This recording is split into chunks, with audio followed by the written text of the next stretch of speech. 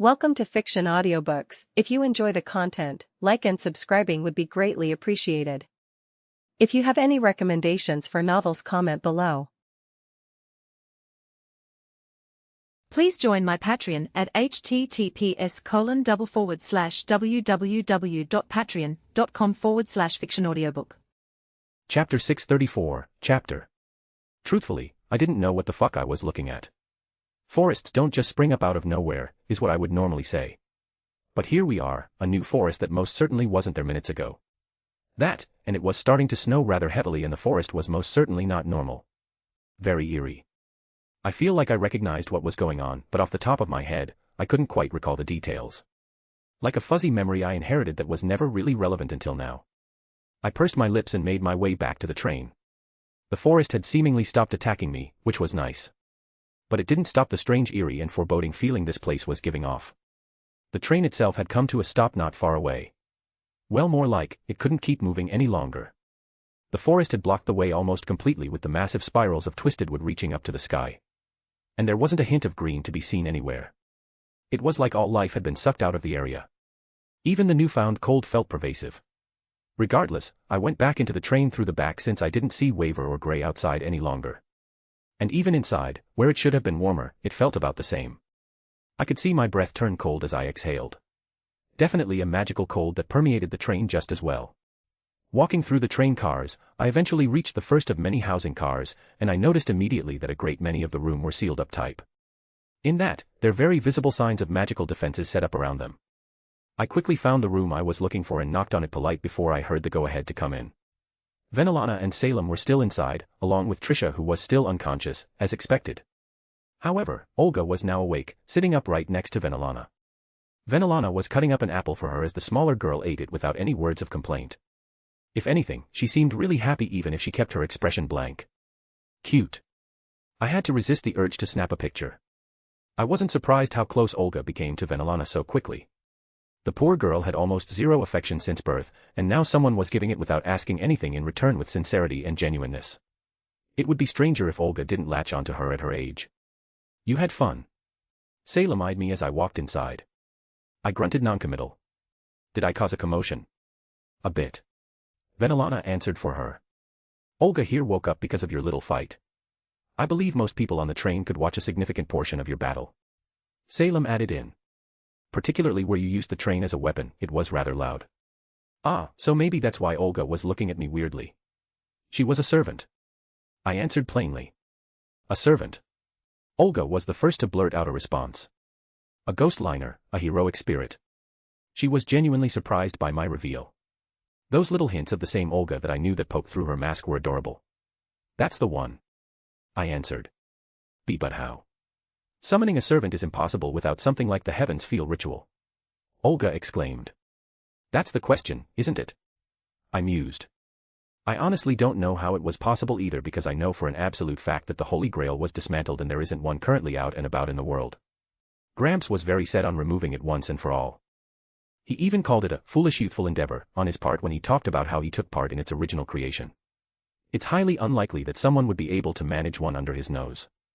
And if someone did, then it's possible that a Holy Grail could perhaps be the secondary problem compared to a person capable of pulling that off. Wait. You fought a heroic spirit. Olga finally seemed to realize that part. But father said that heroic spirits are something beyond any modern magi. You'd be surprised. I know quite a few people that can fight servants. Even on this train, that burial agent could have probably beaten the servant I fought. The servant was, certainly, on the weaker end. Why would you do something so reckless? Olga puffed up cutely. You could have died. I felt my lips twitch in amusement, and I found myself reaching over and patting her head. How could I let someone get away with making you cry? Almost immediately her face flushed, then her eyes turned red and began to water. I didn't cry. She sniffled, covering her face. I'm not crying. Venelana gently pulled her into a hug as the smaller girl silently shed her tears. I was going to have a talk with her father at some point in the future. It wasn't going to be pleasant for him, and it was most likely going to end up with him having broken legs and leaving her alone forever. So this servant was one of the parties involved? Venelana asked, gently running a hand through Olga's hair as she continued to hug her. Most likely. I didn't get much information out of her. I nodded. Did you try before or after you used the train as a bludgeoning tool? Salem said dryly. I waved my hand flippantly. She wasn't the type that would reveal anything even if I had the mind to torture her. I wasn't really the type to do in-depth torturing even if my conscience was clear. Cut off some limbs, give them excruciating pain. Yeah, I could do that if I was angry enough. But actually sitting down and torturing someone was not something for me. She wasn't a straightforward type of person. She used spells, sneak attacks, poison, and all manner of non-forward methods. I would be very surprised if she hadn't been trained in life to resist any kind of information retrieval. I added on. And what about this forest? Salem asked, gesturing to the window where it was still very clearly in view. Ah, yes. That. I acknowledged it. I honestly am confused too. I feel like it's something I should know, like it's on the tip of my tongue, but I can't quite recall the information. It was an annoying feeling, but it's not like it's the first time this has happened with my inherited knowledge. Once I get a reminder, it'll flood into me, I know that. I was about to say something else, but something suddenly hit the window outside, causing all of hers to look over. Despite my first reaction to blast it to pieces, I held back. It was a tree person. Wood person. Some kind of silhouette in the form of a person made of wood. Like someone tried to carve a person out of a tree and didn't quite get the proportions right. I would call it vaguely human shape. It sort of just pushed at the side of the train card with its body, bounced back and fell over awkwardly, unable to get back up. What is that? Olga let out a near shriek because blood began to seep from the pores of its wooden back and it sort of deflated. Okay, that was kind of terrifying. From the blood, similarly to the large twisted tree trucks around us, a smaller one began to grow out of the ground a few feet before stopping. I am intrigued. Salem broke the newfound silence as she expressed her sincere thoughts. Olga looked utterly horrified still. That is, interesting. What the fuck just happened? I was going to ponder it some more, but a knock came from the door. Being the closets, I went over to open it up. Waver. Lord Schweinorg. He continued to greet me with that same even politeness despite everything. The auction staff had requested your presence if you're amicable. Along with anyone else that was willing to attend. They were going to discuss how to deal with the current situation. Very well. I wonder if they had information that would be beneficial.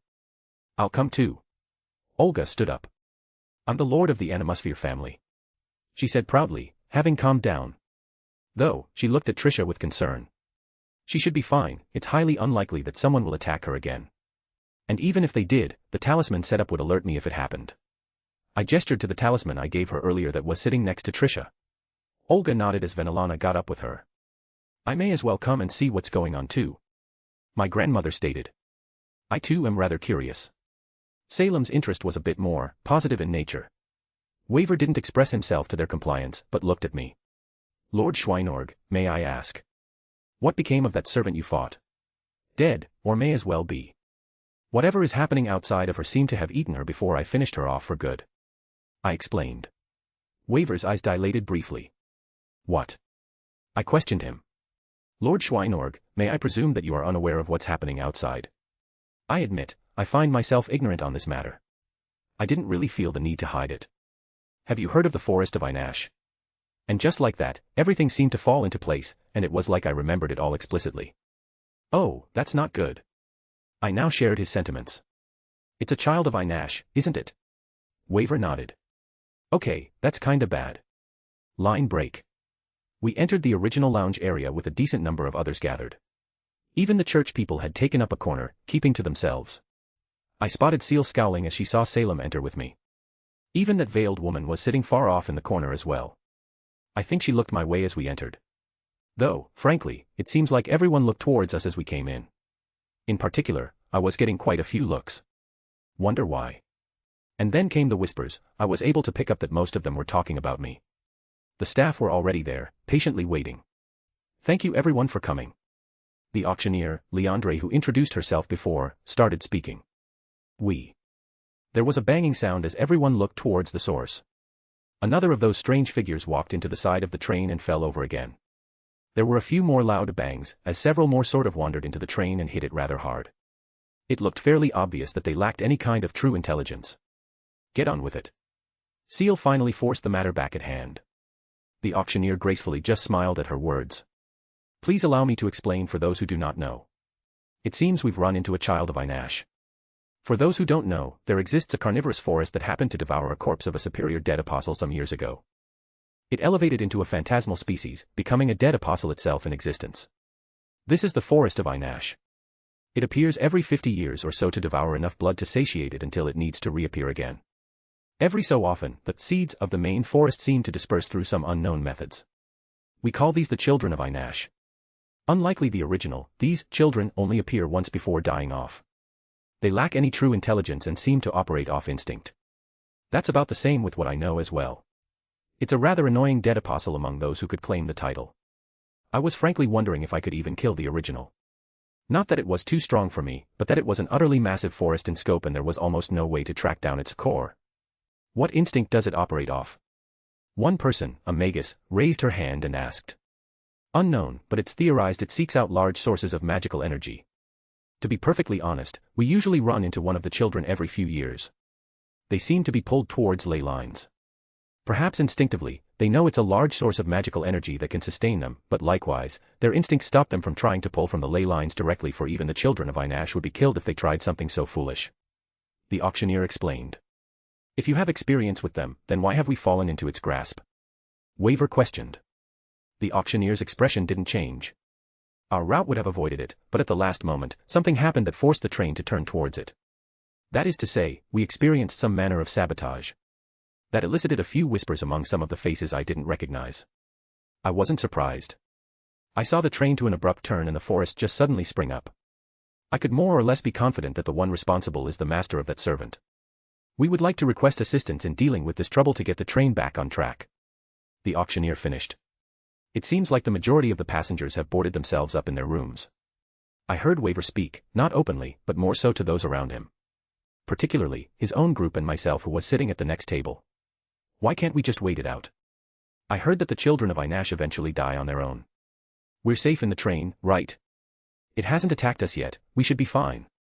I closed my eyes as I listened to the various voices picking up in the train car, some just blurted out, others directed at the auctioneer. Though silence returned when another banging sound permeated the cabin.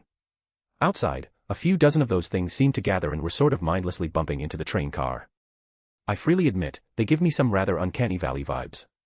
Like something is trying really hard to be human when it's not. The train is safe, for now. The auctioneer finally said.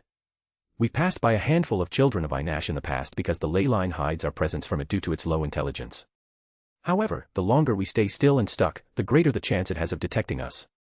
I have a question. Waver spoke up. Did you know the location of this child of Inash before coming here? No. She shook her head. It took us by surprise as well. Usually, we're able to detect them as they set up close to the ley lines we travel. So, something brought it here. Waver noted. That's a good point, something drew it towards us. Was it me? If it feeds on magical energy, I have a lot.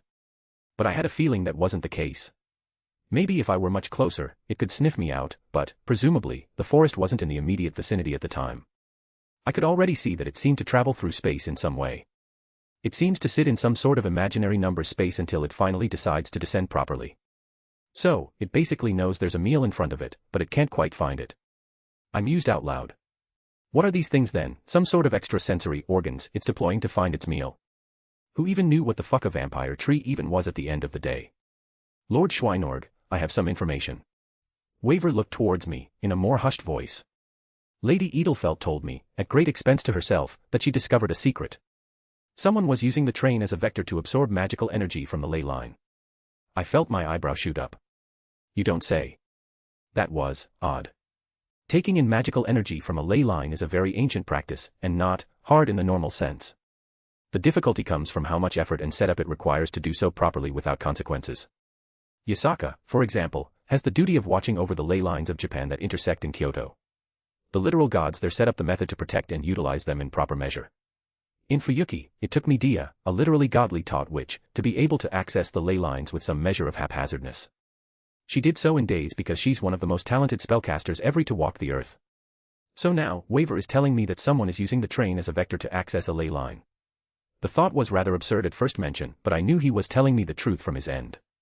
I will have to pass my thanks on to Miss Edelfelt. I responded, still thinking this over.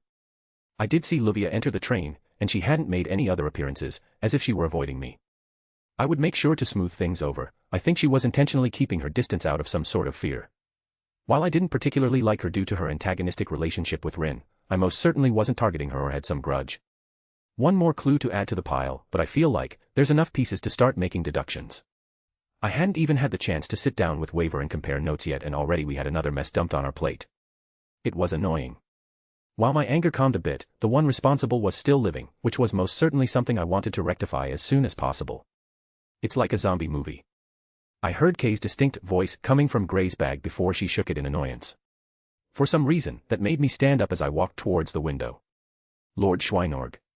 Waver looked at me weird, but he got up and followed. Seemingly, many people seemed to stand up and sort of followed my lead. I watched as one of those weird tree people formed for the first time. About 30 feet off the ground, I could see it sort of expunge itself from one of the trees in the distance. It fell, hitting the ground, collapsing into a pool of blood, and another smaller tree grew in its place from the blood it let out. Fuck, those are ghouls. I cursed out loud. Waver's head jerked at me in realization. I think he was about to question me, but something else got our attention. There are people out there. A trio of 3, I think I recognized them from the train. They were rather far away, I could see them clearly if I reinforced my eyes. They started casting fire spells at the nearby trees. It seemed to work for a moment. Idiots. Salem said under her breath, shaking her head. I glanced back at her, and she took a step to the side, conveniently right in front of Olga, so Olga's vision was blocked. A moment later, branches and roots shot out and tore them apart, pulling the pieces into the nearby foliage. Salem was right, idiots. Did they think that it would be that easy? If it were that easy, why would we even have been stuck for this long? I've never seen a child of Inash produce ghouls before. The auctioneer spoke up, as if the death of those idiots was uninteresting. I glanced at her, then looked at Waver. Waver, you're probably the foremost expert on servants on board the train. I wasn't just blowing smoke up his ass. I could claim quite a bit of knowledge, maybe even a wider berth of it than him, but he was an expert in the field. Due to his past experiences, it was well known he has studied servants and everything about them extensively. Hypothetical speaking, a servant has the spiritual blueprint of what is human within them if they were a human in life, right? I chose my words carefully. Yes. A servant Saint Graf, Waver responded as if it were an easy question, then it seemed like realization dawned on him. The forest ate the servant. I nodded. The forest is a vampire. Unintelligent, but capable of some bullshit from devouring things. These ghouls were created by referencing the Saint Graf of the servant it devoured. Essentially, it has a copy of human to reference and is trying to recreate it instinctually. Gradually, more and more ghouls fell out of the trees. Some from high, some from ground level. And plenty started stumbling towards us as if attracted by an unknown force. Kay was right, it honestly looked like some warped zombie infestation. The issue here being, the forest was fucking massive. From one of the taller trees, a particularly large ghoul seemed to start to emerge. Perhaps 8 to 9 feet in height compared to the 5 to 6 feet the others were. It fell out, but rather than hit the ground and die, it landed on its feet intentionally. It stood up, looked around, then saw the train and moved towards us with a purpose. Its steps weren't stumbling, or awkwardly shifting in our direction, it was walking with a purpose. Salem. I called out urgently. A shadow in front of the train glowed red for a split second as an alpha Beowulf crawled out and ran at the large ghoul. It tackled the large ghoul. The ghoul was confused. I don't think it had proper emotions or intelligence, but whatever moved it, it seemed to stumble slightly in response to being attacked, but rather quickly it started to flail its arms and body at the Beowulf as it fought. The Beowulf clawed at it enough that it eventually stopped moving and began to deflate it into a pool of blood. That would have been fine, but just as quickly, another largest ghoul walked out of a nearby tree. And another. And another. All the trees around us, they started to spit out more and more ghouls. Some of them were still the small and stupid ones in comparison, dying almost immediately upon birth, but it seemed like a growing percentage continued to turn out right. Olga let out an abrupt shout as a larger ghoul hit the window on the opposite side. It smacked the window with its hand unintelligently, but the glass cracked. Does the train have defenses? Waver quickly looked towards the auctioneer. It does, but in the face of increasing numbers, they will be insufficient. The stated. Salem let out a snort and raised both hands up. The shadows beneath the train spread out from her, and very quickly, more and more grim began to climb out, charging at the oncoming ghouls. Amazing. Olga whispered. There are so many of them. Impressive. Waver said quietly as well. Many others looked at the scene with the same expressions. Hundreds of grim colliding and fighting with the ghouls all around the train, turning it into a war zone. However, as many grim as there seemed to be an increasing number of ghouls being spawned from the trees. Not only that, but when the ghouls died, it seemed to spawn smaller trees that just expanded the forest to some extent. Allow me to assist. Karabo stepped forward. I have experience in dealing with dead apostles and ghouls. He wasted no time heading for one of the exists, black keys in hand. Seal stood up next. Let's go, we got work to do. The church executors followed along with her as she went out the same door as him. Well, trust them to want to kill dead apostles over almost all else, at least. We will get started on prepping the train to escape this predicament. The auctioneer stated. Please clear a path and give us time to anchor to the new ley line we're on. There were also quite a few people who ran back to their rooms, presumably to bunker up while other people deal with the mess. Let's go out there, Gray, let's kill some zombies. Kay said excitedly. Shush. Gray flushed in embarrassment, chiding him again. I can help too. Olga declared. Stay close to me then, we'll go out together, all right. Venelana smiled, then looked at me. I seem to be particularly suited for dealing with these things, aren't I? That isn't wrong, her power of destruction is probably the best thing to use against these weird things that create more trees when they die. However, despite this, I felt this weird feeling in the back of my mind, like I was missing something. The one responsible, I feel like they sent us this way to distract us at the very least. Maybe losing their servant was enough that they had to throw out a Hail Mary to save any kind of plans they had. The Grimm were matching the ghouls enough for now, so it wasn't an emergency just yet, but more and more of the ghouls were being spawned from the surrounding trees. Waver, I have a question I need your input on. I asked him before deciding to head out myself. How do you think someone accomplished summoning a servant? Hell, I wasn't even sure I could summon a servant without the assistance of a grail. Because that was a question that was never answered yet, and it was a glaring hole in all the information we had thus far. I admit, the concept bewildered me as well. He looked outside, putting a hand on his chin. Do you think it's linked to the usage of whoever is drawing magical energy from the ley line through the train? Funnily, I don't think it is. I came to the realization. The servant's parameters were low, to be blunt. Even if she were a weak servant, if her master had somehow connected to a ley line, just the sheer amount of magical energy would have been able to enhance her basic parameters to a degree. The fact that it hadn't been so, leaves me to believe that there's a separation there. Maybe the master is responsible, but they're using the ley lines for something else. Waver nodded at my words, clearly digesting them. Perhaps a lingering remnant of the grail left behind from the Fuyuki ritual that someone was able to access. That would probably be the easiest explanation. Not even a physical piece of the grail, but more like an imprint left behind. After so many years of the ritual being placed there was some sort of metaphysical fingerprint left. I closed my eyes again and went over all the information.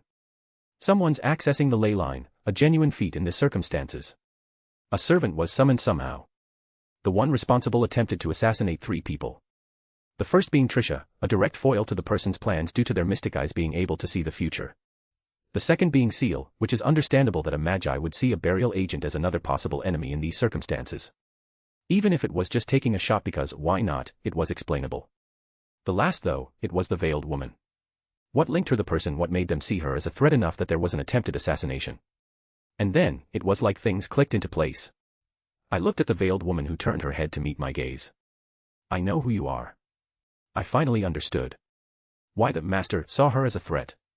Why someone needed to tap into a ley line. Both those are explained easily by one answer. She's a servant.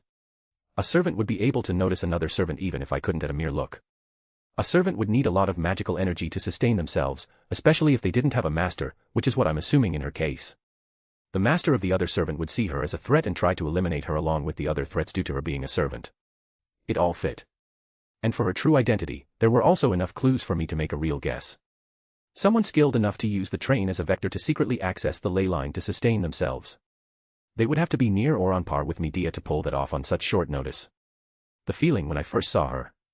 Even Gray and Kay's existence here. Too many coincidences or clues that add up to one person I could pick. And I named her. Servant Caster, Morgan Le Fay. Line break. A/N. I also have a boosty if you can't use the above under the same name. Chapter 635, Chapter. Almost immediately, the train car became tense. Luckily, there weren't many people remaining, basically just my own group and Waver's along with the person in question still sitting down. She looked at me this time, really looked at me. There was less dismissive disinterest this time, and it was clear I had her full attention. Well, I didn't expect her to pull off her veil like some Scooby-Doo villain after I called her out. Truthfully, I didn't know what to expect after I called her out. It was sort of done on a whim. Once everything slotted together, I just went with the flow. Regardless, I was ready for a fight if it came to it. And to be honest, I didn't know how to react to her existence. Was it proper for me to take any sort of revenge on Artoria's behalf in this instance? Mordred felt more delicate, deserving of a light touch than I did before. But here, I don't think Artoria harbors any sense of regret towards her sister. But then again, I don't know if I can 100% make that claim. It's always been a touchy subject, and I never went too far in depth about her feelings towards her sister. That's not to say that there are many secrets between us at this point, but there are some things that even partners, those who love each other, should leave alone. And she hadn't made any actual aggressive move towards us. In fact, this entire time, she hadn't even spoken a single word. And it's not like I suspected her of being involved in this whole mess with the other servant. As by context clues, it's clear she was also attacked, which more or less means she isn't with them. Hell, if she hadn't been attacked, I would have never made this connection. However, there's one glaring question: how is she here? Oi, Gray, take me out. I heard Kay's voice from behind me. Gray had been, well, she was a lot more timid now that the witch's identity had been revealed. She was already not in a very good headspace regarding things from Artoria's life. But hearing that the one responsible for her situation was now sitting not far away, well, it wasn't hard to guess how she was feeling at this moment. Despite this, though, she took out her mystic code. It is that dumb witch. Kay spoke up, looking her way. I'd recognize those hips anywhere. Better check all the other parts of the train, she's probably got a whole army of bastards waiting with how much she gets around. Goddamn. Definitely no love between them there. In fact, I think I saw Morgan finally react. Was that the smallest twitch of annoyance that flashed through her eyes? She raised a finger, pointing at Kay, and cast a quick spell with a light scoff. Kay jumped around in his little cage, clearly unable to speak. I took out my wand, keeping eye contact with Morgan, and pointed it at Kay. Finite. The spell on Kay was dispelled. Ha, thanks, brother-in-law. Kay said happily. No problem. I smiled just as happily. Finite was a really neat spell that I picked up from the world that Kunu's in. Just a general-purpose counter spell. It's not the strongest, but it's probably the broadest yet most effective one I've ever seen. Is this the sister of Artoria that I was told about? Salem spoke up. This would be the one. I nodded. I heard she was a terrifying and talented witch. Salem turned her nose up. I find myself disappointed. Jesus, Salem just took her own shot right out of the gate. The funny thing is, despite Salem's attitude and her general desire to keep distance from most people, she did like everyone in the harem. For what like means when it comes to her, it's a rather complicated subject. Jean, Jin, Artoria, and the more pure members, she didn't dislike them for a certain sense of innocence or brightness they carried with them. If anything, I think she particularly liked those characteristics. I had seen Salem's life when originally asking Jin about it. Salem, a younger Salem, wasn't much different. Perhaps it was seeing herself in them, and it was nostalgic. Either way, she liked Artoria. Oh, I like her. Kay jumped around. Be prepared to be continuously disappointed when it comes to that witch, though. That's all she gives, that's her entire legacy. Disappointment after disappointment. Oh my, can I join in? Venelana asked. Feel free. Even back in the day, insulting the witch was one of our favorite pastimes. Kay responded. Wasn't like half the round table related to Morgan directly. I asked. Who do you think was most happy to start things off? How shitty must someone be that all of their children hate them that much? I asked incredulously. Why don't you ask her? Though, I could give you a summarized reason. It's because she's an utter piece of shit. Kay played off me quite smoothly. I was expecting something deeper and more philosophical, maybe something touching on the nature of good and evil. Nope, she's just a complete cunt. Kay said easily. Funny, I recall Mordred saying almost the exact same thing. As soon as I said that, I noticed a strange reaction from Morgan. She didn't know about Mordred. Meaning, she knew about me and Artoria, or at least that I was together with Artoria. That was interesting. What did you want to add, Venelana? I looked at my grandmother. She was standing protectively behind Olga with her hands on the smaller girl. Olga herself looked off balance, to say the least. I think this whole thing took her completely off guard. Oh sorry, I was going to ask for clarification on who she was, but I remembered after some effort. Merlin's contemporary. You must forgive me, in my circles, he's the name that comes up, not yours. I suppose not everyone can leave a lasting legacy. I looked at Morgan again, and she didn't say anything, and she didn't move, but I could feel that one and how it got under her skin. Venelana also liked Artoria. Venelana was protective by nature. Her view was much simpler compared to Salem's. If someone harmed someone close to her or tried to, she wouldn't hesitate to start throwing hands, or insults, in this case. Oof, that one's got to hurt. Losing out to that flowery bastard, I couldn't imagine. Kay just rubbed it in even more. I think Kay was enjoying himself a lot. Was there a game plan here? Nope. I would freely admit I was just insulting her for the sake of it. I wasn't usually this kind of an asshole. My petty and insulting nature usually came out when someone directly did something to me or around me. I think Morgan certainly qualifies for that particular threshold in this case. I mean, I think I was being good with my restraint. Sitting in front of me was a woman who directly and purposely harmed a woman I loved throughout her whole life. The fact that I wasn't swinging my sword at her head said a lot about my restraint, I think. That's not fair. I think she has one footnote in Merlin's story. Didn't she sleep with him to become his apprentice? I asked. It's hard to keep track, honestly.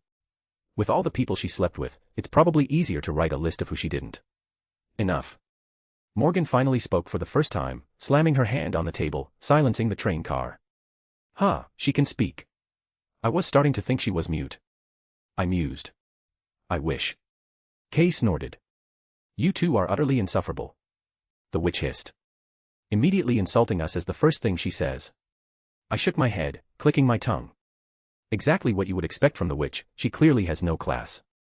Kay followed along. Do you take my silence as bowing my head? She flicked her hands, and they glowed ominously with magical energy. Say another word, I dare either of you. Oh, you want to fight? I asked, letting my spiritual pressure erupt outwards, being careful not to let it press down on anyone undeserving. However, the train began to violently shake. Credit where it was due, though, Morgan barely even trembled. It became a silent stare-off despite the high tension and power fluctuations. I had thought for sure she would start attacking, but she didn't. The door behind her opened, and the auctioneer stood there, or did her best to. She was right in the proverbial splash zone, so I quickly pulled my spiritual pressure back. Lord Schweinorg, I request that you rein in your anger. She forced a smile as she spoke up. If this continues, the auction may very well be cancelled. I glanced at her, then back at Morgan. I'll pay for any train damage. It's not a matter of damaging the train. She replied. I merely wish to inform you. The one you seem intent on fighting, she is the one who is bringing the mystic eyes to be auctioned. Now that got my attention. It was enough that my spiritual pressure completely dispersed. Come again? I asked. The auctioneer looked like she relaxed a little.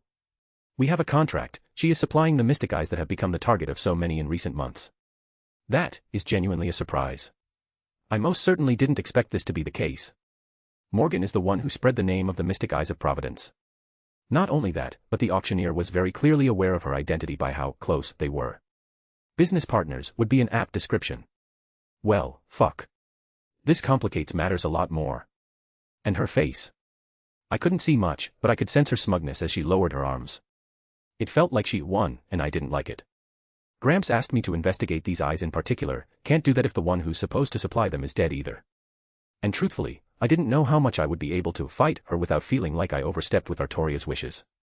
Damn it, this whole thing became a mess. After several long, tense moments, Morgan let out a disdainful snort and walked away, leaving out the door that the auctioneer came from. Thank you for staying your hand, Lord Schweinorg. Now we can focus on the important matter at hand. The auctioneer spoke again. Right, that. I looked out the window, where a battle between grim and tree-based ghouls was happening. I suppose it was a poor time to even consider fighting Morgan anyways. Put that off for now, it's time to deal with this vampire tree. Line break. I apologize for dragging you into that, Waver. I said, stepping out of the train. I admit, I would have handled it differently if I had known her identity ahead of time. There is no need to apologize, it was enlightening. Waver seemed to choose his words carefully. It was still cold, maybe even colder. This vampire forest was producing this intense cold as well as everything else. You should just kill her on sight next time. Kay grumbled. Do the world a favor. I let out a sigh. I don't know if that's what Artoria would appreciate. Probably not. Kay grumbled further. I nodded, hopping up onto the roof of the train again. Up we go. Venelana said cheerfully, wrapping Olga up in her arms as she hopped up with me. Olga let out a cute little squeal of surprise as it happened. I surveyed the area better at this height as they seemed to join me up here. It wasn't just us, further down the train, those who hadn't barricaded themselves indoors had similar ideas to use the top of the train as a vantage point. More and more ghouls were being spat out from the surrounding trees. Frankly, it was horrific to watch. On the other side, things were faring a bit better. Where Seal and her church people were, they seemed to be able to stem the tide a bit more with the help of Salem's Grim. Though, I did notice something in particular as my head snapped that way. From a large tree in the distance, it spat out a particularly large ghoul. As in, probably about 15 feet in height and a bit bulkier. It's learning. Waver commented, taking out a cigarette between his cold fingers. I've noticed that the number of ghouls produced that don't immediately die has drastically reduced. They're evolving gradually. There. Salem spoke, raising her finger as all eyes followed it. That one has bladed arms. I didn't notice until she pointed out a ghoul with bladed arms slicing through a boar tusk with relative ease before several other Grim attacked it all at once. The huge ghoul that had spawned, a Nuklavi, burst out of the shadows and collided with it at full force. It caused a very loud booming sound as the two bodies hit each other with reckless abandon. This would have been a lot more difficult to deal with had Salem not been here. From a practical standpoint, it's not really a threat to me, but I don't know if I could handle these numbers while also protecting the train and everyone else. Isn't this bad? Olga asked. The longer this goes on, the stronger they become, right? And there's more than there was at first. You're not wrong, Lady Animosphere. However, there is still a limit to the amount it can produce. Though, it's a question of how many of them and of what quality before it runs out of its magical energy. Waver explained. It must have gotten quite a bit when eating that servant. I noted. It might even be able to utilize some of the servant's skills unconsciously due to its existence as an offspring of a superior dead apostle. If the servant had any kind of battle continuation, it could continue to survive for several days longer than it normally would. Lady Salem is handling it well for now. Do you have a plan, Lord Schweinorg? Waver asked. I have a vague idea of a plan. I admitted. I suppose, this time, I can be the bait to lure out this thing's core. If I flare up my magical energy enough, it may appear properly to try and eat me. I said thoughtfully. I can hold off these dredges, you do what you need to. Salem replied curtly. I'll go to the front of the train so I don't disturb you. I gave a small wave as I used a burst of Shuanpa to move to the front, which was several train cars away. I actually hadn't had time to inspect the engine room yet. I was intrigued, but I didn't want to let that distract me. I was being casual, but this wasn't the best situation. There are plenty of ways that things could go very wrong very quickly. If the vampire tree started producing things even close to servant level, that would be very bad. Honestly, it may be possible, but this thing seems too stupid to reach that conclusion before it dies. Even I wouldn't want to fight dozens of ghouls with servant-level parameters. Speaking of servants. I turned around. I thought for sure you would stay away from me. Morgan came walking over, her heels clicking against the metal roof of the train. Don't presume to guess my intentions. Oh, fuck off. I scoffed. You are a rude man. She huffed indignantly. Do you have any high ground to stand on for that kind of response? I deadpanned. She rolled her eyes but didn't retort my statement. I assume you are trying to lure out its core. That's the plan. Very well, I will assist. Color me surprised. I have a contract with the staff of this machine. She harumphed. It is partly my fault this creature appeared. Partly. I repeated. It was already not far away, and someone lured it over. My tapping into the ley line was merely an appetizing lure for it. While that was a fair evaluation, I didn't want to give it to her. You summoned yourself as a servant to get around restrictions of coming out of the reverse side. I changed the subject. It's why you needed to directly tap into the ley line rather than secure a different source of magical energy. But even that would be highly improbable, which means you piggybacked off of someone else performing a summoning. The servant from before, is that right? Morgan Le Fay, by nature of her existence, would be a nature spirit. She's a fairy from her Vivian side as well. Summoning herself is technically something she could do because her status gives her special privileges. She looked at me but seemed dismissive with her eyes. I guess you're not completely incompetent. It would behoove me if my dear sister placed her affections in someone that wasn't at least this capable. Fuck off, you don't get to talk about Artoria's preferences or affections. I immediately shut that down. How droll. I could vaguely see her scrunch her nose. My dear sister's taste was always poor. My daughter loves me, can you say the same about any of your children? She didn't react outwardly, but I could tell that hit her harder than she would probably want to admit. You spoke of Mordred before. She and my sister are together. They are. I said bluntly. I see. She didn't ask for details, but there was a strange undertone of something in her voice that lingered for several moments until she spoke again. Stop dawdling, this creature offends me with its existence. I refuse to bear with it any longer than necessary. I felt my eye twitch at her command. You know, I've become really good at something recently. Dare I care to ask? I've become very good at killing fairies. I smiled at her as I flared up my magical energy. The train, by the nature of its existence, was hard to detect by the forest due to it being on top of a ley line. However, I just became a very bright light in the proverbial darkness for it. And Morgan, whatever she was doing, seemed to exuberate it by letting the magical energy she'd been using to sustain herself sort of flare out as well. It was a simple trick, but effective. The whole ground trembled.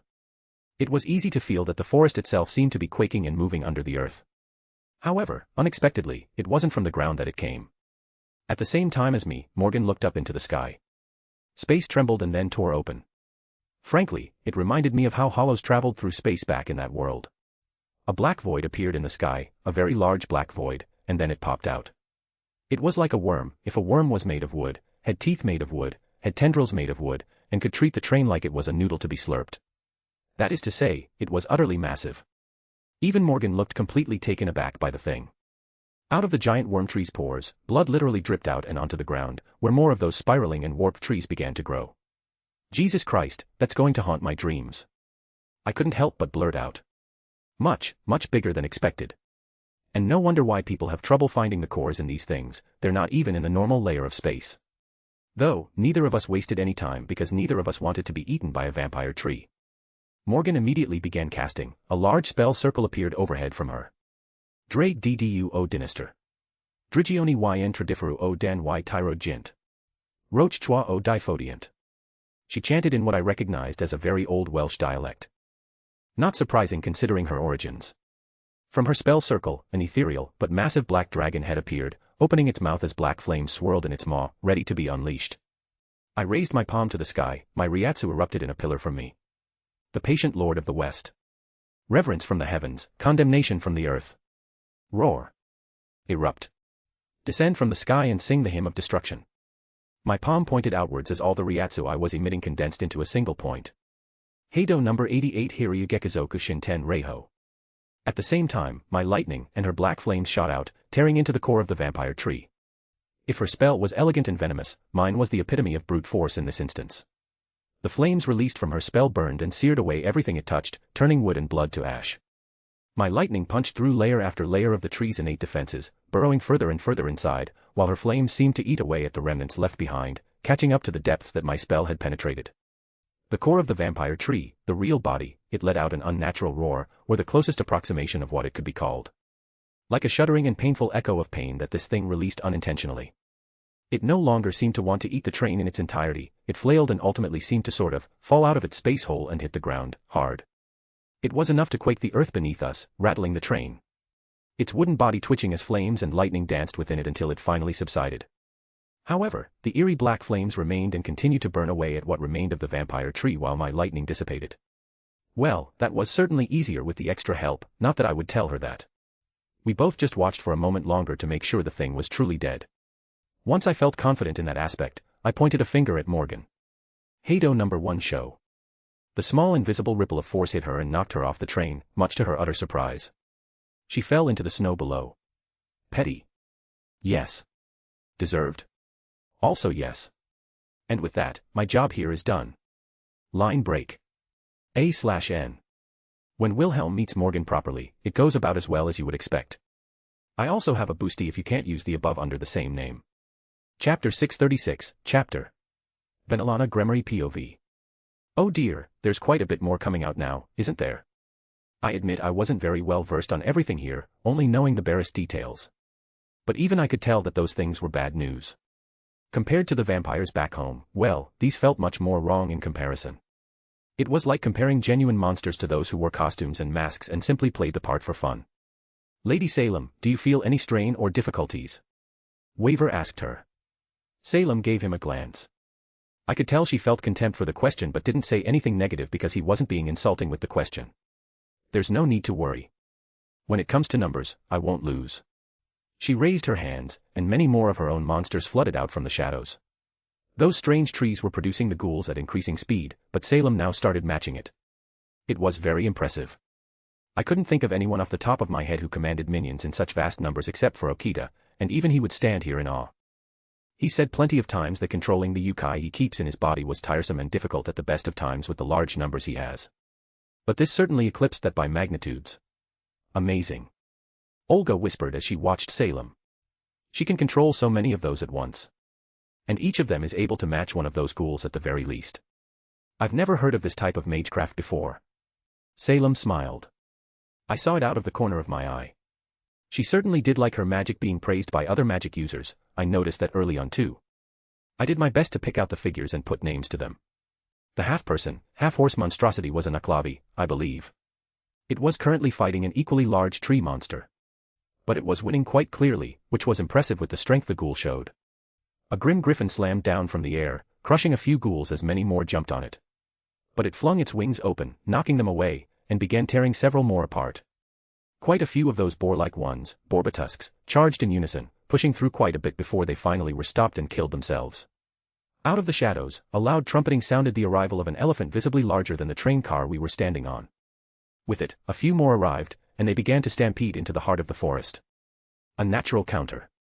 Waver commented again. Golems, magical constructs. They possess no innate life qualities, so the ghoul's natural advantage of turning humans or other living beings into ghouls to bolster their numbers is negated. They're not phantasmal species, Professor? Yvette asked. Waver shook his head. They seem to mimic many qualities of phantasmal species, but they're not truly living. If I didn't know any better, I may have thought of them as a species of fairy, but that's inaccurate as well. Most dead apostles are, ironically, a type of nature spirit. Ghouls, by extension, carry some qualities of their creator. They're much more degraded, but you can see how they are having trouble targeting Lady Salem's creations. Dead apostles require other lifeforms to sustain them, a train carried by ghouls to a much greater extent.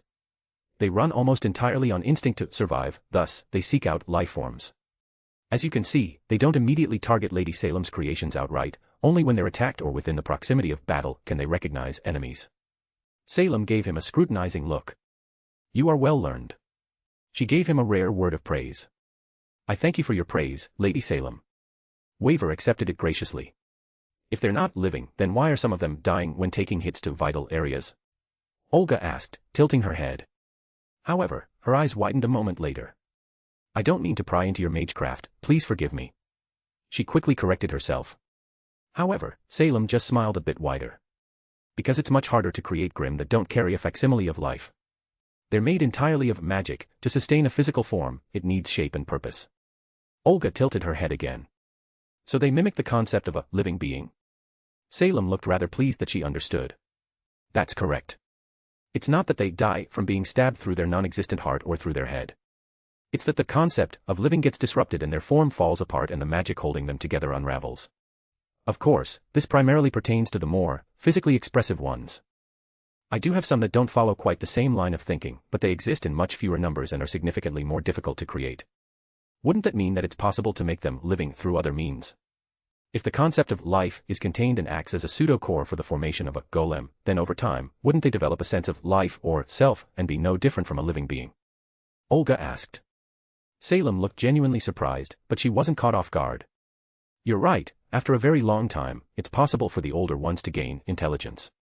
However, their existence contains a certain flaw that doesn't allow them to properly become life. You are very intelligent for a young learner your age. Olga perked up under the praise. Oh, of course. I am the head of the Animosphere family. I have studied many branches of magecraft extensively. So very cute. Would you like a coat, sweetheart? You look very cold. Though, I already took out a coat and was putting it over her shoulders. Thank you. She whispered, looking a little flushed as I did so. Such a sweet girl. Well, now that her caretaker is going to be one of my peerage, I can set up some playdates with Millie Cass. I'm sure it would do her good to have some fun with someone her age without any worries. I've seen it far too many times, cases like hers. Children forced to grow up much too early at the behest of their parents. Mr. Waver, should I go down and help? I'm good at dealing with ghouls. Gray asked. Waver shook his head. No need to get in the way, Gray. Your method of fighting isn't particularly useful in this circumstance as it is. Then it's my turn to shine. The young pink-haired girl declared. My future husband, watch closely. She removed her eye patch, revealing that same jeweled eye that we saw before. But with a swish of her hand, it turned into a ruby, and her fingers spread her eyelid wide. Spell circles, or rather spell triangles in this scenario, lined up across many of the large trees visible from where we were. Spark, ignite, blaze. She chanted, and at each of her markers, fire erupted. Several large twisted trees immediately caught fire and started burning. She turned around, hands on her hips proudly, showing a smug expression. And she completely ignored the blood dripping from her jeweled eye. What do you think, husband? Yvette. I pulled Olga to the side and reached out to grab the vines that shot at our little group.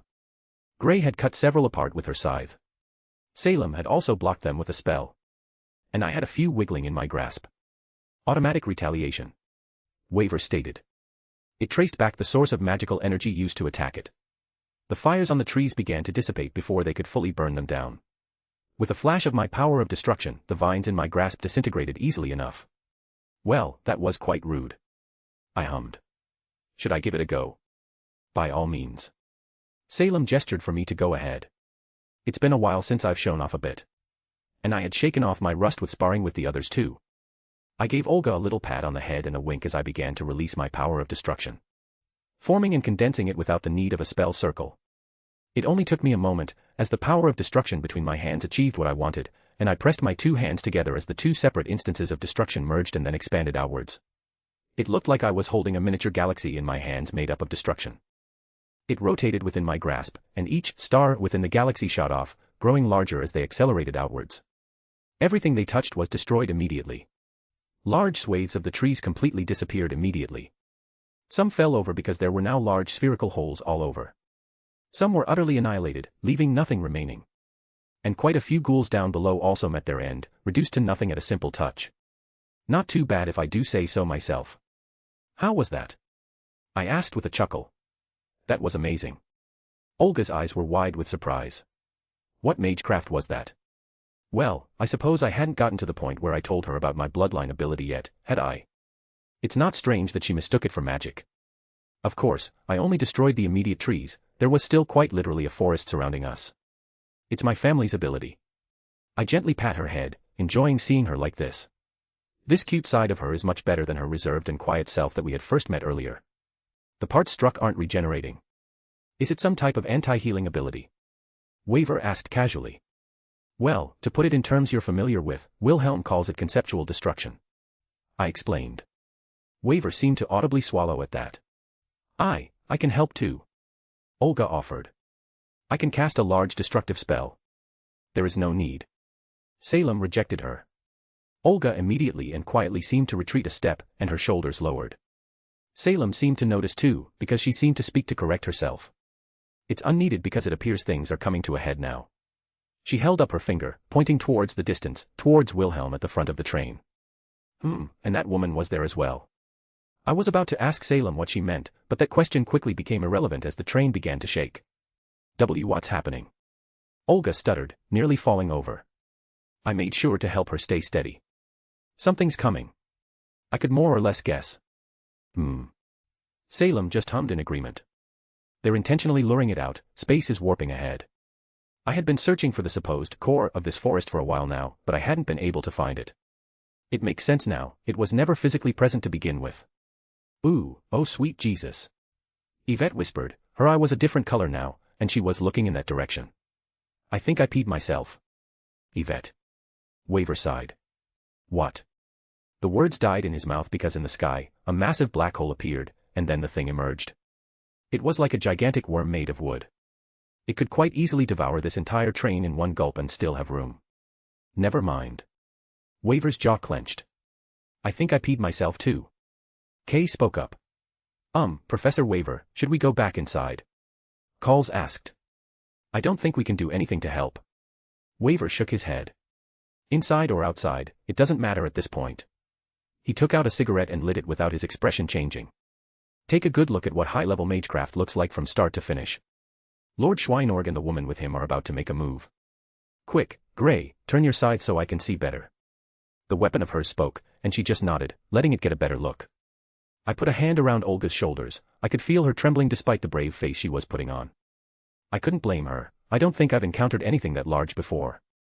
It was certainly a terrifying sight, even if I don't think it was even ultimate class in strength. But its sheer size could make up for some deficiency in its power. 1, 2, 4, 5. Is that an 8? An 8-count aria. I'm not proficient in Japanese. Waver muttered. Was he listening to Wilhelm's chant? I could hear it if I focused properly. Wilhelm released a powerful blast of lightning, and that woman seemed to use some type of fire spell. Both of them together brought down the strange vampire tree creature with relative ease. Its massive body, what remained of it after the attack, fell to the ground, causing a tremor that shook the train again. Strong. Olga whispered. Of course. Someone capable of fighting servants, this is nothing. Waver stated plainly. There's a reason that magicians are feared, and it's not only because of their mastery of true magic.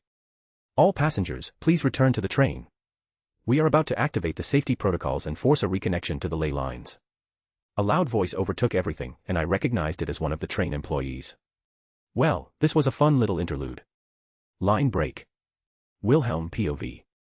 So that's Morgan Le Fay. Drake finally spoke up in my mind. That would be the witch. I wondered why I felt like I knew her from somewhere, if vaguely. Like there's some sort of invisible connection, but it didn't quite fit right. It's probably because she's currently a servant.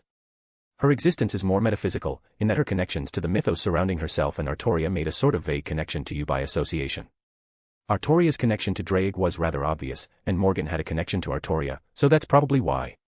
Well, I don't like her. Welcome to the club. She quickly got back up on her feet after I knocked her off the train. She landed in a big pile of snow, obviously unhurt, but the glare she sent my way as I peered over the edge was rather scathing. She absolutely looked like she wanted to strangle me right about now. No regrets. She took a step and lightly landed on top of the train a few feet from me. Do you have something you want to say to me? She hissed angrily. I'm surprised she didn't attack me. Honestly, I don't think I would have started a proper fight with her at this point. I'm just about at the threshold I feel is allowed for me to be a petty asshole without stepping on Artoria's toes, as it were, and overstepping. After what happened with Izzy and Susanoo, I didn't want to overstep again. All my girls had some sort of history, and it was important to be respectful towards that and how I handled the people in their lives. Not to say I have to play nice with them all, just respect her own right to make those decisions. Of course, fuck Morgan, but it's also Artoria's prerogative on how she's handled. I'll need to call her right after this. The fuck are you even doing here? I put my wand away. Go back to your lake. I made a shooing motion. Her eye twitched. Where I go and what I do is of no concern of yours. If you came for Grey, this isn't going to end with words. I warned her, as this was an exemption for trying to be respectful towards Artoria. If Morgan came to mess with Grey, then all bets were off. Morgan scoffed. I didn't come for that failed experiment. I feel like you've had a distinct lack of people rightfully slapping you in your life when you run your mouth. She rolled her eyes. How comical, I was thinking a very similar train of thought about you. Touché. I do run my mouth a bit. The effort you must have put into being here isn't insubstantial. And you're apparently the one supplying those mystic eyes. What's your game exactly if you're not here for Grey? Actually, the fact that she's not here for Grey, that was part of my reasoning as to why the mysterious person was actually the servant Morgan. Did I accidentally into the correct answer by luck? She scoffed, fixing her clothing, wiping off any remaining snow. Why should I tell you anything? You're not here for Grey. You're unlikely here for any of the others on the train, from what I've gathered.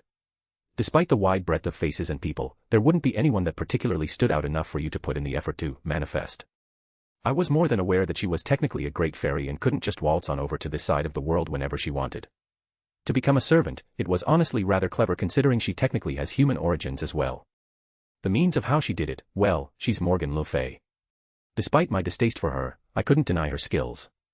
So to take a page out of Waver's book, the how is more immaterial than the why. Me. You're here because I am. I looked her in the eye to see if I was right. It was difficult to get a read on her unless she let me. I'm not some ancient and wise god like Odin who can read people to an absurd degree. However, I do like to think I'm somewhat clever, give me clues, and I can normally connect the dots. But right now, I was rather confused because there seemed to be big pieces missing from the picture.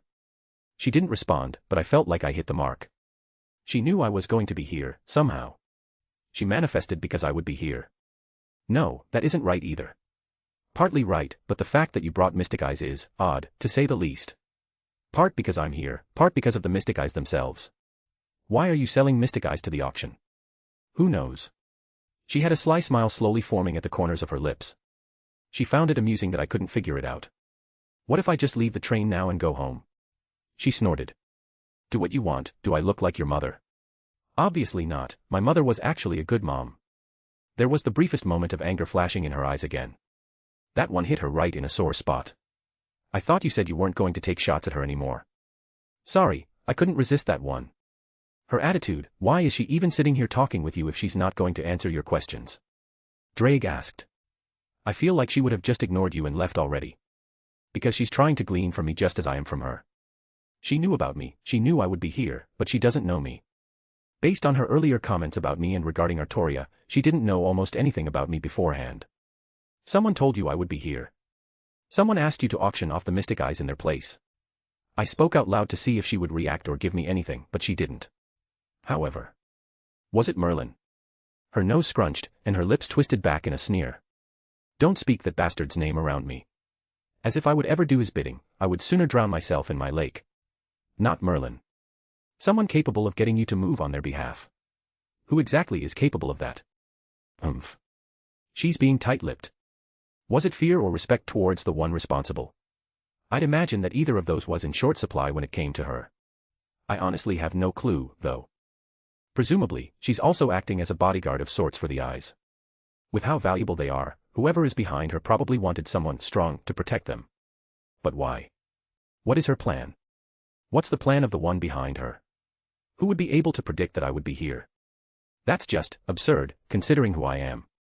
Too many questions, and another mystery I've found myself involved in. I looked at her again, and there was a mocking humor readable on her face. She knew I wanted to know, and she wasn't going to tell me, and she loved it. You know what? Many people think that making a move or flipping the board are the only options when you're losing. But there's a third. I sat down, then lay back with my back against the train and just stared up at the sky. You can just not play at all. I just lay there for several moments in awkward silence. What are you doing? She finally asked. Looking at the sky, what does it look like? I said it as if it were the most obvious thing in the world. You can leave. I shooed her away, uncaring. She seemed taken aback. Do you not want to know who's behind me? She asked incredulously. Or why am I here? Nope, I stopped caring. I'll just stop playing with her since she obviously wants to play a game. It's rather obvious that she was talking to me intentionally, so if I can't get what I want, then fuck it. She opened her mouth to say something but closed it again. She stared at me rather intently, like she was waiting for me to say something else, or maybe even throw out another barb that she could latch onto and reel me back into another argument. You are one of the most infuriating people I've ever met in my life. She took a deep breath. I've known you for mere hours, and I already despise you. I wonder if I told this to Artoria if it would be considered foreplay. All passengers, please return to the train. We are about to activate the safety protocols and force a reconnection to the ley lines. I perked up as I heard the static-laden voice. It was the auctioneer from before who made the announcement. Several more moments passed, and with a furious scowl, Morgan turned around on her heel and stomped away, going to the edge of the train and casually jumping off, leaving me all alone. Heh, I win again. I don't think I'm smarter than Morgan, but I'm most certainly more shameless. I'm proud of you. Drake praised me. Thanks, Drake. The vampire forest around us was slowly starting to wither. And the core, the actual vampire tree forest thing, well, it had been utterly demolished by both Morgan and me. The danger of this thing was in its size, mostly. It lacked magecraft skills that most high-level dead apostles would possess. That and certain higher-level thinking skills, which are rather important. Funny enough, if it was actually intelligent, things could have been very bad. Regardless, trees in the distance were slowly falling down under their own weight. I couldn't see any more ghouls being produced, and the others had gone back inside, but Salem's Grim were still taking out some of the remaining strays. What's left wouldn't last much longer. Without the core, all these things would whittle away and die in hours. Still though. I took out a few handfuls of talismans and threw them at the remaining corpse of the core. The giant worm tree thing that was being devoured by the remnants of Morgan's fire. I had my own. The talisman burst into flames on impact and started burning away other parts, accelerating the removal of this thing. Best not to let it linger or let someone stumble on it by accident. Well, with that I sat back down and took out my kaleidophone. There's no point in putting this off. After a few moments, Artoria answered, showing me that beautiful smile of hers. Wilhelm, is everything okay? Well, see you now, even if it wasn't, it would be. I returned a smile to her. Her cheeks puffed up cutely with just the slightest red to them. Oh my God, don't flirt with me right here. I could hear Mordred behind her. You're with Mordred. Artoria nodded. We were spending the evening together, we were just about to watch a movie, something I had wanted to do. That's adorable. I knew they were doing things like this, making time to spend together to do whatever random activity, but hearing it was just something else. Maybe this is a bad time then, I don't want to spoil your day. I felt guilty now. Wilhelm, if it's something important, I would prefer you tell me rather than keeping it reserved for later. Artoria replied. It concerns Mordred too. Mordred, come here. She turned, gesturing for Mordred and the two girls to push up together so I could see them both on the screen. Wilhelm has something he needs to say, and he said it concerns both of us. I wanted to handle this delicately. I met someone just now, from your past. Neither of them is the type to want me to beat around the bush. Morgan, I met Morgan. There was silence on the other end for several moments. Oh. Artoria's expression hardened. That's why I didn't want to say it and ruin your day. Wilhelm. Artoria punctuated. I'm not so delicate that a mere mention of my sister's name and her presence near you is going to cause me despair. You're not. I acknowledged. But I can't help but worry about you regardless. Her hardened expression softened as I said that. Yes, I know. It's one of the reasons I love you. Mordred made a face. I'm more concerned for you and the others, Wilhelm. Artoria added. I can take care of myself. I quickly responded. Yes, and I can't help but worry about you regardless. She repeated the same thing to me with a little smile on her face. I would pull her cheeks right now if I were able. It's kind of a cluster here right now, lots of annoying things are happening back to back. I let out a sigh. Tell me from the beginning. Artoria replied. Screw that, skip to the good parts. Did you kill the witch? Mordred jumped in. No. Well. I guess you still have time. Mordred grumbled. Artoria let out her own sigh, rubbing her nose with her hand. I did push her off a train, though. I offered. Mordred perked up. Did you record it?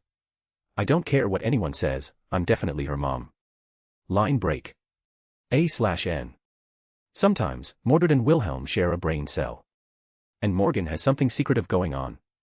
I also have a boosty if you can't use the above under the same name. Chapter 637, Chapter. I threw out several handfuls of talismans as big fires began to blaze through the surroundings.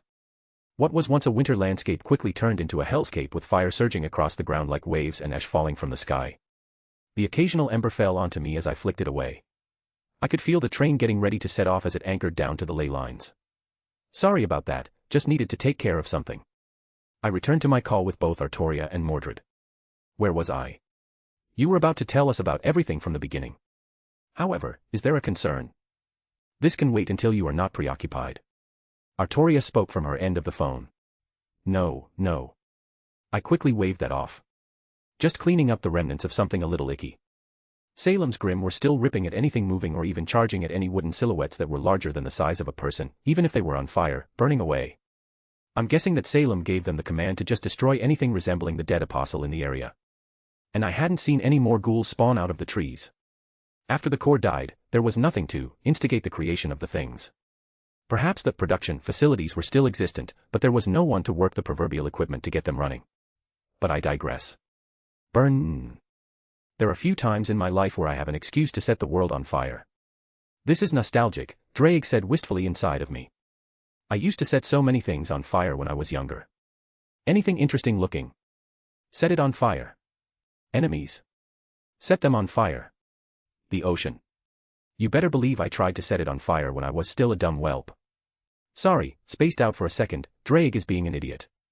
Yeah, so Salem and Venelana and I come to the train auction, you know about it, I presume. We've heard the details.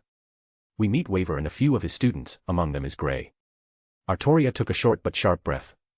I suppose we should have had this conversation earlier. Who's Gray? Mordred seemed confused. Would you? I looked at Artoria. She shook her head. You should continue, I presume you can explain it better than I could. A certain witch seemingly had a plan to revive Artoria through bloodline and certain magical resonances. Gray was the unlucky girl to be born in the family that upheld the rituals through the years that the witch originally devised. To make matters short, she essentially got the template of Artoria overlaid on top of her and overwritten physically. She looks almost exactly like Artoria bar pale eyes, skin, and hair. Mordred scrunched her nose. God damn it, Mom. She whispered. Artoria nodded solemnly. I met her once, and only once. She was, unfortunate, and there was nothing I could do to help. My presence, however, was severely discomforting towards her, so I have kept my distance thereafter. The good news is, I think she's a bit over that. I wasn't quite sure how to phrase her newfound attitude. Well, I couldn't claim to know her thoughts completely, but she no longer recoiled at the mere mention of anything Artoria-related. I offered to fix her, so to speak. Artoria smiled brightly. That was very kind of you, Wilhelm. Well, my fixing is mostly having Meridia do something, if not Izzy. Mordred snorted. Still, it's good that she's getting help. Feels kind of personal even if she's the victim. I nodded, not saying anything in Grey's defense because Mordred was entitled to her own feelings too. As she said, even if Grey is the victim, Mordred has her own thoughts on the issue. She sees her family as something sacred. Seeing someone with Artoria's face directly related to Artoria in this circumstance would be odd for Mordred. But she's handling it well. She's matured a lot since living here with us. I assume that you are building up to something. You have that look on your face. Artoria pointed out. I don't have a look. I defended. You totally have a look. Mordred supported her accusation. I rolled my eyes. She has a mystic code. It's been passed down in her family, from what I could gather, created by you-know-who. How many babies does it need to eat to work? Mordred asked. Maybe blood sacrifices. Virgins. Mordred, hush. Artoria, not quite playfully, but she stopped Mordred's rant with a good-natured shushing. They had gotten a lot closer. It has a pseudo-personality. A perfect copy of someone's personality. You wouldn't even be able to tell the difference. For all intents and purposes, it's the person, copied, cloned, or whatever you want to call it. Artoria's face hardened, clearly understanding what I said. Who? Kay. She closed her eyes for a moment, taking a deep breath. I see. That idiot. Mordred blurted out. Funny enough, Artoria didn't scold her for calling him an idiot. Call him uncle when you see him, Mordred. There was a small, almost wistful smile that slowly crawled up on her face. Is he doing well at least? I nodded. He's been supporting Grey this whole time. They're pretty close from what I could tell. By the way, I told him about us. I call him brother-in-law too. Artoria nearly sputtered as I revealed that, and very quickly, her cheeks turned a rosy red. That is, not incorrect, I suppose. She puffed up, nonetheless. Did you tell him everything? Like what we do in the bedroom? Wilhelm. Oh my God, if you start with that, I'm going to go kill myself. Mordred retched from the side. Joking. I quickly called out, but it eased the tension a little bit. I told him a bit. I'm with Salem and Venelana, so he was able to put two and two together. I think his words were, if Artie wasn't fine with it, you wouldn't be in one piece right now. I may be paraphrasing. Humph. Artoria gave me an indignant huff. Of course, Kay isn't a fool. He's an idiot. Mordred pointed out. Yes. Artoria nodded to that. He was nice. Mordred said, a bit softer. Easy to get along with too. Freaking annoying in a fight, though. It wasn't even that he fought dirty, he would just do the most annoying things possible when we sparred. Artoria genuinely smiled as Mordred said that. It was very cute. I kind of skipped events. There's a younger version of Olga here, the director back at Chaldea. You may be seeing more of her because there was an incident where her nanny, secretary, something along those lines, she was assassinated. Still not entirely sure who is responsible. Probably the cunt. Mordred, language. Artoria chided her. What? It's her. Mordred rolled her eyes. But I agree, if my sister is nearby, it's very easy to assume she's responsible. Funny enough, she was actually targeted too. I told them. What dumbass thought that was a good idea? Mordred spoke incredulously. I shrugged. There was actually a servant summoned that I fought. Kinda weak though, she apparently had some connection to Iskander. Artoria immediately perked up. I have not thought about Ryder in some time. You say this servant had a connection to him. In some manner of speaking, she spoke about him and got all pissy at Waver about him being Iskander's master. I didn't really care much because she all but confirmed she was in cahoots with the one responsible for the assassination. So, I expressed my dissatisfaction with her and her presumed master. So, you killed her. Mordred rolled her eyes again. Just say that. Actually. I didn't kill her. Well, color me shocked. Mordred snorted. What happened to her then? She got eaten by a vampire tree. The fuck is happening over there? Things are happening. I sighed. But that's not really important, it was handled. Back to Olga, Venelana used an evil piece on the woman, having taken a liking to Olga. One thing led to another, and I figured out Morgan's identity. She was hiding her face. Then Kay and I rip into her, verbally of course. You didn't fight her. Artoria raised an eyebrow. I admit, the desire was great. But I learned from my mistake with Izzy and Susanoo. I know it's not what you would want me to do, and I didn't want to overstep. Artoria looked pleased. It sounds like you held back. I appreciate your efforts. I mean, you could have pissed her off enough for her to attack you. Mordred grumbled. I may or may not have said some choice words that did eventually make her lose her temper. I cleared my throat. But in my defense, Kay joined in. Artoria's lips twitched. I can't believe I'm having to say this again after so many years, but don't let my brother be a bad influence on you. Even Salem and Venelana took a couple shots at her. I'm sure it was well deserved. Artoria barely bats an eye. I feel like there's some favoritism going on there. That about sums it up. You've been gone like a day. Mordred pointed out. It's been a long day. I responded. Oh, one interesting tidbit. You know the whole reason I'm here, right? Gramps mentioned something about a special Mystic Eyes being auctioned. Artoria nodded. Venelana sends updates. Of course she does, she's good at keeping everyone in the loop. I'm lucky to have her helping out with things like this. Apparently, it's Morgan who is supplying these supposed Mystic Eyes for the train to auction off. She not so subtly revealed that someone asked her to do it. I'm a little concerned about who or what could get her to go through all the effort of summoning herself as a servant and crossing over from the reverse side just to do that. Also, she apparently knew I would be present. She wasn't at all surprised by my existence or presence here. Artoria furrowed her brow. I apologize, Wilhelm, but I have no insight to offer you. I know not who my sister confides in enough to be moved in such a way. Nor could I fathom what plan she conspires. I can only warn you to be cautious, as she is clearly up to something. Yeah, the train jerked, and it started to slowly move. That's about what I thought. But the train is starting to move, I need to go. Love you. Artoria smiled beautifully. I love you as well, Wilhelm, be careful. I quickly hung up and put my phone away. I could feel the train sort of sinking down a bit, locking onto the ley line as the magical energy flooded out. I keep praising this thing, but really, it's a wonder of magical engineering. Harnessing the power of a ley line is difficult and annoying at the best of times, and someone made a train that can use it as a track. Are you not going to go back inside? My Zanpakuto spirit questioned. You are well aware of what's about to happen. I kind of want to see it firsthand. I shrugged, taking one last look at the fires and the grim. Are you just going to leave those things running around? Drake spoke up this time. I have no doubts that Salem had considerations, that she just didn't leave them to start wandering around. I don't think any of us is as careless as that. $10 say that she commanded them to kill themselves after all this crap was dealt with. The train started to move forward faster. The thing about mana is that it's not normally visible. You need to either agitate it, flaring it up, or have it in such condensed quantities that it reflects physically in the world. At this moment, colorful auroras were kicked up by the train's wheels as it abruptly accelerated, tearing through anything in its way. Remnants of the vampire treat. They were utterly ripped apart as they touched the train. And the train continued to move faster, yet from the outside, it would look like it was moving at a normal speed. Space-time was being bent around the train due to the sheer amount of magical energy from the ley line that was being kicked up. The train and everything around it turned into a blur as it shot forward at speeds that left sound in the dust. I felt my cheeks and lips flap as the force of wind pressed against me, and I grabbed onto the grain to hold on.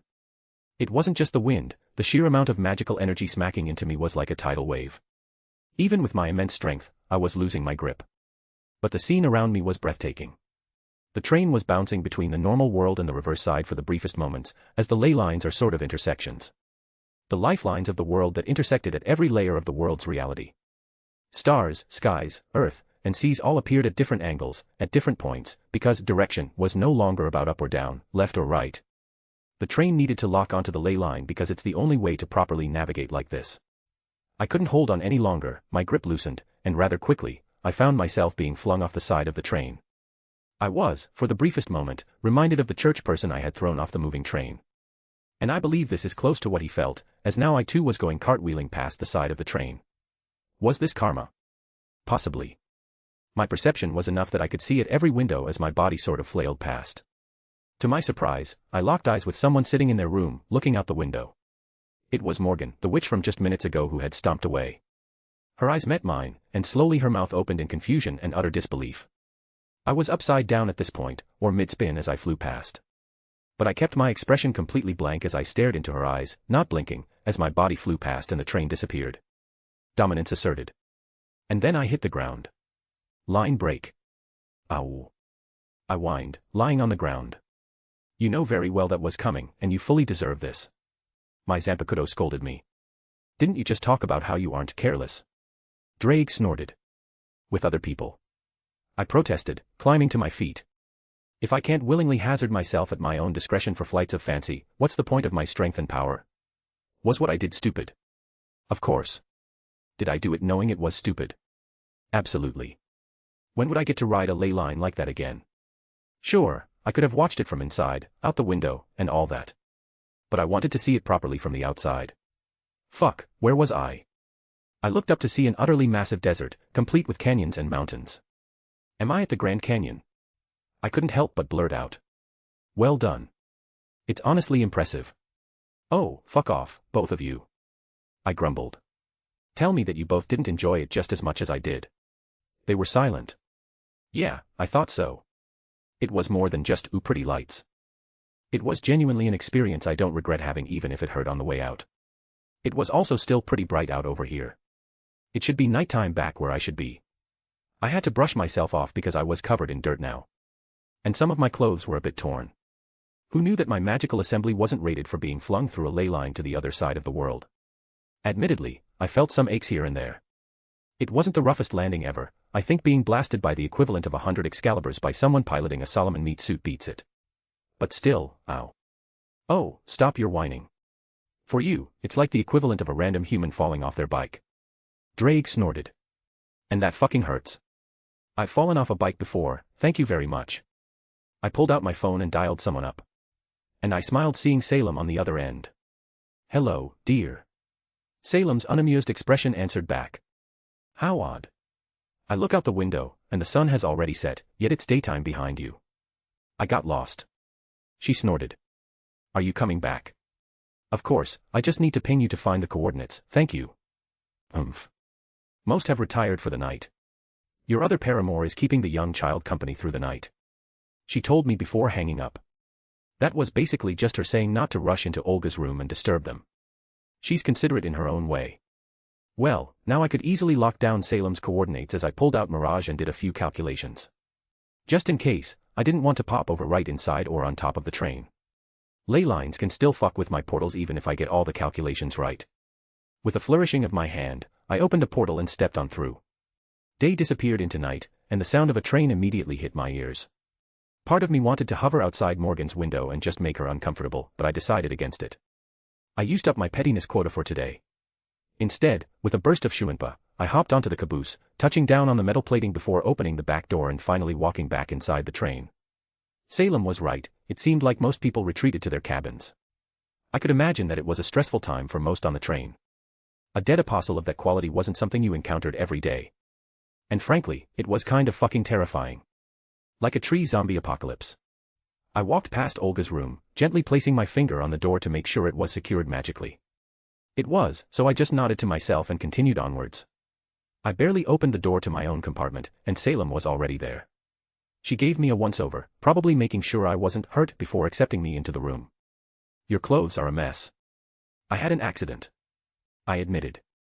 Where did you end up? She went over to the dressers. I don't know why she stored stuff there when she has a storage bracelet. Force of habit. Some kind of formality. But I didn't say anything. She took out what looked like a small handkerchief and used it to dab my cheek.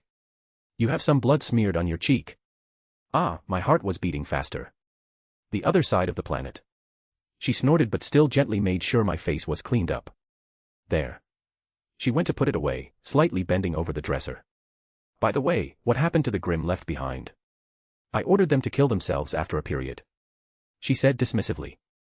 Ah, as I expected, but I was preoccupied with something else. I stared.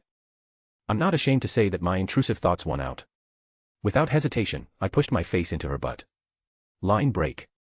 I feel like it's been a while since I've had a good night's sleep. Honestly, I'm bouncing around with so many things so often that I can go days, even weeks, without sleeping. It's not super detrimental to me, but I can get a bit tired just as well.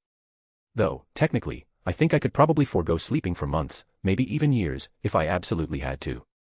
That being said, there was a knocking at the door, and I didn't want Salem to wake up. I had a feeling she was going to be cranky, based on what I did last night. Frankly, I think it's her fault. What am I supposed to do when, rather than getting mad at me for burying my face in her butt, she instead lifts up her dress and says, "Who told you to stop?" When things escalate, I think the blame is entirely laid at her feet. Yup, I'm completely without fault. I gently lifted up the blanket and admired the fact that she wasn't wearing any clothes. A gentle, albeit crisp, swat of a hand smacked me, followed by an unamused snort from the woman next to me. "Welp, she's awake. You better not be expecting me to get up and see who's knocking after what you did to me." She huffed indignantly. My rear and legs are still sore. I may or may not have put her in some interesting positions during our time together. No regrets. I got up, quickly putting some clothing on as Salem pulled the blanket up over her head. It was not who I expected to be at the door as I cracked it open. "Good morning, Lord Schweinorg." The auctioneer is the one who greeted me. I apologize for my late attendance. On behalf of the Rail Zeppelin, I wanted to express our gratitude for your assistance in dealing with the anomaly yesterday. You disappeared for a period afterwards, and I was not sure when you would return. Thus, I did not wish to disturb you until now.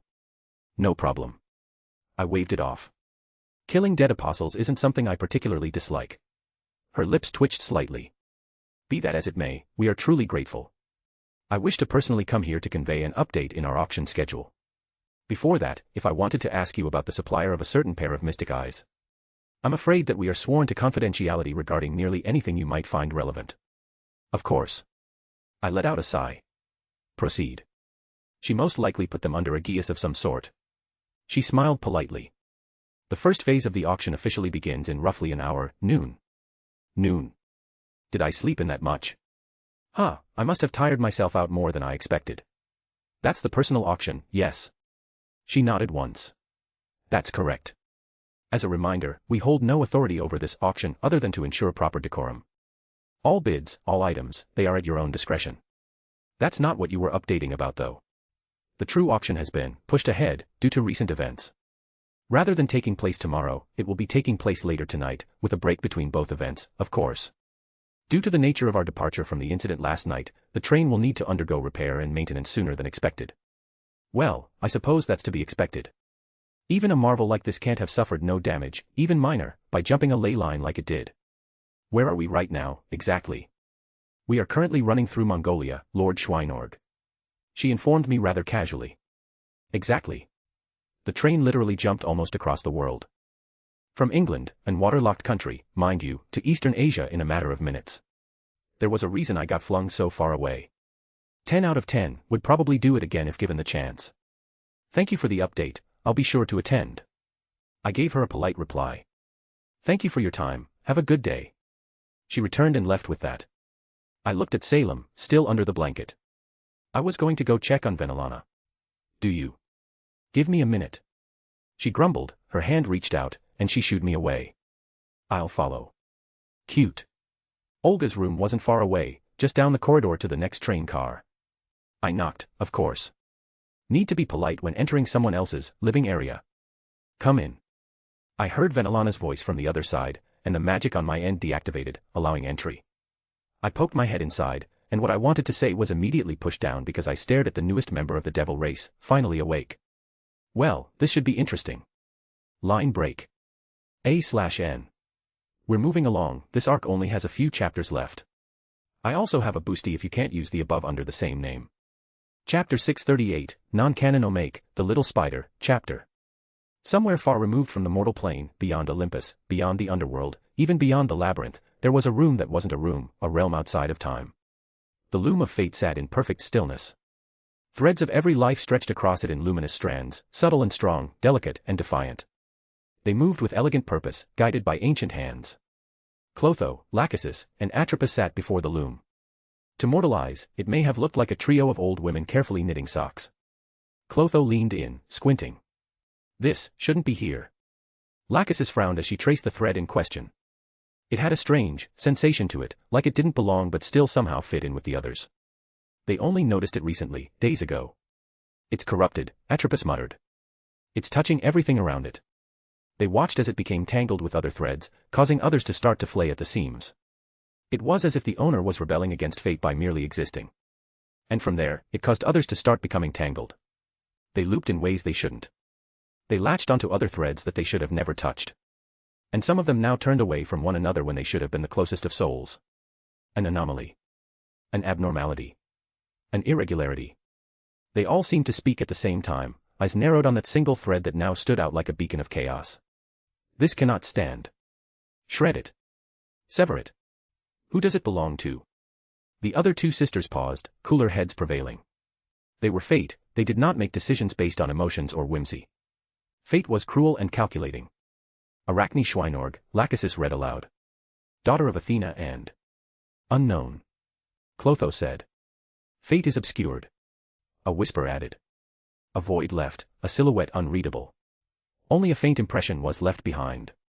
There is no death, no proof of life. Never existed, never appearing. Obscured. Hidden. All three of them hissed in unison. Someone meddles. Other forces. The light of heaven shines brightly.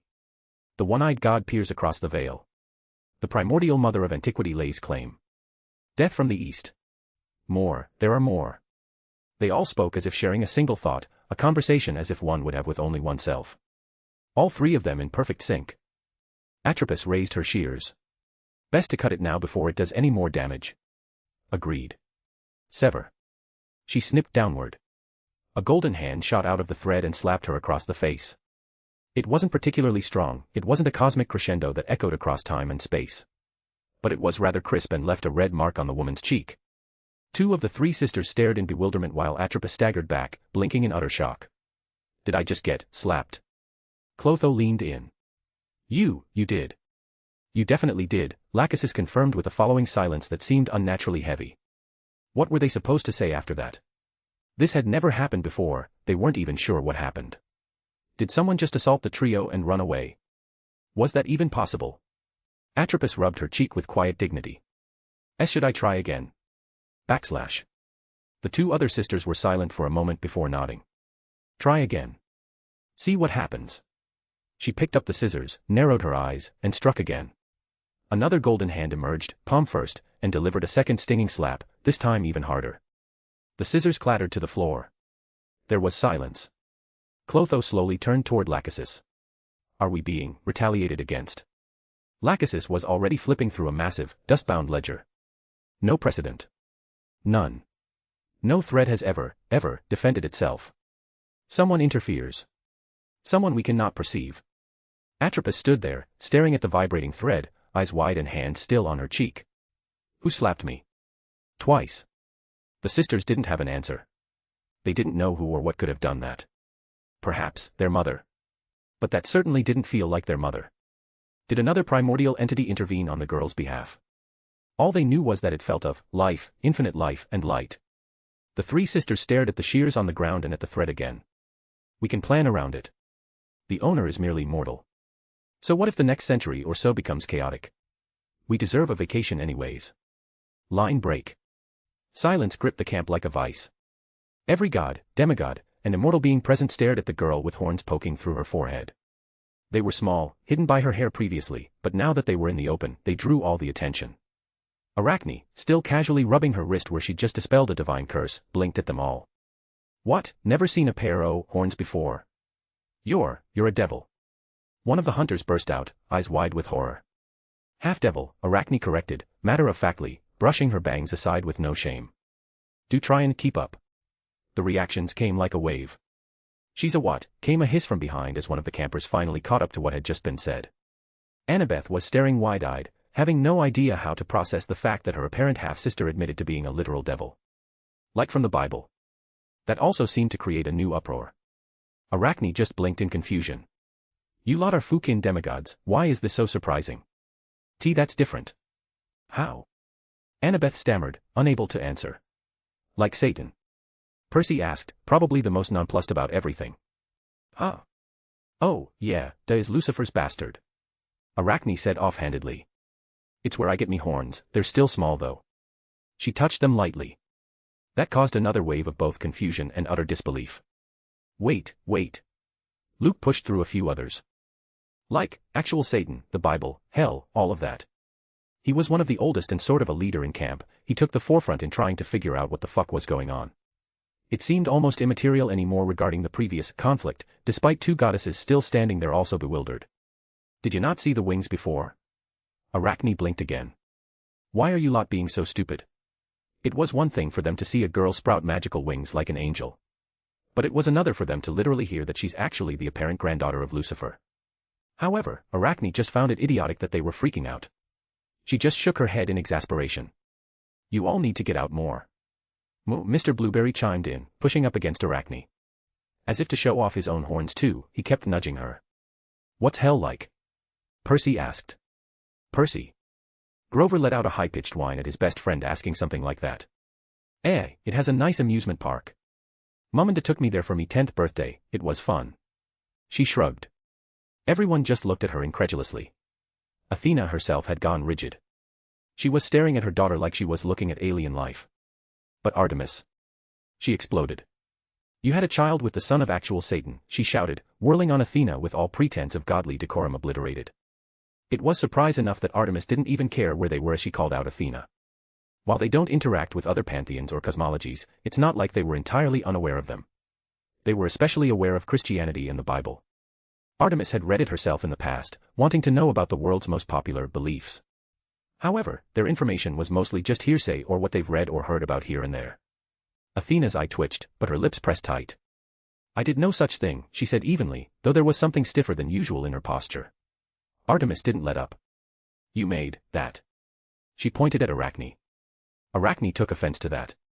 Lady Artemis, why don't we? Chiron tried to intercede, to calm everyone down, but Arachne interrupted him. Says the one who has a cult of crazy lesbians. Quiet, Artemis snapped. This is divine business. Though, there was a flash of anger in her eyes that she dismissed for now. However, the hunters of hers looked utterly scandalized. Wilhelm was human. Athena said firmly. About as human as me. Arachne snorted, Athena sending her a glare that could melt ice. She literally has horns. Artemis pointed out. Did she get those from you? I'll investigate. Like you investigated the random men you decided to make a child with. It was extremely rare for Athena to be on the back foot like this. The truth was, she was reeling and was doing her best to mentally scramble for some breathing room. Arachne frowned as they continued arguing. It was as if they completely forgot about the hunter with an arrow in her eye or the fact that she had tried to shoot Percy. To Arachne, she didn't care anymore, punishment had already been given, so her interest had faded if they weren't going to fight. Wanna get going? Arachne turned to Percy. Sure, still going out onto the lake. He answered back, though in a low voice, while everyone else was watching the two goddesses get into an argument in the middle of camp. Yeah, I want. Arachne's voice died because her head jerked down and a loud cracking sound reverberated throughout the surroundings. Arachne looked down to see a crack in the right under her. It wasn't particularly loud, not enough that it was actually louder than all the commotion happening. But the two goddesses immediately stopped arguing, which turned into an eerie silence. They both stared at the crack under her feet as if knowing the origin. And before Arachne could say a word, it split open and she fell through. Line break. Hades sat on his throne in the underworld, tapping his chair impatiently. His wife at his side, silently watching his actions. They both could see as Arachne fell through the earth and entered into the domain of the underworld. Technically Hades had done something wrong, or maybe not. He could argue that she had offended him for what had happened before. Regardless, he wasn't in a mood to care.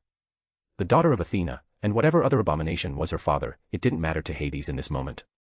He watched as she hit the ground, not a soft landing, but nothing beyond a hurt bum. The girl stood up, confused and annoyed, but her expression changed when she realized she was surrounded. Hades had tossed her into the middle of thousands of ghosts. He harumphed coldly as she stiffened. It was a fitting punishment in his mind. She liked throwing spears. Well, she can get a good beating by the many undead souls that wandered the underworld. Hades knew how to humble an overly arrogant demigod. He would leave her to it for a few hours until his anger calmed down. Husband. Hades stopped paying attention but perked up at his wife's call. Is something wrong? In a manner of speaking. Hades returned his gaze to the demigod, and, he sighed, a long and annoyed sigh. She wore a grin that wouldn't be out of place on his nephew, on Ares, as she fought and laughed happily. Getting hit. She just laughed even louder. A cut or stab. It just made her bloodthirsty grin grow. Hades rubbed the bridge of her nose. Did we grab the wrong child? No, that is most certainly Athena's child.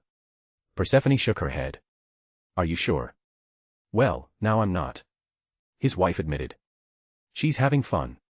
Hades pointed out. Yes. This was supposed to be a punishment. Hades grumbled.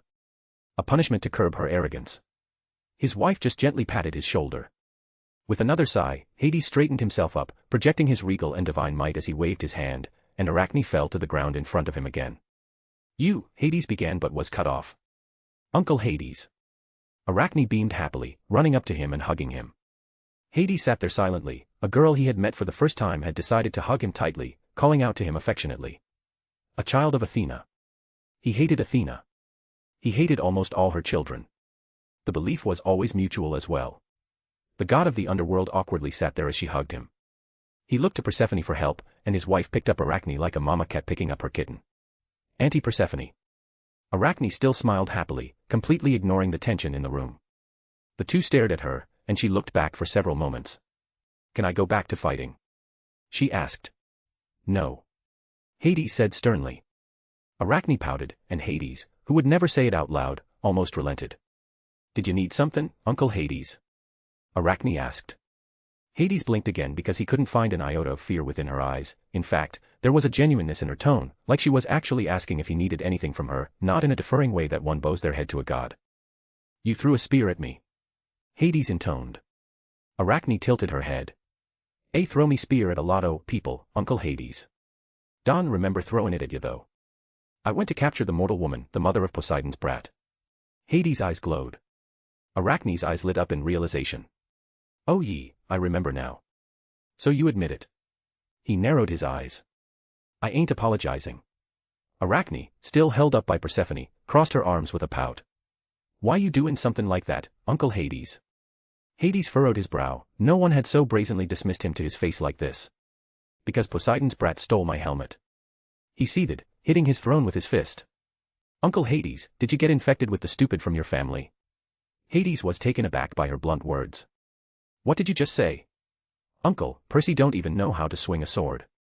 He didn't even know he was a demigod until a few days ago. How'd you think he snuck down here and stole your helmet?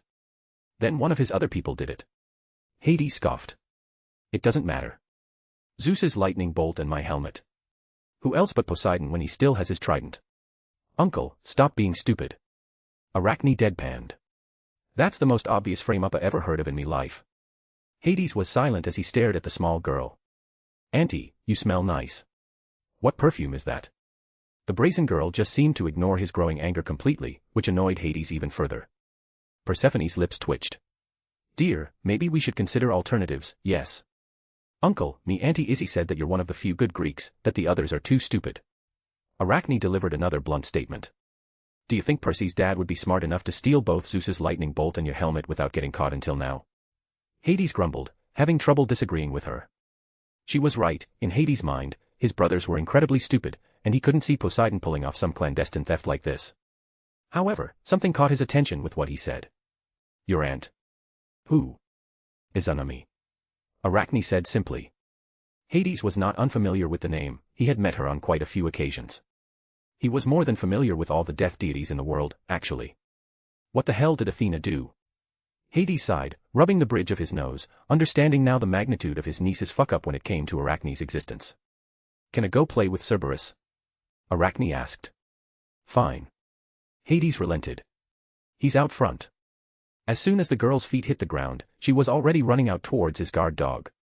He watched as the strange girl attempted to suplex his large dog, much to the three-headed hound's amusement. As if playing along, it let her. Hades just shook his head. One thing was for sure, if one positive came out of all of this. He was never going to let Athena live this catastrophic fuck-up down. Line break. A/N.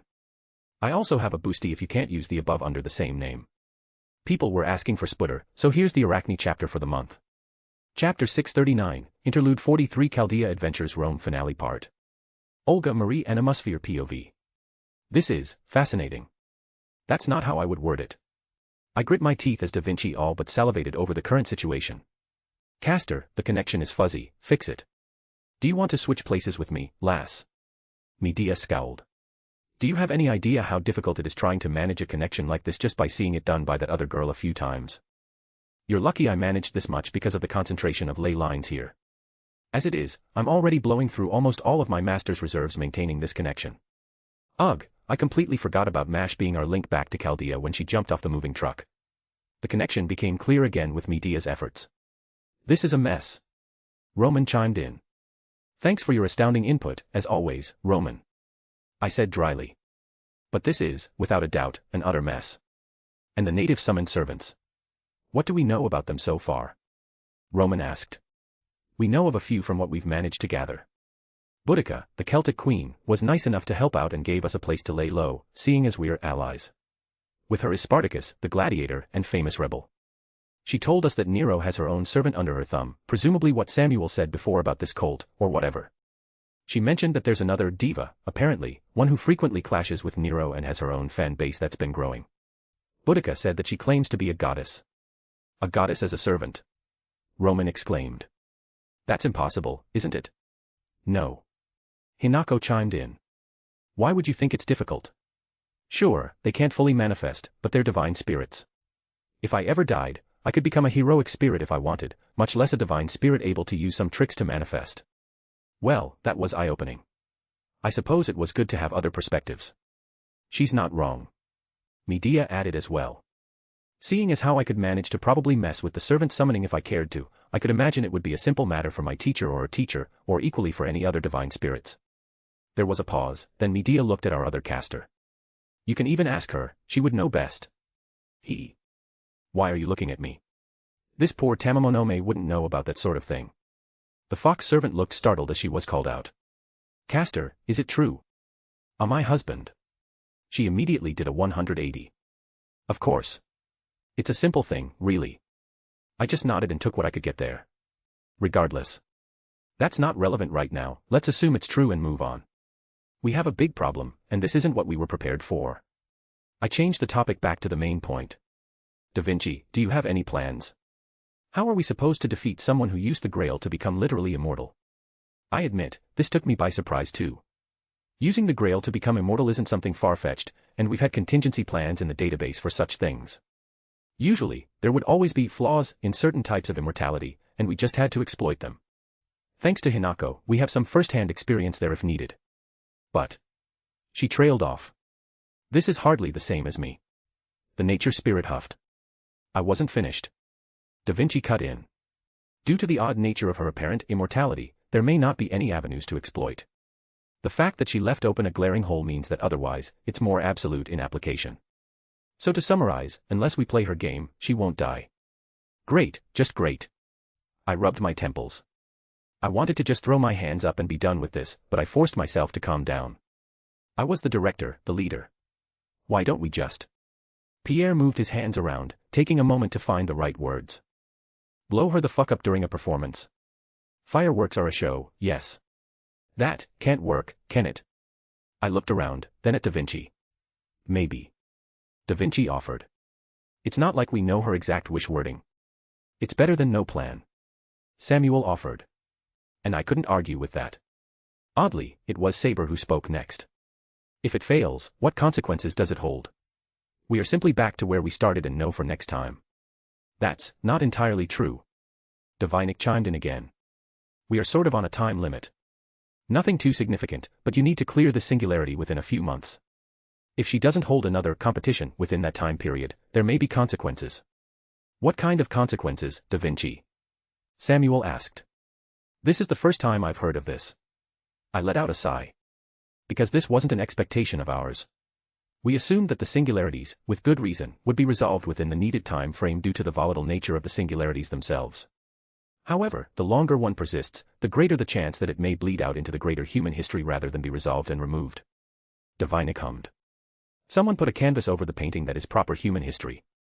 They're painting on the new canvas with reckless abandon. They keep adding more and more paint, adding more color and layers and what have you. The longer this goes on, the greater the chance that this fresh paint will bleed back onto the canvas underneath. They seem to understand that metaphor at least. So, how are we supposed to accomplish that? Avenger asked. Just ask her nicely to stand still so we can put some bombs under her and stress test her apparently immortality. She scoffed. Her attitude was annoying, but her comment was valid. So, I took a deep breath. Then we play her game. I looked at my team. Be it a distraction to keep her in place or as another method of victory. Logically speaking, she believes herself to be unmatched in this regard, so she would go last in something like this, right? And to join, all we have to do is register, which apparently is a short list because Nero is so popular. So we need to stall with performances. Best case scenario, we somehow win this way, but if not, then we can give Pierre's suggestion a try. So, who among you has some talent? I can't believe I was asking something like this. They were all silent. I can make any clothing or costumes. And I suppose I could manage any equipment you need to make any shows a bit more spectacular. Medea raised her hand, and I sensed a bit more enthusiasm in her tone than I would have normally assumed. Good. I nodded. Medea will be handling supplies, though we do need to acquire some raw materials and whatnot. Oh, me. Tamamo raised her hand. I can show my husband how beautiful and talented I am. Dance, song, poetry, tea ceremony, this poor little fox is a one-woman festival. I would normally sigh, but I like your enthusiasm. Anyone else? Nero is historically remembered for her singing, good or bad, so I can prepare some songs to compete with her. Da Vinci offered from her end, as there wasn't really much she could physically do. Oh, that would be excellent. Tamamo perked up. I will learn some modern songs to stun the audience and win the heart of my husband. Samuel, oddly enough, flushed a little at her proclamation. And who else? I looked around. Saber. No. Her words were stern and without leaving a breath's room to argue. Puffed. Yeah, right. What's her talent? Being a shitty knockoff of the big-tit emperor. Avenger mocked. I have a talent in killing French. She glared at Avenger. Please. Avenger rolled her eyes. I think at this point, I have more talent there. This is not going to bode well. Avenger. I can't sing or dance, unless you want everything set on fire, look somewhere else. Avenger crossed her arms. Hinako. I settled on. No, absolutely not. Can you sing or dance? I refuse to do this ridiculousness. As your boss, I'm ordering you to participate. She scowled but didn't argue after that. Fine. I can sing or dance, all right. I wasn't a consort for nothing. She muttered to herself under her breath. Back in my day, you actually had to have skills other than being good in bed. Great, it sounds like we have a show then. Divinik clapped her head. If we take into consideration the other servants. You mean the giant Roman gladiator that's going to dance? I asked. Then we should have enough time to set things up. She paused for a moment. Hopefully. Maybe we can try and find that other goddess, servant. Samuel offered. If we could get her on our side, that'd help a lot. That is a good idea, we need to look into that. I nodded. From what Boudica said, security is basically non-existent during the festival that Nero is going to hold. Basically, everyone already knows she's immortal, so who would be dumb enough to try and do something? Director, I don't have much of a talent in performing, but I can help too. If they're making a bunch of bullets, they're going to need a lot of gunpowder. If we can find their factories or where they store it, we can steal some and use that to help blow everything up. Samuel offered. That's a good idea, Samuel. I praised him genuinely. All right, we're going to coordinate. Pierre and Samuel, you both are going to take Avenger and Saber to find the gunpowder. Medea, you're on costume duty. And coordinate with Da Vinci to plan out performances for Castor and Hinako. No, I need to stay close to hubby. He can't go into a dangerous area without me around. Tamamo immediately argued. It's all right, Castor. You focus on your performance, and I'll look forward to seeing you in action. He gave her a big smile. Huck, Tamamo clutched her chest as her face turned red. If that's what my hubby wants. Well, she's easy to handle, it seems. And report back if you hear any news on Ritsuka and Mash. And with that, we had a plan. Let's hope we can manage to put something together in only a few days. Line break. Samuel POV. Where the hell do you expect us to find a zither? Olga yelled. What did you think I meant when I said I could play an instrument? Did you think it was a piano? I'm Chinese. I'm from ancient China. Hinako yelled back. Why can't Castor make one? It's a musical instrument, not a colored smoke dispenser or floodlight. It needs delicate tuning and proper understanding. Then help her. I don't know how to make one either. Aya. That was about par for the course these past couple days. I carefully stepped back from them so I didn't get caught up in that mess. That was way above my pay grade, I'll stick to shooting things with my guns. Would they let us keep these things after everything is done? They're a collector's item even if I could never prove it back home. I walked into our main headquarters that we had been camping out in. Master Castor came running and nearly tackled me. I missed you so much. I've only been gone a few hours this time, Castor. I smiled awkwardly. Ma, a few hours without my hubby by my side is too much. I like your dress. Ma said it's important to compliment a girl when she gets new clothes. She let out a happy giggle. It's a kimono, silly. But it's fine, we have plenty of time to teach each other about our cultures later. Why did that sound ominous? It's still very pretty. Cool, if you keep saying things like that, I won't be able to hold back. She whispered, cupping her cheeks. Oh, it's you. Medea walked in as the door swung open. Is my master with you as well? He left with you on your little errand, if I recall. Medea was carrying a bunch of fabrics in her hands. I nodded. Yes, ma'am. Pierre and I just got back along with Avenger and Saber. The last place we hit was a bust, it was just a storage site, no gunpowder. We came to regroup and then head out to the next one. Well, you better hurry up, we only have a few days left before showtime. She said curtly, walking back further into the building. Come along, Fox, I got more things for you to try on. Master. Tamamo hesitated. Go ahead, Castor. I reassured her. You can show me after you're done trying them on. Of course. She nodded happily and ran after the other Castor servant. When I was told we were part of a magical organization meant to protect the world, this isn't what I pictured. Though, oddly, this isn't the strangest thing I've ever had happen to me in my life.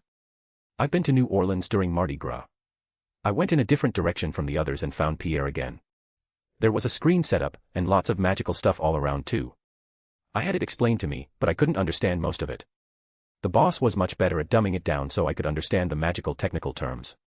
But it made it so we could connect with Da Vinci. Though, it was Roman on the other side. Good afternoon, Samuel. Afternoon, Roman. Do we have any updates? I asked, glancing at Pierre, who was leaning against a table with several maps thrown around. I was just finishing up what Pierre asked me. Based on the maps you provided and where you've searched so far, I think we've narrowed down the likely spot for the gunpowder you're looking for. Roman stated. I was about to respond, but I heard a crashing outside. I saw one of the other servants, Spartacus, burst through a wall, a rose in his mouth, and he was wearing, well, I suppose it was a nice suit, it just looked odd on someone his size. I think he was dancing, and he just didn't notice or care about the wall. Medea ran after him, shouting something I couldn't quite hear. Right, can we speed that up, if possible? I asked. Yes, I want to be, how you say, anywhere but here. Things, they are getting, trace bizarre. Pierre added. Sure.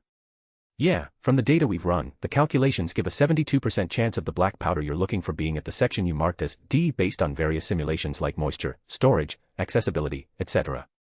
Roman quickly spoke. I am grateful for magical computers that can run random things like this. Even if I am running around almost non-stop, I think I much prefer it to what's going on here. No rest for the wicked then. I took out my gun and checked it before nodding to myself.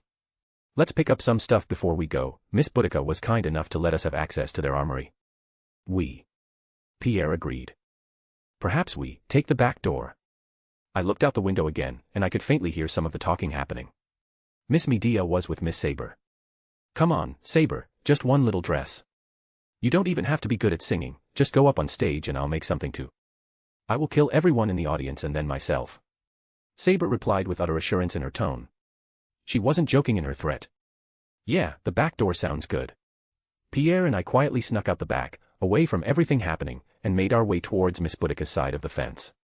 The saloon she was staying in was, right out of a Western movie. If the fate of the world weren't at stake, I would be feeling right at home here. The people inside barely spared us a glance at this point, with us having been running around a few days under their noses. Oh, if it isn't you two boys, what brings you over here, Huns? Miss Boudica greeted us rather pleasantly. Greetings, ma'am. Would it be all right for us to stock up on some ammo and supplies? I asked politely.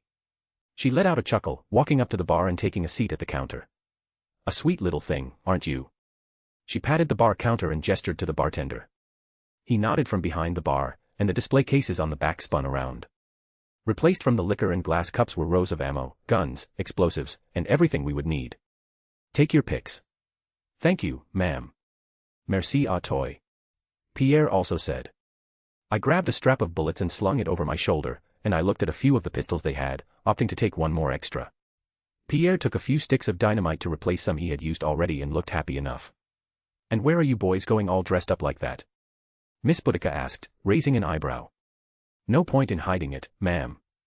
We're looking for the storage of their black powder to commandeer. She was our friend and ally, it was all right to tell her. Ah, well, can't help you there. We stopped tracking or caring about their military supplies some months ago after we learned that Nero couldn't be killed. No point in waging a war against an immortal, you know. I nodded, it was sensible. The others are preparing for the festival, competition, whatever it is, in a few days. Miss Boudica smiled brightly. Well, I can't help there, I'm not really skilled at this sort of thing. She said helplessly. I'm thankful that you lot came along and actually have experience here. Our original plan was to track down that other stray servant we'd heard about, but we couldn't manage to find her. Every lead, every person who knew her exact location, it was like they were possessed when we tried to push them for information. I wouldn't be surprised if the servant is skilled at magecraft and put mental blocks or something along those lines in the people closest to her. I nodded and mentally put that information away for now. Miss Boudica, I have a question that's been on my mind that I haven't asked, if you don't know. Go ahead, sweetheart, what do you need to know? She leaned on her palm with her elbow on the counter. Why not just steal the Grail? I asked. She barked out a laugh. That was the second idea we had after killing her. We've tried, believe me, we tried. But as long as she's alive, it seems like no one else can use it unless they play by her rules. We weren't the only ones either, even her own people tried to steal it once they found out what it could do, and that didn't end well for them. I pursed my lips, realizing that made sense. There wouldn't be such a glaring flaw in logic there that no one else but me could see. How exactly is it judged who wins? If it's the Emperor, wouldn't it mean she'd never lose? Miss Boudica shook her head. She mentioned offhandedly that it's based on the hearts of those around her, it's not her decision. She must be a really good performer then. I whistled. Miss Boudica laughed out loud again. Oh sweet child, she's not very good. She said between laughs. Pardon. Let me say it this way. You are a Roman, your empire is conquering the entire world. You've seen wealth and status that you couldn't even dream of before. Goods from places that you didn't even know existed. Technology suddenly from an era far into the future. You don't want for anything, you have excess and live a life of lap and luxury befitting a king as a mere commoner. Would your heart be swayed by some upstart trying to take that away? Oh. Oh, that's bad. So it's a rigged game. She shrugged. Honestly, she probably doesn't even realize. She's. Miss Boudica paused, with a frown on her face. You'll see when you meet her for the first time. I just nodded, not quite understanding. But I would judge it when or if I ever meet this Emperor of Rome. The doors to the saloon swung open with force, deafening the room. Saber walked in with a furious look on her face, combined with it being rather red in hue. A mix of anger and embarrassment. We're leaving now. She demanded. Pick up your toys and get to the car. I peeked around her and saw Miss Medea halfway stuck through a building. I could guess what happened without having to be told. Yes, Mom. Line break. It was a bit strange seeing Miss Saber and Miss Avenger wearing period-appropriate clothes. Though, technically, they weren't even period-appropriate. We were in ancient Rome wearing old Western-style clothing that didn't look out of place compared to what people were wearing on the streets.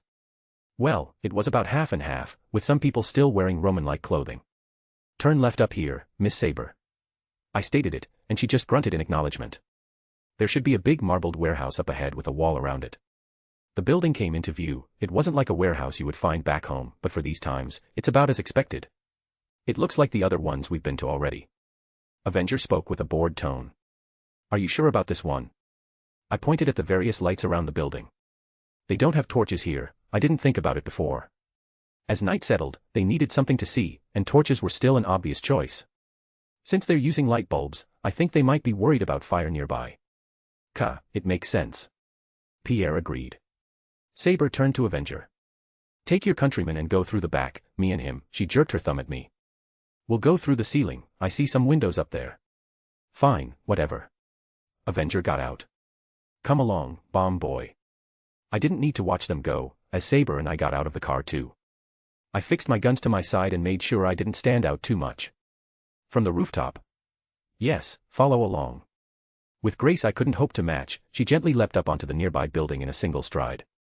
I took a deep breath, activated my circuits as I had been taught, then cast a reinforcement on my leg just as the boss had thoroughly drilled into our heads. I crouched down and jumped up, I overshot it by a few feet, but Saber grabbed my collar before I went too high and stabilized me. Not bad, she said expressionlessly. The boss taught us well. I smiled. Of course he did. She let out a scoff like it was an obvious thing to note. You better not put your teacher to shame. I promise to protect you, but as long as you're alive, I don't care about anything else. She didn't say another word and jumped to the next building. I did my best to follow along, but I was hopelessly outmatched there. Despite this, she didn't say anything negative, even helping me a few times when I nearly stumbled. Lastly, we stepped onto the roof of the warehouse, silently creeping up to the overhead, and very out of place, windows. We looked down and saw quite a few guards there. It would be bad to alert so many. Do you think I am incapable of taking out a few inept Romans? She glowered. No, Miss Saber. I just think it's best to be stealthy. I don't want to have to kill if I don't need to. The boss said that even if everything is fixed in the end, not all the small details get undone. Of course, if we needed to, then it needed to be done.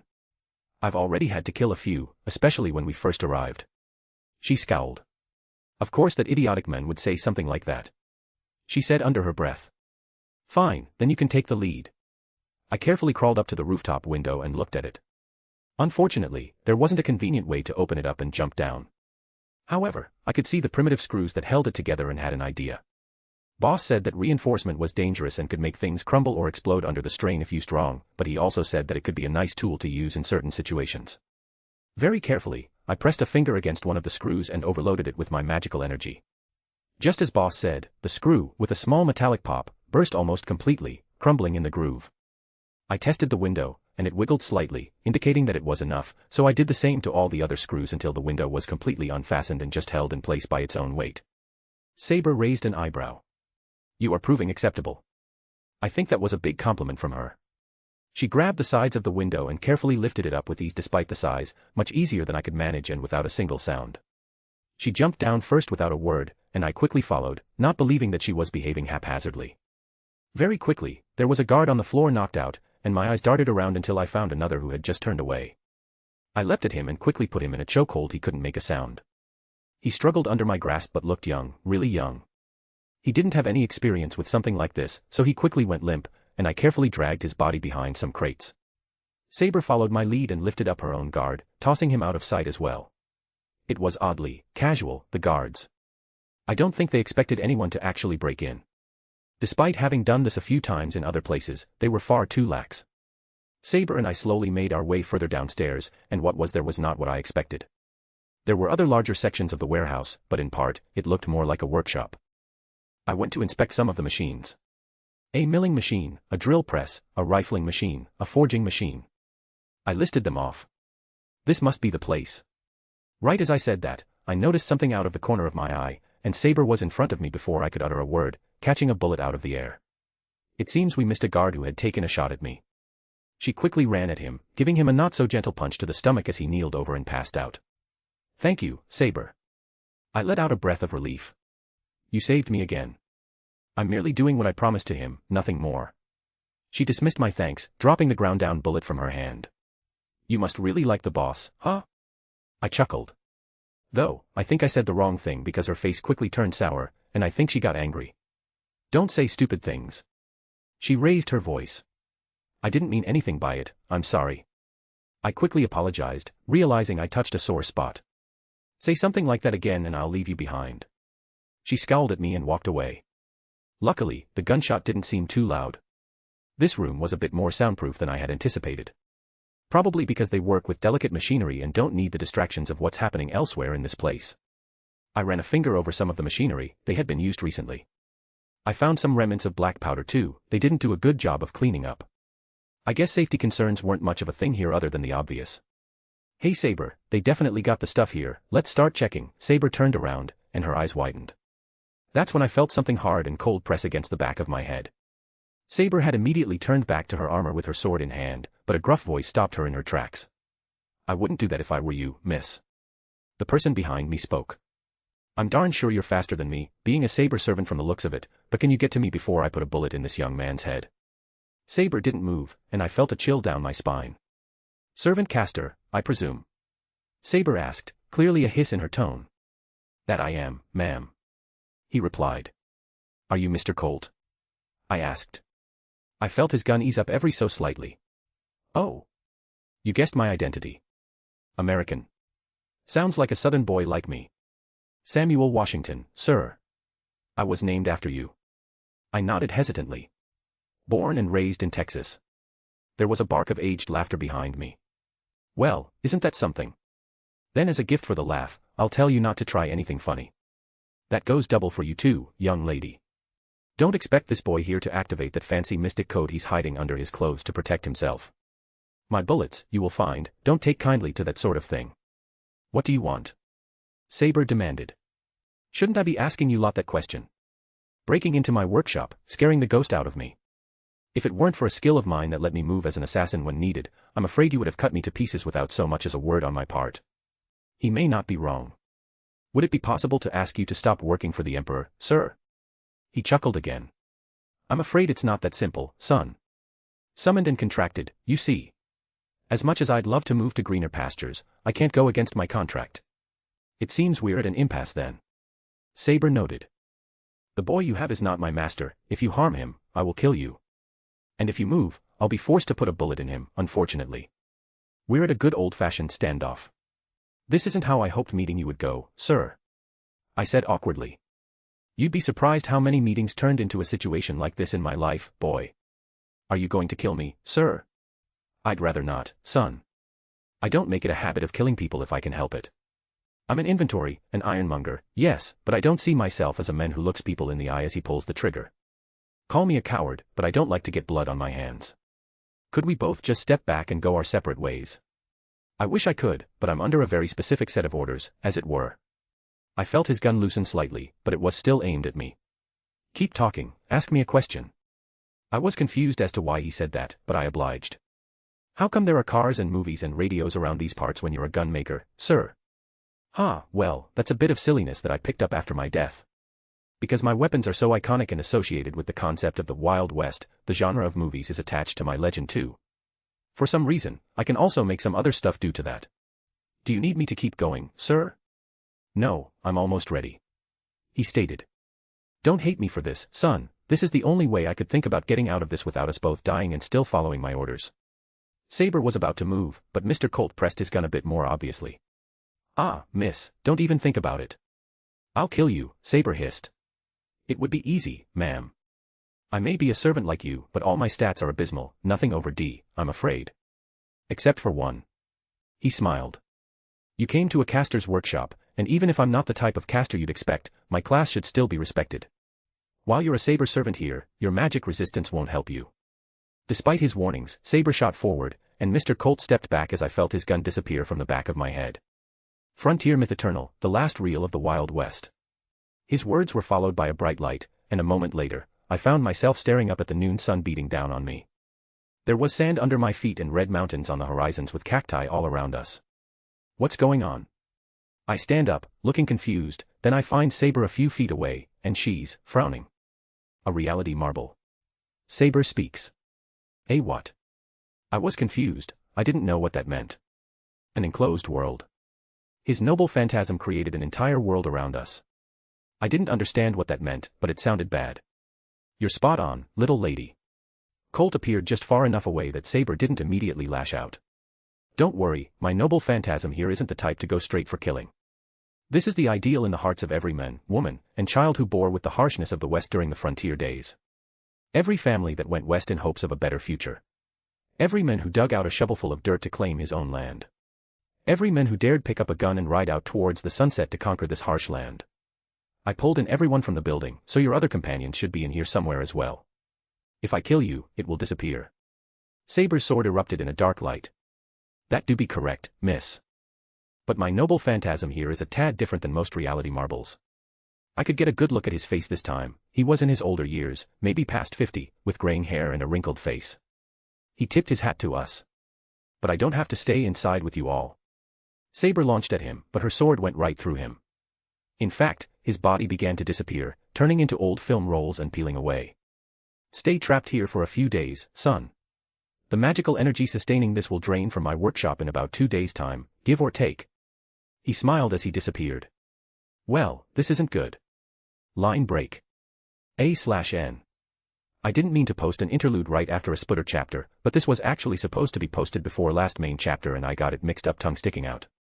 Anyways, this came because I had people asking me about Chaldea and I wanted to wrap up their little side adventure as it does eventually correspond to the FGO down the road. I also have a boosty if you can't use the above under the same name. Chapter 640, Interlude 43, Chaldea Adventures Rome Finale Part. Olga Marie Animosphere POV. Is there still no word on those four? Hinako crossed her arms. I asked Boudica, and she sent some people out, but there's still no word. Great, just, great. I wanted to throw my arms up. What happened? Why did they just disappear? It's already been 2 days, and there's still no sign of them anywhere.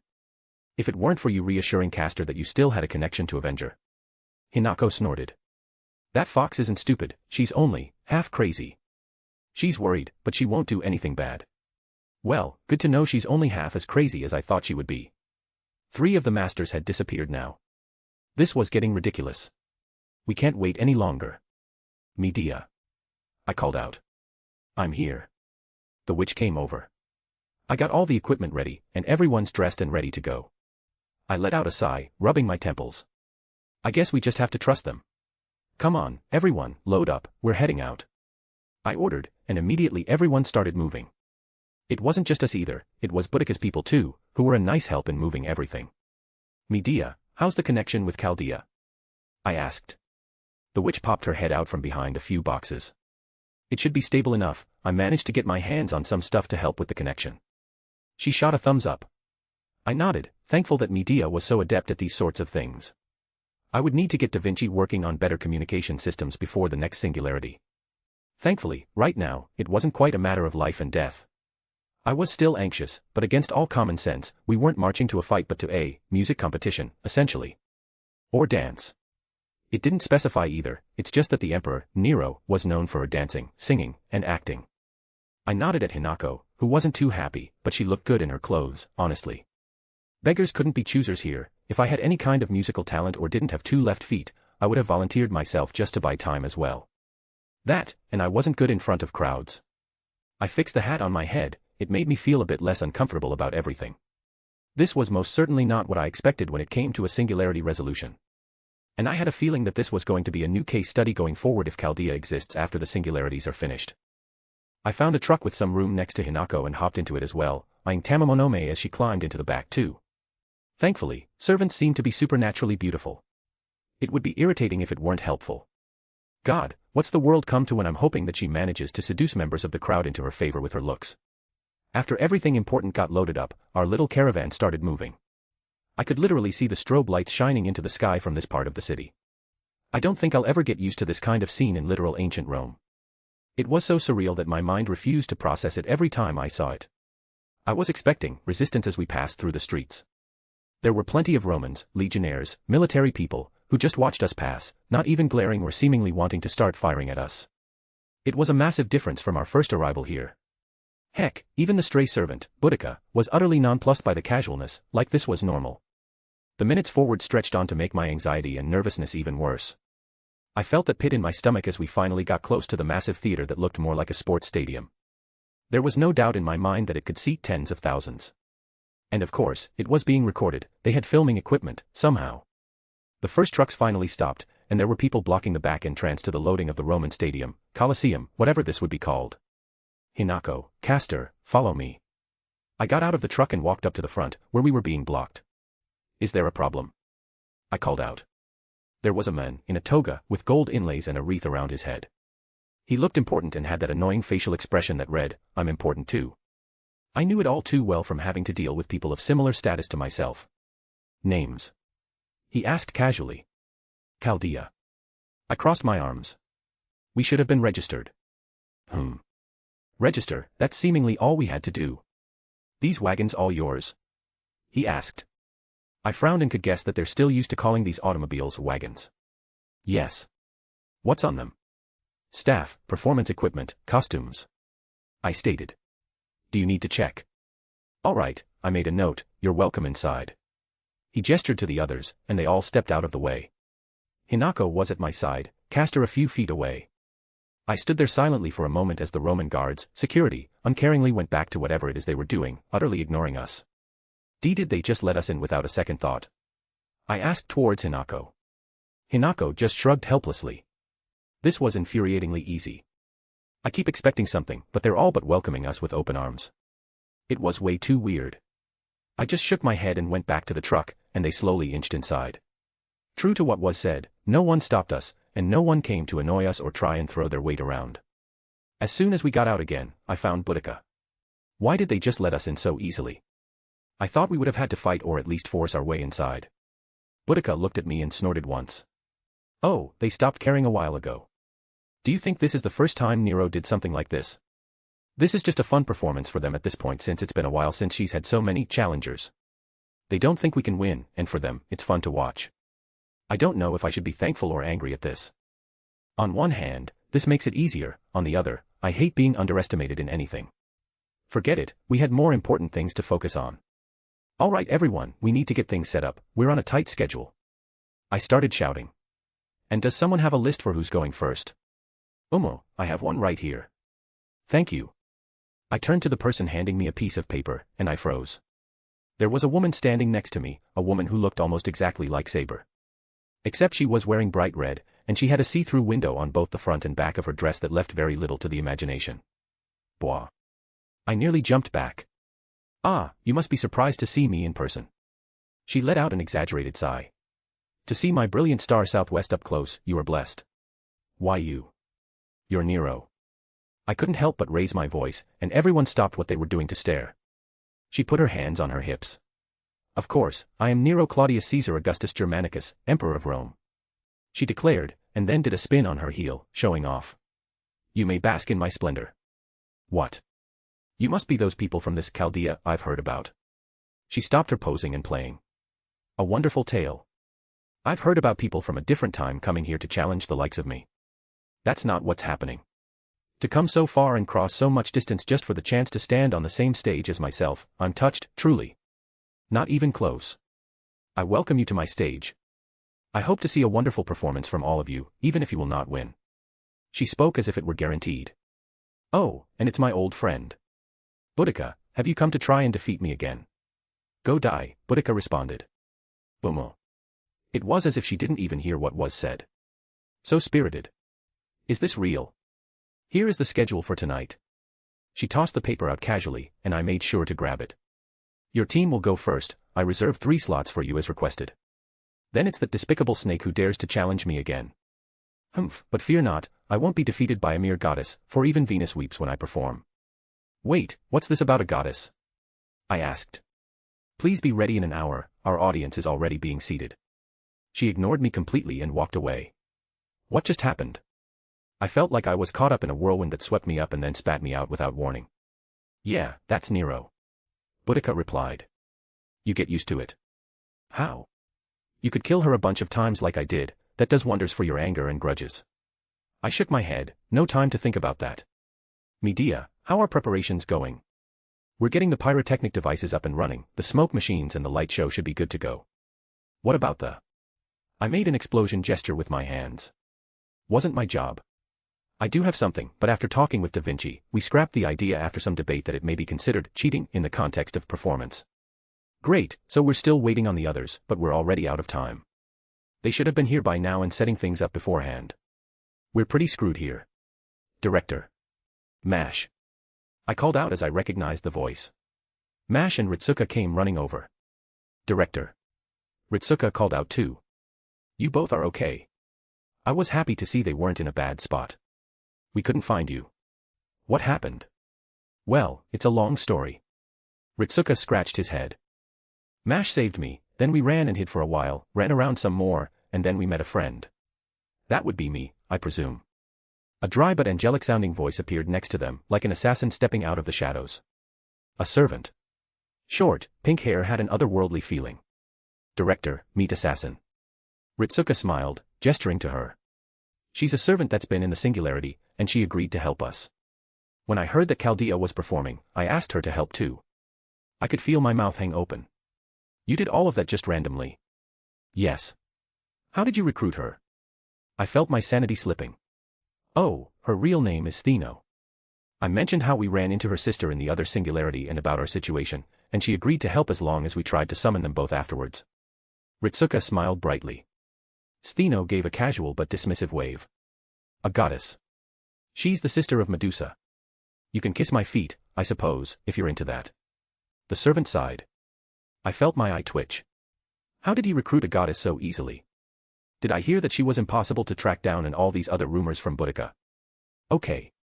Okay. This is good, don't dwell on the details. One more person to help is always good.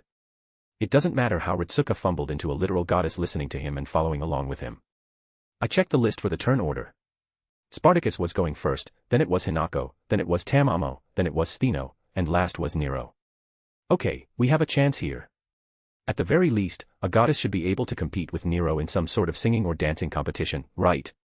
I am so far out of my comfort zone that I'm just hoping for the best. Then Assassin, do you need help with anything, any setup? I asked. She rolled her eyes at me, and I felt my own eye twitch. I can handle it all on my own, it doesn't matter what you all do. She waved her hand dismissively. Ritsuka smiled awkwardly. I took a deep breath. Ritsuka, Mash, you both are with me for now, try not to get in the way of anything. Yes, Director. Ritsuka nodded. Where are Samuel and Pierre and the others? They disappeared a couple days ago, we've been waiting for them to get back. I grit my teeth in annoyance. But that doesn't matter right now. Media, status. Most of the equipment is set up. Caster. Hinako came up to me. Tamamo is doing some last-minute preparing, fixing her makeup and such. And how are you? Are you ready? As I'll ever be. She grunted. I looked around and found Boudica and Spartacus approaching as well. Are you two ready? The big man here has been preparing for this for a long time. She smacked Spartacus's shoulder. The massive muscle mountain was wearing a very large purple frilly coat that looked odd, yet also somewhat flamboyant in a good way. Step aside, oppressors. Spartacus declared. It's time for me to dazzle the stage. Don't forget your hat, Spartacus. Boudica held up a fedora for him, and he happily took it. Director, what's going on? Ritsuka asked. I honestly have no idea anymore. Instead, I just watched from the backstage as Spartacus stepped out. Time? I asked. Medea came gliding over. 30 seconds before the curtain pulls up. We finished just in time, but still no sign of the others. I sighed. Then we'll have to do what we can here. Let's hope we can pull something out of our hats. Director, what's going on? What's the plan? Mash asked. I shook my head. It doesn't matter at this point, we just have to hope for the best. Medea, link up with Divinik. On it. She used her custom-made mystic codes, and Da Vinci appeared on a small screen. Oh, is the show about to start? Mash, Ritsuka, it's good to see you both again. Da Vinci. They both greeted her happily. Hush, it's starting. I quieted them. The curtain pulled up, and Spartacus took a pose. There was immediate noise, applause, and cheering as the curtain was raised, but it quieted down as he didn't move. Then, a faint beat started playing. Spartacus, with an oddly graceful ease, began to dance. I admit, I didn't expect something like that from a man of that size, but each step of his was, dare I say, pleasant to watch. Like a Broadway dancer, but made of a mountain of muscles. Not bad. Da Vinci noted. He's good. I nearly jumped out of my skin as the emperor was back. Oh, other people, hello fellow appreciators of art. Nero greeted them. Hi. Ritsuka waved. And my rival. She narrowed her eyes at Stheno. Stheno scoffed. As if. Humph. They both didn't seem to get along with each other. Yes, that grace and those strong but gentle movements, wonderful, wonderful. Nero clapped. As expected of a fellow Roman. Isn't he trying to rebel and overthrow you? I looked at her incredulously. What does that have to do with his skill and grace at the art of dance? Nero tilted her head. What's wrong with this place? The music slowly started to change, becoming more bombastic, with drums and thumping. He took off his coat, and my jaw dropped. Oh my. Nero whispered. Mash squeaked out, turning bright red. Director. What the hell am I looking at? Hinako also chimed in. Because under his coat he was wearing nothing but a thong, a male thong. And suddenly, his dances became much more suggestive. It was a song that wouldn't be out of place at a strip club. Is he twerking? Ritsuka whispered. Yes, he is. I confirmed as the large man made of muscle had his rear turned towards the crowd and was shaking it. And the crowd loves it. Shame. Horror. More shame. I'm the director of Chaldea, those are all secondary. Shake your ass, Spartacus. Because they were eating it up. The crowd went wild. At least half the crowd was female, but this was ancient Rome, a good portion of the men were into it as well. After what felt like an eternity, his dance finally ended. I don't know if I just finally lost the last bit of my sanity, but I nearly shouted for him to do an encore. Truly, he has the grace of Venus herself. And a great ass. Stheno added. That as well. Nero nodded. Truly, Rome herself quivers to the rhythm of his gluteus maximus. I couldn't even disagree. Bear witness, Rome, freedom is a revolution of the hips. Wait, there's the shame, it came back. Poor Mash was covering her face. I'm kind of glad I don't know what's going on now. Ritsuka muttered. How I envy you. Spartacus walked back towards us, not even bothering to cover up. My revolution is complete. He stated as we all stared at him. Good job, Spartacus. Boudica cheered for him. Bravo, wonderful. Nero, despite being his enemy, still cheered for him as well. What a wonderful performance, I could feel the emotions. And everyone watched him sway his muscular hips as he walked away. Hinako, get ready, you're up next. I looked towards her. Can I back out? No. I had to watch that muscular giant shake his ass for 10 minutes, you're getting up on that stage even if I have to drag you. It will be difficult to beat that performance. Nero put a hand on Hinako's shoulder. Good luck to you. Are you making fun of me? I can't tell. No, why would you think that? Nero tilted her head in confusion. I shook my head and stepped back, I needed some fresh air. A lot of fresh air, and mostly a few cigarettes. They didn't even notice as I sneaked away. But I heard a distinct change in tone, and the cheers died down. Hinako must have taken the stage. I quickly reached into the hat that Wilhelm left me and pulled out my pack of cigarettes and quickly lit one up to calm myself down. This entire thing makes me wonder how things would have turned out if it were the A-team. Would I have seen Wodime on stage trying to perform? Admittedly, the thought tickled a part of me I hadn't anticipated. I could hear the distinct sound of a string instrument. I did hear that she and Medea managed to make a zither together after some trial and error, I assume that's what I'm hearing. I wouldn't know, I've never heard a zither played before. Though, that suddenly got drowned out by the sound of screeching tires and a truck that burst through the gate. I stood up because I recognized who was driving. Saber. Pierre. Avenger. Samuel. I called out to them. Director. Samuel called back. Sorry we got here as soon as we could. Where were you? You just disappeared for days. I screamed at them. Why do you all look like that? Is that a tan? Why are you covered in sand and dirt? We ran into Colt. Saber said he had something called a reality marble, we were stuck inside for a few days until it ran out. Samuel anxiously explained. A reality marble. I exclaimed. How? I stopped. Actually, I don't care right now, we might still have a chance. Hinako is performing now, if we rush, just maybe we can have things set up. Did you get the stuff? We got it, Director, it's in the back, 36 barrels of black powder, enough to blow the entire stage and plenty more up. He nodded. Take my hat and sneak under the stage to set it up. I tossed it to him despite it being important to me. Pierre, you're up. You're our bomb expert. Make sure it blows while Nero is on stage. Here's the turn order to time it. I tossed him the piece of paper as well. Yes, Director. The two of them ran to shove all of the barrels presumably in the space inside the crate to carry it easier. Where's Colt now? Saber shrugged. Great, whatever, I don't care.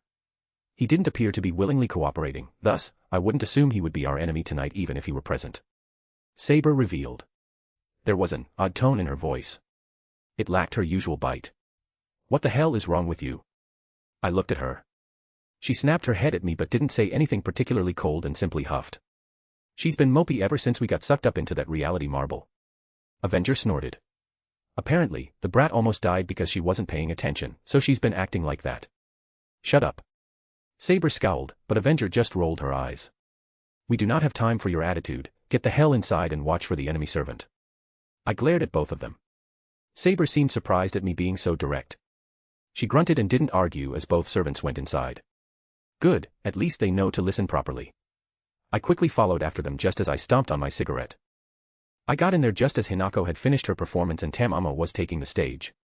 From the looks of things, Hinako's performance wasn't as applause-worthy as Spartacus, but it was for the purpose of stalling. What's this? Nero's voice carried over, and now Saber and she were standing face to face. Oh no. Yes, I see. Clearly, you're a distant relative of mine. Of course, we're nearly similar. The Emperor walked around her as Saber remained completely still. Almost, the chest and rear are lacking, but we're nearly identical. How magnificent. Pfft. Avenger barely held back a laugh. Saber's eye was twitching rather violently. Cover up. Are you trying to look like a whore? Humph, my dear relative, there is much for you to learn. Of course, I dress like this because it's my duty to show off such magnificent views. She unashamedly did a twirl as her assets were all but on display, barely covered in her dress. I want my adoring audience to see. Saber flushed a deep red. I can see your ass. Nero smirked. I know. I don't think I've ever seen Saber act like this. Thankfully, the next performance started. Some sort of modern pop song. I wasn't very well versed on what people listen to these days, I was always too busy to care. But Tamamo started dancing and singing to a song not in English, and it was catchy. And she certainly had the aura of a performer, I could see that much. She had that charisma about her that made her the center of attention. Medea looked at me and made a gesture with her hands, and I nodded in confirmation that the plan was back on. She nodded with no words needed to be said. The crowd definitely started eating it up, but I was having trouble focusing on it because my mind was elsewhere. Specifically, it was on the barrels of explosive underneath us right at this moment that could potentially go off and kill us all. But I tried not to think about that bit. Yes, wonderful again. Such talented performers, I'm lucky to have so many amazing performances before I get on stage. Nero clapped happily as Tamamo's song was winding down. Despite it being a foreign language, it definitely carried a certain energy to it that could get anyone caught up in the performance. She returned to us, out of breath, a little sweaty, but still bubbly as ever. How was that? Where's my master? Did he see my performance? He heard it. I offered. She did a little fist pump. I'll go back and clean myself and wait for him. I like her. Nero nodded to herself as Tamamo trotted away. Her tail also looks fluffy. Omo. Stheno, you're up next. Ritsuka gave her a thumbs up and a smile. Good luck. Right, the last performance before things are set into motion. Time is tight, but I think we might be able to make it if she can draw out a full performance during her turn. Stheno flipped her hair back. Easy. She said as she shot a look at Nero, who silently fumed. I don't know what's going on between them, but they're apparently at odds. Unlike before, there was no setup, no music, and no dramatic stage effects to accompany her as she walked out onto the stage. She said she didn't need any help, so I'm anticipating a good performance. Everyone was silent as they stared at her, even the crowd was oddly quiet. Hee, she let out a chuckle that made my back tingle in a bad way. Are you ready? Smile of Stheno. She floated up, and an aurora of colors burst out, and an effect swept over the entire arena. I nearly stumbled, my eyes unfocused, and I felt some strange thoughts in my head, but I wasn't in the direct effect of it, so I could shake it off. I realized what she did. If there was a sort of silence before now, it became eerily silent. She held out a hand. Clap for me, mortals. Worship your new goddess. In unison, they clapped, making it all the more eerie. She used her noble phantasm, some sort of charm effect. Da Vinci noted from her end. It's based on her status as a goddess. It's a diminished form of her authority. Medea added. Stheno stood on stage and just basked in the unnatural praise and applause. See cheater. Nero screeched, pointing at her. You cheater, you no good snake. Hee, Stheno just smiled smugly. I win. Humph. Nero took out, where was she hiding the grail? Cheaters are banned from my performances. Stheno's eyes widened as the grail burst out with light, and the charm effects on everyone in the audience immediately broke. After a moment or two, it seems like they regained their minds and quickly came to somewhat understand what happened. Then, the booing started. It was loud. Then, they started throwing things. I think Stheno was utterly confused at the booing because she stood still as a tomato hit her right in the face. Stheno let out a shriek of anger and confusion as she ran off the stage, in the other direction. Was she supposed to be our trump card? Avenger asked. Yes.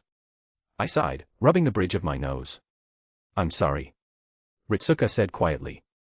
It's not your fault. I reassured him, he did his best. How annoying. It was a wonderful evening, full of heartfelt and vivid performances by talented artists. Nero huffed indignantly. I suppose it's time for me to end it then. I will recapture the audience's hearts. She put one hand on her chest and the other to the sky as if proclaiming to the gods. I bit my lip because we needed more time. There was no sign of those two idiots, which means they were still working. Wait. I cut her off. It's still our turn, right? We can put someone else up real quick. Do you have someone else? It better be a good performance. If not, I'm half a mind just to retake the stage proper and turn it into my theater to salvage what's left of the night. Nero put her hands on her hips. Ritsuko or Mash, please tell me if either of you can sing. I asked them. They both shook their heads. Damn it. Could I fake it? Pretend to sing or shrill my way to stall for time? I'll do it. I stopped dead in my mental tracks and turned to Saber, who just spoke. Come again. Her nostrils flared as she crossed her arms.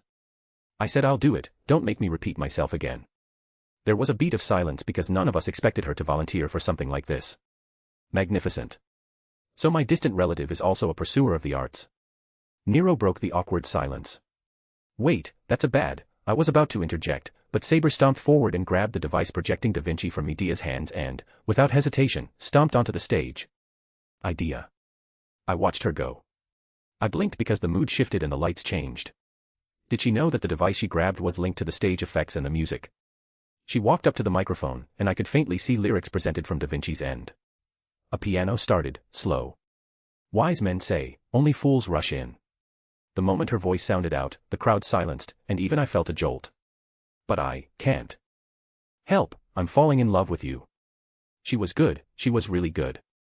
The slow piano riffs and the genuine and soft tone of her voice, I could feel the words reverberate in my chest. Oh. Shall I stay? Would it be a sin? Oh, if I can't help falling in love with you. Gone was her brash and abrasive attitude, all that was left was a soft and melodic voice. Maybe, there was even a hint of shyness to accompany it as she flushed under the gazes of so many people. Like a river flows, surely to the sea. Darling, so it goes, some things are meant to be. She's good.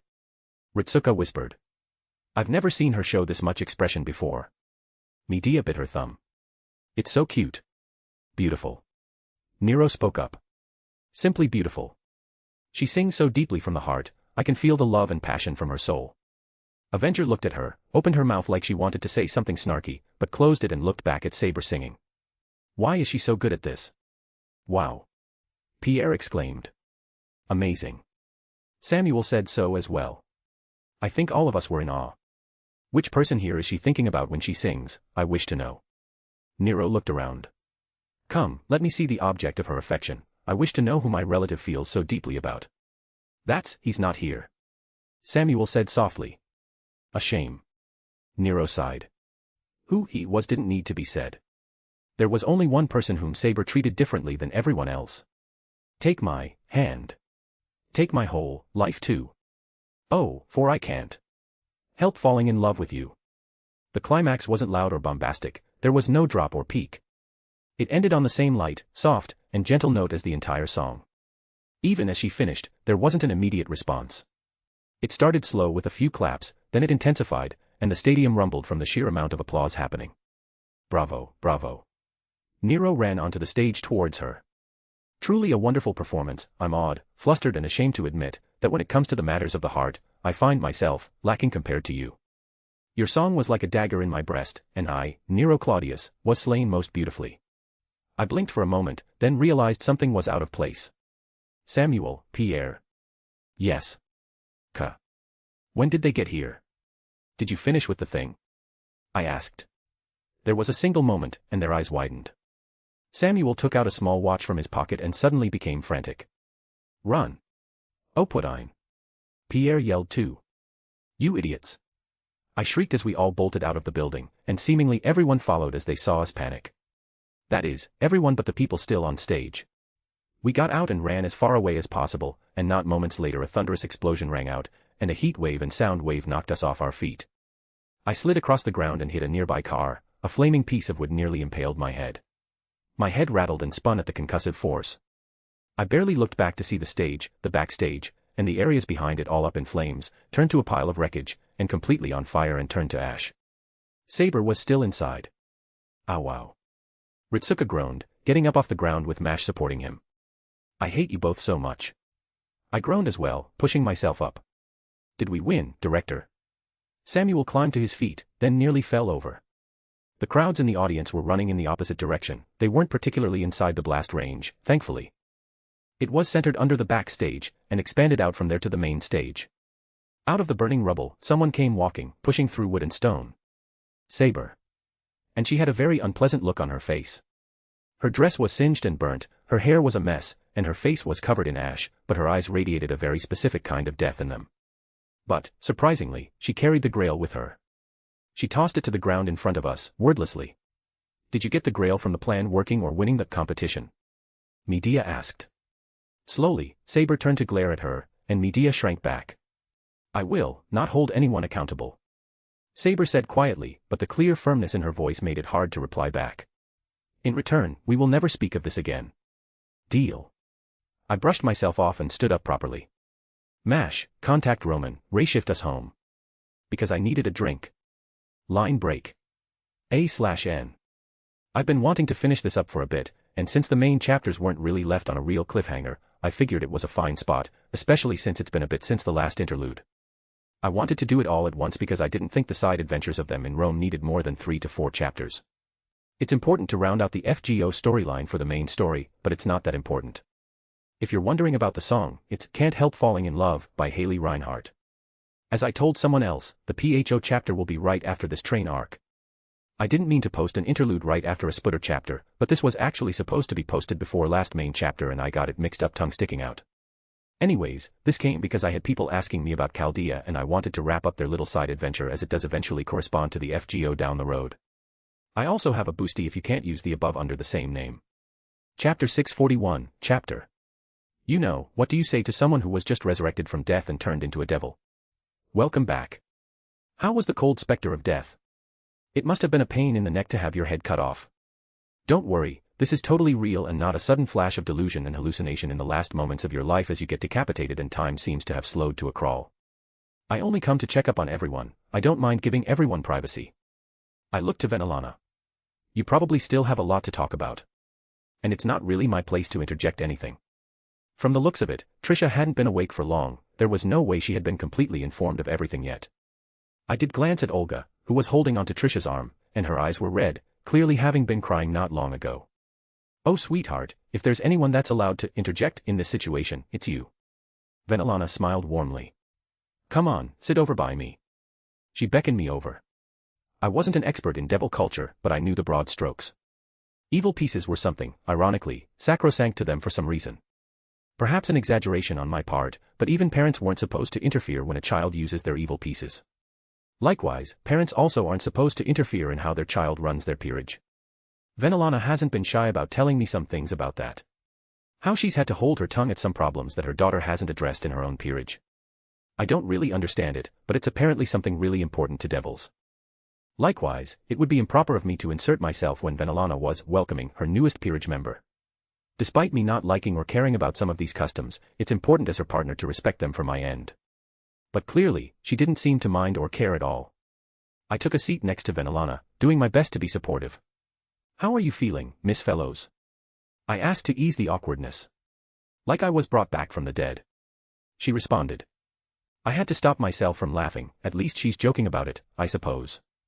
I just got finished telling her about her new status. Venelana told me. Ah. I nodded. Did you tell her about me? Venelana shook her head. That's not something for me to say. Olga and Trisha looked at me, and then I realized that they both were in the dark. Just to clarify, you know what Venelana is? I asked, not trying to make it a rude statement, calling her a what, but I think they understood my question. I have just been informed that I am now a devil, yes. And she is my queen. Trisha responded. Venelana nodded. That's technically correct, but I don't care about all the pawns around it. Do you mind if I say something? I asked Venelana again. She gave me that same warm smile, the way her dimples appeared was always very cute. I appreciate your concern, dear. But you know how little I care about this whole thing. I've had my evil pieces for centuries and never used them until recently. I took her hand and brought it up to my mouth to give a quick kiss before I turned back to Olga and Trisha. Allow me to reintroduce myself. My name is Wilhelm Henry Schweinorg.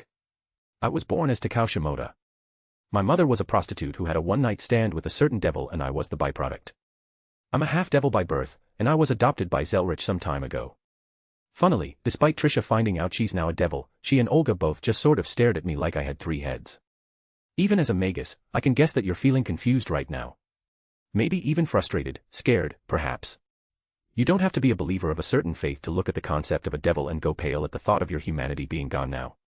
I was 18 years old when I found out I was a half-devil myself. Someone may not even realize they value the idea of their humanity until it's gone. However, Trisha wasn't a normal person. She was a magus. She wasn't going to have a panic attack, she wasn't going to throw a fit or start crying. I didn't say anything more than that, I gave her a moment to gather her own thoughts. I'm processing. She finally spoke. I understood that sentiment quite clearly. I processed it in my own way as well. Though, mine was more about running away from everything for a clean break. Regardless, this was good, it was progress rather than just keeping her thoughts bottled up and not knowing what she was thinking. If I may be so bold as to offer a way to bridge this newfound relationship. Venelana, why don't you tell her about the benefits she's gained by becoming a devil?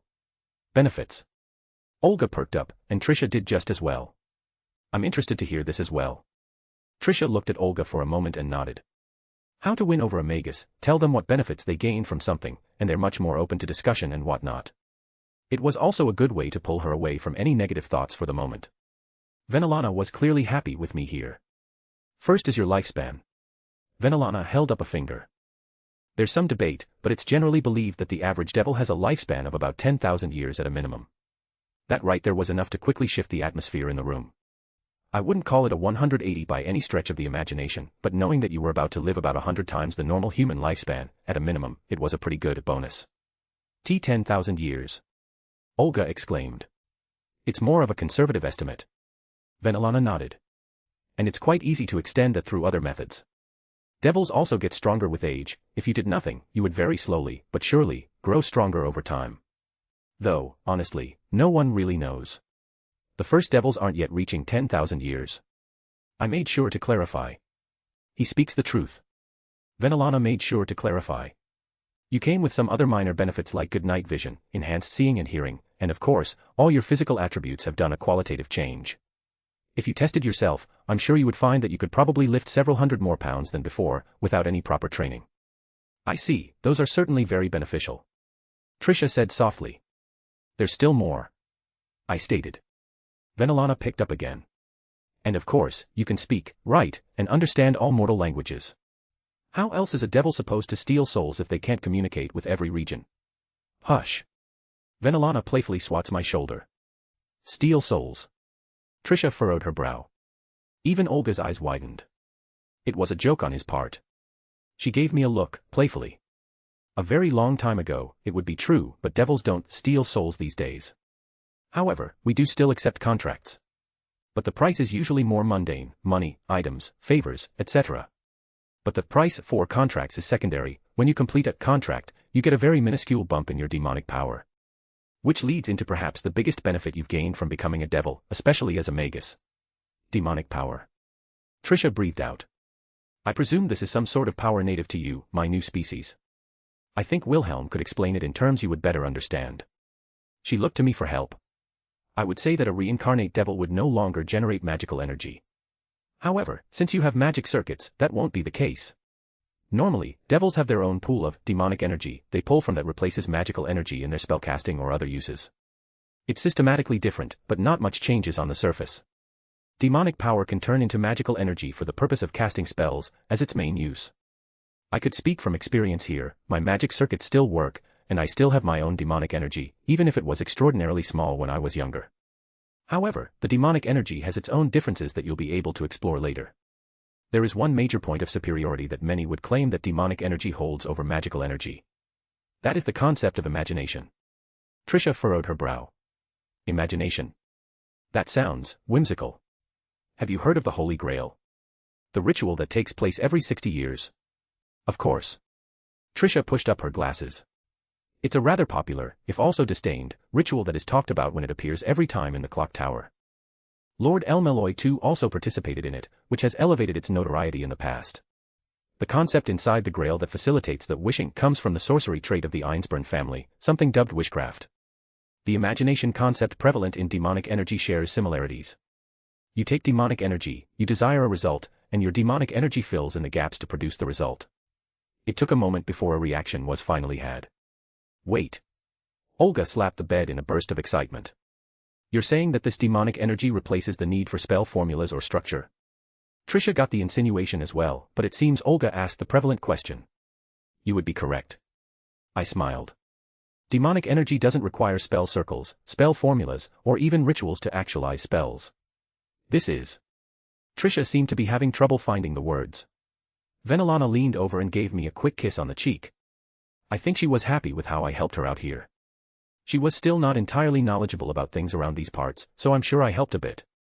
But I saw you using spell sequences and circles before. Olga spoke up, looking at me. Ah, good catch. Allow me to clarify a bit. I was actually born with a minuscule amount of demonic energy, so it's difficult for me to wantonly throw it around like that. Of course, that wasn't mentioning the use of the Hogyoku inside of me. And to add on, ignoring the process does require more demonic energy the more complicated something is.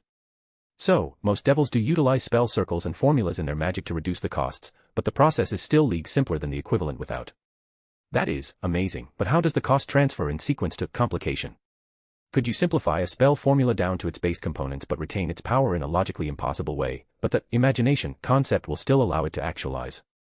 Olga excitedly blurted out, rambling on before she seemed to catch herself.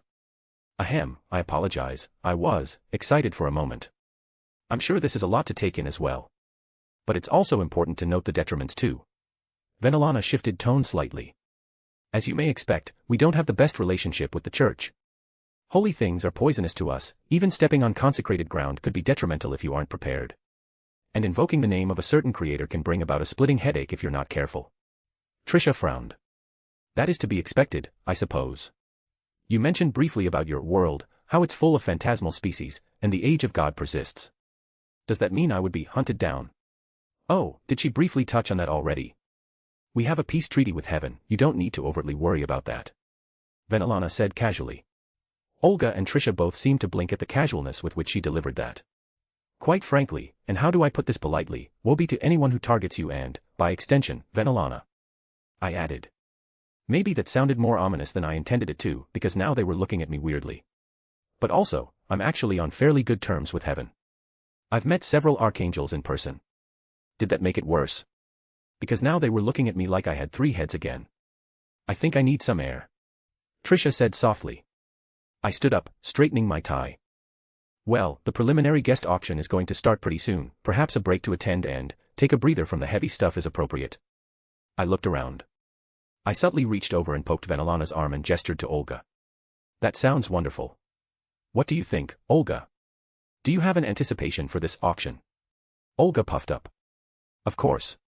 As the heir to the Animosphere family, I have vast resources to use to acquire any rare or valuable resources that pique my interest. Oh my, it sounds like you're excited. What are you looking for? Anything in particular? She managed to get Olga to walk with her out of the door. Trisha wasn't as oblivious to the clear move to take away Olga's attention. I presume you wish to speak to me about something private, Lord Schweinorg? Trisha asked. Sorry, I didn't want to overly worry Olga.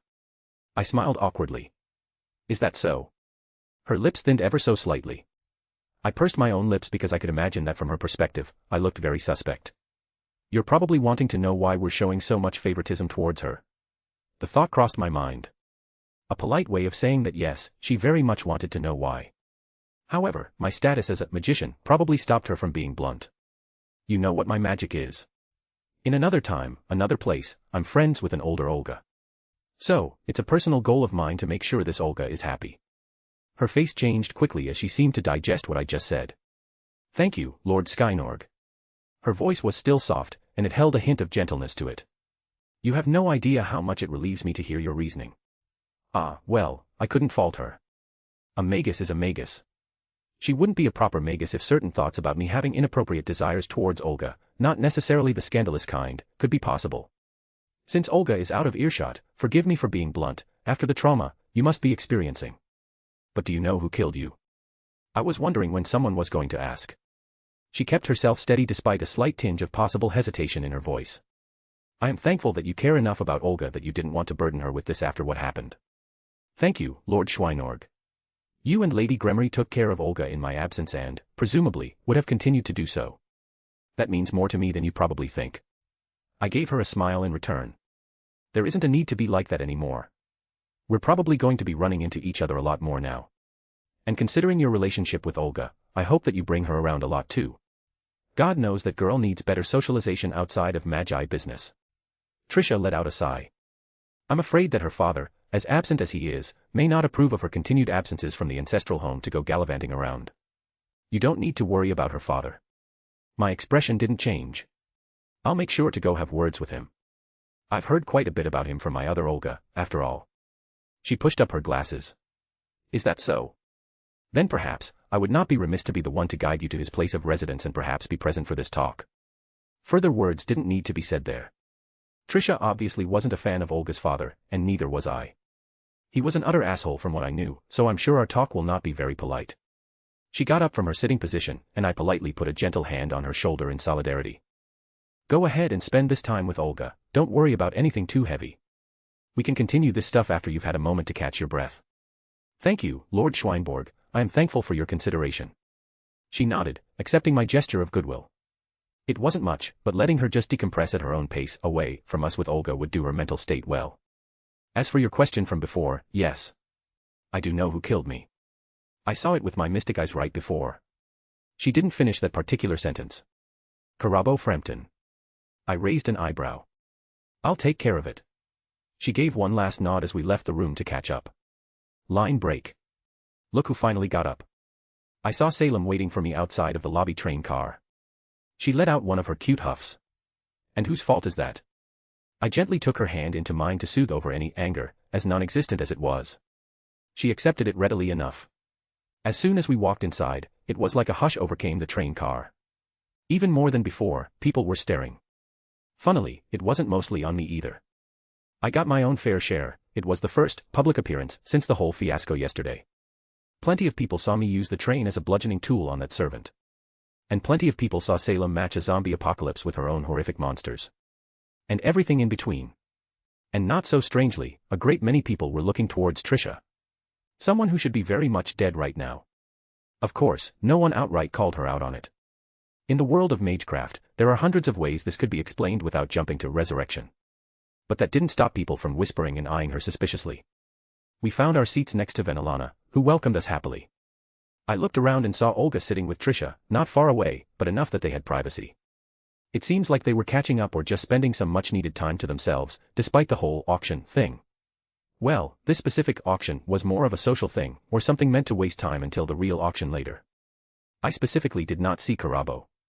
I didn't know where he was, somewhere on the train, obviously, but I wasn't going to go turning it over just yet. He would pop up later today at the very least, and then we would have words. Also, the other church people weren't present, I presume they don't care about this part of the train ride. They only came for the specific mystic eyes that have been the talk of the crowd recently. I still have no idea what relation Morgan has with these supposed mystic eyes. Waver came in and took just a moment after I finished evaluating the ones present. He was by himself. I could imagine that Gray wouldn't want to be out and about, because, speak of the devil, Morgan came walking in as well. And she wasn't wearing her veil. I suppose she didn't see a reason to hide herself any longer. She sat on the opposite side of the room, but we were in each other's line of sight. She scowled when our eyes met and turned away. If I were in a really petty mood right now, I would have thrown something at her. But my concerns were elsewhere since Morgan was apparently behaving. Is that the correct way to call it? She wasn't actively being evil within my presence at the moment, which was something that should be noted. Good morning, Waver. I greeted Waver as he sat at the table next to us. Good morning to you as well, Lord Schweinorg. Lady Salem, Lady Gremory. He greeted each of us politely as Sam and Venelana gave him a nod in return. Pleasantries aside, there wasn't much conversation to be had. Everyone was here for a purpose, even if the purpose wasn't as grand as the one later tonight. Eventually, the train auctioneer entered the room, and the idle chatting slowly receded. Good afternoon, everyone. She addressed us all. As per tradition, we usually hold a guest auction the day before the main auction begins. However, there is a small change in schedule. Due to recent events, the main auction has been moved up to later tonight. There will still be plenty of time to partake in both, so you need not be concerned. There were a few murmurs and some frowns, but no one called her out or said anything particularly negative. For most magi, this wasn't really a place that they could act out or get loud even if they were upset. As a reminder, this guest auction is not administered by the staff of the Rail Zeppelin. We merely oversee it to make sure that proper decorum is met and no hostilities occur. What you buy is entirely at your own discretion. What you accept as payment is likewise entirely our prerogative. If you are scammed or cheated, then you only have yourself to blame. If there are no questions, I will open the floor to begin. Anyone is welcome to step forward and present an item to be auctioned. We will take turns. One person is allowed to auction one item at a time, then they must allow someone else to go. If no one else wishes to go, you may continue until the auctioning of items is finished. She curtly, and seemingly intentionally, didn't wait for anyone to ask a question despite her words. Well, it would be strange to expect her to hold anyone's hands. She's very explicit about washing her hands of any responsibility for the items here and their potentially dubious value. There was a moment where everyone looked around, as if waiting for someone to make a move. The first to step up was someone I noticed when I first entered the train, mostly because he was hard to not notice. The man with the elephant head. Hello everyone. He addressed the room as he took the center stage. Is it weird that I didn't expect him to have an English accent? I have an oddity I picked up in my travels through India 400 years ago. That was enough to pique many people's interest. He took out a small box, opening it up. Inside, there was a smooth oval-looking stone. I discovered this lingam stone at a market. It has several vibrant colors under the surface, and it has a hand indentation pushed into the stone's surface. Also called a Shiva lingam, as it has connections to the gods of the Hindu beliefs and has sacred symbolism. I'm open to monetary offers or trades at my discretion, thank you. I can say for sure that it wasn't just a river stone he picked up randomly, that's for sure at least. I think everyone could see the vibrant colors slightly sway under the surface of the stone. Bid for it. My Zanpakuto spoke up. I was surprised to hear him speak up about something like this. Are you sure? It's beneficial to the spear. And that got my attention. I took out a gold coin and flicked it to him. The elephant man immediately caught it, and his attention was now set on me. 1,000 of those. I offered it to him. The elephant man looked at the gold coin, inspecting it thoroughly. I'll accept this bid. Rather quickly, there was another metallic clank as he snatched a different gold coin from the air. It came from a certain witch on the other side of the room. 2,000 of those. Morgan looked right at me when she said it. I felt my eye twitch. Her lips curled up. Right, so that's how it's going to be. Line break. A/N. I also have a boosty if you can't use the above under the same name. Chapter 642, Chapter. Getting into a bidding war with Morgan Le Fay was not on my bingo card, but here we are. I wasn't annoyed. Nope. Perfectly calm. 4,000. I replied with a serene and calm voice. I wasn't going to rise to her most obvious provocations. 5,000. 10,000. I responded immediately. I think the elephant man nearly fell over. He most certainly wasn't expecting to make out with a literal fortune for a random oddity he seemingly found by chance. I wouldn't be surprised if he's had it for a while and never found a buying, having no idea of its actual worth. But God, her smug face made it worse. Sure, I had more than enough gold, enough that I could fill this entire train car up and barely even notice. But it was the principle. 15 million pounds. A well-dressed woman in red to the side raised her hand. I pursed my lips because that was more than the 10,000 gold coins were worth. By my rough estimate, the gold coins were around 12 to 13 million, maybe a bit closer to 14 million. Based on the size, I'm sure most people could estimate it too, well most people here. They weren't exactly a normal bunch. Magi often handle hundreds of millions of pounds worth of materials or trades casually after all. 20 million. A man raised his hand enthusiastically, Middle Eastern by first glance. 25. 30. Several more people joined in. I felt my eye twitch. Morgan looked my way and still had that insufferably smug expression on her face. It wasn't just to outbid me, she did it on purpose to make people think it was something ridiculously valuable that they had to get their hands on. They didn't even know what they were bidding on. I felt a hand squeeze mine and I glanced up at Venelina who just gave me a warm smile. There's no need to get upset. She said gently. If you react, that's exactly what she wants. I forced a smile. Happy thoughts. Yes, happy thoughts. Think of something pleasant.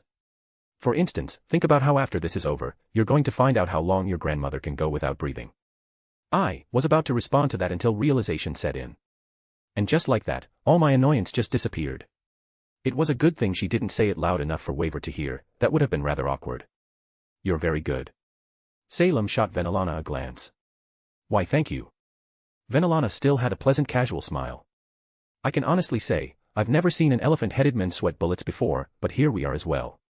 Obviously, it seemed to be from excitement if nothing else. Maybe he was questioning if he really wanted to get rid of his object now. Ugh, it just irked me even more. It's weird, I'm usually calmer than this.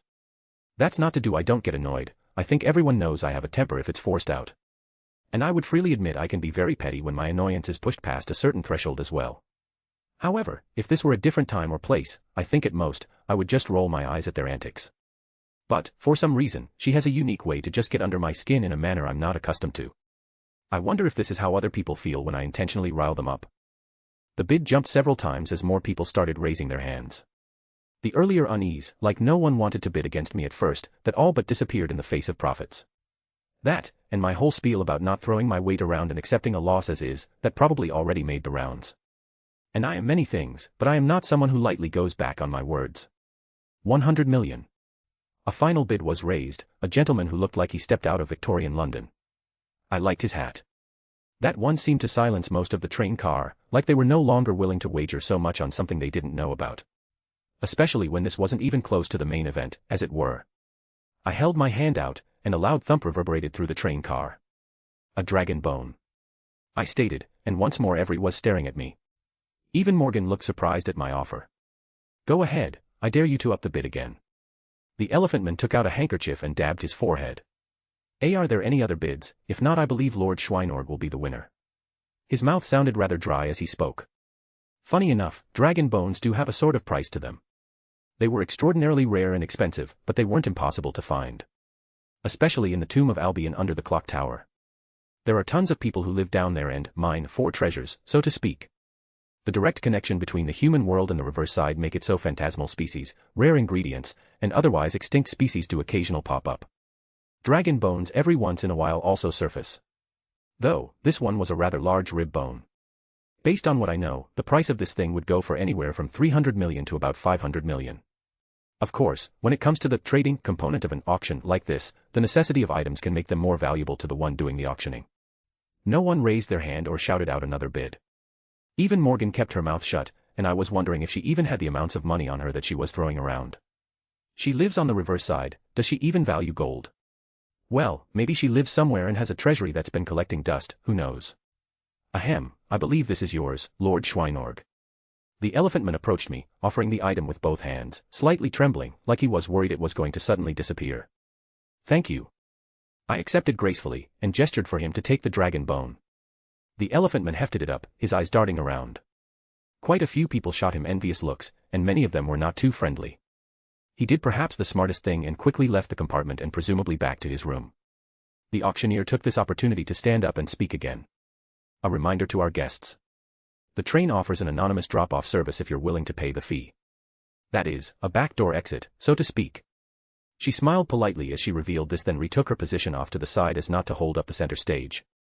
I would be surprised if they didn't have a method to stealthily sneak people on or off the train at their discretion. I rolled the stone in my hands, and I felt the faint phantom of something weighty. A rare item, a lingam stone that has been personally touched by the god it's a symbol of. My Zanpakuto spoke up. That certainly piqued my interest. A symbol touched by a divine spirit for whom the symbol is connected to. That gives it quite a bit of extra oomph. It will be beneficial to your purpose of reviving what's inside the spear due to the authority of the god Shiva. You can simply feed it to the spear after we're done here. Musu Tingai already mentioned how he talks to the spear sometimes, so I wasn't surprised about that. How much does it help exactly? If you want me to give you an estimate when it's a very vague concept. If the process of reviving what's inside the spear is displayed as a status bar, and it had to reach 100% to be complete, this stone would increase it by 0.01%. I had the sudden urge to throw the stone out the window. However, cooler minds did prevail. I wasn't oblivious to the fact that even a tiny number like that was pretty significant, all things considered. If no one is going to go, I'll take my turn. Venelana got up, smoothing out her dress as she walked to the front. The eyes trailed on her as she took her place front and center. I noticed that Olga perked up a bit, looking more serious than before. Hello everyone. Venelana said, taking out a custom bottle of wine. I have this bottle of wine to auction today. I have a hobby of making my own spirits, and this is one of my creations. It's made use 12 different types of magical plants. There were people who looked interested despite the lack of fervor from a moment ago. Now that I think about it, most magi do partake in alcohol in some capacity. Even if someone didn't, it's the type of thing that's a very good gift or addition to trade to sway someone who's on the fence. It has a charming sweet and fruity taste on the first sip, but it quickly turns warm and spicy as it hits your stomach without overpowering the initial taste. A single glass leaves you completely full, as if you just ate a large, satisfying meal. It has the effects of invigorating your body, with all that entails behind closed doors. She gave everyone a wink. It also revitalizes your skin, giving you a nice glossy tone, and it will clear any congestion or sinuses as a side effect as well, as minor as that is. The funny thing is, this isn't even close to the most absurd she's created. And I'm not even counting my own peach wine. She has a habit of making some really strange, albeit wonderful, creations. And they're almost always very good. One woman raised her hand. £500,000. It wasn't a bad offer at all. Heck, that might even be extremely generous for what went into it to make. But that was only if that's all there was to it. Apologies, but I wasn't finished. Venelana politely rejected her bid. I forgot to mention its last and most profound effect. In the terms you're familiar with, it will increase the rate at which you regenerate your mana by about 10 times while the effect persists. I wouldn't suggest drinking more than 1 cup a day, but a single cup lasts anywhere from 2 hours to 4 hours. There was a beat of silence before suddenly everyone exploded. 10 million. 20 million. 50 million. One of a Magi's most limiting factors is their internal supplies of mana, or OD, if you want to be more specific about vernacular. However, the term mana is often slotted into any term associated with magical energy. It's fairly easy to know what someone's talking about most of the time. For 2 hours, having 10 times your generated amount of magical energy, that would be significant when it came to certain research, rituals, or spell casting. Most people couldn't make use of a dragon bone, but almost everyone could make use of this. 200 million. The bid came out after her reveal, then several people started shouting all together. I'm fairly sure I heard someone reaching up to 400 million. Venelana clapped her hands, loudly, enough that it stopped the shouting that started as everyone paused to look at her again. I would like to add that I don't care for money. What I'm looking for is any rare ingredients or the like that I could use to make more spirits. She explained to everyone. And rather quickly, the train went quiet again. It's not exactly something that most magi have stores of. There weren't any immediate bites. I don't think Venelana would be particularly upset if no one had anything to trade. It was a difficult request to fulfill in this circumstance. Oh well. I have something. Morgan spoke up, surprising me, and Venelana from the looks of it. She held out a vial, it looked like water inside. She gently released it and it floated across the room and Venelana caught it. Venelana uncorked it, smelling it slightly before corking it again. It's a good ingredient, but it's still lacking. Trying to trade your bath water? I asked, not particularly loud, but knowing she could hear me. Coincidentally, Waver heard me and snorted, clearly holding back a laugh. However, Morgan sent me a glare, clearly having heard me from that side of the room. I wouldn't be surprised if she set up some spells to do so. She didn't say anything, but I sort of mentally stumbled when I saw what she took out. It was a still-beating heart. Just from looks alone, I'd say it was human. I don't particularly feel enthused about utilizing a human heart. Even Venelana sort of took her offer rather dryly. Morgan scoffed disdainfully. I wasn't offering the heart itself. It belongs to the one responsible for the commotion the previous day. If you don't care about finding where they're hiding, then so be it. I only paid a small price to obtain it from someone else anyways. I felt my eye twitch. There were a great many questions that needed to be asked, like how she has this person's heart. But I'm more annoyed that she could have simply found them all this time and didn't. Hell, he was also attacked, yet she treated it as if it were unimportant. I would have bet money beforehand that something like this would have aroused her anger. Did she just not care? Venelana tilted her head. Do you want my wine that much? Morgan rolled her eyes. Compared to whatever trash would be showed off otherwise, it's beyond what I would have expected. I simply appreciate a good wine. Very well, I accept. Morgan grasped with her hand and the wine body shot to her from across the room. She caught it without much fanfare and produced a wine glass from thin air. Under many watchful eyes, she uncaringly poured herself a bit, twirling it in her glass before taking a sip. She seemed to savor it for a moment before putting her glass down. If you are selling anything similar, I'll purchase them. She said simply, acknowledging Venelana's skill despite the antagonistic attitude we had towards her. Venelana was good at what she did. The heart. Venelana pointed out. Morgan rolled her eyes and reached into her sleeve and pulled out a dagger. She unceremoniously stabbed it before chanting something in a language I didn't recognize as a devil. I think it was Fey. But I wasn't 100% sure. The blood that seeped out of the heart turned into a mist and began to float away. It passed by the passengers seated as they all adjusted themselves to watch it curiously. Well, off you go. Morgan made a shooing motion, particularly at me. Rather smugly at that. Bitch. I shot up from my seat and Waver didn't even need to be told to follow. I gave one look at Salem, and she silently acknowledged what I wanted, staying behind to keep an eye on Morgan and everyone else. The bloody mist went right through the door as I opened it and we chased it down the hallway. The auction becoming a faint whisper at this point by how much distance we covered in the train. That's my compartment. Waver's eyes widened as the mist took a 90-degree turn and went into one of the nondescript train compartments. Very quickly, we heard a painful cry, followed by several startled shouts as Waver all but kicked the door down and we rushed inside. Gray and Yvette were inside, along with Calls who was clutching his heart as his face was contorted in pain. Mr. Waver, Calls is hurt. Gray quickly exclaimed, wanting to rush to his side. However, Waver and I immediately knew what was wrong. And Calls looked up, seeing our gazes, and a flash of realization dawned on him. Turn around, my heart.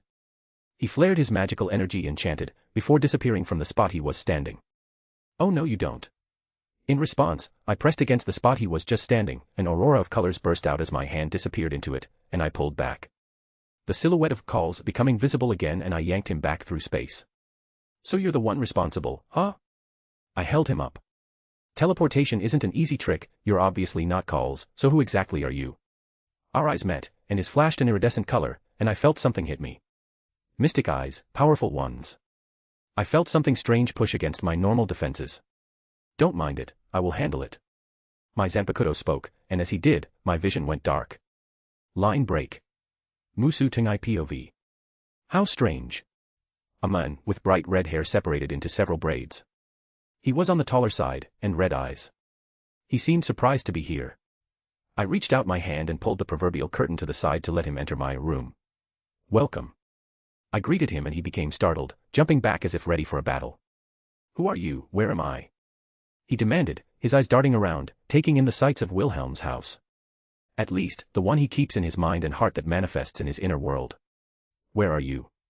Should you not know? You are the one who used your mystic eyes on Wilhelm. Though, I suspect, this is not a normal occurrence for you.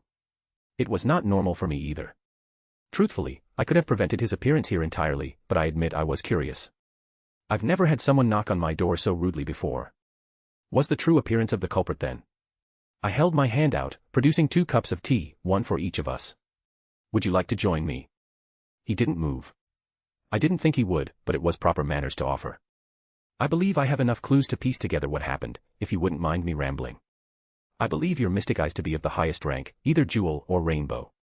And if I had to make an educated guess, I believe your eyes allow you to take control of another person's eyes, particularly utilizing their mystic eyes as well. It would explain the deaths and attacks from earlier.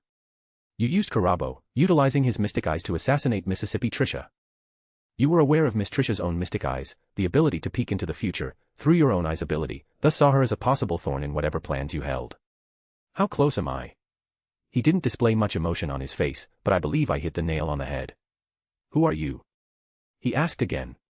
Where I'm from, it's polite to introduce yourself first before asking someone for their name. It took a moment, but he opened his mouth again. You can call me Dr. Heartless. Ah, on account of you missing your heart? I asked, amused, and there was a flash of surprise on his face about me knowing that. Yes, he wouldn't know what happened a few moments prior. My name is Musutengai, I am Wilhelm Zanpakuto spirit. Though, I suppose that would not have much meaning to you. It's sufficient to know that I am the spirit of a weapon he holds, one nurtured by his soul. Thus, welcome to Wilhelm's soul. Dr. Heartless looked around briefly, still confused, it seems. This is impossible, my eyes. They allow you to steal sight, or take control of it in some way, yes. He frowned slightly. I suppose that hiding it is pointless. Have you never heard the phrase, the eyes are the window to the soul? I asked him. Poetic but without merit. He responded. Is it? I countered. Mystic eyes are directly connected to the soul. How else do they manifest in the first place? Why does it take extreme measures to remove them or to implant them? Like magic circuits, they are an extension. He seemingly could not argue with my logical explanation. You presumably attempted to steal Wilhelm's vision out of desperation to escape. I suspect you've never used your eyes on someone with a pronounced inner world like this. Thus, this is a first for both of us. How curious, I wonder if there would be a similar effect if someone contained a reality marble. Now that I've answered your question, would you be so kind as to answer mine? I am curious as to how you lost your heart, yet still remain alive without any negative side effects. He didn't respond immediately. I believe he was contemplating if he should answer or not based on any information that might be valuable to me. Or perhaps he's considering if it's worth engaging in conversation to stall for time as he tries to think of a means of escape. In my youth, I had my heart stolen by a fairy. He responded expressionlessly. Ah, that makes sense. I now understand why Morgan Le Fay had his heart now. It would be easy for her to find the one who stole it, even if she didn't do it herself, and acquire it after the fact. And it made sense how he was still alive. The fair folks' ways are mysterious. Living without a heart would be child's play for them. I have one more question. I can understand your attempt at Miss Trisha's life. Her mystic eyes would be a foil to your plans and reveal you. I can also understand your attempt at the life of the other servant on board the train, as that may also reveal your identity due to your previous servant as well. But why did you try to kill the burial agent? He frowned slightly again. Several beats passed before he responded. I am not too familiar with the ways of church executors. And I have heard the rumors regarding burial agents. I believed it was an opportunity to remove any potential thorns. I nodded again, having already suspected as much. Yet, you left Wilhelm alone knowing he's a magician. It's well known that only fools willingly bring about the ire of a magician. Yet, here you are. I gestured. And what happened to the young man you're impersonating? I simply drugged him in his room. He should be waking within a day or two. Dr. Heartless replied. That is good news at least. I'm sure Wilhelm would be upset if anything happened to the boy even if he did not care much. He often latches onto things like that. He would blame himself in the end and carry that guilt even if he never spoke of it. I did not anticipate my actions to invoke his wrath. He stated calmly. I merely removed an unimportant woman from an unimportant clan with minuscule political relevance. Unfortunately, that did not go as planned.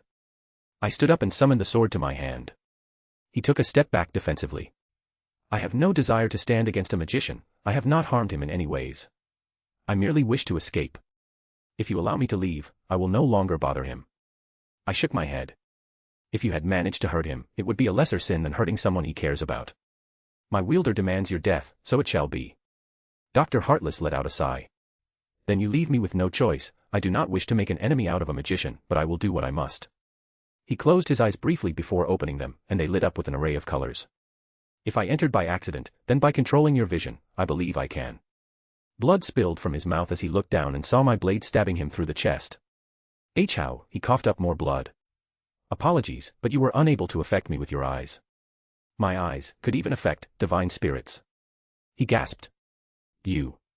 Reflections are curious things, Doctor. They look back at you, but they're never really there. I pulled my blade free as his body fell to the ground, unmoving. I waved my hand, sending back the remains of his consciousness that snuck inside, back towards his body as his true death set in. I killed the parts of him that entered, and now what remained would follow suit. Thus is the price of his sins. Line break. A/N. Yes, Wilhelm could have stopped what happened, or mainly his Zanpakuto could from his end. A strange combination of factors that allowed Dr. Heartless to essentially knock on the door of his inner world, and his Zanpakuto spirit was curious enough to let him inside as it was such a strange set of circumstances. I also have a boosty if you can't use the above under the same name. Got a PHO coming up in a few chapters, and a Kuna chapter should be on the horizon too. Likewise, a Sputter chapter should be coming not long as well.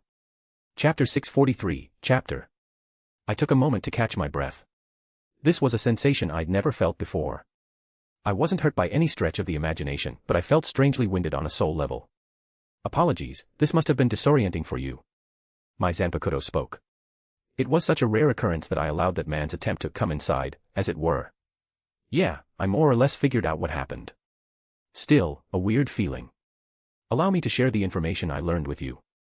He spoke again, and suddenly it was like the memories of their conversation flooded my mind. How convenient, but I suppose it's to be expected when my Zanpakuto is literally part of my soul. Dr. Heartless, huh? The name sounds vaguely familiar, most likely someone with some notoriety around the clock tower if I had to make a guess. No fair, I wanted to play too. Why didn't you call me and let me come over? Drake spoke up inside as well. I wasn't playing, Drake. I was conversing to acquire pertinent information about the one responsible. Bah, if I showed up, he'd probably have wet himself and told you anything anyways. Drake grumbled. I rubbed my temples and ignored their argument. I think I finally put a feeling on what I'm experiencing right now. It's like if you stuff yourself from eating to the point where your stomach bloated, but instead it's my soul. It's definitely not normal to have someone else just go inside your soul like that. Or, at the very least, that method was not appropriate. Let's not willingly do that again. Though, admittedly, I did agree with my Zanpakuto. If I were in his place, I would have definitely done the same thing as him and let him in. I suppose there's a reason he's my Zanpakuto spirit. We're very alike in a lot of things. Doing something just because we can, even if it's probably not the most intelligent action to take. Someone knocking on the door to my soul. I would, of course, let them try and come in if there weren't any severe consequences, just to see what would happen. I've said it before, and I'll say it again. At my core, I am an academic. I will happily put myself in harm's way to learn new things, within reason, of course. Regardless, it was over now. I sort of refocused now, and I realized I was still holding Dr. Heartless in place. Or, rather, I was now holding his corpse in place because he was most certainly dead. I glanced down and saw that he was bleeding too, from the same wound that Musutingai inflicted on him inside my soul. It also appeared on the outside. Strange. Lord Schweinorg, are you all right? Waver's words helped me refocus too. Admittedly, my head was mentally bouncing all over the place regarding what happened. I do have the habit of going off on mental tangents if something grabs my attention, so I was thankful. I apologize, I was disoriented for a moment. I let go of the corpse as it thumped against the ground. And I appear to have dirted your room. That's the least of my concerns. Waver snorted. I presume this is who is responsible. Dr. Heartless. I nodded. I only vaguely recognized the name personally. Waver furrowed his brow. He was the previous head of the Department of Modern Magecraft Theory. I raised an eyebrow. Huh, that might explain his focus on you then. Because that's now Waver's position. Miss Gray, Miss Yvette, I advise you to turn away for a moment. I'm going to need to mutilate his corpse. Why yes. Gray nodded, agreeing without hesitation, as she turned away. Yvette, who was also here, didn't seem to care. She just tilted her head and watched intently. Well, she was a magus. I took out my Zanpakuto, and without hesitation, I slashed across his eyes, destroying them. It was gruesome, but it needed to be done. Likewise, I ripped off his shirt and pressed my hand against where his heart should be. A quick structural analysis showed that it was indeed missing, like there was an empty void in its place.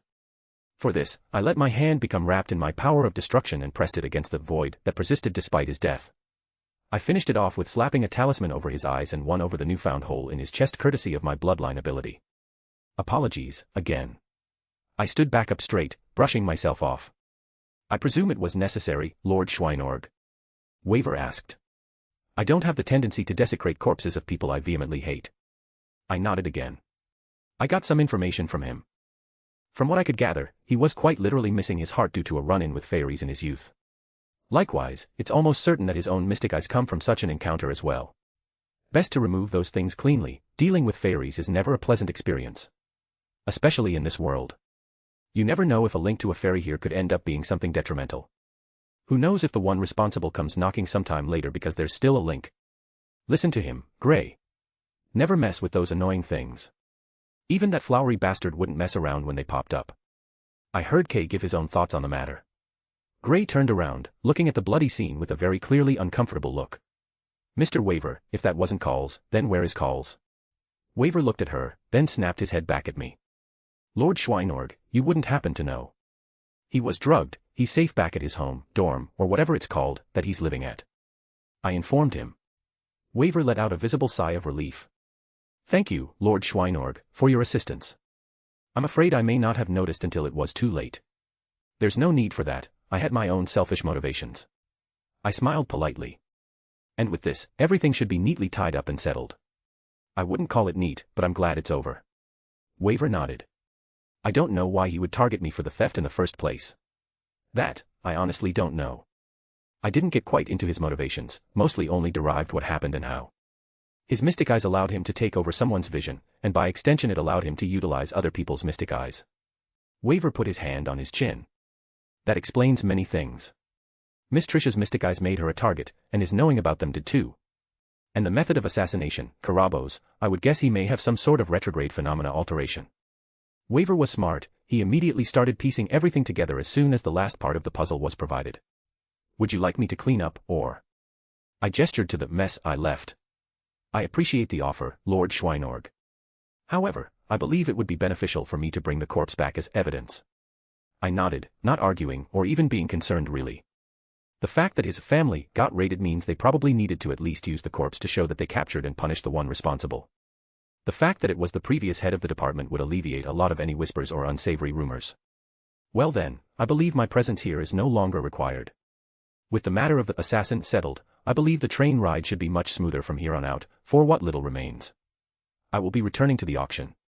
I will stay behind and handle matters here. Once more, I'm in your debt, Lord Schweinorg. Waver said with full politeness. I gave one last wave of goodbye before I left their compartment. It felt a little awkward in there as they basically watched me mutilate a man that had looked like their companion a few moments prior. Oh well. Admittedly, I let out my own sigh of relief once I got out. Of course there was more to everything. I would give Waver a proper rundown before the final auction event when there's a bit of a reprieve. He probably needed a little bit to mentally settle things on his end as well. I'm sure he'll ask me plenty of questions later. For now, I just headed back to Salem and Venelana. Though, before I got to the auction compartment, I came to a realization. Morgan essentially used me as a pawn to kill the person who took a shot at her. And she did so while simultaneously getting something she wanted too. Oh well. Can't win them all. I opened up the door back to the larger train car where the auction was happening. Quite a few people looked at me as I walked in, but I was polite and did my best not to make a scene as I slid back into my spot between Venelana and Salem. Did you sort everything? Salem asked me, bringing her hand up to my collar. You have a smidgen of blood here. It's handled. I took care of the would-be assassin. I responded. Waver was staying behind to handle things on his end. Well, it's good that everything is settled now. No more need to worry about it. Venelana smiled. Yeah, it was a bit of a relief. Now I can relax and worry about the actual reason I'm here in the first place. Did anything interesting show up while I was gone? I asked either of them. My hand may or may not have snuck down and squeezed Venelana's thigh. A few minor trinkets, nothing worth noting. Salem grunted, clearly unamused. This one here, I followed her gaze to the woman standing at the center. She sells a serpent's eye about the size of a fist that can see through walls. I rubbed my chin. Would make an interesting mystic code. If you desire it, the only bid now is 50,000 of the currency used. Salem shrugged. I raised my hand. 100,000 pounds. I offered. Immediately attention was back on me again. I don't think anyone expected me to bid, and I noticed that some people were now interested. I rolled my eyes as I noticed Morgan looking smug still. This is her fault, anything I bid on now is going to grab people's attention. 150,000. 200,000. A handful of more voices followed suit, and the price jumped immediately to 500,000 pounds. Way overpriced in my opinion for something that's barely holding any mystery to it. Well, the woman looked pleased as she sold it off, as no one wanted to go any higher. A nervous-looking man with a bird's nest of hair stood up, clutching a wooden box. Yes, thank you. I've brought a small collection of harpy feathers. Authentic, of course. Very good for sailors or travel talismans. When carried on a watercraft, they are most adept at warding against bad weather. 300,000. A portly gentleman in a green waistcoat raised his paddle without hesitation. 400. A woman with hair the color of rust countered, her voice cool.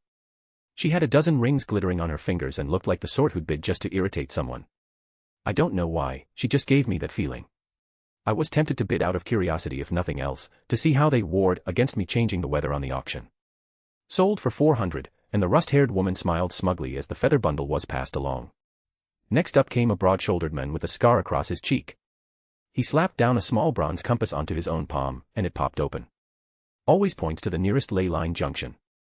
Tested myself across 3 continents. Several heads turned at that. A compass like that wasn't rare, but reliable ones were always in demand. It's always a hassle trying to find where ley lines converge, especially in an area you're not familiar with. 2 million. A young magus with sharp, fox-like eyes called out, too quickly. 2.5. Another voice, an older man with spectacles perched precariously on his nose. It climbed to 4 before the fox-eyed bidder won it, looking rather smug. The next presenter was a lanky fellow in an embroidered navy coat, his hair slicked back with too much oil. He unfurled a scroll across the podium, revealing a delicate map inked with silver and gold that shimmered faintly in the lamplight. A star chart, he announced, his voice nasal but proud. Egyptian, created sometime between 100 and 200 BCE. It holds Greek influence, indicating it's a post-conquered piece. A murmur went through the crowd. Several older magi leaned forward, clearly intrigued. 3 million. A man with an impressively pointed beard started it off. 4. Came another, adjusting his pince-nez. Before it could climb further, a clear young voice cut across the hall. 5 million. It was Olga Marie. Sitting straighter than before, her cheeks a little flushed, with all the attention now on her. It made sense that she wanted this, her magecraft is astrology. Referencing ancient star charts could potentially lead to a breakthrough in their craft. For a measly £5 million, that's worth the price even if it fails. Besides, to a family her size, 5 million was basically pocket change. Sold, £5 million to Miss Animosphere, the men declared with a crisp clap. She looked very pleased. Good, happy Olga is the best Olga. The next person took center stage. Some type of North European descent by the looks of it. A bit smaller than the average Nord, but he was clearly someone who put his body through the ringer to get the kind of shape. He carefully took out and held about 2/3 of a clay pot, and my eyes dilated slightly. I have a pot here with the corner of a rune I can't identify. I've sealed it to stop the mystery from deteriorating. Despite this, the rune still warps the surroundings mana around it. I prefer a trade over money, thank you.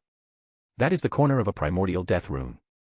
I certainly did not expect something like that to appear here. If anyone knew its origins, well, there would certainly be a bidding war going on instantly. The fact that everyone was silent was telling. I don't even think the owner was expecting much here. The thing is, even if the complete rune was on the pot, you couldn't use it fully without going through the proper rituals like I did. That being said, it could still be very dangerous in the right hands. Even I wouldn't want to be hit correctly with a primordial death rune. Thankfully, you can't just throw it at someone all casually like that. Even Scathack can't just poke you with a primordial death rune and kill you, it takes a bit more than that to actually work. Regardless, I'll offer a piece of crystallized mana. I held out my hand, providing a hand-sized piece of fire dust. The room went quiet. I had almost forgotten how rare crystallized mana was here because I have so much of it myself. It was both rare here and extremely useful. Less rare than a dragon bone, but it had a much wider range of use, so it was still worth quite a bit of money. Deal. The men agreed without hesitation, before anyone came to their senses and tried to outbid me or something like that. Though, the train room was still eerily quiet as we made the trade. I didn't care much about the pot itself, I just didn't want someone else to get their hands on it and misuse the rune in some way. Could be dangerous even as is. It's best just to nip that in the bud and not have to worry about it. It took minimal effort on my part after all. I just stored it away in my ring for now, maybe I'll just smash it later, as it's kind of pointless to have. Whatever. I watched the next person come up, and it felt like things were winding down for now. There didn't seem to be anyone else very enthused about it either. A well-dressed gentleman sporting a monocle. One thing I could say about Magi is that, for the most part, they really did dress well. He held up a small box, opening it and revealing a necklace. Good evening, ladies and gentlemen. This is what I'm offering for trade tonight. It was beautiful, to put it mildly. A bit simple in design, but that just lent more to its natural beauty rather than taking away from it. Intertwined silver and gold that didn't make it gaudy at all. And at the center, there was a jewel of some sort, black. It was like the jewel was filled with smoke that twisted and turned every which way under the surface. I am currently in the midst of excavating underwater ruins, and this was one of the items I managed to salvage. It's most certainly cursed, I would not suggest anyone wearing it, but it's estimated to date back at least 3,000 years. I'm offering to trade it for a means to stay underwater for an extended amount of time that does not rely upon magical means or intricate technology. A peculiar desire. I'll offer a stone that allows you to breathe underwater if you keep it in your mouth. Someone raised their hand. The man shook his head. I apologize, allow me to clarify. The ruins I'm excavating are also cursed, which disallows magical means and seems to run counter to advanced technology, causing any devices we use to malfunction. A mystic code or natural oddity such as that would not work. The person just frowned and retrieved their offer. That makes sense, I suppose. Would it be remiss of me to say that this seems perfectly your style, Salem? I asked. Salem's lips curled up slightly. You would be correct. I admit I was quite fond of this trinket at first look. I raised my hand. I have a potion that can allow you to breathe underwater for about 30 minutes, I have provided quite a few of them.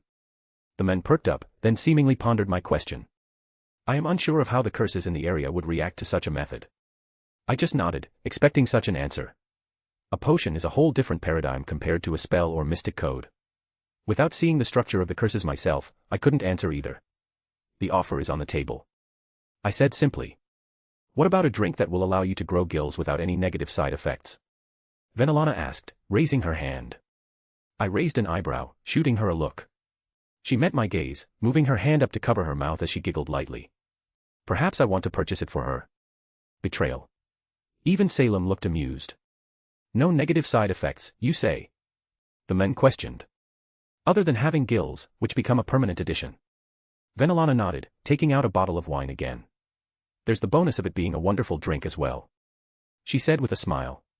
Which, to a magi, suddenly having gills is pretty much nothing. And it would probably be fairly easy to remove once you're finished. I'll accept this offer. The men stated. Venelana got up and traded the bottle to the men for the necklace. She then walked up to Salem. May I? Please. Salem gave her permission. Venelana sent me a little grin as she went up behind Salem and carefully brushed her hair to the side as she put the necklace around Salem's neck. It's beautiful, thank you. Salem spoke. My pleasure. They're intentionally teasing me. I rolled my eyes as Salem gave me a little smirk. Once Venelana sat back down on my other side, she leaned over and gave me a kiss on the cheek. I presume the curse isn't harmful? I asked. It's simply draining my life force. Salem replied dismissively. And surprisingly, she copied Venelana, leaning over and kissing my other cheek. Thank you, my lover. I know it was a gift from you. I heard Venelana giggle from the other side. Ah, well, there goes my heart suddenly beating faster. After several minutes, no one stood up until the auctioneer took center stage. It appears that no one else wishes to step forward. She looked around. Then I will hereby conclude this portion of the auction. We will reconvene herein. She pulled her sleeve down to see her watch. 3 hours. Thank you everyone for participating thus far. I look forward to seeing you all again in a few hours. And like that, the first round of auctioning ends. It was fun. I look forward to the main event. As a gift to everyone, I will give you all a sneak peek of the main item up for auction later tonight. Was she wanting to drum up even more hype for it? As she said that, the door opened, and the conductor walked in. He was holding a glass case, and inside the glass case on a pillow were 2 eyeballs. He walked to the center of the room, and I nearly stood up as I finally saw them. 2 eyes that looked like they were made of glass. The pupils were a strange mix of purple and white and in the shape of a singular line. Not quite a slit like some animalistic eyes, but more oval. Less sharp, softer edges that almost look round, giving them a very uncanny vibe. As many of you have heard, I'd like to introduce you to the main event for this evening to give you all an idea of what you're competing for. We have verified, with our reputation at stake, that these eyes are, in fact, rainbow ranked. They are named Mystic Eyes of Providence. I wasn't sure when I first came here. Gramps emphasized the eyes a bit and how elusive the rumor was. And of course, the name was grandiose. Morgan also admitted that she's the one who supplied them too. Wilhelm. My Zanpakuto spoke up. You need to acquire those eyes no matter what. And I was in complete agreement. Line break. A/N. Auction wrapping up in 1 or 2 chapters. I also have a Boostify. You can't use the above under the same name. We have a new Kuna chapter up over here, and a PHO chapter if you're interested, along with a couple Arachne chapters. Chapter 644, Chapter. Wilhelm, if you pace across the room one more time, I'm going to smack you. Was I pacing? I stopped in my tracks and glanced at Salem, who crossed her arms threateningly. She most assuredly would follow through on that, I presume. I hadn't realized I was pacing. I was lost in thought, it seems. There are very few times when a situation arises that utterly throws me off guard like this. I expected, well, high-level mystic eyes. They were nothing new. I've run into several pairs on board the train thus far. Even rainbow-level mystic eyes aren't something I would get taken aback by, usually. Dr. Heartless mystic eyes certainly took me off guard. It happens, I can't always account for every single possibility or nuanced ability in existence. Some things are simply going to slip through my knowledge and experience. But it's not even that. This, however, was something completely different. Rainbow mystic eyes are always going to be something special. But these were something else entirely. I wasn't even sure they were mystic eyes. But I am 100% sure that those eyes never existed in the head of someone before. At the very least, I know for a fact those things were never the eyes of a human. They were all sorts of wrong. Morgan was no help either. In that, I didn't expect her to be helpful, but I couldn't glean anything from her because she left immediately after the guest auction was completed. Admittedly, I mentally mocked the church for sending a burial agent here. I thought they were overreacting based on the rumors. But now, I couldn't fault them at all. If anything, they had underreacted. Even they didn't know based on their turnout. If they knew, I can say for certain, the entire burial agency would have moved, and this auction would have never happened because they would have turned this train over way before. Hell, the turnout even from other parties would have been significant. Everyone and their mothers would be fighting over these eyes. It takes a lot for me to feel anxious, but here we are. Regardless, I stopped my pacing and self-inflicted worry. Nothing would come about from me sitting here and thinking of the implications all night. Wilhelm, are you all right? Venelana asked me with clear concern. Yeah, I'm good. Just thinking about things. I hummed. On that note, please don't ever touch those eyes. Venelana tilted her head. Are they dangerous? You haven't said a word since we've gotten back about them. For you, maybe. I frankly don't know what would happen if you got too close. I admitted. Best not to take any chances. I glanced at Salem. Possibly you too. Salem snorted, I'm immortal. I know. She raised an eyebrow at that. You worry too much. Salem crossed her arms. So I've been told. But I wouldn't be able to handle it if anything happened to either of you. I gave them both a warm smile. Venelana pulled me into a hug. You're always such a sweetheart. That's one way to have me stop thinking about it, having my face pressed firmly between her boobs. Reluctantly, I pulled myself free. What's your plan for Olga and Trisha? Plan? Was I supposed to have a plan? Venelana asked in return. I just did what I wanted and figured I'd just make it up as I go. That made me chuckle. She's going to need to stay nearby for a bit. Of course, but it's not that bad. A lot of that whole, staying nearby their king, rhetoric for newly reincarnated devils is a bit exaggerated. It's mostly for humans who need to acclimate to being a devil. Of course there's the transformation aspect that has to do with the evil piece, but she doesn't need to spend every second of every day at my side. Huh, I suppose that makes sense, and I'm not surprised. If anything, it's smart to be vague about it so they can properly shove devil propaganda down the throats of the newly reincarnated devils. It's unfortunate timing, I'm sure both Kunu and Olga would get along well. I hummed. I was going to point Millikas at her. Venelana smiled. He needs some more friends too. He has it difficult due to who his parents are. Ah, my younger brother. I should visit him again sometime, our last time wasn't unpleasant. Well, this trip turned out much more interesting than intended. I straightened my shirt, then reached over and took Salem's hand up to my lips and gave it a kiss. She gave a small smile that I always love to see. Salem's default is quiet. Even when together with the others, she often just sits there silently. And it's not a matter of being pushed to the side or forgotten. Simply, she isn't one to speak that much. And that's fine. I just want her to know that I appreciate her presence regardless. Small gestures often say more than words can. At the risk of inviting even more crazy onto my full plate, I feel like stretching my legs for a bit. You both are more than welcome to join me. You go ahead, sweetheart, I was going to catch up on some messages I've missed. Venelana replied. I'm at my near limit for socializing. I will wait until you return for the final auction later. Salem said simply. I didn't try to push it. I gave one little nod and headed out the door of our room. Some fresh air would do my head good. Or, not so fresh air, since I was still inside the train. Still, I didn't have any particular destination in mind, I had the thought of going to the caboose, where I could actually get some fresh air on the outside platform. However, once I left the room compartment and entered the compartment with the lounge setup and bar, I was taken by surprise by who I found sitting by themselves at the bar.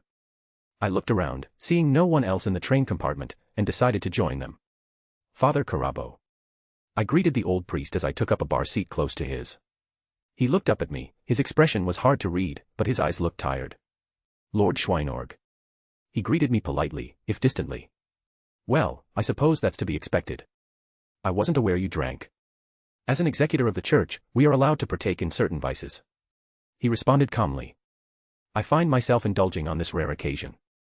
I raised my hand, and the magic around the bar started to operate, a bottle floated off the shelf, along with a glass, and it poured me a drink.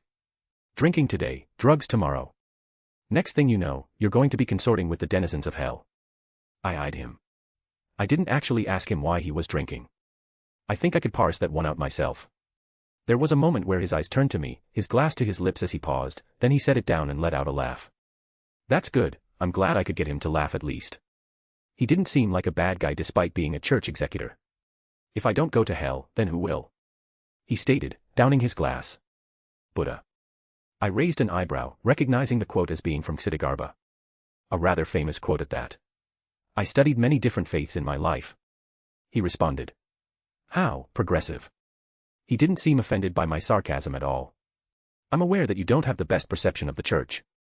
That's putting it mildly. You know, there's a lot of irony going on in this room right now. I pointed out. It's not lost on me. He sounded amused. Do you plan on participating in the auction? I asked him curiously. I knew it wasn't his purpose for being here, but it's one of those, I may as well, type deals. However, he shook his head. I believe it's best if I keep my distance. I came here for my own goals, and my fellows are not pleased with my presence here on my lonesome.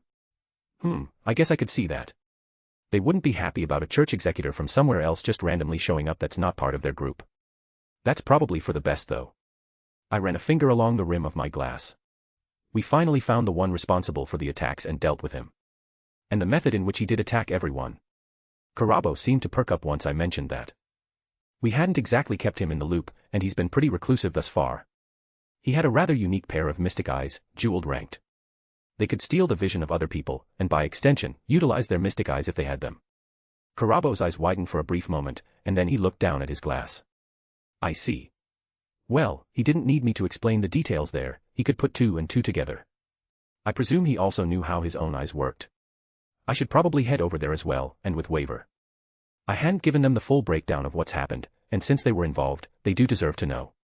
But right now my brain is almost entirely focused on the auction. I took a sip of my drink and decided to put it off until after.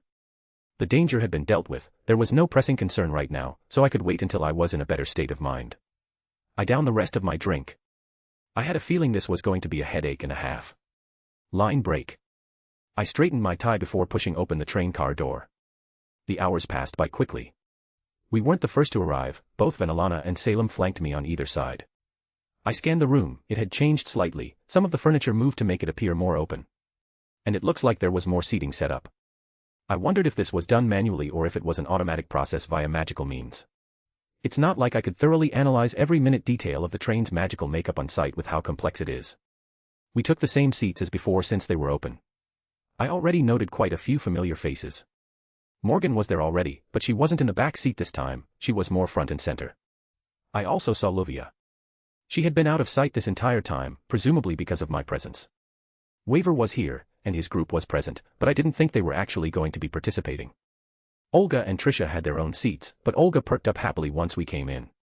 The auctioneer was also here, standing at the center, patiently waiting without a single word to anyone who came in. Gradually, the room began to fill. Many people whom I hadn't seen at all, or some I had only glimpsed when first getting on the train. I couldn't really blame them, with how chaotic it had been, it was sensible to hide away in their safe rooms until the auction finally rolled around. The room was eerily quiet. To the point where the ticking of the clock at the corner of the room was the loudest noise. Just before it reached the appointed time, the doors on the far end of the room, away from us, opened. The church people strolled in like they owned the place. Immediately, it set almost all the magi in the room at ease. If it were most other situations, spells would have most assuredly been thrown already. Should I call it progressive that both sides are putting up with the other for the sake of the auction? Of course, Seal was also there, but she didn't even care to look our way. It spoke volumes about how important this was to them that they were behaving. There was no bell or alarm to indicate that it was time. Simply, the auctioneer woman stepped forward and cleared her throat. Good evening, ladies and gentlemen. She spoke politely and authoritatively. Welcome to tonight's auction event, held by the Rail Zeppelin. We hope the amenities have been to everyone's liking even though we had a few bumps along the way. Yeah, a few bumps, if you want to call it that. It's certainly been an experience. I would like to begin with the rules. Any fighting is strictly prohibited. We have activated all the magical defenses of the train, and we will not hesitate to expel anyone who causes problems. Payment must be made in full before items are received. There is a one-day grace period to send the funds to our private accounts before we nullify the bid. We will also be operating on a small bit of the honor system in regard to money, however, items used for bids must be presented immediately for them to count.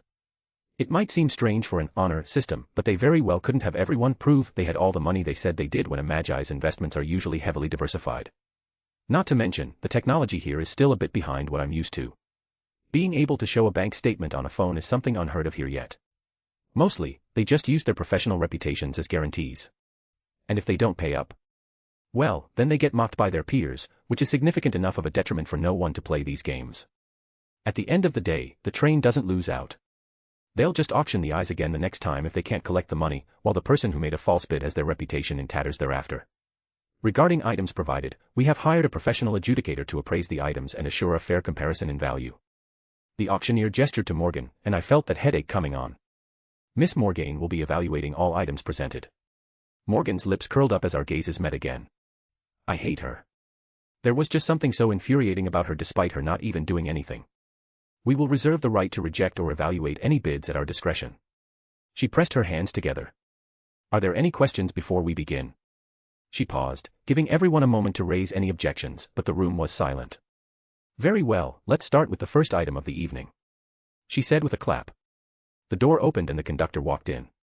I was starting to think that they only had these couple of employees, so they took on multiple jobs. He was carrying a case again, but it wasn't the eyes, it was a different set of eyes. Allow me to introduce Mystic Eyes of Remembrance. The auctioneer began. These are of the lowest rank, but they have a very practical ability. The user can activate them to recall pieces of information they may have forgotten. She's right, that is very practical.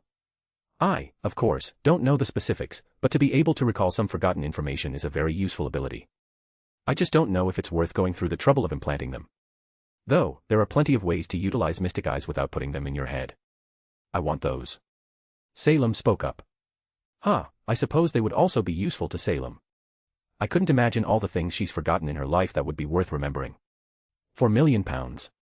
Someone opened with a bid. That was a lowball bid. Mystic Eyes, even the lowest levels, were usually very expensive. 10 million. A more earnest bid came out, but it was still relatively low. It wasn't like the earlier auction where people casually threw out their bids, it seems like everyone was much more reserved.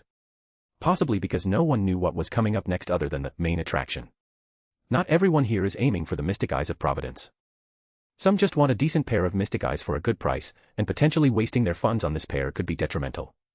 You can snatch them up if you act quickly for a low price. I whispered to Salem. It's still relatively low, and everyone's scared of bidding for the moment. There was a flash, and I noticed that Salem's expression was more than casual desire. It made me wonder what she wanted these eyes for. However, she also didn't appear anxious about it. I would have been more than happy to buy them for her, but it looked like she wanted to handle it herself, so I didn't butt in. She gracefully held her hand out, and a small box dropped onto the table. The auction didn't go unnoticed, causing a bit of a thump as it dropped out too. I'll offer this, Salem said, opening it up. There were about a dozen dust crystals, all of different colors, each one about the size of a finger. The auctioneer walked over, examining them closely. May I? She asked, gesturing to the box. Please. Salem responded curtly but politely. The auctioneer nodded, carefully picking the box up, and she brought it over to Morgan, who began to inspect it. I could hear the whispers around us. Many people here hadn't been in the previous auction, so the sudden reveal of crystallized mana was enough to cause a bit of a sensation. I watched curiously as Morgan picked them up, one by one, inspecting each one. Strangely, it seems like she was taking her job seriously and not just using it to fuck with us. Her expression was hard to discern, but she eventually placed them all back into the box and leaned in to whisper something in the ear of the auctioneer. The auctioneer nodded with a smile and returned the box to Salem before taking her place back at the center. Miss Salem bids a box of a dozen pieces of crystallized mana, estimated to be worth £145 million. Any whispers immediately ceased. Probably because Salem had raised the bid over 100 times the previous one. Are there any other bids? The woman asked, looking around. As expected, there were not. It was hard to top Salem's bid, and she probably overbid by about £45 million. I doubt anyone had the courage to compete with her on this particular item at this point. The glances sent our way were kind of proof of that. Congratulations to our winner. The auctioneer smiled. The conductor, who was holding the eyes in the case, brought them over to our table and gently set them down for Salem to inspect. She carefully reached out to pull the container closer. She looked at them for a long moment. I am satisfied, she said plainly, pushing the box of dust forward. Thank you, ma'am. The conductor took the box back and disappeared through the back doors with it. There was very little fanfare. It was almost ironic how mundane it felt when auctioning magical eyes. Salem, of course, put the container with the eyes away in her own little storage bracelet, seemingly very pleased with her purchase. I don't know what she wanted them for, but there was very clearly a deep reason for it. Regardless, I reached over and squeezed her hand. She glanced my way, and I could see the faint smile of hers. The next item was brought in, just as the first was. Mystic Eyes of Stillness. The auctioneer introduced. They allow the user to briefly pause any object in motion. Depending on the size and speed of the object, the duration varies. Neat, I could see how practical that would be too. Looks to be of the lowest rank again, but that's neither here nor there. 10 million. A man I didn't recognize raised his hand. The gentleman from the AHR Mange family starts with 10 million. The auctioneer called out. 20 million. 25. I have a mystic code here for trade. Another voice called out. The same as before, the auctioneer approached and took the mystic code. It looked like a pair of cuff links. She took them over to Morgan to be examined. Morgan whispered to the auctioneer, who nodded again and announced the new bid. A mystic code worth 65 million is the new bid. What? The owner slapped the table. That mystic code is worth at least 100 million. I demand an explanation. No. The auctioneer replied casually with her dismissal. Our evaluations are final. Ridiculous. Who is she to question a mystic code crafted by my family? He pointed an accusing finger toward Morgan. A second-rate magus I don't recognize. He said with a scoff. Oh, that poor fool. Venelana shook her head because she too noticed Morgan's expression suddenly shifting. Well, someone was going to do it, I just didn't expect it this early. I leaned back and was happy to watch the show. Magi usually have large personalities. Being snubbed, from his perspective, well, he reacted like he probably normally would have back home. That is to say, I expected someone to test either the auction or Morgan's patience, but I didn't think it'd be this soon. They're worth no such thing, she said coolly. The gold is plated, not solid. It's already beginning to tarnish where the clasp meets the hinge. Any real collector would see that immediately. She turned one in her hand, letting the light catch on the small inlays. The gem work is worse. You've set flawed quartz, cut badly enough that the mana channels inside fracture under even modest use.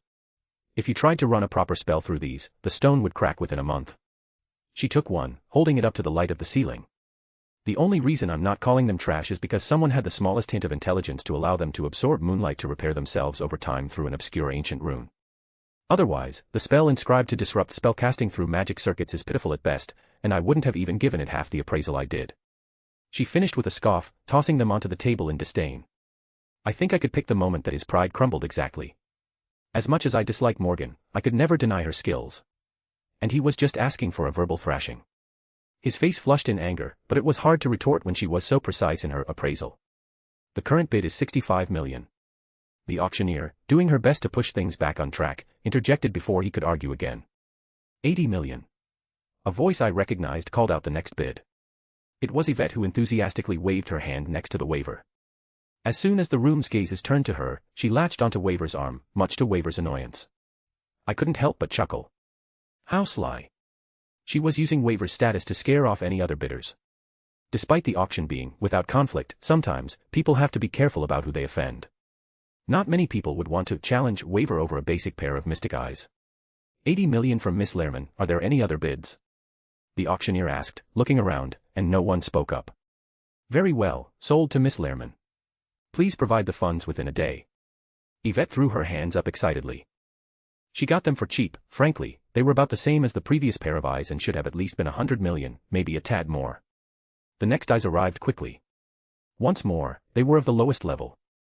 Mystic Eyes of Silence. She announced. While the user keeps someone in their eyesight upon activation, you can prevent them from speaking or making any noise. Neat. You know, if nothing else, it's interesting to see all the mystic eyes they got their hands on. 40 million. Luvia surprisingly threw out a casual bid, but her expression made it look like she wasn't very enthused. 45. A sharp-voiced woman too rose down raised her hand without hesitation. 50. Another bidder, a middle-aged man with a heavy accent, chimed in as if he had been waiting for someone else to take the bait. Luvia's lips curled in mild amusement, and she leaned back, crossing one leg over the other. She didn't bother to counter. Do go ahead, she said under her breath, waving the matter off like it was beneath her. 55. 60. The auctioneer's eyes swept across the room, noting the last voice. 60 million from the gentleman in the back. Any further bids? The room stayed quiet. Very well. Sold for 60 million. The proverbial gavel came down with a firm word. The man who had won the silence eyes didn't look particularly thrilled with his purchase, more relieved that no one pressed him further.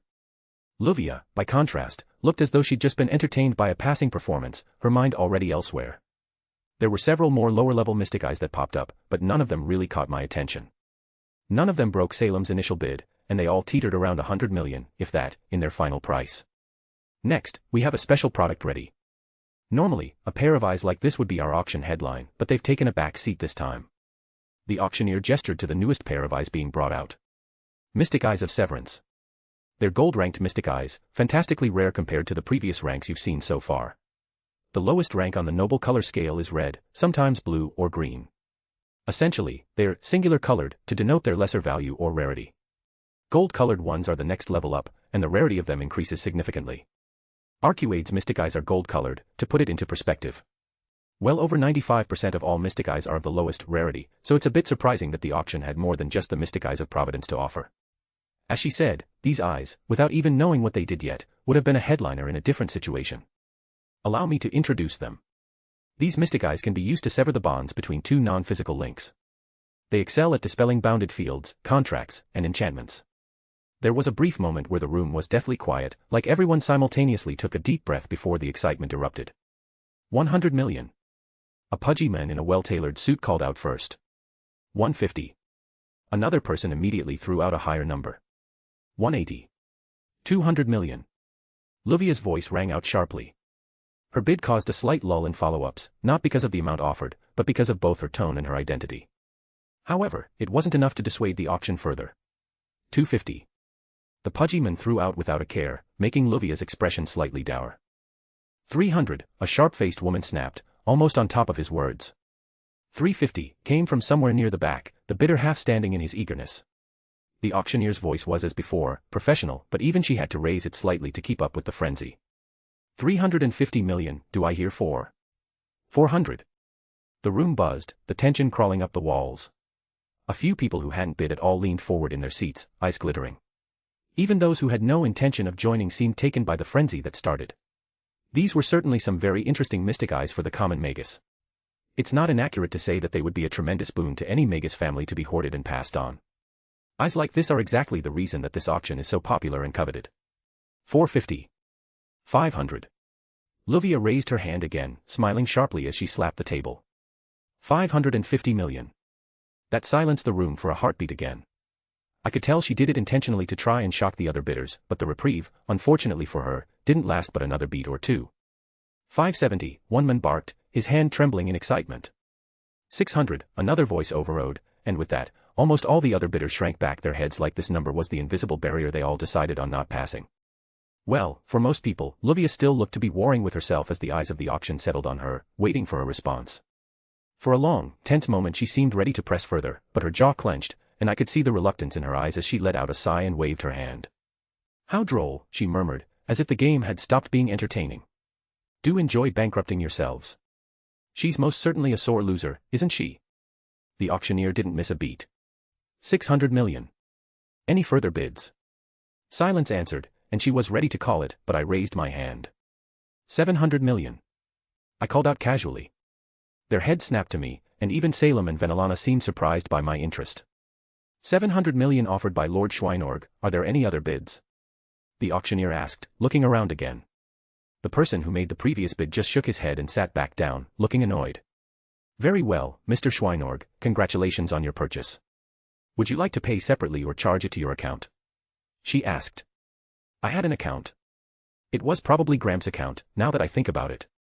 He did say he has been here before, and he often does business throughout our little world. I shouldn't be surprised that he has a known account bouncing around. In which case, charge it to my account, please. I smiled. And passed those eyes over to Miss Edelfelt. As soon as I said that, the girl snapped her head towards me with a look of confusion. As a thank you gift. Waver said that she provided some pertinent information to him earlier. He also mentioned how Luvia was currently being punished by her family due to what had happened between her and me previously. I am not without compassion. A gift as thanks, and I intentionally did it publicly to dispel any notions of ill will I had towards her. Her expression was a mix of several emotions as they flashed across her face, but she softened quite a bit from a few moments ago, when she was clearly upset that she had to give up the bidding. She met my gaze, and I just gave her a polite smile and a nod. I wasn't her biggest fan due to her antagonistic relationship with Rin, but she was most certainly not a bad person, especially by Magi standards. Regardless, I settled a debt I owed. Ladies and gentlemen, it's now time to move on to the main event for tonight. The auctioneer quickly changed pace. The conductor brought out the larger glass case, and inside, it was the eyes from before. Those same crystal-like eyes that very clearly never belonged to a human. I was glad that I wasn't the only one feeling the uncanniness of them based on the expressions of everyone in the room. The church people in particular looked like they were ready to jump forward and grab the eyes and run away. Just their presence was enough to silence the room upon their arrival. These are the mystic eyes of providence. They have been confirmed to be of the noble rank of rainbow, the highest rank possible. As for their use, it's unknown. The auctioneer said with a smile. What do you mean unknown? Someone got the courage to shout. Do you expect us to bid on an unknown pair of mystic eyes? Another added. This is highly unprofessional. Why has there not been a professional audit of the eyes? The auctioneer just smiled. If you don't like it, you don't have to bid. I'm sure someone else may appreciate them regardless. That shut up the dissenting voices. Because, very clearly, there were many people who would happily acquire them no matter what. £1 billion. The first bid came out sharply and unexpectedly. It was from the church side. The one who bid wasn't Seal, but it seemed like she was sitting back and letting him handle this specific matter. But her eyes roamed over the room, as if daring anyone to start anything. $1 billion was certainly a big start. Enough that some people were starting to second-guess despite this not even being close to what the eyes are worth. $1.2 billion, Olga called out. Color me surprised again. She wasn't at all scared to go against them despite them shooting her dirty looks. The Animosphere family could certainly afford it too. An ancient family that had been accumulating wealth since the age of gods, it's hard to say how much money they actually had. If there was a competitor here that could keep up with an institution like the church when it came to bidding, it would be Olga's side. There was one problem on my end. While I had enough to compete, I didn't have straight money, like this. And I don't think Gramps would be happy I emptied his accounts or put him in debt. Trying to pay with a literal mountain of gold isn't really a plausible means here. $2 billion. The church person called out, not giving anyone else a chance. Even Olga was taken aback by the huge jump. They really wanted this pair of mystic eyes. $2 billion from the church. Are there any other bids? The auctioneer asked. I have a bid. I raised my hand. I have a small vial of water from the river Styx. May as well go big, right? It was a leftover from what I gave to Venelana to make the wine in the first place. It was a tiny thing too, probably like a 1/15 of an ounce. Honestly, it might be easier to count the drops inside than try to parse the fraction of an ounce. However, the atmosphere in the train turned odd. Lord Schweinorg, may I ask for clarification? When you say, water from the river Styx, I mean, it's water taken from the river Styx from Greek mythology. I answered the auctioneer. Rather quickly, many people began to whisper around us. You're welcome to evaluate it. I held up the vial to her. Hesitantly, for the first time, the auctioneer looked a mite nervous as she took it into her hands and quickly moved towards Morgan. Morgan too seemed surprised as she took hold of it, inspecting it intently. It wasn't immediately like before, and it was like the train was waiting with bated breath for her evaluation. It's real. She finally said after a few minutes. Based on your currency, I value this vial around $2.5 billion. I almost wanted to ask a question of how she even knew the value of our currency, as she's been on the reverse side for a long time, but I held my tongue. There were a lot of stunned expressions in the train at this point. I don't think any of them expected something right out of myths to appear, certainly not something that shouldn't exist anymore. The auctioneer cleared her throat, though the faint tremor betrayed her professionalism. The bid of Lord Schweinorg is accepted. $2.5 billion, equivalent value. The room erupted, not in shouts, but in hushed whispers. I looked towards the church delegation, and the one handling the bidding looked peeved, to put it mildly. Perhaps because I wasn't something they could try and bully if it came down to it. $3 billion. He raised his voice above the crowd's whispers, deafening them again as he looked my way. $3 billion. Lord Schweinorg, do you have a counterbid? The auctioneer asked. I took out a life fruit from inside my ring and set it on the table. A fruit grown by a fairy tree from the Fey lands, full of life energies, can extend lifespan if eaten.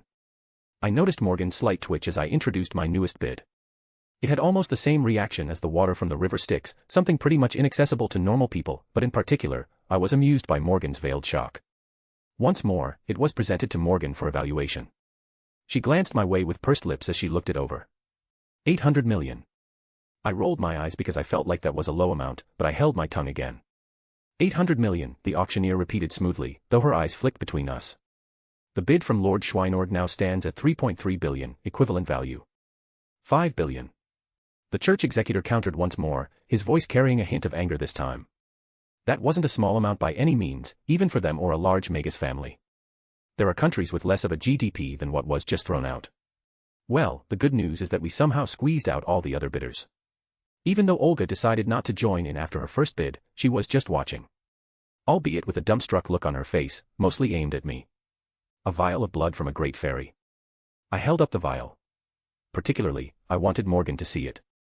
It was, of course, from the Winter Queen. By the vernacular here, she would be a great fairy, conveniently the same status that Morgan would presumably have, or Vivian for that matter, if I were to guess. Was it slightly petty? Absolutely. It was a tad bigger than the river Styx water I bid earlier, but it was also worth quite a bit. The blood of a great fairy was not something you could just get your hands on even with money. While it, of course, could have a monetary value if you compare it to other things, it was also rather rare. Once more it was given to Morgan to evaluate. Her expression slowly shifted to a frown, and she scowled my way once it appeared she was finished. 5 billion. She huffed, handing it over to the auctioneer. There was silence as she all but stated that it was real. Every magi worth their salt knew what a fairy was. However, a great fairy was a slightly different and deeper subject to dwell on. At a minimum, it was known that great fairies were something straight out of legends, something on par with divine spirits in obscurity and status. 5 billion, the auctioneer confirmed crisply. Adding to Lord Schweinorg's previous offerings, the standing cumulative bid now totals £8.3 billion, equivalent value. Her voice trembled slightly, as did her hand as she set the vial down next to the other items I had bid on. This is probably the most money I've ever thrown around. There are more than a few countries that would be absolutely jealous right about now. It wasn't as explosive as before. After a few times, I think the people here were now somewhat used to me throwing out absurd things. That's not to say that they were unsurprised, but the reactions were much more reserved. I looked at the direction of the church people, and there wasn't an immediate response this time. Instead, they looked a little panicked, like they weren't sure of the correct response. Maybe it was a little intimidating from their end to see me toss out items like this casually. They started discussing between themselves.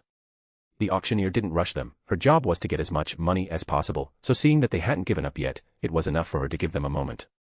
Their whispers turned harsher, and it was very clear they began to argue amongst themselves. A cold harumph stopped their escalating arguments that I could only faintly hear from this far away without intentionally trying.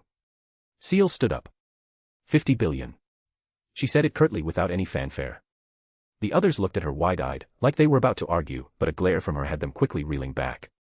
If I had to guess, I'd say that she just threw out their absolute limit. Their entire budget, as it were. She's most certainly the type of person to just use everything they had because she was impatient or didn't care to play around. 50 billion, that was a pretty astronomical number. I don't think most people could wrap their heads around that amount of money. With 50 billion pounds, you could more or less buy any government on Earth. You could influence any political party and essentially do what you wanted. You could quite literally buy certain countries and proclaim yourself king. I actually wasn't sure I could get close to that with the amount of gold I had even if I wanted to. Genuinely, I was not expecting the price to go up that high. That was an absurd leap, and I suppose it was doing its job, because it left me rather speechless for a beat or two. The church really has a lot of money to throw around, don't they? And like that, the ball was back in my court. Lord Schweinorg, do you have a counterbid? The auctioneer asked. I tapped my finger on the table, considering what I had and what I could offer. Seal looked very happy with herself. Her smirk was all but showing how she thought she had won. You know what? Fuck it. I slapped my last bid on the table. The wing of a fallen angel. One of Cocabeel's wings, to be specific. If my earlier bids caused everyone in the room to go quiet, this was different. This was a deathly silence that filled every corner of the train. The blood of a great fairy. Very valuable, but that was a tiny vial, not even an ounce. Same with the water Styx. This was an entire wing of a fallen angel. They couldn't compare. It felt like everyone in the room forgot to breathe for several moments. Blasphemy. A roar shook the silence as one of the church executors slammed his fist on the table, cracking it. This is an affront to God's creation. A lie. A fake. Even Seal's expression hardened when she looked at the wing, and she wasn't even a believer. Bullshit. Seal finally called out. That's utterly absurd and impossible. The church people around her, less calm about it than her, agreed with her wholeheartedly. Well, that's not for you to judge. I rolled my eyes. Morgan rose from her seat, the auction enough to cause a brief moment of peace as both sides just watched her walk towards my table. She looked at me, and I at her. The normal smug, if playful, nature of it was gone. She had a very serious look on her face as she looked at the wing on the table. Morgan stopped at the table, eyes lingering on the wing for a long, suffocating moment. She didn't touch it, merely studied the faint radiance of divine authority still clinging to the feathers. Finally, she exhaled. It's genuine. Her words cut through the strange tension in the room. I don't have a monetary value to assign it. Accept it as the superior bid. Her words carried a casual dismissal and appearance of uncaring towards it, but the lack of her normal smugness was telling. The auctioneer's composure cracked for the first time, her voice trembling as she forced the words out. Then, the cumulative bid of Lord Schweinorg is accepted. She cleared her throat, regaining a semblance of calmness. Lord Schweinorg, your prize. She presented the mystic eyes to me, setting the glass case on the table carefully, especially careful not to accidentally set it on the wing still present. She, of course, quickly, but just as carefully, picked up the wing in a way as to not ruffle the feathers. We thank everyone for attending the auction. As of now, the auction is closed. Maybe it was impolite in the way she quickly shut down the event, but I don't think anyone could fault her. While my mystic eyes were now the envy of everyone in the room, their eyes were focused on the wing in her arms as she left the room. The only reason I think the church people weren't throwing more of a fit was because they were sort of staring at it blankly as well. I suppose it's not every day that literal proof of your belief system is presented so openly. Regardless, while they were still reeling for my bid, I did the most sensible thing and quickly stored away the mystic eyes. I had no idea what they were for or what their purpose was, but now they were mine, and I had the time to figure that out. Line break. A/N. Big chapter, it took me a while. The next main chapter is PHO. I also have a boosty if you can't use the above under the same name. Chapter 645, Interlude. Welcome to the Supernatural Online Message Boards. You are currently logged in, Nascent_Kaleidoscope. You are viewing threads you have replied to and threads that have new replies or private message conversations with new replies. Thread OP is displayed last 10 messages in private message history. Threads and private messages are ordered by user custom preference. Diamond Suit Topic, Fae War. In, Boards News Events. Just_A_Muffin, Original Poster, Verified Muffin, Veteran Member. Posted on November 3, 2009. Okay, as we all know, the Fae Yokai War has officially begun. There's so many things happening at once, so I guess I'll just send photos and a live feed from various sources I've got. Fae Realm Gate. Link. Yokai Forward Forces. Link. Yokai Main Army. Link. Pendragon Family. Link.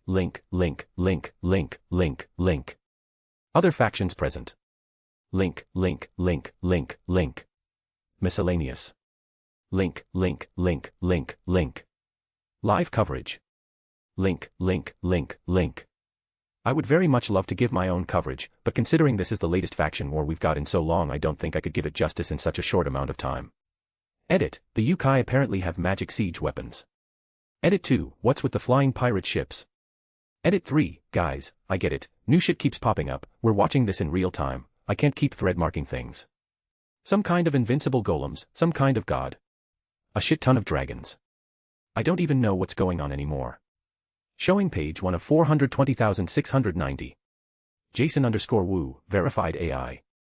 Posted on November 3, 2009. Thanks. X3 Dreyeyes, Verified Magician's Apprentice. Posted on November 3, 2009. Okay, wow, those are a lot of yokai. Has there ever been a gathering as large as this before? Shit, I never even knew there were so many types of yokai until now. I mean, I knew, but seeing it is completely different. Even with their different shapes, sizes, forms, whatever, they're oddly coordinated. Honestly didn't expect that. Rain_Shaker2, Verified Muppet. Posted on November 3, 2009. Never thought we'd get a televised look at what a war in practically modern times would look like. I always expected it to start off with nukes being sent off and communications being cut off. Dark_Idiot_God, Verified Artist, Verified Commissioner. Posted on November 3, 2009. Now I would like to declare that I would not receive, sell, draw, nor endorse any feet pics of the Fae. I draw the line on these things. For another, holy shit, what are those trebuchet-looking things the yokai got? Do we have any info about it? At Rain_Shaker2. Man, why would you expect a nuke to drop first? We have literal devils, vampires, and whatever else running around. If nukes weren't getting dropped when one of the many dumbass US presidents learned about them, then it's probably never going to happen. Beach_Junkie, Verified Surfer. Posted on November 3, 2009. Hey, I think I saw some kappas from my town in that group of people. I'll be praying for their safety from here. Small Mountain, Verified Half-Giant. Posted on November 3, 2009. Looks like we finally get to see the Pendragon family. I know from the peace conference they had that they were allied with the yokai, but I wasn't expecting them to go to war with them. Just look at the armor they're wearing, it's all so shiny and cool, especially watching them walk in formation like the knights of old.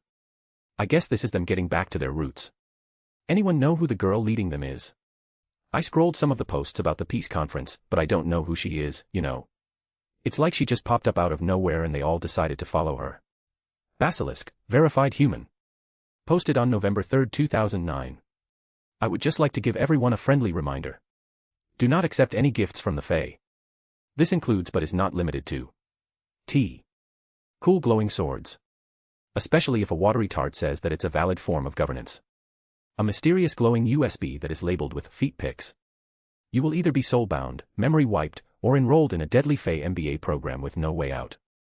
Rain_Shaker 2, verified Muppet. Posted on November 3, 2009. At Basilisk. You fool, you forgot the most important part.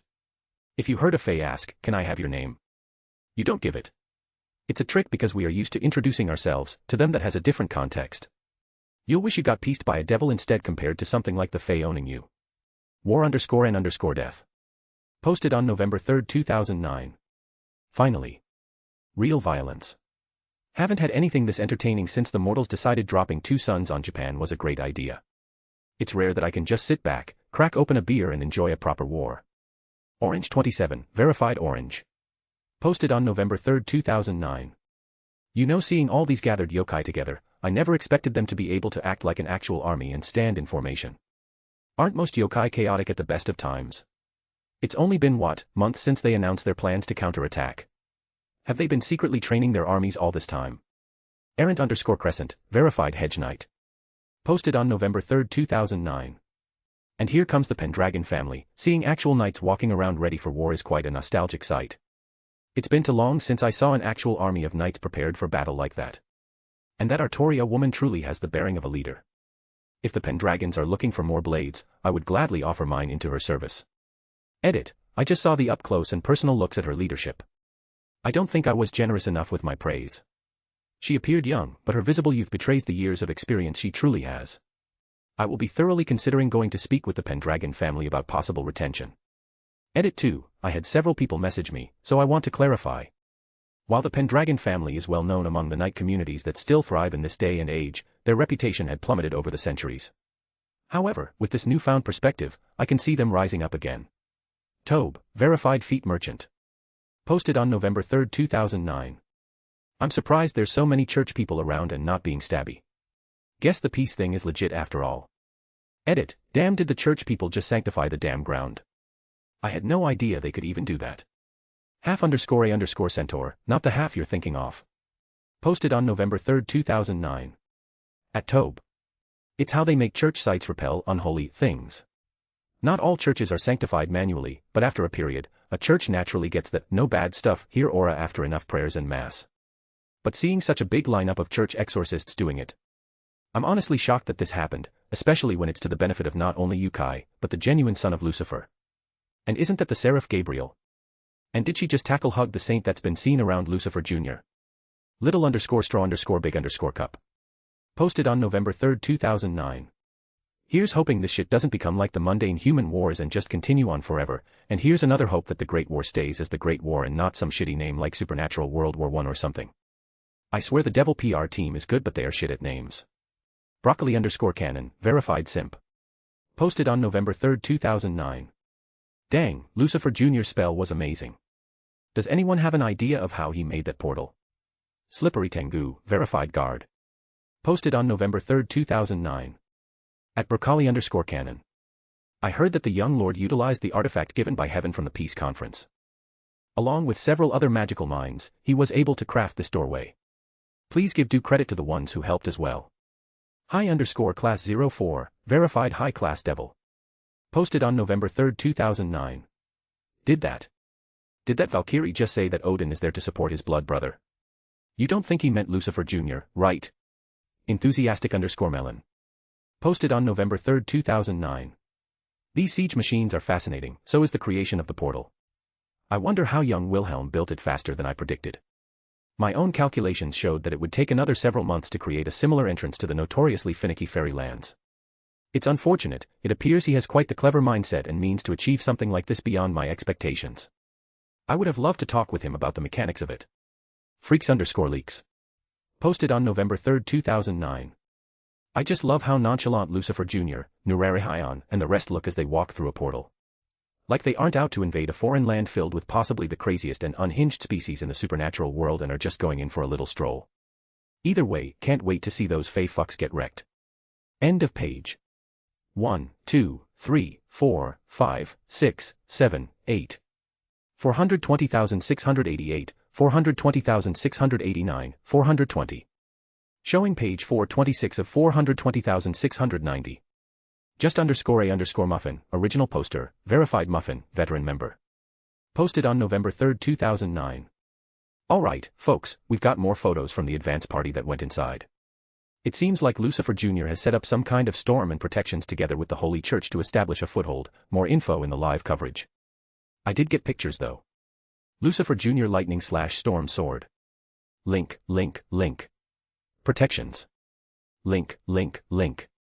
Church peeps with yokai. Link. Pendragon family and yokai. Link. XX_Void _Samurai XX.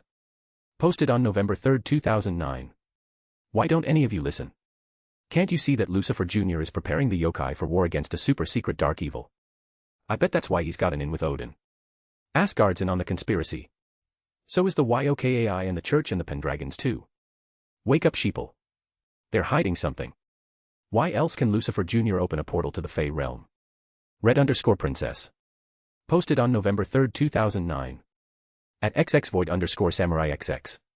Shut up about your stupid conspiracy already. Does anyone know how strong that Storm Wilhelm made is?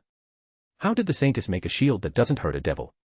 Shouldn't the church stuff even be bad for yokai since they're dark? And what was that with the sun? Someone threw a sun at Wilhelm, then Wilhelm just threw it back. X3 Dreyeyes, verified magician's apprentice. Posted on November 3, 2009. Okay, everything is blurry as shit now and we can barely see things clearly, but I think I see a Venus flytrap/Doberman fusion. So was that really a Fey or just some weird creature from this place? Bouncing balls, verified Tanuki. Posted on November 3, 2009. At X3 Dreyeyes. I'm currently inside this weird place right now. My squad was called back, we're being really careful and alternating shifts and getting checked by the healers. Yes. Just, fuck, this pleek is weird. I can't even tell if my migraine is from the overwork or the swirling talking rainbow outside. Shit, I can't even type right, this pleek gives you one hell of a hangover. Edit, guys, I'm not going to get in trouble, they don't care if we're on our phones or whatever when we're on break. They're very clear that downtime is important in stressful situations like this. I'm rotating back to the front in 2 hours, so I still have plenty of time to kill with my squad. Though I don't know how long the connection will last, I keep losing it. Light_of_Ireland. Posted on November 3, 2009. How nostalgic. I remember when the paths were open for anyone to come and go when they pleased. It's a rare privilege to be able to watch something like this in such a way. I advise against eating any naturally growing plants or animals you may find. At best, you may experience some vivid hallucinations, at worst, well, death may be preferable. I wish you luck, warriors of the East. Dalavan_the_mailman, verified bomber. Posted on November 3, 2009. Goddamn, did Lucifer motherfucking JR just eat a sun back at the bitch who threw it first? I need to up my pipe bomb game, I'm feeling kinda inadequate here. Doro, verified Doro. Posted on November 3, 2009. Doro. Cypher. Posted on November 3, 2009. Speaking of suns, are we just going to gloss over the fact that a Fae just tossed out a sun? I didn't hear clearly what he said, but I kind of felt it through the video. Is that normal? That doesn't feel normal. Pointing _at_the_sky, verified Deva. Posted on November 3, 2009. Holy shit, did the Summer Queen just chuck a sun at the yokai, then Mr. Wilhelm chucked it back? And did he just say Lord Hanuman's name? Immortal_Penguin, verified banned from Club Penguin. Posted on November 3, 2009. Huh. I feel like I've heard of Hanuman before. Was he another ape like Sun Wukong? Real talk, that shadow monkey spell was the tightest shit. Lucy Jr. is full-on aura farming these Fae. Landlord, verified devil, verified Lucifer Jr. fan. Posted on November 3, 2009. Just looked up Hanuman on the sacred site of Wiki. He's like a Sun Wukong type deal. Hindu mythology is honestly confusing for me. But he sounds pretty badass regardless. Is there a spell that invokes his name like this? Pirate_of_the_moon, verified pirate. Posted on November 3, 2009. At Landlord. No, there isn't a spell like that. That wasn't a spell in the normal sense. That seemed more like godly power. Not a koala, veteran member, verified simp. Posted on November 3, 2009. Holy shit. Yasaka-sama is hot. Yasaka-sama ordering an artillery strike is even hotter. Lucifer Jr. is the luckiest man alive. I want to bury my face between those giant tails. Kimmy_ the Magnificent, verified magician. Posted on November 3, 2009. I didn't realize how utterly insane Fae are. I mean, didn't that dude just got mad because of Pirawackle or however the fuck you spell that color? I had doubts about this war being an overreaction or something, but this seals it. These fuckers deserves to be gone. Sir Big Boy, verified magician. Posted on November 3, 2009. Ooh, so that's how those siege weapons work. Very frightening for how simple they look compared to how much damage they can do. Even non-magical folks can use them. Should I be worried about my job? End of page. 1, 2, 3, 4, 5, 6, 7, 8. 420,688, 420,689, 420. Showing page 503 of 420,690. Fireball_the Beast. Posted on November 3, 2009. Huh, so it seems they aren't showing us the inside of the burned-down castle, or I guess sieged castle is the more appropriate term here. I'm curious, why do these fairy even have this kind of architecture? It looks very English, if I'm being honest. Billy Mays here, verified magician. Posted on November 3, 2009. At Fireball_the Best. I heard that they basically copy it from humans. They're basically cosplaying and role-playing human stuff as their society. Human_magician24, verified magician. Posted on November 3, 2009.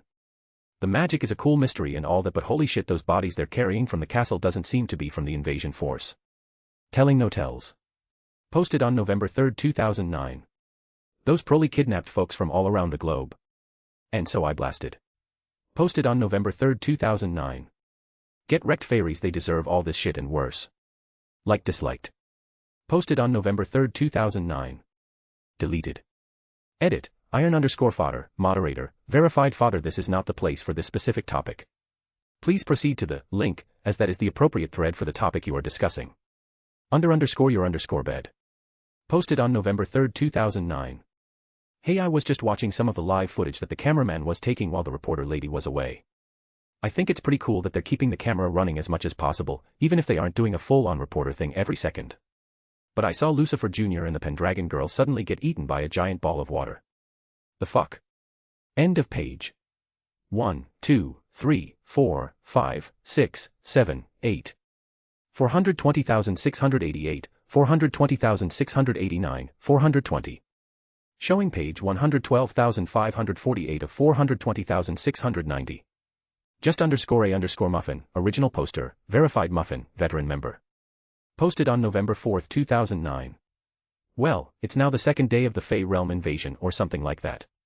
My timeline isn't perfect, but I'm doing the best I can. So what we know so far. The yokai got a hold of some pretty powerful siege machines. My usual connection is pretty quiet about it, but it was apparently built by some magician that's in contract with the yokai and often works together with Lucifer Jr. As we've seen, it's powerful enough to siege a well-protected castle. And as ever, the reputation of the Fae is very much accurate with how many different bodies from various races were recovered from the first castle they sieged. The people I know pretty much just dumped me photos, and I don't think those are appropriate to share here. Let's just say that they're bad, very bad. Anyways, Lucifer Jr. and Miss Pendragon met up with what we know as the Lady of the Lake, and she provided the yokai faction with details about the Fae realm. Their forces split up with the Hyaki Yagyo and Lucifer Jr. flying off into what appears to be the horizon, while the others, mostly the Pendragons and the other yokai, to stay around and assault other places. Anyways, here's some pictures I've got. It seems like Goddess Jin and Saint Jean d'Arc is staying in the stronghold and maintaining it. Link, link, link, link, link, link. Edit, guys, seriously, stop flamming me for saying it's Jean d'Arc. It's already been confirmed, I don't care what you believe or any blasphemy. There is literally a picture of an archangel hugging her. Edit 2, to clarify, no, I don't know how the literal dead saintess is up and running around, or why she's making goo-goo eyes at Lucifer Jr. Ride_of_the_ Valkyries 95, verified Valkyrie. Posted on November 4, 2009. Go Goddess Jin. Show them the might of Asgard. Woo. Ride_of_the_ Valkyries 94, verified Valkyrie. Posted on November 4, 2009. Goddess Jin. Let's go. Ride _of_the Valkyries 59, verified Valkyrie. Posted on November 4, 2009. Let's go Asgard. Let's go Goddess Jin. Ride _of_the Valkyries 112, verified Valkyrie. Posted on November 4, 2009. Let's go Asgard. Let's go Goddess Jin. Ride _of_the Valkyries 95, verified Valkyrie. Posted on November 4, 2009. Go Goddess Jin. Blast those face straight to hell. Ride _of_the Valkyries 22, verified Valkyrie. Posted on November 4, 2009. Bring the wrath of Asgard Goddess Jin. Ride _of_the Valkyrie 60, verified Valkyrie. Posted on November 4, 2009. Rip them to shreds. Asgard ain't done yet. Goddess Jin let's go. Ride _of_the Valkyries 46, verified Valkyrie. Posted on November 4, 2009. Show them what Asgardians are made of Goddess Jinn. Ride _of_the Valkyries 109, verified Valkyrie. Posted on November 4, 2009. Go Goddess Jin. Nothing can stop her. Ride _of_the Valkyries 63, verified Valkyrie. Posted on November 4, 2009. Go Goddess Jin. Show them the might of Asgard. Woo. Ride _of_the Valkyries 12, verified Valkyrie. Posted on November 4, 2009. Woo Goddess Jin. End of page. 1, 2, 3, 4, 5, 6, 7, 8. 420,688, 420,689, 420. Showing page 112,598 of 420,690. Coerce the waves. Posted on November 4, 2009. Begun, the Valkyrie invasion has. Jesus Christ guys, I know Goddess Jin is amazing for squaring up with Surtur, but stop flooding the entire thread. Oh. It looks like the Yukai with the Yasaka lady is starting to move, the Pendragons too if that guy in the armor is some messenger. And it seems like they're fighting elves of some kind. She _who invites, moderator, verified not as Anami. Posted on November 4, 2009. Indeed, Jin is someone who is to be cherished. But excessive spamming is not acceptable. Please limit it. Before I am forced to hand out bans. Keiki _in_the_ocean. Posted on November 4, 2009. Man, it's nice to see that the training the others go through are working off, they look so cool fighting off the Fae. Plotting _the_past. Posted on November 4, 2009. It seems like they're advancing in a fast way, they're pushing these Fae back. Rotting burgle. Posted on November 4, 2009. Deleted. Edit, iron _fodder, moderator, verified father cease. You have deviated from the established topic and provide no input and contribution. It is advised that you do not repeat this action again and lest you be banned from this thread. Kimi _the Magnificent, verified magician. Posted on November 4, 2009. If I remember correctly, don't Yukai use Tuki instead of magic? But it seems to be like they could do magic, they're firing fireballs after all. Contract _with_a_devil, verified magician. Posted on November 4, 2009. At Kimi _the Magnificent. From what I'm observing, they are not the ones casting the spell, but merely activating the wands they are using. The wands seem to be etched with a spell sequence and activated. Though, I'm not quite sure what the foci attached to them is, it seems to negate the need for the user to use their own magic to activate. Fascinating, I'm entirely unfamiliar with the material. Barbarian _goes_waf. Posted on November 4, 2009. At Kimi _the Magnificent. Fireball isn't magic. Fireball is art. Rewind _my _mind, verified magician. Posted on November 4, 2009. Isn't that highly inefficient?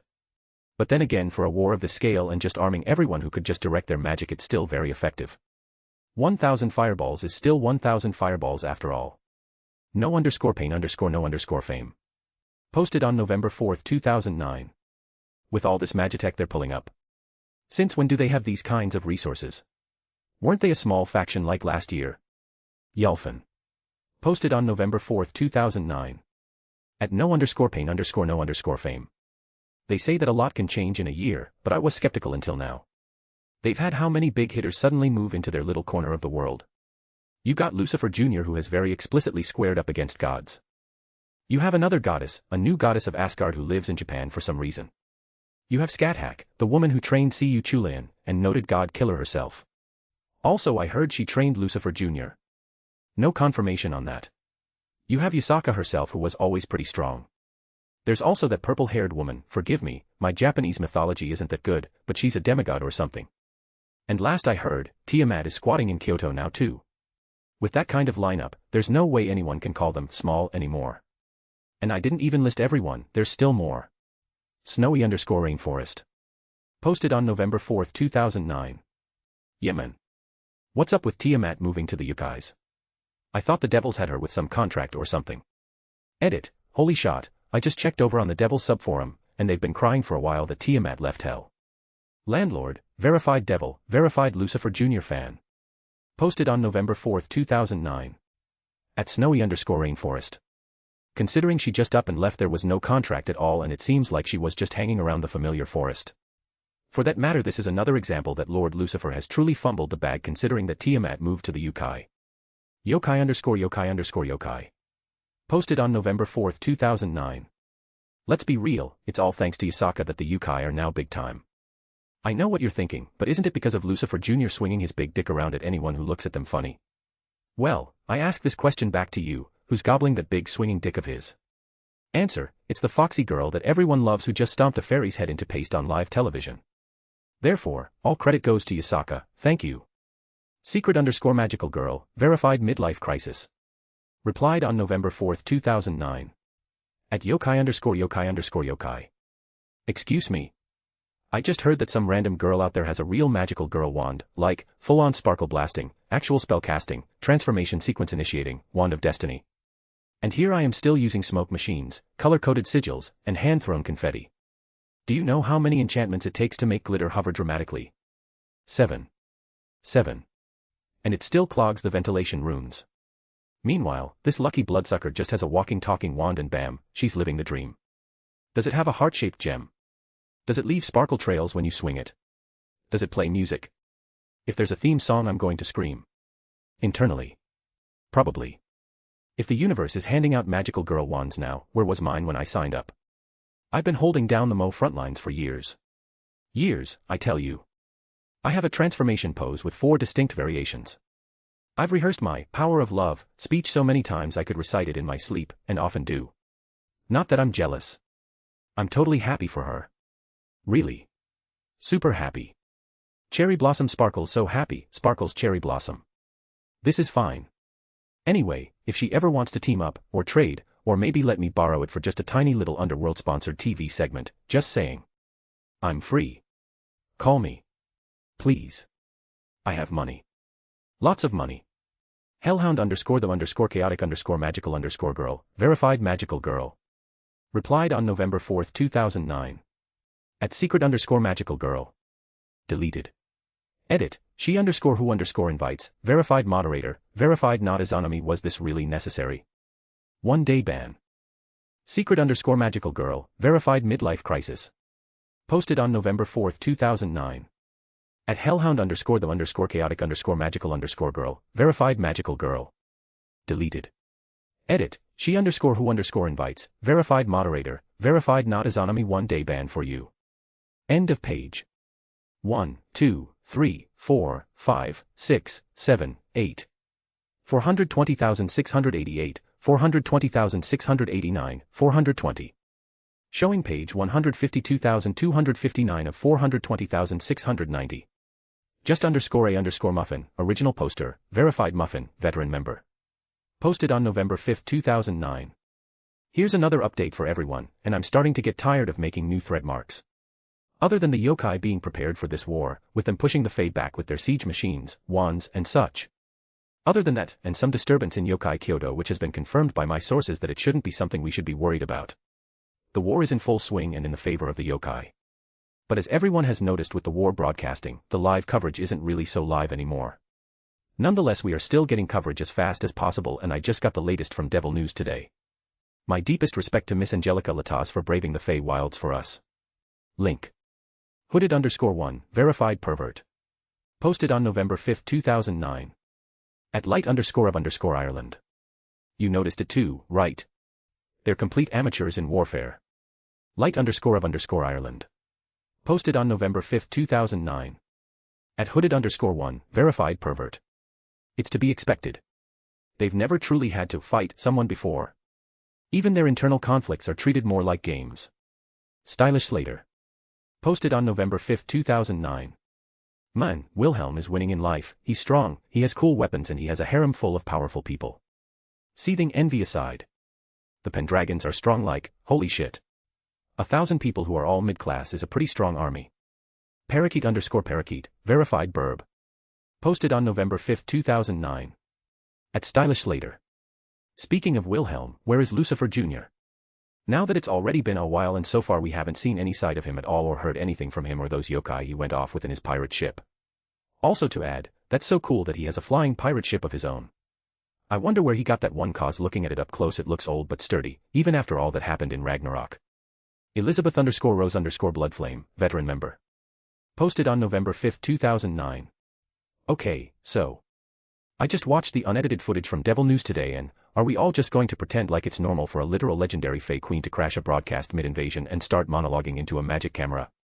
Because I need someone to explain to me how Vivian, the Lady of the Lake, just appeared out of nowhere during a Pendragon/Yukai frontline segment, started judging the camera work, and then casually dropped that she hasn't been active in the human world lately, like she just woke up from a 1,000-year nap and found a GoPro. You guys, she tried to murder the camera crew because they were devils. Not even dramatically. Like, oh, guess I'll kill you now, shrug, and then vanished into mist when someone else told her not to. That's it. That's the scene. That happened. On camera. With background nights and everything. And this is all happening while the Pendragons are casually standing across from literal Yukai generals negotiating a ceasefire. Or planning a pincer movement. I don't even know anymore. She just grabbed the camera like it was some shiny fade bauble and said, oh wow, this shows sound and image. Ma'am. That's a whole live stream being broadcast to an entire underworld dimension. That is not a trinket. That is the devil's CNN. Also, her name. She said her name. On camera. Do people not realize who that is? That's Vivian. Like, Excalibur's Vivian. Mordred's godparent. The Forge is powered by Dragon Soul's Vivian. What kind of war coverage includes ancient Fae royalty treating devil media tech like a magical curiosity and then wandering off because she got bored? At this point I half expect Merlin to show up and start live commenting the battle in riddles. Maybe summon a dragon. Maybe critique the lighting. 10 out of 10 most cursed and blessed broadcast of the decade. Devil News deserves a raise. And hazard pay. And possibly divine protection charms. Vamp Hunter 69, Temp Band. Posted on November 5, 2009. Deleted. Edit. Iron_fodder, moderator, verified father derogatory terms and hateful comments are not accepted in this thread. Receive a 1-week ban from this thread. Mise no NME. Posted on November 5, 2009. At Elizabeth_Rose_Bloodflame. Everyone got to watch the same unedited footage, lil guy. I mean, Muffin is good at getting them. Anyways, let me just say that I like you, lil guy, unlike some chuckle fucks here you actually know how to sort large amounts of texts. Anyways. As everyone else is starting to learn, when it involves Lucifer Jr. shit happens, as in, it happens a lot, so except that happens a lot around him, so you stop being surprised. Besides, we've already spotted her before. We just didn't know who she was, she just sorta appeared in the background. She's been with the main army ever since Lucifer Jr. separated with them. Once_you_go_black. Replied on November 5, 2009. Father's beard, that really is Vivian. I haven't seen her in forever. What a weird time it is to be alive that even someone like her is coming out of the woodworks. I never was able to get the crafting methods she had. No_pain_no_fame. Posted on November 5, 2009. Can we actually talk about what's supposedly a divine lance that Sir Mordred has? I mean, if it was spoken by anyone else other than the Lady of the Lake I wouldn't believe that is a divine lance, but is that supposedly Rongaminiad? Last I checked, that's the lance. Spear. Thingy they have in Arthurian myth. And holy shit, is it powerful. I mean, look at them, they're getting destroyed. It's Fae though, so deserved. Mr. Fabulous. Posted on November 5, 2009. Wait, back up a minute, did the reporter just call that girl Sir Mordred? And did she just really call Vivian mom? Did Vivian have a child after all these years and she's been with the Pendragons this whole time? Mise no NME. Posted on November 5, 2009. At Mr. Fabulous. Dude, don't you know? The Pendragons tend to name their kids with their ancestors' names, so she could just have been named Mordred. Also, if Vivian had a child, it wouldn't be human at all. Anyway, what's important is the French adulterer comment. I guess she means Lancelot. Does that mean that the guy that inherited that name is also an adulterer in French? Because that shit is funny. End of page. 1, 2, 3, 4, 5, 6, 7, 8. 420,688, 420,689, 420. Showing page 166,349 of 420,690. Just _a muffin, original poster, verified muffin, veteran member. Posted on November 7, 2009. We've got news, folks. It's been a few days, but we finally have news of Lucifer Jr. Apparently the huge explosion came from the illustrious Lucifer Jr. himself. How? We don't know. My sources don't know either, just that the explosion came from him. Also, the speculation about the Hyakki Yagyo doing something important was correct. They went on to get ships. Now they appear to have a number of them for their use. They've also informed me that the yokai are not taking prisoners. Pretty smart, to be honest, with the Fae being immediate bad news in any capacity. It's best not to have long interactions with them. In other news, we've finally seen more of Reiku and Yasaka in action. And that is probably because they've pushed quite heavily into the enemy territory. It seems like they're finalizing plans to strike at the heart of the enemy. Anyhow, pictures. Ships. Link. Nurarihyon. Link. Hyakki Yagyo. Link. Goddess Jin. Link. Yasaka. Link. Reiku. Link. Scathach. Link. Fae. Link.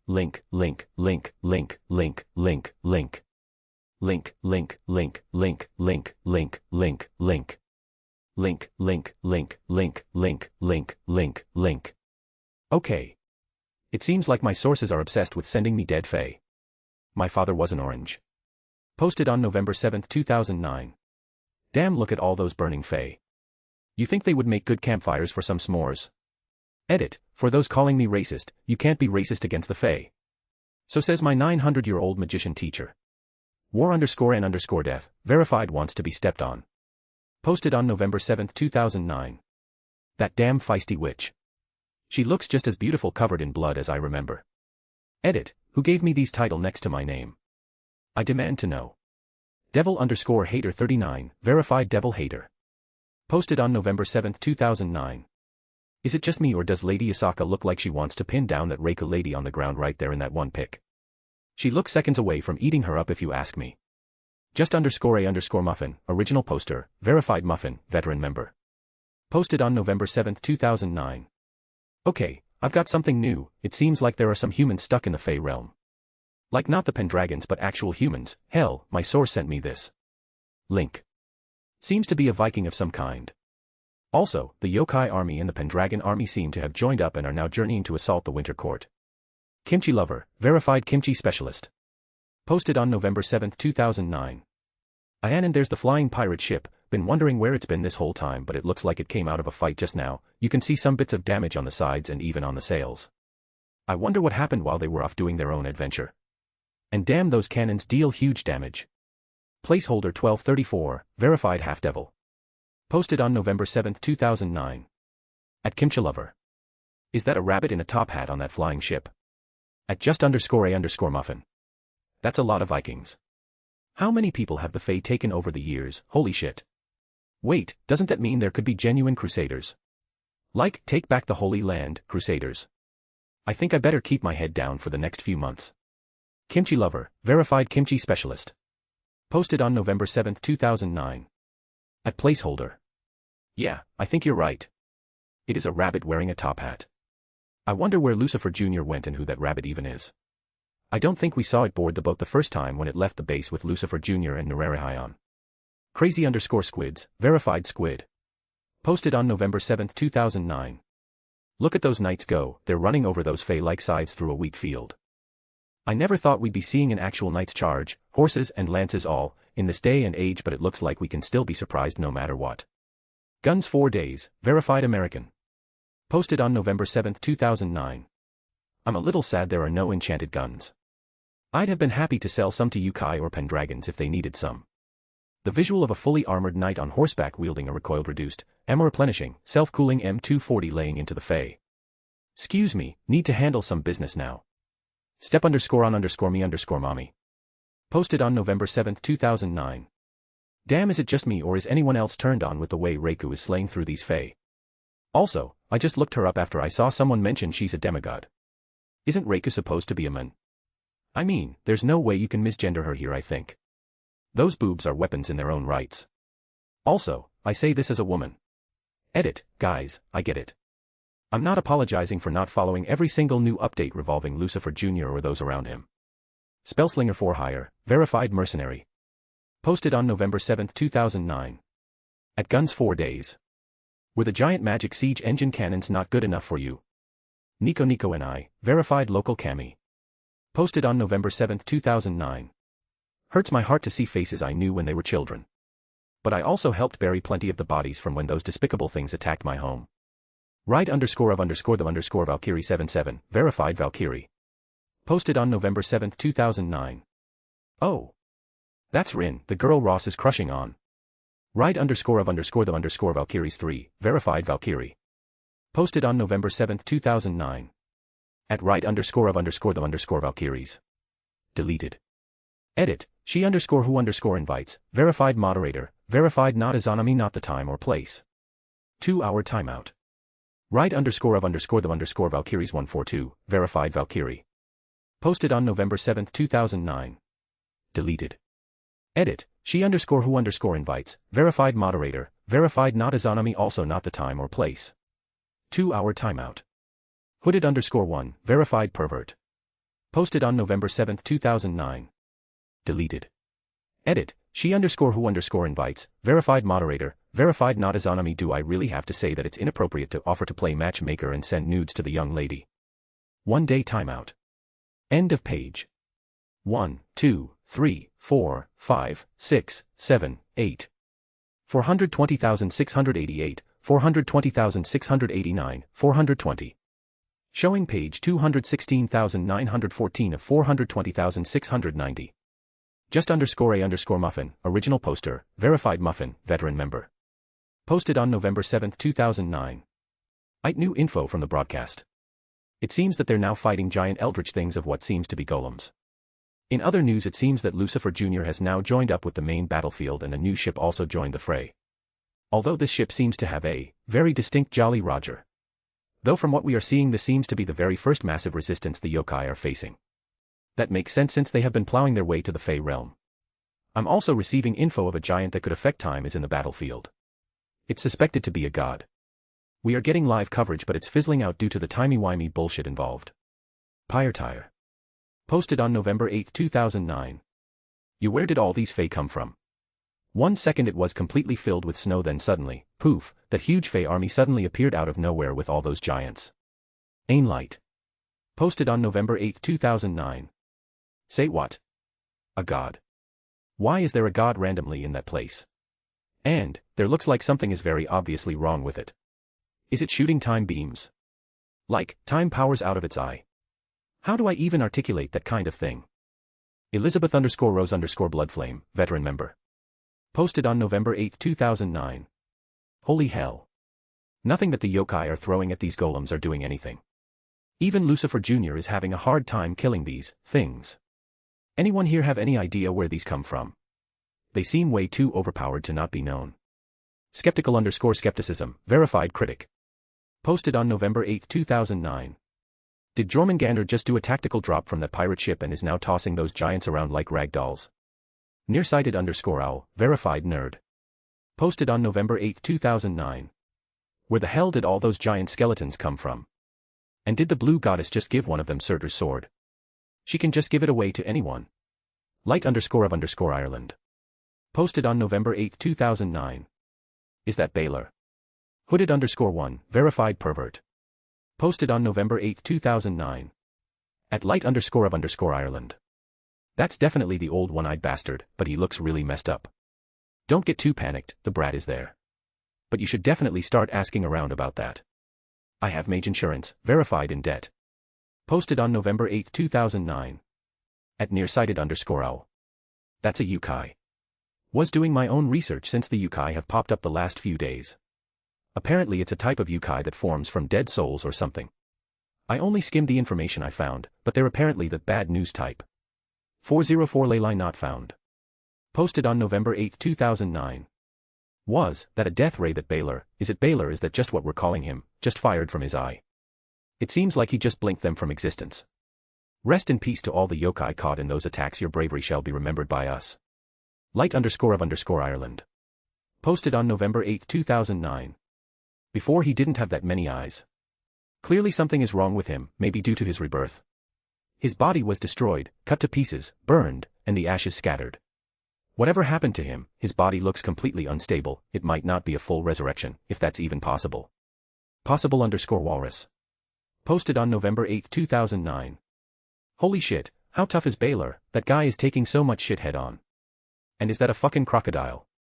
Holy shit, why is a croc fighting in a war? I never knew I needed a giant crocodile to do a death roll on a giant god before, but here we are. Killicalup, verified trapped in Florida. Posted on November 8, 2009. At possible underscore walrus. It's definitely from Florida. The perimeter has been breached. Born underscore to underscore burn. Posted on November 8, 2009. Judging from the shape, it looks like that old guy who just joined up has a pet crocodile too. I forget the difference between alligators and crocodiles. And it's fucking huge. What does he feed that thing? Lazy underscore lich, verified Russian. Posted on November 8, 2009. Jesus, I never thought I'd be saying a prayer for a crocodile, but damn. F to Crocbro Nico and I, verified local cami. Posted on November 8, 2009. Was that little Soma? Did he use balance breaker on a god? Enthusiastic underscore melon. Posted on November 8, 2009. It appears that the owner of Dimension Lost achieved balance breaker. It's very clearly a new status as the owner wielded it more like a bludgeoning tool. But it was effective for what it was needed to do. However, this is another aspect that can no longer be overlooked from the yukai as a whole. They have a Longinus tiered sacred gear user who can achieve balance breaker. Once underscore you underscore go underscore black. Posted on November 8, 2009. Damn it, I want it. I want it, I want it, I want it. I've never been able to get my hands on that SG, now I'm never going to be able to get it from the damn fox. X3 Dre Eyes, verified magician's apprentice. Posted on November 8, 2009. Is it just me or does Lady Yasaka have a burning halo on her back and she's using it to cut through Fae like butter? Edit, holy shit, she does have a flaming halo on her back and she's just tossing it around like a frisbee of death or something. Nico and I, verified local cami. Posted on November 8, 2009. At X3 Dre Eyes. That reminds me of Lady Amaterasu's flames from the few occasions I've seen them in person. Landlord, verified devil, verified Lucifer Jr. fan. Posted on November 8, 2009. Why our Lord and Savior transformed to his devil form again. And it seems he is also holding the seal on Baylor. Placeholder 1234, verified half-devil. Posted on November 8, 2009. At Landlord. Lucifer Jr. and his harem are insane. I can't even imagine taking one of those eye blasts, let alone as many as they did. Still wild he's wielding the true Longinus, though. Like, visible proof that Wilhelm can use it, it wasn't just a one-off from Kokabeel's scheme. Devil underscore hater 39, verified devil hater, temp band. Posted on November 8, 2009. At placeholder. Common Sirs XL, his son can use his enemy's weapon without issue. The same son who apparently has no attachments to the devil faction. At this rate they may just have to call him Sirs X Lucifer. What a, censored. Edit, iron underscore fodder, moderator, verified father. However amusing and deserving it is to make fun of some specific national leader, it is still highly impolite to call him names as it goes against our hate speech rules. Please receive a 2-day ban. End of page. 1, 2, 3, 4, 5, 6, 7, 8. 420,688, 420,689, 420. Showing page 295,769 of 420,690. Broccoli underscore cannon, verified simp. Posted on November 8, 2009. Lady Yasaka is looking cool with that seemingly new form of hers. So, any idea what the fuck that even comes from? She just suddenly decided she gets a power-up. Contract underscore with underscore a underscore devil, verified magician. Posted on November 8, 2009. At broccoli underscore cannon. It appears to not be magic. In several images you can see a faint shimmering field of energy around her. I've noted the same phenomena on young Wilhelm and another member of his entourage. Perhaps some manifestation of Tukey. I admit I'm not quite an expert in Tukey. However, the effects speak for themselves. Her power has been raised to the next level. Sincerely Watt. Posted on November 8, 2009. Lucifer Jr. is truly powerful in lightning, being able to easily call upon lightning strikes like that. Okay now, where did that pirate ship come from? Did someone summon it, and why does it look like the ship that did a kamikaze attack earlier? Tobe, verified feet merchant. Posted on November 8, 2009. Is it just me, or are there too many dragons here? Is that a pirate squaring off with the Winter Queen? Dragons _are _sexy. Posted on November 8, 2009. Did someone say dragons? Edit, iron _fodder, moderator, verified father, please stay on topic. This is a warning. Tipping cows. Posted on November 8, 2009. So, Captain Hook was fucking dead, right? I just read the other thread that named him. Kind of having a small existential crisis that a children's book villain is real and not quite a villain. We all watched The Suicide Charge, which was metal as fuck, R.I.P. Hook and TikTok, and suddenly the ship is fine. And he's gonna tangle with the Winter Queen. What the fuck? My questions keep mounting. I_like_swords. Posted on November 8, 2009. Does anyone have a good picture of Captain Hook's sword? European blades are my favorite, ahead off me, verified yokai. Posted on November 8, 2009. That's a lot of Fae. Cami above, there must be millions. Jesse _ Posted on November 8, 2009. At ahead off me. Aren't you a yokai? Why aren't you there fighting? Ahead off me, verified yokai. Posted on November 8, 2009. At Jesse _ I'm a school teacher, dude. I got enough juice in me to run away, not throw hands with invulnerable giants. Augustus _Varilius. Posted on November 8, 2009. Okay, forget the suddenly alive. Maybe he wasn't dead at all, come on guys. This ain't human movies, we can survive explosions head on. It seems like this Wilhelm fella is engaging Baylor head on, and from the looks of it they're doing a 1v1. Sadly we can't see it. End of page. 1, 2, 3, 4, 5, 6, 7, 8. 420,688, 420,689, 420. Showing page 311, 323 of 420,690. Dark _idiot _god, verified artist, verified commissioner. Posted on November 9, 2009. Okay, from what I've seen the 1v1 barrier broke from the outside. Who the fuck interrupted the 1v1? Always respect the 1v1. Fireball _ the beast. Posted on November 9, 2009. So the giant shadow thing appeared again, huh? I really wonder what that is.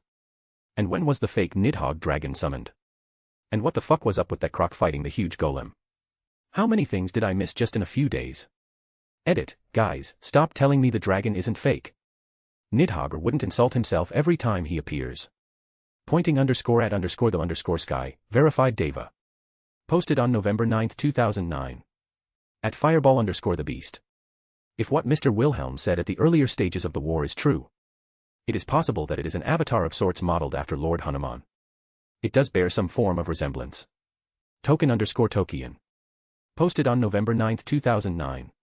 At Fireball _ the beast. The war has gone crazy, man. Here, I can summarize. Wilhelm summoned the fake dragon right before that giant flashbang hit the battlefield. You can see him gesturing with some different staff, link. The croc was from Captain Hook, we think. Hook told it to chomp, and like a good swamp cat, it did. I wish I could summon dragons that quote Tolkien and swamp dinos who eat my enemies.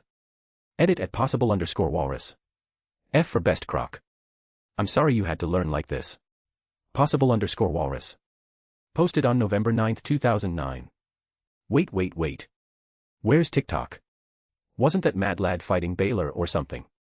Chocolate _ macaroon. Posted on November 9, 2009. Who was that who flew off fast off the battlefield? Seems to be the same place where Luckfear Jr. was fighting Baylor. Dragons _ are _ sexy. Posted on November 9, 2009. Screw all that. We need more pics and vids about not Nidhogg rampaging. And it saddens my heart that Jormungandr hast returned to his full-size glory. You lost game. Posted on November 9, 2009. Okay, what the fuck is happening? Why are there a bunch of dragons and a bunch of meteors falling? Is this what a full-scale war would look like amongst factions? Because this shit is scary. Edit, spelling. Fryass. Posted on November 9, 2009. Let's go girl. That's right. I taught that girl that meteor spell. Now toss some more on those pansy fey ass. 015 Umbrella. Posted on November 9, 2009. Something just shot away from where Lucifer Jr.'s shield was. Was that a person? The pictures are too blurry. Did Wilhelm win? Keiki _in_the_ocean. Posted on November 9, 2009. So a hand appeared again in Kyoto, but instead of the last time it was cut, it appeared to have been taken. Bitten off. By Lady Tiamat. And, I didn't know there were some angels hanging around the place, they seem to be helping people. I guess there are allies now. Here's a video I got. Link. Michael Fried. Posted on November 9, 2009. Can confirm, I'm on vacation in Kyoto, got a nice Airbnb, and suddenly there's snow all over the balcony, and bits of blood from Lady Tiamat's new snack. Probably should clean up the blood, but I'm not equipped to handle presumably fey blood. Just wanted someone to know there a blood trail on roofs that needs to be cleaned up, you lost game. Posted on November 9, 2009. Again, what in the flying fuck is happening? Why is there more dragons? And what was that big-ass looking gate over in that distance? Okay, what? Lightning, then some snowstorm was about to happen, then it disappeared, then suddenly the three-head dragon disappeared. Turtle power. Posted on November 9, 2009. LMAO at the Winter Queen, oh I'll just stick my hand in again, there's no way the mortal world could hurt me twice. Tiamat, and I took offense to that. Another Fey L. This is a certified hood classic. End of page. 1, 2, 3, 4, 5, 6, 7, 8. 420,688, 420,689, 420. Showing page 398,625 of 420,690. Just _a muffin, original poster, verified muffin, veteran member. Posted on November 10, 2009. Okay, so everyone's wondering what is actually happening due to the amount of things that happened recently in the war. So one might ask, what happened? What happened is the war is over. And of course it is victory to the yokai faction. It seems that in that chaotic final battle they managed to beat the Winter Queen and take her prisoner. Now I would summarize all the thing that we've learned and what has been released, but I haven't slept for over a week now and I really want to sleep, so I'm just going to drop the links. Link, link, link, link. Link, link, link, link. And once, again my grandest and deepest respect for Ms. Angelica Lataz. Send me to the moon. Posted on November 10, 2009. Man, Muffin is so tired he even messed up that last link. It's at that therapy place Iron Daddy always links to Rager's. But seriously, this coverage has been insane. Say what shit you want about devils, but that big titty reporter Lataz has my respect for hanging in throughout the entire war. She's got a mean right hook, too. Fists _over_ bloodline, verified devil. Posted on November 10, 2009. Amazing fights, Wilhelm. I managed to catch some of the footage just now. My comrades and I were unfortunately out of signal range during most of this. It will take a while to catch up. The yokai and humans were impressive, too. Grant _Hillington _official, verified reporter, Magical American News Network. Posted on November 10, 2009. Here on our channel, we've managed to snag some interviews with some of the wounded who made it home from this war. You can find them here, frowny face link, link, link. Possible _walrus. Posted on November 10, 2009. Wait, that second interview with the Lataz devil with the Lady of the Lake. Did she just say resurrected human? Holy shit, did they actually revive Captain Hook? Devil _hater 39, verified devil hater. Posted on November 10, 2009. At possible _walrus. Bullshit, the only devil besides those reporters there is Lucifer Jr. Shit, do we know if he's actually gotten evil pieces? Please don't use them, Wilhelm, you're too based for slavery. You lost game. Posted on November 10, 2009. I guess everyone was too busy seeing the yokai when to notice Vivian talking about Captain Hook being revived, huh? Chad the Lad, temp banned. Posted on November 10, 2009. Deleted. Edit, Iron _fodder, moderator, verified fodder threatening others with assault by fruit over a convention game is improper and impolite, and not only that, this is the news section. Please proceed to the proper threads, link. Have a 1-week ban as this counts more heavily in our hate speech rules. Contract _with _a _devil, verified magician. Posted on November 10, 2009. I have it in good confidence that Mr. Schweinord does not possess any evil pieces, besides the timing of what we now know as Captain Hook's ship appearing seems to coincide with the large amount of magic seemingly being used for nothing. It is possible that they used the energy to supercharge some form of advanced healing spell to heal the good captain, but I doubt he would have been able to survive an explosion like that without being disintegrated, but perhaps he did. There's also the possibility that they took a hold of his soul somehow and placed him into a new body. But something like this is merely theoretical in nature and would require a god of death or the dead. What do you think? At enthusiastic_melon. Enthusiastic_melon. Posted on November 10, 2009. At contract_with_a_devil. The surge of magical energy is almost certainly linked to the apparent survival of Captain Hook. A correlation, if not causation. My current hypothesis is that the body was perhaps recovered by the blonde woman, and the magical overcharge we witnessed was also a ritual to perhaps pull a recently deceased soul back towards a repaired body. But that doesn't account for the repaired ship that came from above the cloud cover. I'm moving through all the footage now, and will compile a better hypothesis and share it in its own thread. Lazy_lich, verified Russian. Posted on November 10, 2009. You know, this is getting really weird with all the seemingly revived dead people around him, don't you think? How many dead people suddenly popped up around Lucifer Jr.? Sir Big Boy, verified magician, verified whipped. Posted on November 10, 2009. At lazy_lich. Honestly, I've been having a similar thought. It seems like no one is talking openly about all the should-be-dead people around him.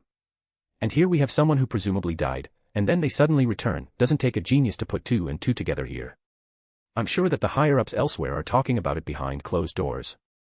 We're not going to get the breadcrumbs in a random forum like this. Hooded_1, verified pervert. Posted on November 10, 2009. At light_of_Ireland. Good news, Lightbulb, Baylor's dead. Again. Now, if everything else could stop exploding, that'd be great. It makes it hard to watch what's going on when the gooey bits land on the camera. Noose_goose, verified duck. Posted on November 10, 2009. So is it over now? Cause the Winter Queen is out, all the dragons are dead or gone and nothing is exploding and there's no more meteors dropping from the sky. War_n_death, verified wants to be stepped on. Posted on November 10, 2009. Yes. Sadly the bloodshed and violence is over, it was exquisite while it lasted. But it was a short, albeit good, war. None of that needed prolonged nonsense, just let two sides clash and decide the winner. Though, there are certainly a great many questions that are going to be asked now. But hey, the TS not my job, I just get to enjoy the carnage and the aftermath. Barbarian_goes_waff. Posted on November 10, 2009. I agree with at war_n_death. I want more blood and explosions. Chocolate_macaroon, verified baker. Posted on November 10, 2009. Just look at that castle, it really does give the whole Winter Castle vibe. But how come it has that giant hole on the side? It looks like someone decided to jump out of the window and took the whole side of the castle with them. Also, I saved the picture of Yasaka pushing the Winter Queen's face into the mud as my wallpaper. Fountain_of_middleage. Posted on November 10, 2009. Even the inside fits the aesthetic. So much winter-themed furniture and paintings. Just ignore all the dying and bleeding fae and it actually looks pretty decent. Have to admit at least the Winter Queen knows how to interior decorate or she knows a really good contractor. End of page. 1, 2, 3, 4, 5, 6, 7, 8. 420,688, 420,689, 420. Showing page 420,690 of 420,690. Maidenless_pygmy, verified got good. Posted on November 10, 2009. LOOOLLL Lady Yasaka just threw the Winter Queen into the middle of her throne room like yesterday's trash. That's priceless as hell. Gonna make that my new screensaver now. Crustacean_from_Mars. Posted on November 10, 2009. Not that that was a great way to announce their presence, I just want to bring to attention all those fae in the throne room. Link. They look like someone decided to go to a Renaissance fair and get the tackiest and most brightly colored costumes and put them into a blender and have someone try to coordinate a wardrobe with what came out. Burnt_croissant, verified magician, verified French. Posted on November 10, 2009. Well, I just showed my sister the images of the fae nobles and she actually fainted. Like she took one look before she fell over unconscious onto the floor and dropped her pasta. West Side Best Side. Posted on November 10, 2009. Ha, that fae really tried to set the tone of the meeting and got Merced for his troubles. That's why the defeated get to have no say in what happens to them at all. Burdened_with_sauce. Posted on November 10, 2009. Got to say that dead Fae's blood really adds to the color of the room. That splash of red all over the floor and walls does give it that nice pop of color. And the dismembered head really does give the room a more rustic feel. The body could use some adjustment though, it's just sprawled there all haphazardly and is ruining the color of the room with all those clashing colors. I_read_backwards. Posted on November 10, 2009. Did anyone else see how much the yokai are asking for in reparations? Link. Holy shit. That's like enough to bankrupt entire mage associations or several pantheons a couple times over. How rich are the yokai going to be now with all that capital they just earned? Contract_with_a_devil, verified magician. Posted on November 10, 2009. At I_read_backwards. The amount of war reparations may be able to bankrupt entire magician organizations and minor pantheons as well. But I would like to bring to attention the first concession that Lady Yasaka stipulated for the Fae. The yokai will secede back almost all conquered territories back to the Fae of the Winter Court and establish a 10-kilometer perimeter around the portal that Mr. Schweinorg opened. What that means is that the yokai will be able to have stable access to the natural resources from the Fae lands, which have always been exceedingly difficult to get due to the dangers of traveling to the Fae lands in the first place. With that 10-kilometer area and the stable portal, the yokai now have the monopoly of rare and highly sought-after materials and resources. Frothing Enigma. Posted on November 10, 2009. Something to appreciate about the affects this war has to our society is that Fae racist jokes is going off the charts, because even stand-up comedians aren't scared of using them because you don't need to be ultimate class and power like to joke about the Winter Court because most of them are fucking dead and can't do shit. Like even a low class could joke about the Winter Queen and not get their shit beaten. We all know what happens if we do that to some gods or some equally powerful being. I still remember that one dwarf dude that joked about some god and got smited cause he was some mid-class guy. No_pain_no_fame. Posted on November 10, 2009. I've been going through previous footage and I'm still kind of hung up on several things. Why was Azzy Dahaka there? There are people saying they spotted Crumb Crutch flying away too. And apparently the god that was shooting blasts of godly time that was evaporating things on hit was Baylor. There's definitely a conspiracy going on here, right? xxvoid_samurxx. Posted on November 10, 2009. Finally unbanned. Alright, I've been thinking a lot about this, and there's definitely a conspiracy. Look at all the people brought back to life around Lucifer Jr. I know I've said it before, but it's obvious now. He's bringing their copies from other worlds. I saw this in an anime before, and it makes perfect sense. He's an Ice Guy protagonist. Red_princess. Posted on November 10, 2009. At xxvoid_samuraiXX. Don't be stupid, Void. I, more than anyone else, would know if he were an Ice Guy protagonist. There's absolutely no way he would be able to hide something like that from me. Line break. A/N. I also have a boosty if you can't use the above under the same name. If there are any formatting errors, I'm sorry but I'm cross-posting from like 4 different places. Chapter 646, Non-Canon Omake, The Little Spider, Chapter. Arachne furrowed her brow. Do it got to go. She looked back at Hades. Hades was having a difficult time. Mostly because he didn't know what to make of this niece of his. She showed not one iota of fear towards him and, in fact, treated him like they were close family. Go back to camp.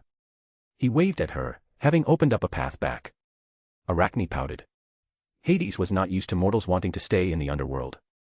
And it didn't help that Cerberus was whining about its playmate having to leave. In fact, both she and Cerberus were giving him the same look.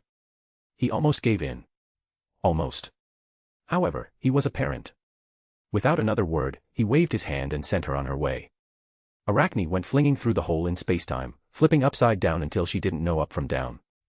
That was until a light hit her face and she was spat out of a hole right where she had been taken before.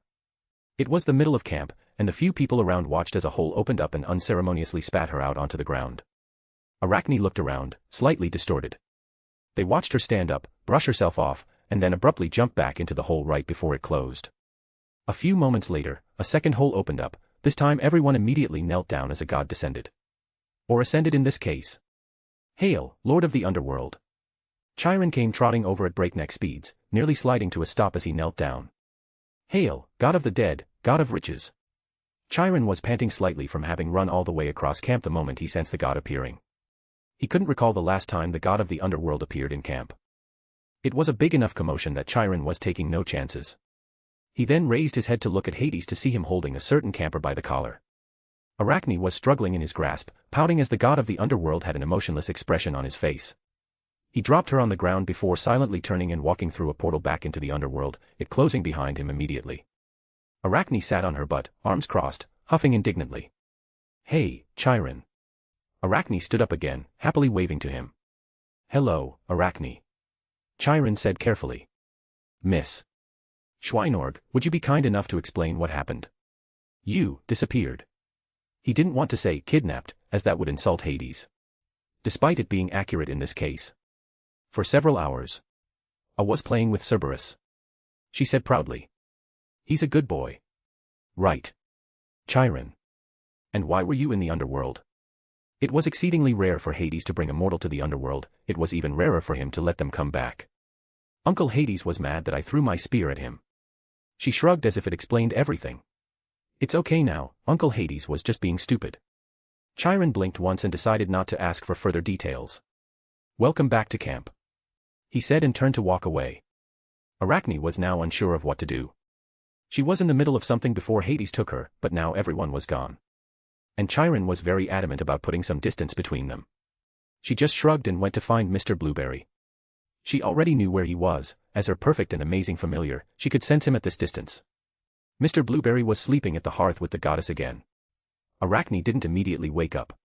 She walked over and sat beside him and rubbed his head gently as he slept peacefully. Despite all the commotion and arguing happening among her siblings due to Arachne, Hestia didn't say a word. There was no condemnation, no demands, no probing questions. Her hearth accepted anyone peacefully. Arachne curled up against Mr. Blueberry and closed her eyes, taking a nap. Line break. Arachne's nose twitched, and she slowly opened her eyes, yawning a little. There was a shadow cast over here that impinged on her senses even as she was napping that made her wake up. "What do you want?" She addressed the girl standing over her. Annabeth stood there with a firm frown on her face. "I've been looking for you." Her voice was tight, but it was obvious she was trying too hard to keep her emotions in check. Annabeth was taught, that children of Athena don't have emotional outbursts. They're calm, collected, and logical. "Chiron said you were back." She put her hands on her hips. And Arachne sat up in mild annoyance. "I was having a good nap." Annabeth deep down wanted to scream. This isn't how she expected this conversation to start out. Truthfully, though, she didn't really know what to expect. "Do you not even care?" "About what?" Arachne yawned again. "Everything." "Why you?" Annabeth was having trouble finding the words. "The first thing you do is show up and just cause chaos, and instead of getting punished, Mom rewards you." "Reward?" Arachne blinked in confusion. "She personally came down to see you, more than once. Do you know how many of us have actually seen her before now?" "Very few." Annabeth was having trouble keeping her voice down at this. "You literally call yourself Arachne. You're directly insulting her, but she doesn't even care." "It's my name."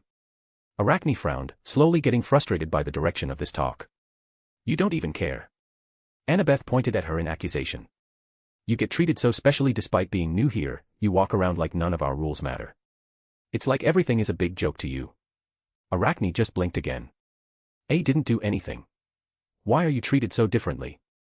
Why does it seem like everything we struggled for suddenly seems so insignificant now?" Hestia pretended to not be listening when Arachne glanced her way. It wasn't out of a sense of detachment but more of a polite gesture on her end. Arachne furrowed her brow because she now understood what was happening. "Why do you care so much?" Arachne finally asked her. "It's not like she raised ya. She abandoned us with our daws. She's our mom." "So?" Arachne was confused about this part. Annabeth wasn't able to understand why she didn't care, Arachne wasn't able to understand why she cared. It seemed like they were at an impasse. "She's all we have," Annabeth whispered. Arachne frowned again, this time not from annoyance, but a different feeling swelling up in her chest. "What about your dad or other family?" Annabeth snorted. "Yeah, I got my dad, but how long before a monster comes along and kills him trying to get to me?" "Then just kill him." Annabeth stared at Arachne blankly. "What world do you live in?" Arachne tilted her head in response. "Then learn magic and set up bounded fields round your house." Annabeth was about to ask her what that even meant, but giving it a moment's thought, she could sort of glean the meaning of her words. "It's not that easy." "Why not?" "Have your mom do it then if you care so much about her." Arachne offered another alternative. Annabeth was silent to that, a strange look on her face. She doesn't do things like that. Why? Arachne had been repeating this word a lot in this conversation. Because we need to prove ourselves. Annabeth puffed up her chest. We need to prove ourselves, so Mom. She trailed off because Annabeth didn't even know what to say either. Oddly enough, Arachne was also utterly bewildered, as Annabeth was. She couldn't understand why it wasn't so easy to solve. Arachne thought of her mother as a deadbeat, but the thought of her not doing the simple gesture of protecting her half-sister's dad despite everything was foreign. Arachne grew up in a big family, a very big family. A family that would move heaven and earth to help each other. A family that loved each other unconditionally. This was the first time she experienced something like this. Oh, she wasn't unused to the shitty parts of the world. Her parents made sure she wasn't unaware of her higher status compared to most people. It was important to help keep a child grounded if they grew up in certain abundant households. But there were just some things she never saw firsthand, considering her age. Arachne thought her mother was a deadbeat, she didn't know the extent of it. The thought that a child had to prove themselves to their parent for love it went against everything she ever knew. Fuck her. Arachne finally spoke. What? Annabeth sputtered out, taken aback by the abrupt cursing. That's some bullshit. Arachne jumped to her feet. Since you're my half-sister, then I'll help you out. Arachne paused, not knowing what to do. This wasn't her area of expertise. Hug. She abruptly said once again, and before Annabeth could blink, Arachne was now hugging her awkwardly. Annabeth just continued to stand there as her supposed half-sister, who was actually a demon or something, awkwardly hugged her despite Annabeth currently throwing all her frustrations on her. The only reason the awkward hug stopped was because a small group of girls was walking over. Hey, there she is. One of them pointed out. Arachne looked at them. More of your friends? No. Annabeth was still thrown off by the onset of affection. Those look like the daughters of magic. They usually dress, emo. Arachne finished, making Annabeth flush slightly in embarrassment. The small group of girls stood there a few feet away, hands on hips, staring at Arachne. The one at the front spoke up. We got a bone to pick with you. Arachne was unamused.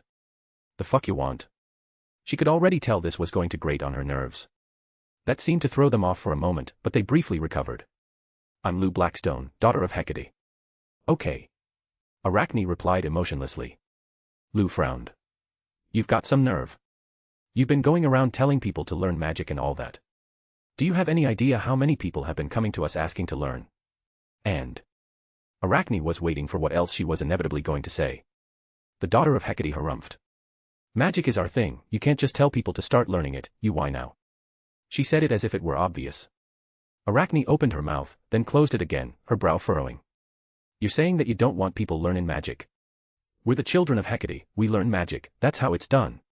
You, her. She jabbed her finger at Athena. Are children of Athena, you learn your own stuff, stick in your lane. Arachne looked at them silently for a long moment, then she moved. She looked at the ground, judging the distance. She then pushed her heel into the dirt about an inch downward and then began to draw it in a circle around the girls. They too were silent, bewildered by her actions. What are you doing? Lou asked. Section, Arachne said pointedly, finishing the circle. She then began to, from their point of view, draw squiggles and symbols into the dirt. All right, I'm done. She said before actualizing the spell, she just carved into the ground via runes. The daughters of Hecate just stood there.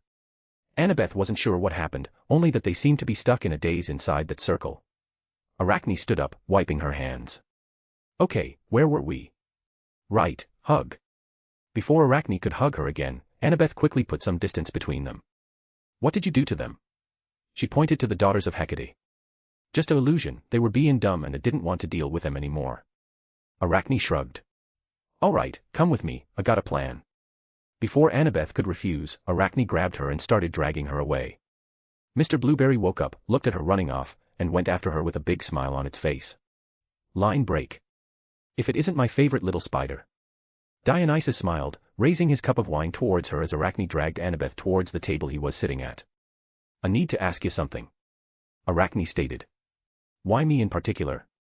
Dionysus took a sip. You're the only other god here that I respect. Arachne said honestly. Dionysus raised an eyebrow. Partly because he never had one of the campers say they respected him so truthfully and not under the threat of divine wrath. Secondly, because he now was curious about number one. And who's the first? Hearth. Arachne said simply.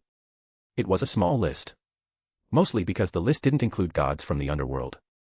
Ah, can't compete there, completely understandable. Dionysus nodded. So, my little devil child, do you have any idea what's been going on since Uncle Hades kidnapped you? Arachne shrugged. Don't care. Dionysus just smiled even wider. And that's why you're my favorite non-child demigod. He raised a toast to her. But you should hear some of the arguing going on up on the mountain right now. Your dear mother is getting torn to shreds by everyone for, and I quote, mind-fucking the literal devil.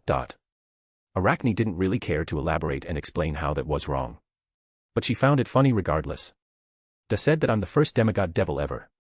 Dionysus had to force himself to not break out in laughter. The absurdity of it just made it even funnier, especially when it was Athena's fuck-up. Interpanthean mingling was bad enough in their eyes, but the fact that she had a baby with one of the most notorious figures ever in the world, well, they knew that Athena would never be able to erase this black mark from her record. They're debating on what to do with you. About half are in the let's smite her camp. He eyed her to see her reaction. Arachne rolled her eyes. Whatever. I need to ask you though, can I bring me big sister over for a few days? Dionysus paused, his cup not quite meeting his lips. I think Pops would blow a gasket if I let more demons into camp. No offense. None taken, but she's human. Is that so? Dionysus sounded particularly disappointed in his tone. If you want, I can call me Grandma, she's the one who made the drink, she's from me Da's side. Arachne offered. Dionysus's eyes lit up, but he seemed to war with himself. I can't. He said to himself. As chaotically fun as it would be, I don't want my drinking privileges taken away so soon. I understand. Arachne said in solidarity to the god of wine. Annabeth silently stood there, her mouth nearly hanging open. She had never seen someone get along with Mr. D so well before, and it completely threw her for a loop. All right, if it's just a human, then I can give out a pass like the boyfriend's mom from before. Percy isn't me boyfriend. Arachne huffed, though Dionysus didn't miss the faint red hue on her cheeks. The god of wine took another sip of his drink. But I'm not in a particularly generous mood. Why do you want to bring someone over? Give me a good reason. This is Annabeth. Arachne gestured to her half-sister. We've met. Dionysus said dryly. She's an idiot. What? Anyone could see that. Boah. Me big sis is smart, she can help her stop being an idiot.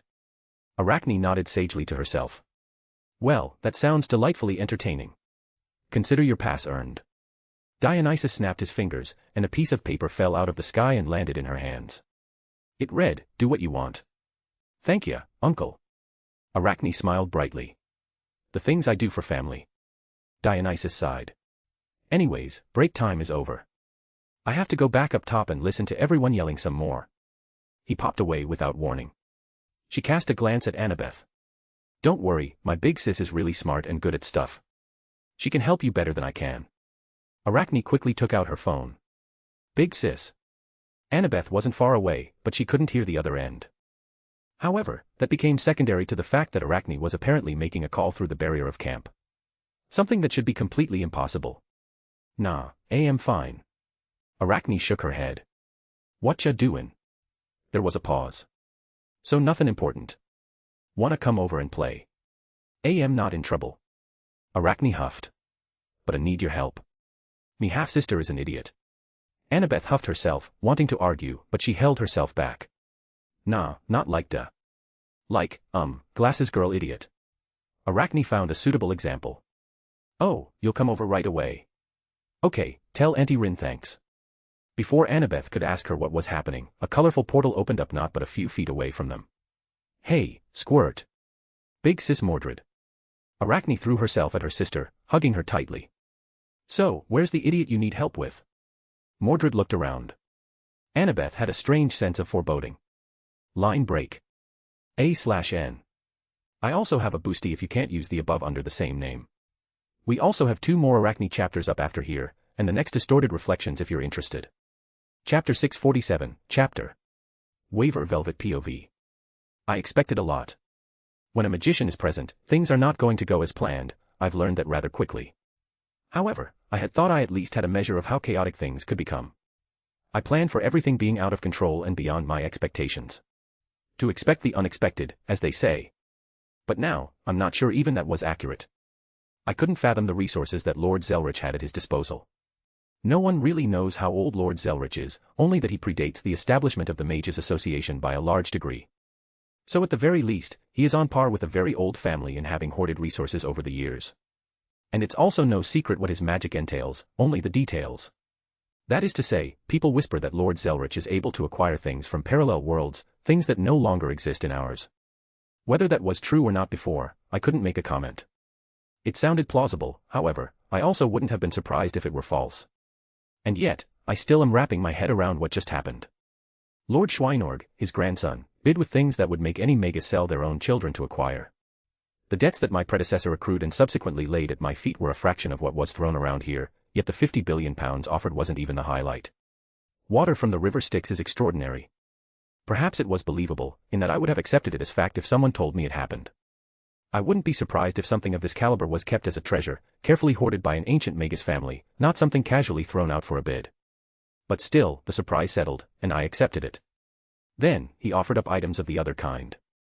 Every magus knows what a fairy is and their status as terminals of the world. Not many know of the greater variety, the existence of fairies with status not lower than divine spirits. Lord Schweinorg offered up the equivalent of the blood of a god. That too was enough that perhaps every department of the clock tower would have made a move if it was put up for auction instead. Hell, I wouldn't be surprised if it was enough that many would foolishly look past his status as both a magician and his relation to Lord Zelretch to try and acquire it through other means. It makes me wonder if he's deliberately careless, or if it's just something so far beneath his care that he doesn't give it a second thought. Either way, it was a frightening thought. Yet, up to that, it was still acceptable. Those items weren't what had the majority of the train cars still sitting down in silence even after Lord Schweinorg, his lady friends, and even the train staff had already left the train car. No, it was the last item he offered that had a very odd gravitas that made it difficult to get up. How does one acquire the wing of a fallen angel? That was even ignoring the concept of an angel, and by extension, a fallen angel. There was far too much research that would need to be done to even be called knowledgeable on the subject to make judgments there. I took it at face value. And it was confirmed by someone, by none other than one of the most infamous magi in history, to be genuine. Someone who very clearly was antagonistic towards Lord Schweinorg. That alone should speak volumes of the authenticity. This was far above my pay grade. I wasn't even sure I could begin to fathom the kind of ripples this could have when it gets public, if it hasn't already. I wouldn't be surprised if the news had already spread through every channel. A wing of a fallen angel was not the kind of item you could toss out and it not make waves. Ignoring the church completely, any part of it was a treasure beyond compare. If you had any craft related to the Kabbalah, it was something that could catapult you centuries in one generation. That was just the most obvious consideration off the top of my head. Speaking of the church, I lifted my head up and saw them get up and leave as well. And I felt a strange sense of foreboding. "Gray, do you know how long it's been since the auction ended?" I asked her. It's been about 30 minutes, Mr. Waver," she answered. I tapped the table. "Yvette, did your family give you something if you need to escape in a pinch?" Yvette perked up, and she shot me a confused look until it seemed she realized something as well. "I have something in an emergency." She nodded. "Do you think something's going to happen?" I looked at the retreating backs of the church exorcists and clicked my tongue. It's best to be prepared. Maybe it was the church delegation leaving, but it set in motion a bit of a commotion. Several people got up in quick succession and left in haste, either to report this or something else. Vultures. Miss Luvia approached us. "All of them want to be the first to sell the information," she said with a scoff. "Ah, that's a consideration I hadn't thought about." "Miss Edelfelt, congratulations on your prize," I said politely. She forced a smile. "Thank you, Lord Elmeloy too. However, I strangely feel not to be in a celebratory mood despite how beneficial this auction has been for me. Beyond acquiring a pair of mystic eyes that would make most magi jealous, it seems that her status in her own family should recover due to the favoritism that Lord Schweinorg showed towards her. I believe I have you to thank for what happened. Thank you for putting in a good word for me." I simply relayed the information you provided. "It was a mutually beneficial sequence of events," I responded. "Even so, you have my thanks." She glanced at the men who ran past us, nearly hitting the door before opening it completely. "Fortunately, or unfortunately, it seems my presence here will be completely ignored after." She trailed off. "I believe the other winners will be grateful for the lack of attention on themselves now." She snorted, then clicked her tongue. "We may get swept up in a storm if we're not careful, Lord Elmeloy too. I have no intention of staying any longer than I need, I'll be deboarding early. There's room for a few more, if you need it." She glanced at the ones next to me. I considered it carefully. I will kindly accept your offer, Miss Edelfelt. It's perhaps best that we get off the train, the sooner the better. Are we in danger, Mr. Waver? Gray asked me this time.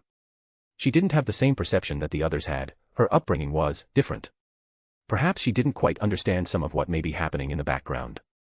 Gray, don't be stupid. You can't throw around stuff like he did and have people not get greedy. Her mystic code spoke up. If someone knows there's a lot of gold to be made, either you get bandits or knights dressed up like bandits. Not a wrong interpretation, if a bit dated. We don't want to be around when someone comes knocking. I stood up. Lord Schweinorg can take care of himself. Before I could finish, the train shook violently, and I nearly fell over. Following it, there was the screeching of metal and the continued jerking of the train, like it was being forcibly put to a stop. The lights flickered, and I could hear explosive sounds coming from the front. A glimmer of different lights reflected in the windows, even if I couldn't see what was happening. Either the train was the target, or the train had activated its defenses. The train finally then came to a stop, and it wasn't gentle. Already, grabbed the table to stabilize myself. How did someone already make a move? The auction only ended a mere half-hour ago. Unless, they already anticipated having to make a move, and things just escalated. There was another surge. I didn't see what happened, but with a flash of light, the train cars were severed, becoming unconnected as the one we were in slowly wheeled backwards a few feet before stopping. This wasn't good. Ahem. A voice, loud enough that it reverberated through the train. Is this working? Wonderful. Now, I would like everyone on board this metal monstrosity to please vacate at your earliest convenience. Thank you. The voice, female, sounded woefully condescending. I glanced around and swallowed lightly. The few that remained in this train car with us were hesitant to follow along. Stay here, I'll check things out first. I told them. Be prepared to run with whatever methods you have. I warned them. Mr. Waver, I'll go with you. Gray said firmly. I weighed my options, and considering she wasn't a magus and guessing who was responsible, I didn't reject her. I admit, I was a bit fearful myself as I touched the door and opened it to step outside and greet the cool night air. I frowned, unhappy that I seemed to be correct in my assumptions. There were easily a few hundred exorcists present, surrounding the train. And my presence was likewise noticed, they looked prepared to attack me at a moment's notice. I glanced up at the front of the train, where the controls and engine were housed, and it was seemingly tossed on its side, steam and smoke coming off it. I noticed the conductor being pressed to the ground and the auctioneer being held at a blade's edge. Oh, our first people. That same cheerful, condescending voice rang out. And who are you? I looked at the one talking, a woman wearing normal church attire but with long blonde hair that went to her back. Waver Velvet. I introduced myself. Oh, Waver Velvet. She snapped her fingers. Someone bring me the purge list that we have for heretics. Right here, ma'am. Another exorcist came running over and handed a booklet to her. Let's see, Waver Velvet, Waver Velt. Ah, here it is. Numbered 247 on our priority purge list. That doesn't seem right, oh, here it is. Due to his lack of talent and ambition. Still, it seems rather low considering you're a lord of that den of heresy. Oh well. She tossed the book behind her, and someone caught it. The Lord is merciful and will bring you salvation ahead of time. She clapped her hands. And who might you be? I asked, doing my best to keep myself calm and composed.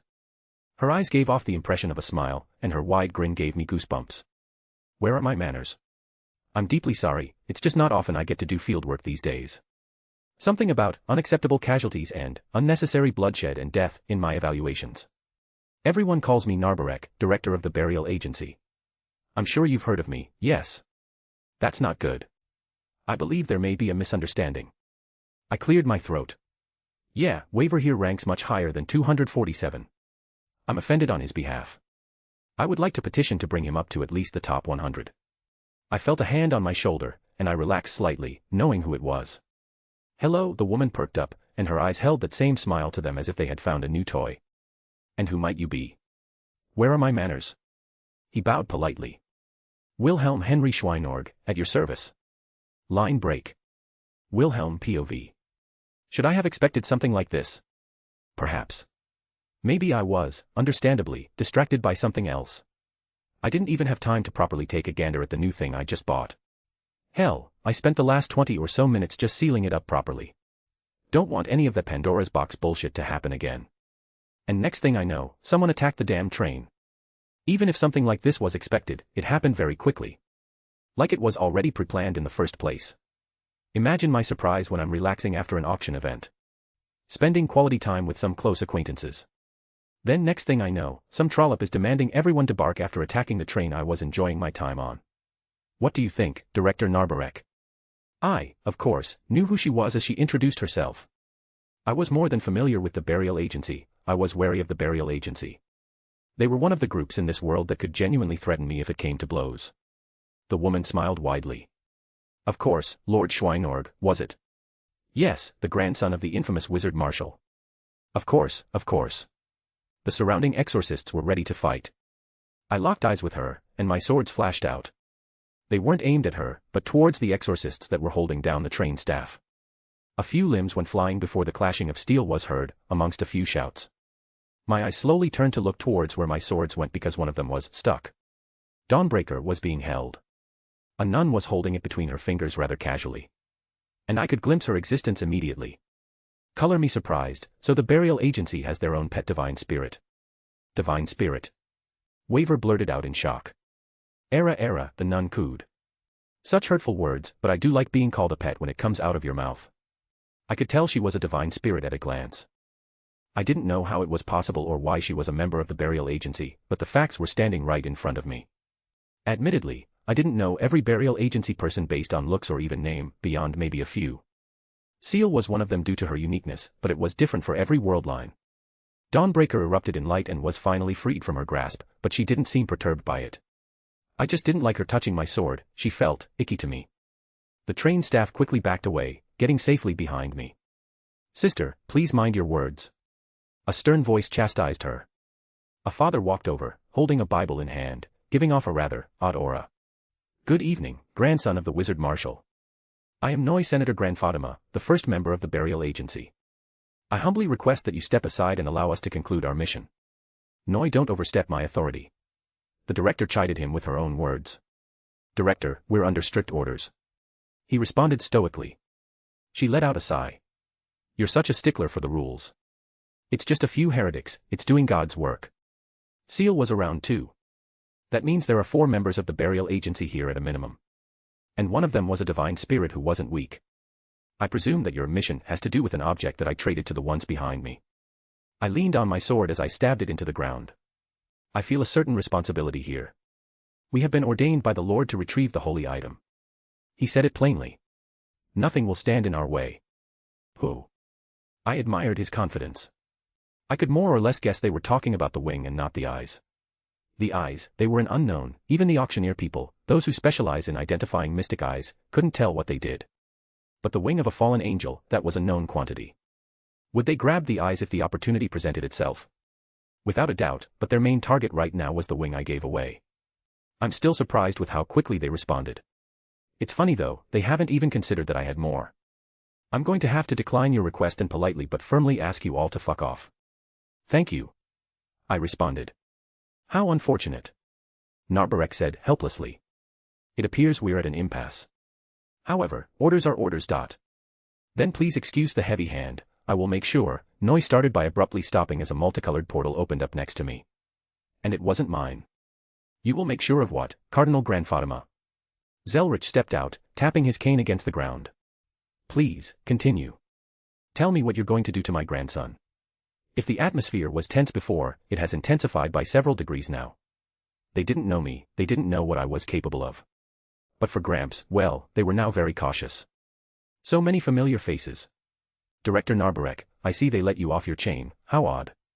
Zelretch looked at the burial agency director. Well, the situation called for drastic action. When a Class 1 holy object is identified, a minimum of 3 burial agents are required to deploy, and I was the only one available outside of my 2 lovely subordinates. Yes, your subordinates. He turned his gaze to the nun. Miss Kiera Kissioin, I believe you're going by in this world. The nun's smile widened slightly. The Kaleidoscope, I don't believe we've met here. Quite. Gramps said pointedly. That's normally intentional. Did you look out into the universe and see how small you were, Miss Kissioin? Is that why you're still clinging to your fleshly body after ascending? The nun's eye twitched a little. After Gramps named her, I knew who she was. Someone who's capable of becoming a demon, turning into a Maradiva, isn't someone easily forgettable. Basically, a type of evil Buddha god. Based on what Gramps said, she apparently was spooked into not fully ascending after hitting the threshold. Cardinal Grandfatima, you're one of the few members of your organization that I actually respect. Please explain to me why you're harassing my grandson. Perhaps this can end with me losing my temper. To be honest, I completely forgot that I could call Gramps for backup if needed. I don't get up to much in this world line, so it slipped my mind. I didn't call him, but I'm happy he showed up nonetheless. A Class 1 holy object has been identified, Lord Zelretch. Per our orders delivered by His Holiness, we are to retrieve it at any cost. He replied. Ah, yes, of course. Your obsessed need to lay claim to anything even remotely holy. Gramps said dismissively. I don't know if I should admire you or be angered that you seem to treat my presence as merely a hindrance. I cracked my neck. I'll take the divine spirit, it's been a bit since I've killed a god. Gramps chuckled. I suppose I could knock around the director of the burial agency for a bit. Said director's expression shifted slightly, despite her keeping her wide grin, it faltered ever so much. There's a third here as well. Thankfully, I called in a friend to assist. Gramps stated. A friend. I was confused. Did he mean Grandma? Who else would he call in to help? Help, of course, being subjective in this case. Though, I had full consideration that I was going to have to get serious against this divine spirit if we started fighting. My answer came quickly, because everyone looked up to the sky, and the shadow of a pirate ship appeared in front of the moon before it came sailing downwards. Ahoy! A familiar voice called out as a flying pirate ship settled above us. My dear friends. And the fair ladies I meet for the first time. Captain Hook hopped off his ship with a flourish. Servant Rider, Captain James Bartholomew Hook, at your service. Captain Hook. I smiled happily. I didn't think I'd see him for a long time. He gave me a tip of his hat. I was informed by Lord Zelretch that there was a misunderstanding that needed settling. I'm more than happy to assist. If they weren't already hesitant to make a move, the addition of another ally, that of a servant as well, would add another layer of trepidation. However, they weren't backing down. If anything, they were getting ready to genuinely fight. I saw the nun's shadow start to enlarge and shift into something more demonic-looking. I wasn't too sure on the methods the other two would use to fight, but you don't get to be a member of the burial agency without being able to back it up. If I recalled correctly, the director had once fought Lorelei Bartholomew to a standstill some years ago. Just as I felt like something was going to happen, the door to one of the train cars slammed open. I could recognize Morgan at a glance as she stood in the threshold. Between her fingers, she rolled something that looked like a golden coin, but it was not. There was an emblem on it that I didn't recognize. Without any fanfare, she tossed it at the burial agency director, who snatched it out of the air cleanly. The director's expression flickered from surprise to annoyance. Morgan crossed her arms. You heard him, fuck off. I blinked, genuinely surprised that she was helping. Standing with us. Not being a vindictive witch. Senor di Promessa, Cardinal Grandfatima tapped the sign of the cross as he whispered a prayer. Oh, how interesting. I haven't seen one of those in centuries. Zelretch mused. A promise ordained by the Pope, how novel. I believe they ceased making those in the 1200s. The director's smile slowly turned to a frown. I recognize the Senor di Promessa. Cardinal Grandfatima, bear witness. In the name of our Lord, I bear witness to the Senor di Promessa. He stated. Please state your name and your affiliation, madam. Morgan Le Fay. She said casually. I'm owed a debt by your church for helping build it in its infancy. And what is your request? The director was forced out.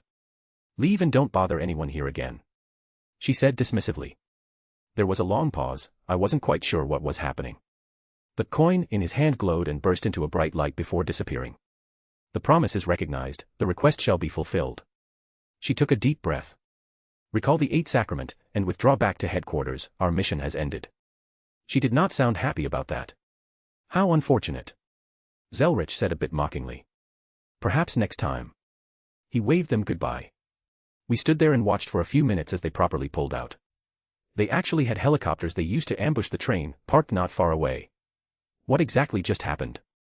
I asked, still confused. Zelretch ran a hand through his beard. Senor di Promessa, it was something the church handed out when it was younger. A promise that was to be fulfilled by the church using its foundations to bind it. Quite the interesting little thing, very valuable as well. As long as the request wasn't beyond a certain threshold, you could just about ask for anything, and they would be forced to accept. You can imagine why they don't make them anymore, especially after the church got its own foundations established. Ah, I believe I understood then. Basically, it was a promissory note of any debts or what have you they owe. Now then. Gramps clapped his hands. Miss Le Fay, it's been quite a while. Morgan's gaze wasn't pleasant, but it also wasn't particularly hateful towards him. I'd hardly act like we're acquaintances. We've met once for a brief moment. Yes, you were still Merlin's student then, weren't you? Zelretch nodded. I didn't know that, one of the memories escaped, it seems. Morgan scowled, and that was her cue to leave, it seemed. I just shook my head because I was having a hard time getting any kind of read on her. Captain Hook. I held my hand out. It seems like a fight isn't going to happen, but I'm thankful for you stopping by. I shook his hand. I am happy to assist. Lady Acryid is asleep, and Lord Zelretch requested my presence. Not to sound ungrateful, but why are you here, Gramps? And equally, why did you call Captain Hook over? I asked. Let's talk inside. He put a hand on my shoulder. I presume I will be welcome without a ticket. He looked at the auctioneer and the conductor, who had been taking cover behind us since the standoff. Your presence is our honor, Lord Zelretch. The auctioneer was quick with the invitation and the flattery despite her slightly haggard appearance. Wonderful. He smiled.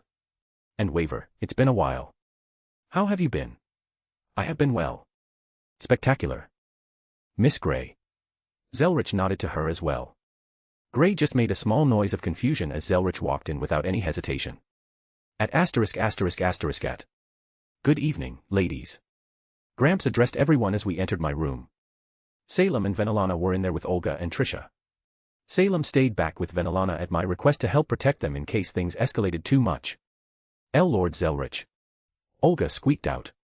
Miss Animosphere, how lovely to see you once more. You've grown up since I've last seen you, but you're just as beautiful as always. Olga responded with an unintelligible but happy-sounding noise. Trish, contrary to her, was completely silent, as if taking a well-practiced deferral position next to her. Presumably from her years of being behind the side character when Olga was interacting with anyone of status, I would guess. May I introduce Captain Hook? I made sure to do the proper greetings. It's my honor to meet such a wonderful group of ladies. Hook took off his hat and did a polite bow. From the fairy tale? Olga blinked. Not all fairy tales are without a sprinkle of truth. Hook winked. Oof. Zelretch let out a breath as he took one of the empty chairs. Venelana, Salem, as always, it's a pleasure. He said, sitting down with a bit of a sigh. It's rare for me to get up and get some exercise. Zelretch. Grandfather. I don't think Salem had it in her to call him grandfather like Venelana does. But I would be so happy to see her do it just because it would be funny. Not that I'm complaining, but was something about to turn sideways enough that you had to pop up? I asked him again. Zelretch hummed. I didn't want a fight to actually happen. Venelana here was giving me an update on the situation, and I decided to come over. I was hoping that my presence would stop things from escalating, and additionally, Captain Hook as well. Captain Hook flicked his hat with a smile. But alas, I underestimated how intent they were on acquiring the fallen angel wing that you decided to flaunt around. You were talking a lot of shit for someone who didn't want to fight. Well, I most certainly was not happy with them. And my words weren't going to be the deciding factor anyways. He shrugged. Nonetheless, even if I didn't achieve my goal, it's a good thing we didn't fight. The church is an important institution to the continuation of the human order, as you know. Damaging their foundations would just be detrimental in the long run. Their burial agency does in fact do quite a bit of work to protect humanity. I rolled my eyes. Yeah. I'm sure their pet divine spirit helps them so much. That's an exception. Feel free to kill her if you have the chance. She's a potential beast candidate after all. I felt a chill go down my spine at that. That was most definitely not something to mess around with. Even Captain Hook's eyes widened as Gramps said that. Now, the matter at hand. Since I'm here, let me see those eyes you acquired. And I certainly do hope it was worth the commotion of you taking out that wing to trade for them. Well, why not? I took out the container with the eyes and set it on the table. There were a great many seals on it at this point, with plenty of talismans slapped on as well. The silence was kind of eerie as Gramps stared at the eyes. If I'm not mistaken, I kind of felt like they stared back. Gramps also had a very uncharacteristic seriousness to him now. He tapped the table almost impatiently. Well, are you going to give me shit about what I did to get them? I crossed my arms. I commend you, Wilhelm. Well done. He said very bluntly. Any idea what they are? None whatsoever. He admitted without hesitation. A rare occurrence. But regardless, I am overwhelmingly glad that it's you who got them and not someone else. Well, even Gramps just admitted that the commotion I caused was worth it. But seriously, what the fuck were these eyes? Line break. A/N. That basically wraps up the train arc. He's leaving next chapter. For those who didn't know, Morgan actually went over to Rome and helped build up the church during the era of Charlemagne. Merlin was there too, apparently. This was, of course, after Camelot fell and Morgan stopped being quite so psychotic. I also have a boosty if you can't use the above under the same name. Chapter 648, Chapter. I think they're looking at me. Their eyes, they exist in a state of perpetual looking. Gramps gave me a deadpan. But I feel like they're looking at me. All they can do is look. Do you think I can get a reaction out of them if I threaten to drop them in the toilet? I asked. I don't think. A public toilet. Gramps was quiet for a moment. Stranger things have happened. Maybe we've been staring at these eyes for too long. How long had it been at this point? 2 hours or so. We were the only ones in the room now, and frankly, everything we tried to do to analyze these eyes has come back with nothing. The very basic structural analysis. That gave me a nosebleed and a headache when I tried. We tried quite a few things off the top of our heads that didn't need significant setup and resources to conduct. Hell, I even had a nifty idea to use a vague branch of spirit evocation that utilizes psychometry. According to the results, the eyes don't exist, so that's neat.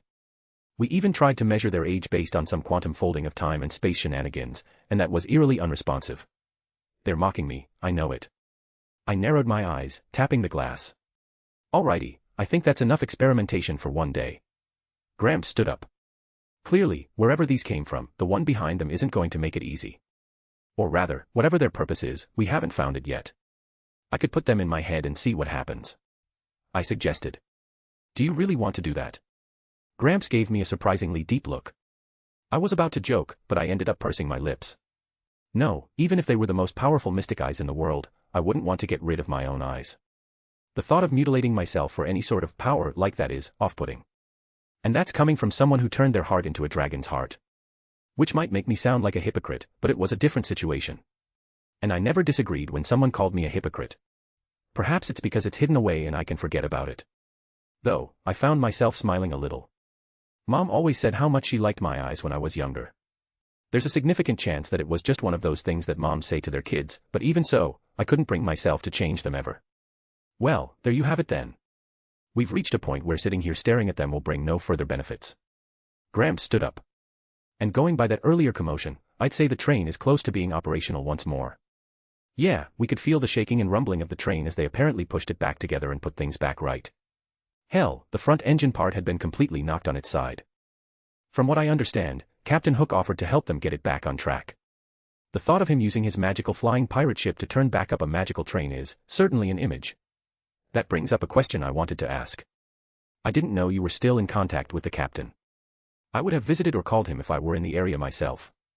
I should give him a kaleidoscope, it would at least keep him entertained while he watches Ark's dumbass while she sleeps. Do you think I wouldn't be in contact with a servant that your cousin haphazardly summoned? He returned. Ah, that makes sense. Ark is an idiot, it's a very good idea to keep an eye on anything she does. Don't call your cousin an idiot. He responded, but lacking any real heat to it. Speaking of cousins, Alt Rouge has been getting a bit uppity lately. I think she's finally heard about you, and I'm sure this little stunt might make her curious. Does she even consider you a grandfather like Ark? Not one bit. Then I refuse to call her my cousin. Ark is an idiot, she's blatantly a vile person. I pointed out. If she wants to come fuck around, she can find out. Gramps shrugged. With her pet sealed away, you can handle her. Though, she isn't without her own means. I just grunted, but I realized something. How did you seal away her pet? That thing it was a beast who didn't assume its mantle. Primate murder, the white beast of Gaia. It had absolute authority over the primates of Earth. With just its howl, it could kill any human who heard it. Even I, being a half-human, would be severely countered by it. Frankly, it reminded me of how Fenrir suppressed Odin. Definitely not something I would want to experience. That's a good way to describe it, I guess. Zelretch ran a hand through his beard. It refused to take that final step into beasthood, still making it quite the monster. But by holding back, it could continue to play around as Altridge's pet. As for how it did it, it's quite amusing actually. Well, color me interested. I tricked it into the do-it. Pardon. I blinked. The Egyptian afterlife, or rather, a small piece of it that I happened upon some centuries ago.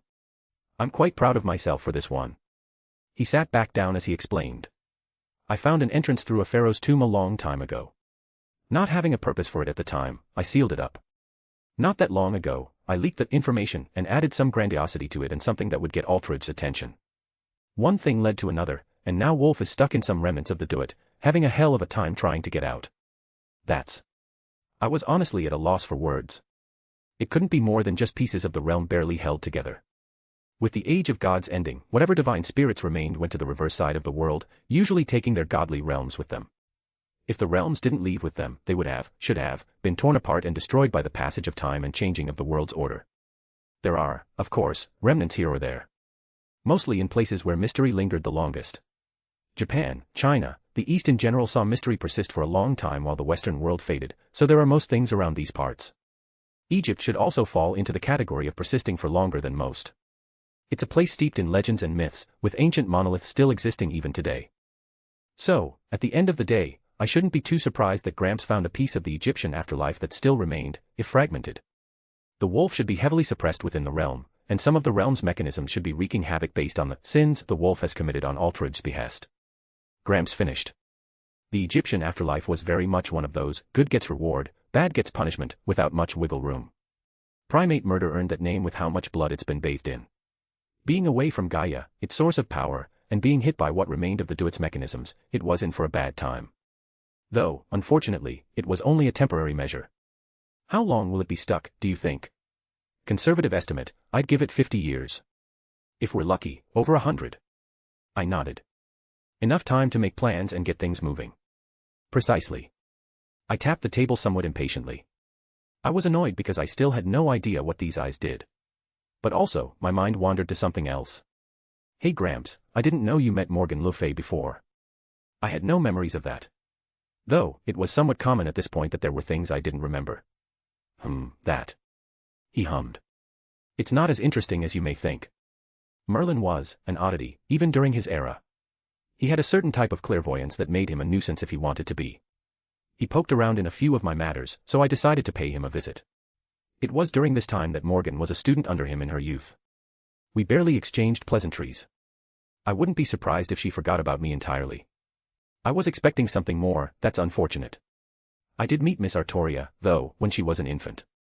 It was also a brief encounter. I simply stumbled upon a child who had a dragon aspect, and curiosity got the better of me. But that was it. Funny how the world works. I still have no idea what to make of Morgan, if I'm being honest. I confided in him. I hate her by my association with Artoria. But then she goes and helps us, giving away something so valuable. Value is subjective. He raised a finger. She lives on the reverse side of the world, she most likely sees the Segno di Promessa as a bauble more than anything useful.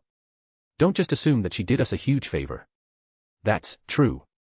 I scrunched my nose, giving it more thought. At the end of the day, if we got into a fight, it would have been inconvenient for her as well. Undoubtedly. Zelretch nodded. However, that doesn't mean her actions were not helpful. Gratitude and grudges should be repaid in equal measure. Annoying. Not lopping off her head is enough gratitude on my head. I said dryly. What exactly is the Segno di Promessa? Anything more about it that I should know? Gramps stroked his beard.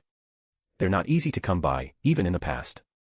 It's essentially an order from the Pope in the hands of an outsider, so you can understand why they don't give them out anymore, and they very quickly destroy them once the Church reclaims them. Carte blanche with the Church, huh? Within reason. Gramps chimed in. Even the Pope can't do whatever he wants. But if the Pope orders a withdrawal, then the burial agency is forced to obey. So by extension, Morgan used the authority of the Pope to order their withdrawal and subsequent mission termination in perpetuity. How did Morgan get her hands on one? If you think she stole it, you're going to be surprised. She didn't lie, even underselling her actions. The director there recognized her and didn't question her authenticity. That should tell you something. She put in quite a bit of work helping to build up the church in its early days. If you run into any of the paladins of Charlemagne during your time in Chaldea, ask one of them about Morgan. I'm sure they'd be able to give you a better idea. Why are things always so complicated? Couldn't she just have done something despicable right in front of me so I would have no qualms about killing her? Annoying. Was the only reply I gave. Most things in life are. He shrugged. If you want a better answer, you know who to ask. He got up again, straightening his tie. Well, I believe I've spent enough time here with nothing else needing my time. I stayed long enough to make sure the church doesn't go back on their word, and it looks like they're keeping away beyond a few who were spying from a distance. I just grunted in affirmation. While I won't chastise you for how things turn out, I suggest laying low or at least disappearing from here for a while to let the proverbial dust settle. I'll tell Rin to stay away for a bit too. I waved my hand through the air. I didn't plan on flaunting myself anyways. The last thing that needs to happen is somehow my devil heritage getting discovered after all this. I'm not completely sure that won't happen because the church has some very deep foundations. That and they have a literal pet divine spirit on their payroll that may or may not have noticed my peculiarities. That's good. I'll ask around and borrow a few ancient books to see if I can't find any clues about your new eyes. Zelretch flicked his hand. Give my best to everyone, and they're all welcome to come visit whenever they want. Later, Gramps. I said my casual goodbye as he left through his own portal. As he left, I scrunched my nose again in distaste. I took out a bottle of Asgardian mead and pulled the cork out with my mouth before spitting it to the side and downing the entire thing in one gulp. It was time to go find Morgan. Line break. She wasn't hard to find. I couldn't throw my hands up and say that it was too difficult as an excuse to just fuck off. Fortunately, or unfortunately, most of the people on the train had disappeared. As soon as the church left, there was suddenly a large surge of people who felt that disembarking in the middle of the Mongolian plains was a wonderful choice. I can't blame them, it probably was a wise decision. Morgan was sitting at her table. Like she was expecting me. That alone made me want to turn around and leave, just to spite her. She looked up at me, and without words, there was a silent invitation, so I slid into the seat opposite of her. Awkward silence. Since Lancelot is French, and he's technically your stepson, does that make you French by association? Morgan, who was casually looking out the window, snapped her head to me with the most dumbfounded expression. Is that really the question you're going to ask? I shrugged. His lips thinned into a line. He was Vivian's stepson. She scoffed. If you're with my sister, then you no doubt know about my circumstance. She was talking about how she and Vivian were basically split personalities but not. Like two separate entities sharing the body. Though it was much more complicated than that. And no. Morgan added. I am many things, but I will never allow myself to be French. I'm a proper English woman, thank you very much. Did you know that Jeanne d'Arc could pass as your sister? I said casually, a bit amused that the French hate seems constant with everyone in her family. Morgan blinked then shook her head. Our bloodline dates back to the Greek deities and possibly further. It's not strange that our strong blood appears every so often in all corners of the world. Huh, I didn't know that. Now, I answered 2 of your questions, you will answer mine. Is that how we're doing this? I raised an eyebrow. You clearly came to me because you wanted to know something. I can happily get up and leave. She huffed, crossing her arms. I rolled my eyes. Ask away. How did you become my sister's lover? She asked bluntly. That was honestly not what I expected. Far from what I expect, in fact. Seriously. You asked me 2 idiotic questions, are you really going to raise a concern about me asking something like this? She gave me a flat look. I tapped the table because while what she said was fair, I didn't exactly want to reveal intimate details. I met her by chance. I told her I thought she was beautiful and I admired her, and I asked her out on a date. It was actually pretty mundane. Granted, I left out the part where we fought, but that wasn't something I wanted to mention, as it went back to personal stuff with Artoria. That's it. She sounded confused before shaking her head with a sigh. No, that's probably what she would like best. You're oddly interested in a sister you despise. I pointed out. Her face twisted into a scowl. Don't presume to understand my feelings towards my sister, you petulant worm. Ooh, scathing. I held my hands up in mock offense at her insult. Though, it seems I touched a nerve there. How my sister fell in love with a man like you, I don't understand. Morgan growled under her breath.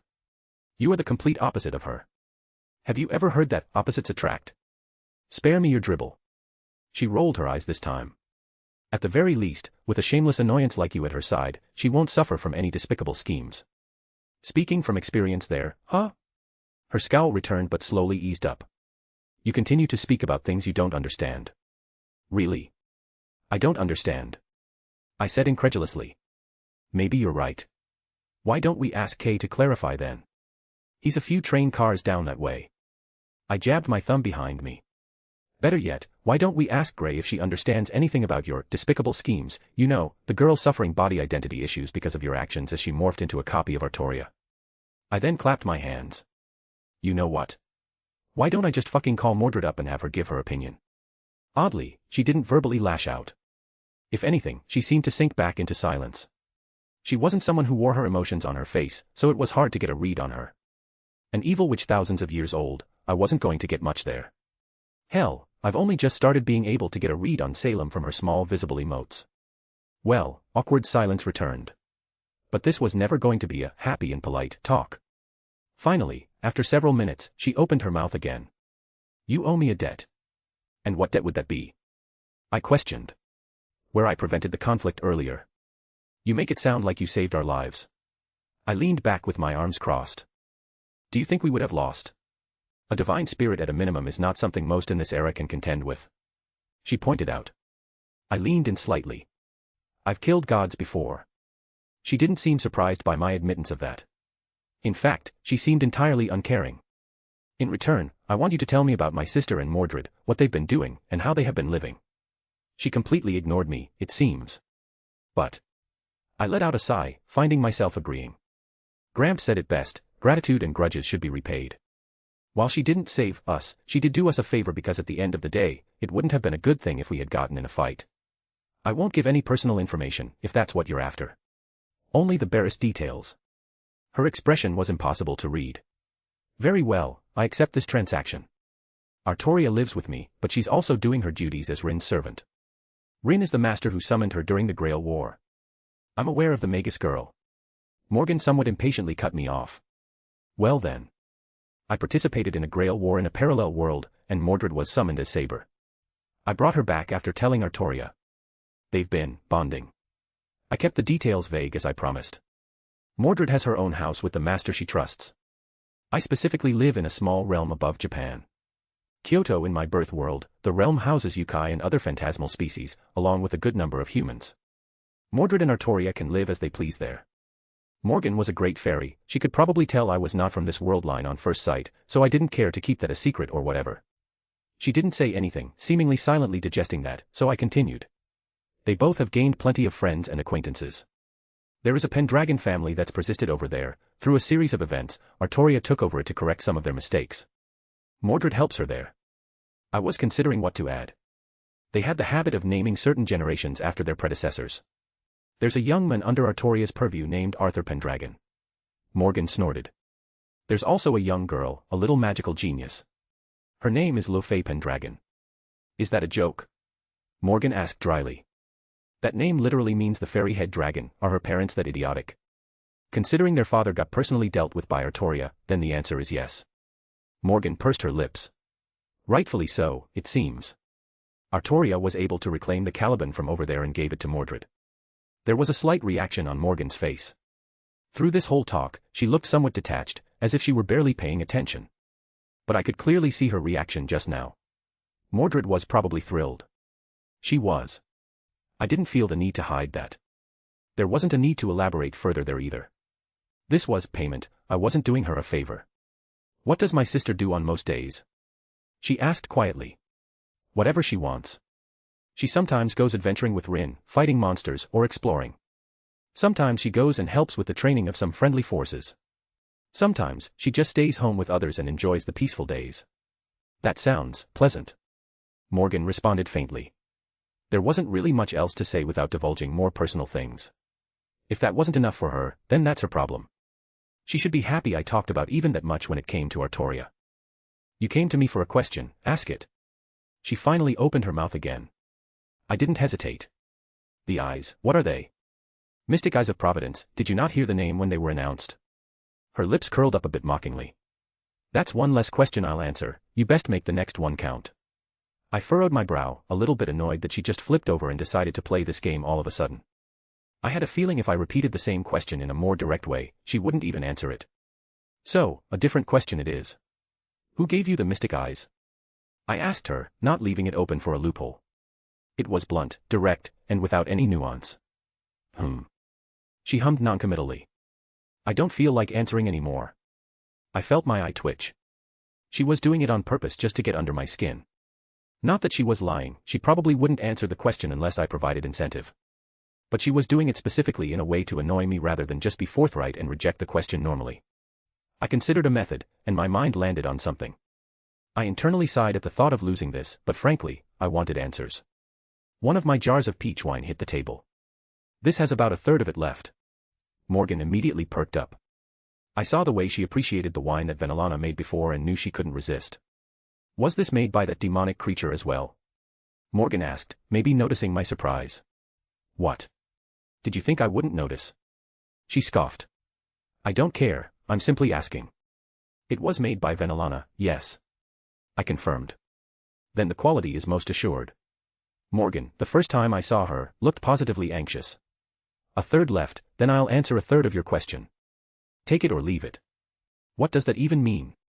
That you'll leave out 2/3 of the words in a response, making it irrelevant. Morgan laughed, rather mockingly. Who knows, maybe I'll give you a hint. Accept or not, it's up to you. I hate her. Fucking fine. I flipped my hand dismissively. Morgan quickly put the jar away before I could even change my mind. The name should be a rather big hint. If that's your hint, I'm going to forego any semblance of decorum and reach across this table. I said with a completely serious tone. I, of course, wasn't oblivious to the fucking hint of the name. Mystic Eyes of Providence. I wasn't born yesterday. But that hardly emphasized what they did or who gave them to her. Morgan rolled her eyes, and she held up a finger and pressed it into the table and began to scratch something into the wood. Segno di promessa again. I remembered it from the symbol of the insignia that she flashed before throwing it towards the exorcist. You should have enough hints already. The way she said it, it was like she was enjoying the fact that I hadn't figured it out yet. Weirdly, I stared at it for quite a few minutes as my mind raced and I started connecting everything together. I opened my mouth once and paused for a moment before speaking again. You shouldn't have known that I would have been on the train. It was a small thing. I noted that it was very strange when I first heard it from her, but now, once things quieted down and I'm dealing with this mess, it stood out. It shouldn't have been possible for her to predict. I wasn't a native of this world line. Morgan gracefully got up with that cocky smile of hers. Look at you, not as dull as I thought. Her annoying laugh carried for a bit as she left the train car, but I sat there silently. Mystic Eyes of Providence. Morgan has a surprisingly deep connection with the church. Someone capable of getting Morgan to make a move on their behalf. Someone capable of foreseeing my actions. I looked upwards and frowned. You couldn't just send a burning bush. I grumbled. I'm done, I'm going home. Line break. A/N. Just wanted to clean up with Morgan for now and wrap up some loose ends before heading back home next chapter. What do the eyes do? Well, that's still a mystery for now. Wilhelm hasn't found their purpose yet. I also have a boosty if you can't use the above under the same name. Chapter 649, Chapter. Eyes. What eyes? I know not any eyes. There's only a container with every sealing method I know slapped on it and tossed inside the boosted gear so Drake can also watch over it. If I wasn't worried about Pandora's box bullshit before, then I was definitely concerned now. Despite having the literal dying will of Big G in my spear that actually talked to me, I was understandably anxious now. Not all gods are created equal. That goes doubly so for gods across a multitude of worlds. And not all gods exist in the same way. In the world where I became a Campione, the gods there weren't physical in the slightest. They were purely manifestations of myths and legends, and even non-godly entities could become gods and heretic gods by different beliefs. This made them functionally immortal. Even Susanu and Hanuman that I killed, they just returned to the domain of immortality. It takes them some time to reform properly, but they will always return as long as humanity exists, perhaps in a different form or identity, but under the layers, they're still there. That's why the Campione system exists in that world, in combination with them descending to wreak havoc. Because the threat of the gods in that world always remains. This leads to a unique variation of gods. They're almost entirely detached from the physical world, so from a physical power standpoint, they fall behind the ones from my birth world. Yet, their authorities seem much more potent, if a tad narrower in scope. Honestly, they're rather close to how noble phantasms operate and servants in general. In my birth world, the gods there were almost entirely physical, as ironic as that is to say about deities who are reflections of the world's phenomena. That isn't to say they're flesh and blood like a human in a normal sense. They exist in the physical world entirely. Gods in my birth world can fade, but belief has significantly less hold on them, to the point where some gods who are almost entirely forgotten still hang around. The gods in my birth world still possess authority, the right to alter the world. But their expressions of power are much more blunt and physical. However, this doesn't necessarily make them weaker, just different from their heretic counterparts. A heretic god from the Campione world could activate their authority and flatten a city easily. A god from my birth world could also use their authority, but they'd probably end up throwing a punch with it rather than doing something more ethereal or conceptual. And then, you have this world. To be blunt about it, this world would be about the combination of the Campione Earth and my birth Earth. They have the raw power, and their authorities reach metaphysical levels on par with or above that of the heretic gods I've interacted with thus far. And it's not a simple matter of 1 + 1 = 2. The gods here, they're significantly stronger than both examples. The original gods were natural phenomena given shape and form due to human worship or interpretation. Then, gradually, the gods lost their true forms and were regulated down to divine spirits. If Izzy tried to fight her divine spirit counterpart here, she would lose handily. The good news is that the gods, for the most part, don't exist in this world anymore. There is a balance of the scales in all things. With the extra authority and power they wielded, they were also bound by certain restrictions. As the age of gods ended, all divine spirits were forced to either fade away or retreat to the reverse side of the world. There are exceptions, of course, as the divine spirit was playing burial agent from before. But that was a modern, human ascending through a very popular belief system that's still prevalent today. She was essentially a demonic Buddha god, but my knowledge of the finer details of Buddhism is admittedly lacking, so I couldn't exactly analyze more than that. I couldn't fathom the actual cosmological scale that Buddhism operates on here. I wouldn't be surprised if Buddha could ignore the restrictions that the world places on divine spirits and appear if he truly desires. Yet, even faded, even gone from the world, divine spirits could technically still take actions if needed. See you back in Chaldea running around with Odin bits was a prime example. I wasn't surprised that Odin was able to manipulate the time axis to put a bit of him into a future summoning of Cu Chulainn to act as a Trojan horse, to our benefit, of course. It's humbling to say, but I would be much weaker in comparison to the normal divine spirits that lived during the Age of Gods. And that all culminates in the big red flag that was sitting inside the boosted gear. The biggest of GS. Big G in my birth world was a monster, the big G here is frightening. Even Zelretch doesn't know the true scope of him. Zelretch, who was Solomon's student, has no clear knowledge of Big G's existence here. That alone was enough to be wary. Surprisingly, it wasn't even my first time having a run-in with Big G on a scale that would have most of the church bowing in reverence. Through the spear and other variables that I thought elicited a one-time exception, there was an action taken from that part of existence during the Grail War. 2 saints, a world-ending possibility, and Big G in my spear of Longinus. I think I'm forgiven for thinking it wouldn't happen again. And now? I was very explicitly targeted by Big G based on Morgan's words. One of the few entities who could foresee my existence despite being outside the world's flow. It was honestly rather terrifying. I'm a literal demon spawn, and he's enlisting me to apparently run some kind of errand for him. My first instinct was just to feed the eyes to the spear and see what happens. But I pushed that thought away for now, having no idea the commotion that would cause. It's best to prepare ahead of time. However, I suppose I do owe him a debt after all. For the sake of Jean, and the fact that all her summonings came with booty shorts, I'll accept this debt. I splashed some water on my face as I settled down. Nothing would come from pointless worry, things were ironically out of my hands despite having the eyes in my grasp. At the very least, I didn't think he wanted to harm me or do anything I would dislike. If anything, I should be far away from his shit list, considering my relationship with Jean and what I'm doing to help the Big G from my birth world.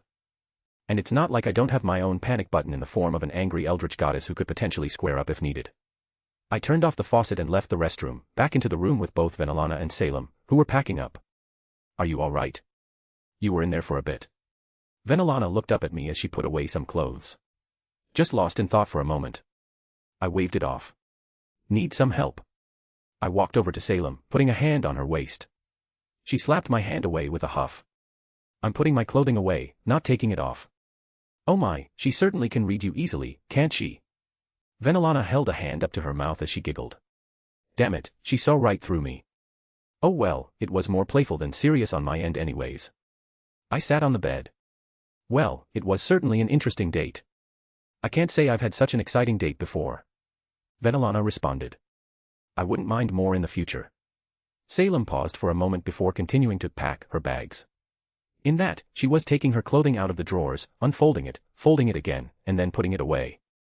Honestly, I think it was just a habit she developed from her long and isolated years. Certain actions are so ingrained in her passively that she doesn't even realize the oddity from her end. Being immortal with thousands of years under her belt, she takes her time and does things slowly when they're mundane. It was pleasant. Salem said in her usual detached tone. I will also require your assistance later with the item I purchased. I tilted my head. Need help making something? No. Her words were firm. I simply wish to show you something. That is all.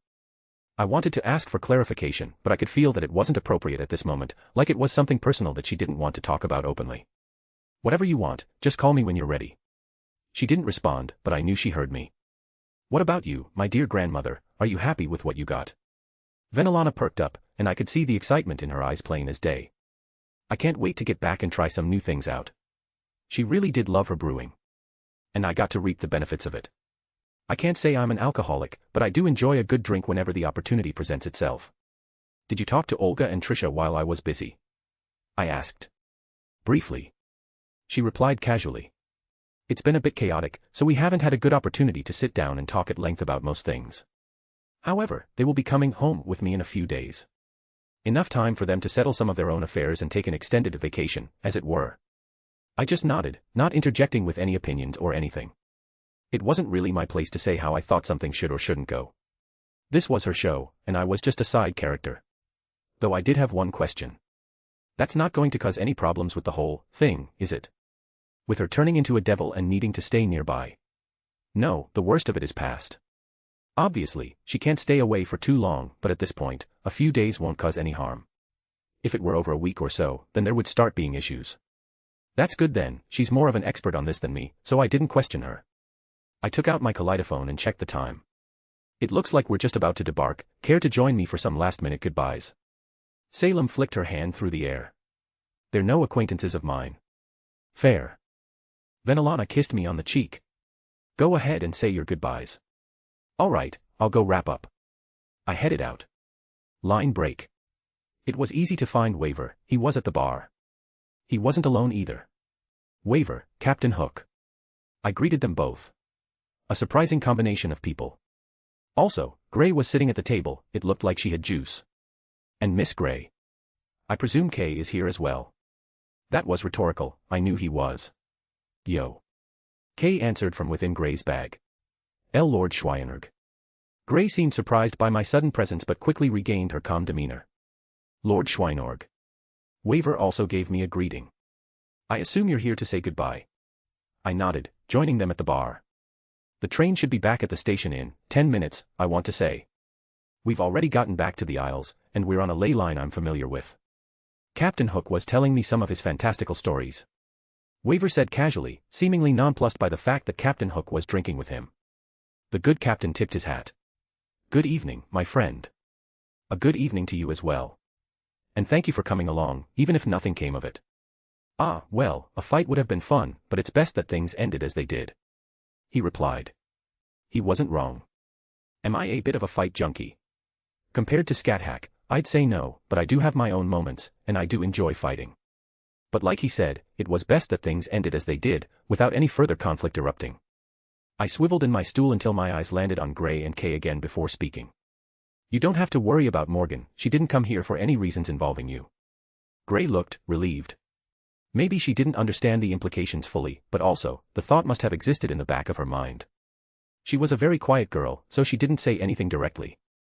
Humph, who cares what she's after as long as she isn't going to bother us? Kay said dismissively. As for that other matter we talked about, fixing her, I haven't forgotten, I'll ask a few people for their opinions, then get back to you. I made a promise, and I intend to keep it. And it's best not to just blurt it out in the open and all that, so I quickly changed the subject. Captain, how long are you staying for? The wonderful people here offered to let me stay for a few days, free of charge. It's been a long time since I've had all I could drink and eat, so I took them up on their offer. He held up his drink in a mock toast. So, they want you to protect them from anyone who has any ideas until they can safely hide away? I asked. Oh, most certainly. He chuckled, clearly knowing what their motives are. A fair trade, nonetheless. It was rare in my life that I got to live in the lap of luxury, I wouldn't mind indulging for a day or two. Well, he deserved a vacation, or whatever it was he was going to call this. After all, he was basically going to be guarding Ark for who knows how long and nothing else. I got up from my seat. Ladies, gentlemen, brother-in-law. I said my final goodbyes. It's been an unexpected pleasure. Kay snorted. Get out of here. Well, things that were left unsaid didn't need to be said outright. Kay knew Artoria was going to come knocking, no need to throw it back in his face. I headed back to my room, where the girls should be. However, after walking through a few train cars, I looked through the glass of the door and saw Morgan again. She was at her same table in the main lobby car where the auction was held. She was looking out the window and, as if noticing my gaze, turned to look at me. It was brief, but our eyes met, and there was a certain lack of hostility there before she returned to staring out the window. "Something on your mind again, dear?" Venelana's gentle touch landed on my shoulder. "Nothing important." I turned away from Morgan. I finished packing my belongings, and it appears I have finished just in time.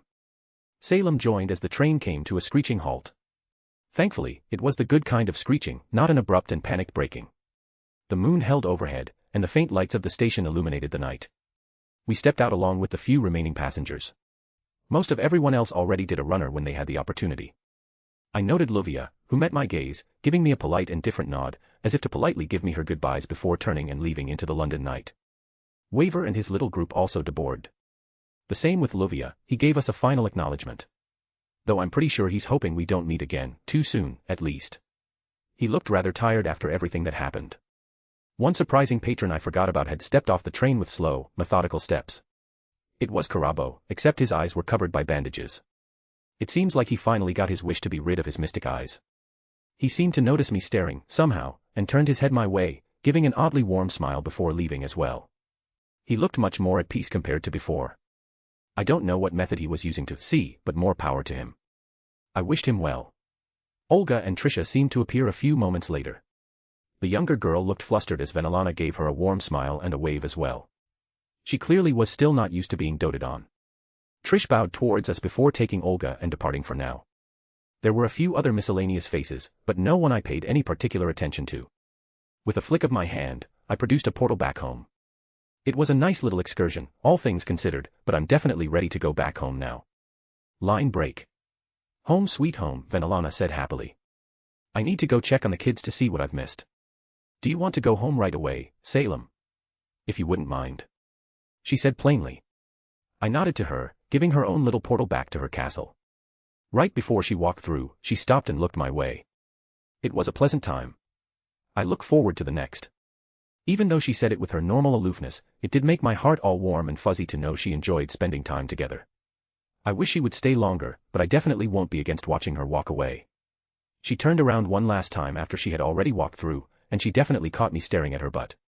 She just rolled her eyes, but there was definitely a note of playfulness. I'm fairly sure this is the longest she's ever been away from home. It must have been a strange feeling for an immortal like her. No one else is here, it seems. I looked around the living room, and it was dead quiet. I felt Venelana's arms around me. Kiss. Glady. After a quick kiss, she took out her phone. The others seemed to be at the field where we all go to play without causing any disturbances. I just told them we got back. You can head over if you want. I need to head home and check in, like I said. Want a ride? I appreciate it, but I can teleport over. She threw down her own teleportation circle with a wink. I'll be back after checking in, she said before disappearing. Well, she's a mother just as well. Being away from home for a few days, her first instinct is to check on her kids. I couldn't fault her there. Instead, I just stepped out of the house and made my way over to the field. It didn't really have a name, just the vacant fields outside of Yasaka's compound. It wasn't being used for anything previously, so we sort of just hijacked it for more strenuous activities. I crossed the distance fairly quickly with my speed and arrived to see several people here. How's everyone? I paused, looking at the scene in front of my eyes. Reiko was apparently sparring with Jin. She had her signature purple lightning wrapped around her, nothing strange there. The strangeness came from Jin herself, who looked like a startled cat as she stared at me. Then, slowly, she began to fall over. She began to fall over because she was holding Thor's hammer. Not just his hammer, she had his oversized gloves, which looked rather comical on her dainty hands. And he was wearing Thor's belt like a sash over her shoulder. The hammer, very clearly, far too heavy for her, hit the ground hard enough to cause it to crater just from the height it fell. Master Reiko smiled brightly seeing me, the first one to react. Jin, as if completely uncaring about the divine hammer, let go of it and jumped at me. I caught her easily as she giggled in my arms. Welcome back. Dare I ask what's going on? I responded rather confusedly. The lass was playing. Scathack said casually despite the ridiculousness of it. Welcome back, student. I held a hand out and pulled Reiko into the hug, much to her happiness, as I kissed her forehead. Jin, Scathack, Reiko, and even Yasaka were here. She gave me a little tired wave. She looked like she wanted to go to sleep but was keeping herself up out of sheer spite. Also, they weren't alone. Odin was here, sitting with Yasaka. It looked like they were discussing something. Odin nodded my way. Welcome back, brat. I heard you had a hell of a time. That's one way of putting it. I still didn't let go of either of them. So, hammer. I borrowed it. Jin smiled brightly. I looked at Odin, who just shrugged as if it were the most simplistic thing in the world. Well, alrighty then. Thor just let her take all his divine weapons and go play with them. I'm honestly not even surprised anymore. I threw Jin up over my shoulder for fear of her actually being able to lift up Mjolnir right now. Yasaka, are you alright? I'm good, just tired. She responded. Been dealing with a lot of things, plenty of other factions have entered Kyoto, so it's been busy. She finished with a yawn. I don't mean to rush you, but we need to deal with the thing. I have nothing but free time now. Perfect, the sooner we can deal with those humans, the better. Right, we still had to handle the humans stuck in the Fey lands. I assume that's why you're here, Odin. I raised an eyebrow. Partially. He didn't hide it. If you're here, I need to borrow you for a few minutes. I got something I need your help with, and unfortunately, I don't feel particularly confident in putting it off. I looked around. I just got back, but... Yasaka gave a shooing motion. Go deal with your important thing first, then come back. We'll be here waiting for you. I did feel a little guilty about just coming back after a few days and immediately disappearing before I barely said hello, but yeah. Couldn't put this off, needed to deal with it. I'm also taking Jin. Come along, old man. Odin grumbled at my way of calling, but I ignored it and quickly shot back towards the house, Jin still over my shoulder. Odin wasn't slow, he arrived just after me, and I threw the door open as he followed. We ended up in the library as I set Jin down. Jin, activate the defenses, please. Make sure nothing can escape from the house. You better not break my library. She warned, cutely but firmly. Oh, something like that, huh? Odin could tell I was serious. He knew about my house. The defenses were already rather impressive, but the library it was basically the panic room, if needed. It all hummed to life, on top of all the already active magical effects, they became significantly more layered. Alrighty, it's all set up. Jin told me. Without waiting, I took out the true Longinus and set it on the table. Truthfully, I don't know what will happen, I just wanted to take precautions. Having Odin here would definitely help as well. Odin stretched his back. Serious mode it is then. Alright, I'm ready for whatever. He gripped his spear as if he were ready for a fight. I nodded to him and then took out the container with the eyes and its many layers of sealing. They didn't say anything, probably not wanting to disturb me. But I could feel Odin tense up at my side. I could explain properly after. I opened the case, and for the first time, I physically touched the eyes. I admit I was hesitant and a bit timid with the first touch. But they didn't immediately try to smite me, so that's good, I think. They were oddly squishy.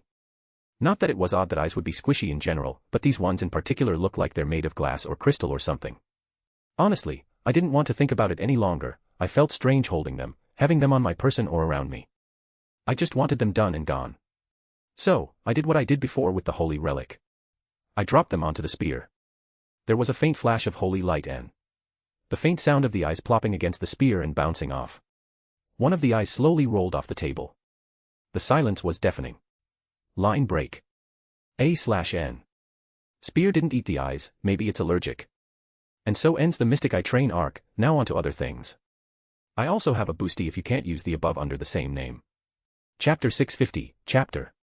Well, that was the most anticlimactic moment of my life. Odin snorted.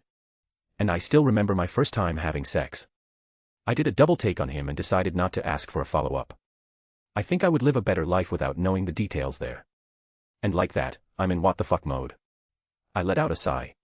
Jin picked up the eye that had come to a stop on the ground. What is it? It's really strange and gives me a weird feeling. That, my dear, is what we call an eye. Odin answered. Don't be a smartass. I responded. Jin put her hands on her hips. At least my library didn't blow up. Your library wasn't going to blow up regardless. I rolled my eyes. Come here. I pulled her in and gave her a proper kiss on the forehead. I wouldn't willingly ruin your library. At most, I thought there would be a big release of energy or some kind of phenomenon, not any kind of destruction. Jin let out a cute little happy noise. That's also to say, I wouldn't let my house be destroyed so easily. If you two start going at it, I'll probably stay and watch. Odin interjected. I kicked him in the shin. Oof, bullying an old man like me. He whined in a fake tone.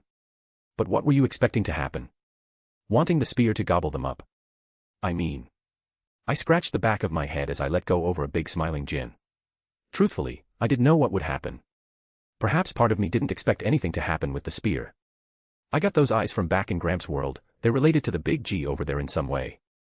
And realistically, I didn't know what else they would be used for. Well, that didn't clear things up. I realized as soon as I said my piece that they were still completely clueless about what was going on. Of course part of me didn't think the eyes were meant for the spear. It seemed like such a strange object for the spear to eat. Why not make them something else if they were just going to feed the spear? In fact, why go through me at all? Just have bigger G just shoot down a beam of light right into the spear. Hell, he could do it without even me knowing. But on the flip side, what else were the eyes for? I certainly wasn't going to put them in my head. Doubly so because I had no idea what the fuck they even did. It seemed like the most obvious thing, so I decided to treat it like it was certain. But I guess they truly weren't meant for the spear. In which case, what now? I don't even know what these eyes even do, only that they're very powerful. The highest level of mystic eyes, magical eyes, that one could acquire. At a minimum, they're on the same level as Baylor's eye and other godly eyes. I explained. Odin stroked his beard. I can piece together some things now. Let's see. Eyes given by Big G himself. I didn't correct him, because he's technically not wrong even if I never met Bigger G, nor did I believe that Morgan also met him. Maybe some kind of intermediary, which implies an angel, which is also very scary. Part of the reason I poked Morgan verbally so much even after finding out that she was the one supplying the eyes was to see how much she would put up with, to see how important that whole thing was. If she took her toys and went home after a few insults, then it probably wasn't important at all. And it's not like I cared much about a pair of mystic eyes in the first place. These, of course, were an exception. The fact that she just took it with not much but an eye roll spoke volumes of how much importance she placed on the whole thing. That, and fuck her. But I do things for multiple reasons, sometimes. But that's irrelevant right now.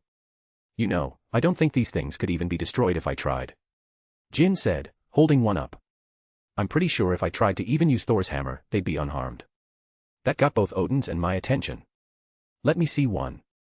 Odin grabbed the other eye and also began to inspect it. Admittedly, I hadn't done much investigation myself beyond the few tests Gramps and I ran before. Durability actually wasn't something we even thought about in the moment. We were basically only trying to figure out what they actually did. Maybe. I don't think she's wrong, it'd take a lot to actually do any damage to these things. And he then unceremoniously threw it at the wall rather hard. It just bounced off with a sort of wet plop before hitting the ground. You could try putting one in your head.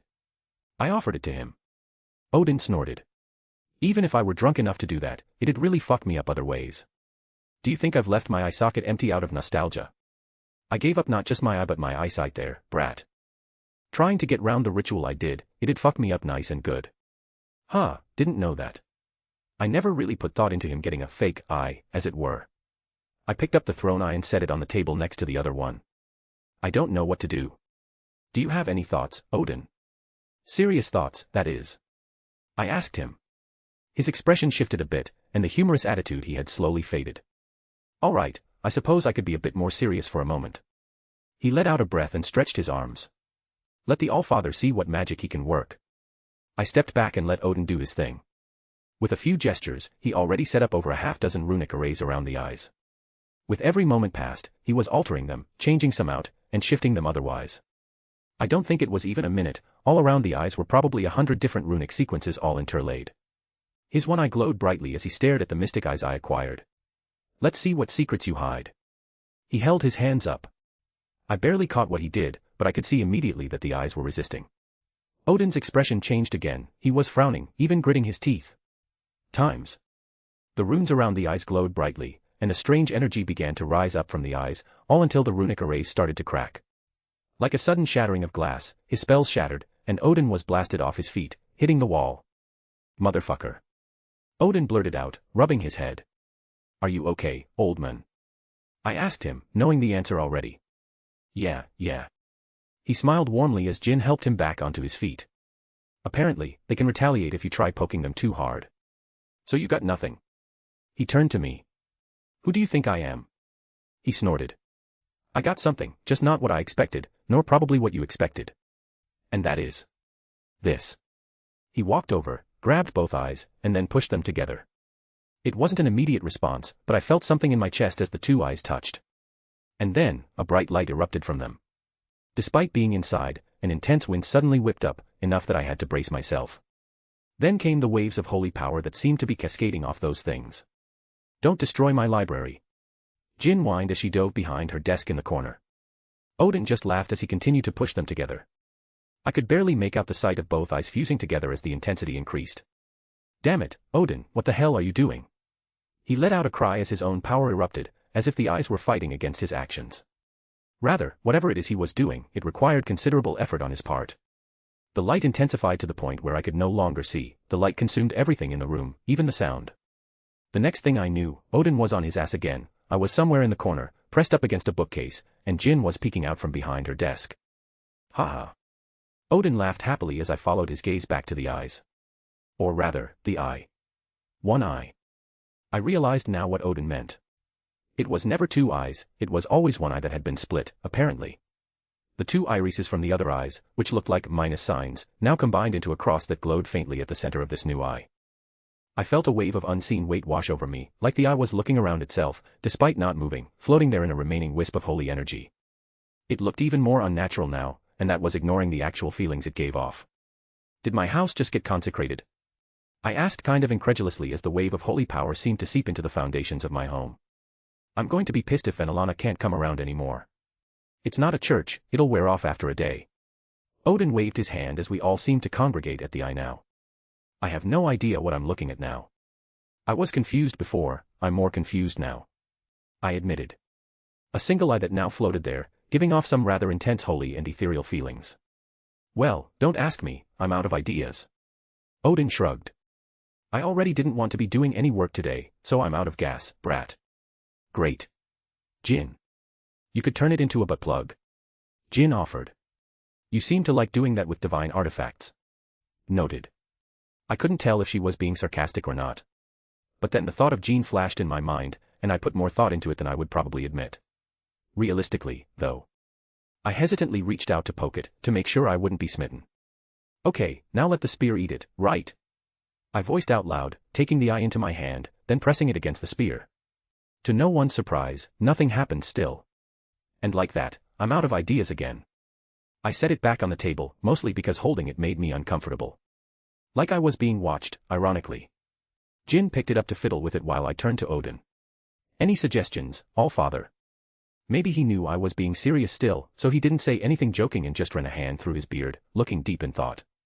I could try taking it to Mimir's well and use a ritual to reveal more from it. Aren't you worried that might damage the well? Odin let out a small sigh.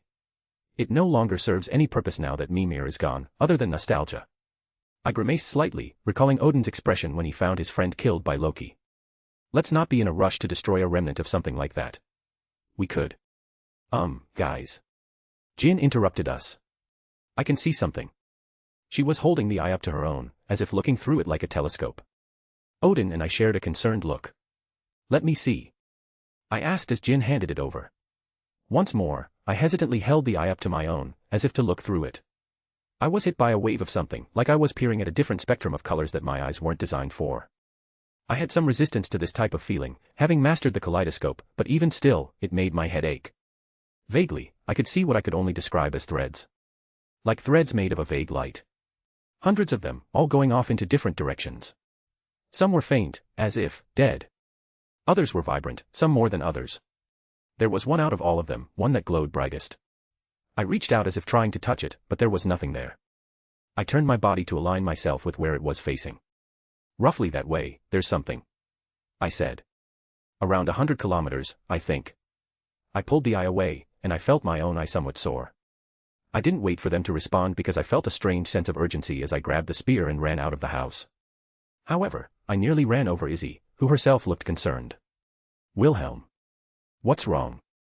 What happened? What? I was surprised by her own urgency here, but I also noticed who was at her side. I did a small but polite bow considering how she was dressed.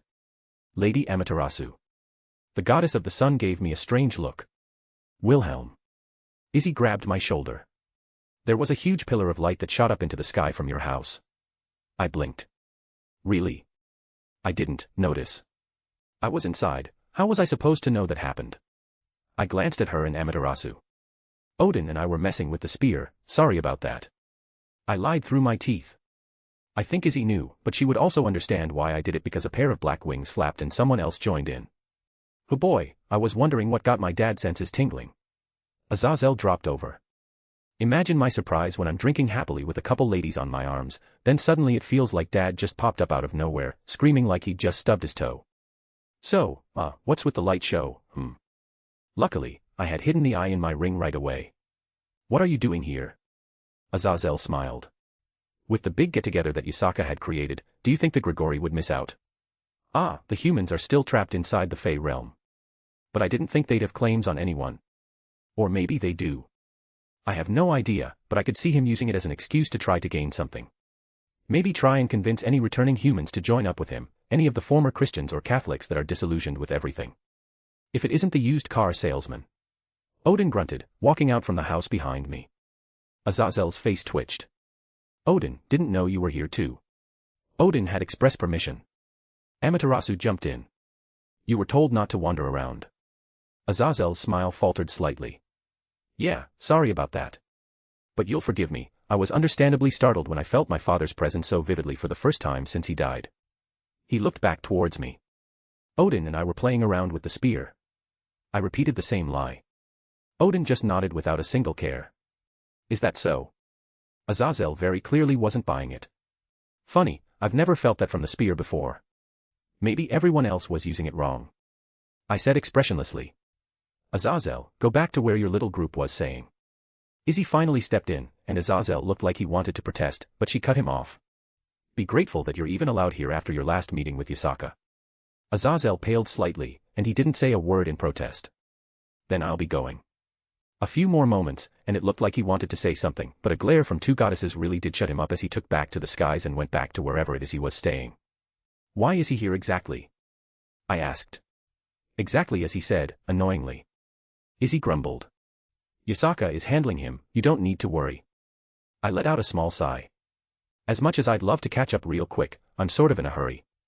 I'm sorry for my rudeness as well, Lady Amaterasu. I was emphasizing proper etiquette here since she was out and about as more than just Izzy's daughter. I think she appreciated it. Izzy definitely gave me a silent nod of approval. Should I expect any other disturbances? She said dryly. Hopefully not. I smiled. She just nodded. I'll tell them that it was Odin's fault then. Bah, stripper fetish. Odin replied. What was that? Did I say something? Odin pretended to be confused despite calling out her fetish so openly. Odin. Izzy's eyes narrowed dangerously. Before anything else, I readjusted my position again, awkwardly lining up with my mental calculations because I didn't want to look back into the eye. Do you know what's in that direction? 100 kilometers or so, give or take. Specifically in that direction? Izzy asked. Specifically, right in that direction. I nodded. Amaterasu and she shared a look. Do you not know? Amaterasu asked with surprise. Should I? He doesn't move around Japan much, and he hasn't been part of our community for long either. Izzy seemingly defended me. He should at least know that. Amaterasu scoffed. Did I say something wrong? Amaterasu let out a huff. Onagoroshima. At least, what remains of it? That's real. I realized as soon as I said it and caught myself. Of course it's real, I just never gave it much thought before. I shook my head. It was the first piece of land created by Izzy and Izanagi, and likewise, it was the spot where they married. But it was a mythological location, not a real thing. It was hidden from the mortals after part of it was destroyed thousands of years ago. Izzy waved off. It serves no real purpose other than to preserve for posterity. I think we should go visit it. Right now. Izzy blinked. Right now. Yeah. And also leave before any other angels show up. It's much easier to snub Azazel than it would be for Gabriel, and I know she's nearby somewhere. It didn't take her long to catch up on my urgency. Amaterasu just shook her head. I will be returning, do whatever it is you want, mother. We watched as Amaterasu departed in a flash of fire. Do you want to tell me what's going on that's so important? Izzy finally asked. And why did you apparently just ping every angel within radius? Don't know yet, come with us to investigate. I grabbed her arm and opened a portal. Is this close? She didn't really resist me as I took her through, and Odin followed. We're less than a mile away. It's covered in divine power to hide from mortals and prevent them from going there. She raised her hand, pointing at an empty spot in the water. Right there. I swept Izzy up into my arms, much to her chagrin, as I quickly moved towards where she pointed. We were just next to Awaji Island. I could see the bridge that connected it to the mainland. Despite not physically seeing where I was going, I quickly delved through an invisible barrier, like penetrating some unseen mists as my foot hit the ground. You can set me down now. Izzy huffed indignantly, though there was a slight red hue to her cheeks. I can feel the old magics here. Odin muttered. It's extremely rare to find an ancient land like this that still persists. I haven't been here since, Yomi. Izzy said softly. Since I married here, truthfully. I never cared to return. Is there something of importance that needs to be tended to? Maybe, we're still investigating. It would take too long to fully explain, but I got something that's pointing us here from a reliable source. I emphasized, promising to explain properly later. Is there anything on this island? Because all I see is some flat waterside land. Come, there's a small shrine up ahead. Honestly, the island in question was mostly just rock and stone. Very little actual vegetation was present here. Truthfully, this island was an accident. Izanagi shook the spear, and a drop landed here while we were planning things out beforehand. She smiled kind of wistfully. Of course, he said, that it was not an accident but fate, and thus proclaimed it the first land. She rolled her eyes. It used to be a bit bigger too, but it's been corroded by water and storms for how many years? I listened as Izzy explained the history. We climbed up over several large rock formations until we approached something a bit more organized. When she said shrine, I expected, a modern shrine. But instead, it was a large, rounded rock with a rope and tassels connected to another as it lightly swayed in the breeze. Admittedly, they were very large, like bigger than they appeared in the distance, through some metaphysical shenanigans. I vaguely recall some tales that they're connected to heaven and all that. However, I could tell it was old. Very, very old.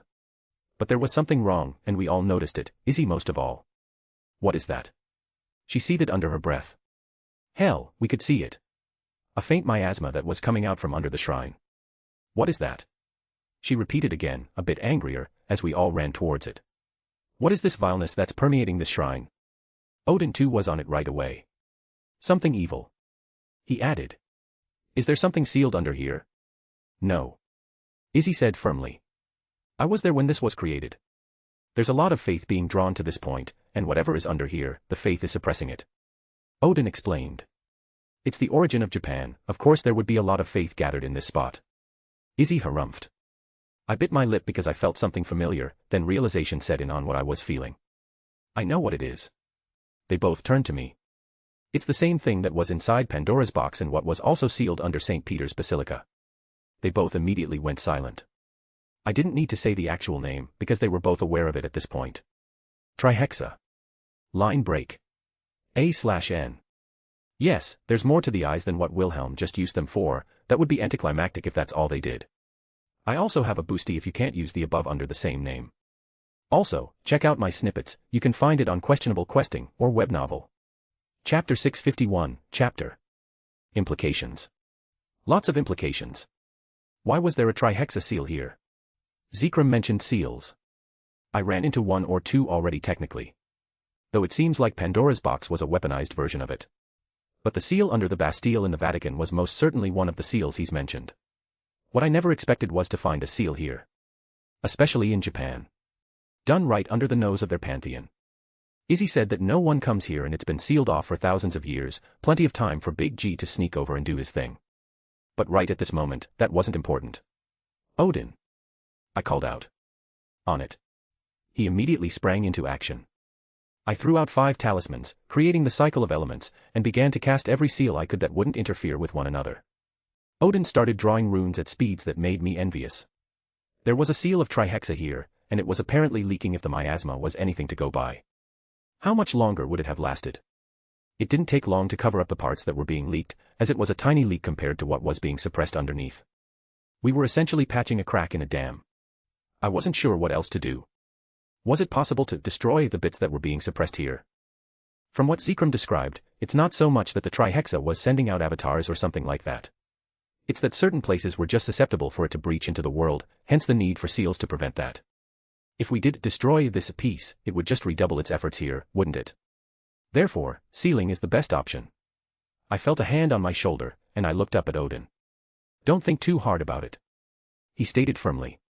Calm down, it's not going anywhere, it's not an immediate concern. I clicked my tongue because he was right. No need to work myself up over something that wasn't about to blow up in my face if I didn't do something right this second. Instead, I walked over to Izzy and wrapped my arms around her. She was upset, that was more than obvious. I'm angry. I know, I replied. Not at you. She added quietly. But I'm still very angry. This was a special spot for you, and someone messed with it. I didn't just to justify it, even if I would guess that Big G had a reason for it. I wanted to take you here at some point. It was more than just where I got married previously. She pressed her head against my shoulder. I think it's like how a mortal would take their other to see where they were born or grew up. I ran a hand through her hair. We'll deal with it and turn it back to how it was supposed to be, all right? I reassured her, not with empty platitudes. It was going to take some time and effort, but it should be possible. Granted, it's not something that could be done in a short time. I am patient, she replied. When he's back, I will have words with him. You get first dibs. I felt my lips twitch. I felt her let out a long sigh. She didn't deserve this. You know, the stories go that there's supposed to be some kind of divine palace on top of this pillar. I changed gears. It was obvious what I was doing, she knew it, and I knew it. But even so, she let out a snort and an eye roll. I swear, some of the myths you mortals pass down are utterly ridiculous. She shook her head, slowly pulling out of my arms. Where exactly would someone build a divine palace? She gestured to the giant rock. It's a poor location at best. No, it links to Takamagara, and the divine palace exists in heaven. Thus, on top of it. You know, I think it would have helped a lot if, in the records we had, the author just blatantly wrote out that, hey, this is a metaphor. It was a stupid joke, but she let out a soft laugh, like a mix of exasperation and tiredness at the situation. Why don't I stay back and add some extra things around the area so no one comes snooping around? Odin offered.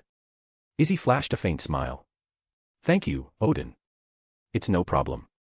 He waved his hand as if it were an easy thing. Izzy very clearly wanted to leave, so I happily took her back home. Line break. Almost immediately, she seemed to relax once we arrived back home. I'm going to see if my children are still in the city. I would invite you along, but from the look on your face, I believe you're not finished with certain matters. Kiss goodbye. I asked, knowing she read me perfectly. A more genuine smile appeared on her face as she leaned in for a quick kiss. I'll tell the others what happened and that you're still out and about, go handle what you need to. They really do take good care of me, don't they? She left out the front door, and I admit I had the urge to follow. Even just being gone a few days, it made me miss all of them a lot. It's my first instinct to make up for lost time and make sure they all get the attention they deserve. Just a little bit longer, and then I can relax. With reluctance and perhaps a bit of hesitation, I took the eye out again. This thing was giving me another headache, and I hadn't even used it yet. Those threads I saw before, I'm currently working under the hypothesis that they're seals. And there were a lot of them. Frankly, I'm almost 100% sure that the uses of this eye weren't to find seals. My instincts told me that this thing was far beyond such a simple use. Simple being subject, I suppose. The fact that the Big G in another universe supplied this, planned it, and somehow got it to me to work in this world was scary. A part of me wasn't happy about being a sort of pawn without a say, but I wasn't ungrateful for the assistance it provided. Regardless, those dreary thoughts were useless right now. I held the eye up against my desire and peered into it again. Maybe it was my devil nature that collided with the concept of the eye that resulted in a sort of mental backlash that had my head aching just from peering into it. But I pushed through the sensation to look at the threads again. The one from before, I looked at it in particular, and it was less bright, like it had settled down. I could make several guesses about that, but my attention was immediately drawn elsewhere. There was a red thread amidst all the golden ones. It was pulled very far away, perhaps on the other side of the world. This thing wasn't a GPS, I could only tell the general location. Somewhere in Europe. I immediately opened a portal, arriving at a random mountain in Germany. The cold air hit me rather quickly, and I looked around as I made sure no one was nearby and gazed into the eye again. All the threads looked tangled and meshed together, all going every which way. If there wasn't something to distinguish this one, it would have been very difficult to actually track down. I adjusted my direction, following the red line that seemed to be pulsing. Sweden. It was a lot closer to where I was but still quite a ways off. Without a second thought, I portaled over to Stockholm, a ways out of the city so no one would see my blatant displays of magic. The direction of the thread changed this time, indicating that I overshot it. Somewhere in southern Sweden, if I had to guess. Instead of portaling, I shot up into the sky and used my fastest speed to fly south as the thread gradually began to alter my course to keep aligned with it. Maybe 10 minutes later, I touched down near a cobblestone bridge. I was close, but it was a bit harder to find a direction at this point. I felt a shadow loom over me as I adjusted my direction, trying to find the correct degree. I looked up to see a rather large troll standing over me. A glance at the bridge made me realize where it came from. A troll living under a bridge in Sweden, how cliché. It was drooling from its mouth like it wanted to eat me. Ugly little bastard. The academic part of me wanted to know what separated this one and its ilk from the Fae equivalent. I'm fairly sure that it is one of those native Fae creatures that seemingly attached itself over here. An old bridge like that, it's a link, a symbol of connecting two separate points. I could write a research paper on why it's important, and it correlates to the whole myth of trolls living under bridges. However, the other part of me was happy to have something to punch. Good evening. I shot my fist up right under its jaw. You know, it does something for my pride, in a petty sort of way, to see a creature that's probably heavier than a car and perhaps 2 to 3 times my height get lifted up off its feet from my blow. I'm weirdly nostalgic right now as I seem to reminisce about when I was younger and had just started my first journey. Maybe it was because I was thinking about the trolls I met in Skyrim, which were admittedly very different. Alright, don't get distracted. I walked up to the side of the dazed, prone troll, who was probably wondering what train had just hit him. Hello there, I have a question for you. I lightly kicked its head to get its attention. Ah, that was fear in its eyes, a good motivator. I lacked any sort of pity because it very clearly wanted to eat me. Is there a monument, an old relic, or some sort of natural oddity nearby? Something old, something with a bit of power to it, maybe a seal. There was confusion written across its face. Nadrot eska. Njorken Fulvek, Karl me be in. Right, I didn't understand a word of that. Fucking Fey language. I kicked him again. English, motherfucker, do you speak it? Actually, I am speaking Japanese right now. Whoops. It covered its head. Wrong Svieta. Drot migra dalfarn, wilk held a krund. This is getting me nowhere. If you understand, then just point in the direction of what I want. Surprisingly, it did raise its large hand and point in a direction, a little southwest of here. Huh, that's helpful. I lifted the troll up by its arm and tossed him back under the bridge. The small stream in the immediate area where he touched sort of vibrated as he disappeared back to the realm he came from. I called out Mirage and swung it through the air, cutting the bridge down the middle. That would stop it from coming back over now that the bridge was separated. Since it helped, I didn't kill it. Should I have? I don't know, but trolls are basically predators and carnivores. Their eating other creatures could be considered the natural order of things. Or I just don't care much right now, and I'm making excuses. Either way, I shot off in the direction he pointed with a burst of Shuinpa. I flew past the forest, the trees turning into a blur as I kept moving until I finally felt something at the edge of my senses and realized I had found the spot. There were a bunch of people there too, and as I got closer, I felt that same miasmic power seeping out. I didn't bother to hide, nor hide my presence.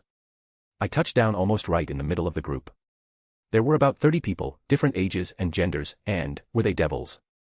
My arrival didn't go unnoticed either. It was as if everyone stopped what they were doing to look my way. My eyes landed on a trio of large rocks, weathered by time, and it looked like they had Norse runes written on them. Part of the inscription was unreadable, but I think it was a warning about a demon. That's not ominous at all. And this was in Sweden, right under Odin's nose. He's also not going to be happy that this is here and he didn't know. Why are you all standing around? Get back to work. I flashed my wings as if to disdainfully scold them. There was a moment of pause, and then gradually, they seemed to listen to me. I really can't believe that just worked. Drake commented. You know, my time in theater club really has paid off recently. A lot of it is confidence. People will believe you or listen to you if you just confidently lie to their faces. I would call it human nature, but they're devils. Maybe it's the same thing here? Well, either way, it gave me a chance to see what they were actually doing. They were apparently studying the miasma. That almost certainly can't lead to anything good. I think I had a guess as to why the thread was red. Someone over here was essentially pulling on it.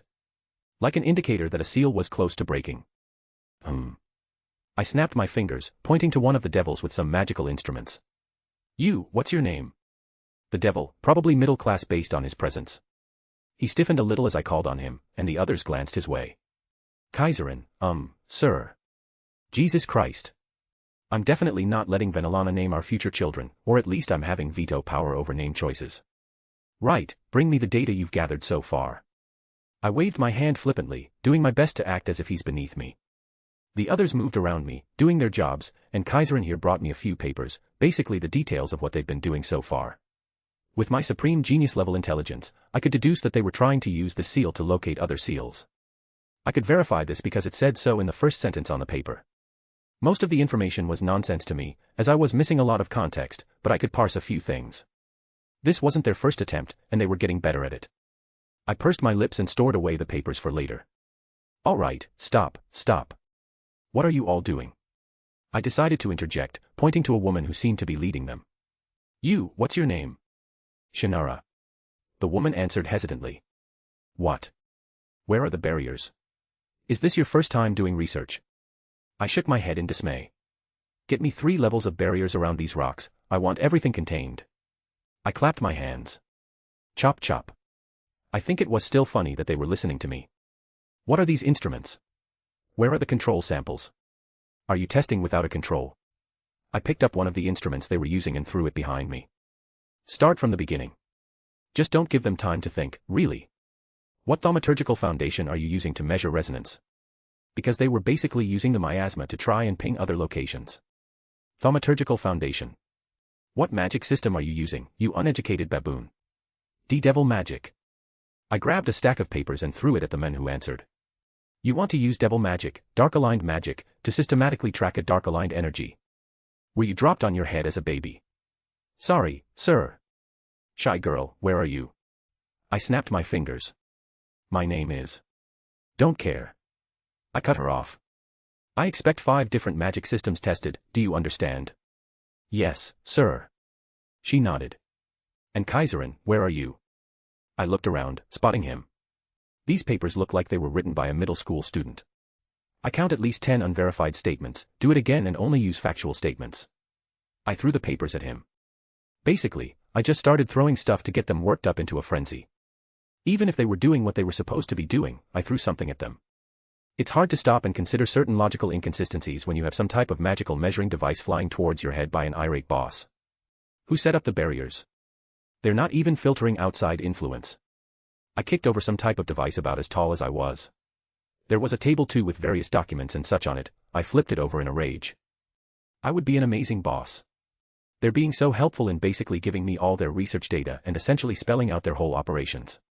Yes, everything was going well. Except for the teleportation circle that appeared right outside the newly erected barriers. Boop. I disrupted space around it with a casual wave of my hand, and it fizzled before dispersing from a failed anchor point. Another one appeared a moment later. This time, my little trick didn't work. I could have done something, but it would have been much more obvious and intensive on my part. A man and a woman stepped out. The woman, I believe I recognized her as one of those old Satan idiots. The one still carrying the Leviathan name like it meant something. The men, though. All the devils around us stopped what they were doing to bow towards them. Well, fuck.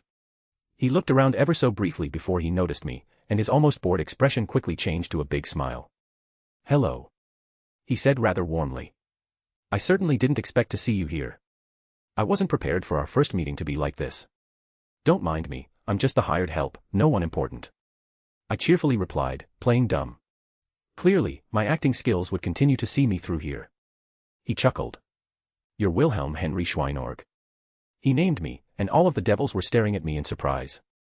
Allow me to properly introduce myself. I'm Rizavim Lucifer, and it is an absolute pleasure to finally meet you. Line break. A/N. Wilhelm and Rizavim finally meet. I also have a boosty if you can't use the above under the same name. Check out my snippets if you haven't already, you can find them through my profile on Questionable Questing and Web Novel. Chapter 652, Non-Canon Omake, The Little Spider, Chapter. This is unacceptable. Aphrodite shouted amidst the council of gods, yet no one made a move to silence her. How many times have I been told off, huh? How many times have I been warned or even punished for even thinking about another pantheon? It was a strange atmosphere inside the uppermost level of Olympus that housed the thrones of the gods. They had all gathered, as they do often, but in this particular instance, it was once more about a certain child down below. And yet, she casually spreads her legs open and pops out a child from Lucifer, and we're sitting here without even a stern word sent her way. She finally finished her rant. I did not spread my legs. Athena hissed back. Aphrodite rolled her eyes. Oh yes, my apologies. I forgot that creating brain babies without the father's consent or knowledge is somehow better. Athena scowled deeper but found it hard to retort. Which had started becoming a normal occurrence these past few days. She mostly hadn't had a chance to stabilize herself after her daughter had reappeared after so many years, and it's been one thing after another. Her daughter mingling with other pantheons. Well, that was bad, but it wasn't unsalvageable. She already had dozens of ways to swing it in a way that didn't land her in hot water. But finding out that her daughter was whatever she was, that had been difficult to defend. She's not wrong though. Ares added in, much to Athena's further annoyance. We need to decide how to serve out rightful punishments. Ares wouldn't waste an opportunity to see Athena get punished for her arrogance. There was a round of nodding from quite a few gods that felt similar. I'm still confused as to how you didn't know that you were apparently mind-fucking the devil. Dionysus spoke up. Maybe we should take away her mind-baby privileges, since she clearly can't be trusted to produce children so quickly without causing problems. Poseidon added as well. His words were particularly cutting towards Athena despite sounding casual. If Athena was no longer allowed to make mind children, that meant she would no longer have any children due to her swearing an oath to be a virgin goddess. This would almost certainly be her last generation of demigods, which went against many of her plans. Outrageous. Athena raised her voice. Who was the one who went against their oath and had a child that threatens Olympus with the great prophecy? Poseidon stood up, his presence weighing down. Who had a child with the embodiment of evil? Enough. Zeus slammed his hand down on his chair, silencing everyone.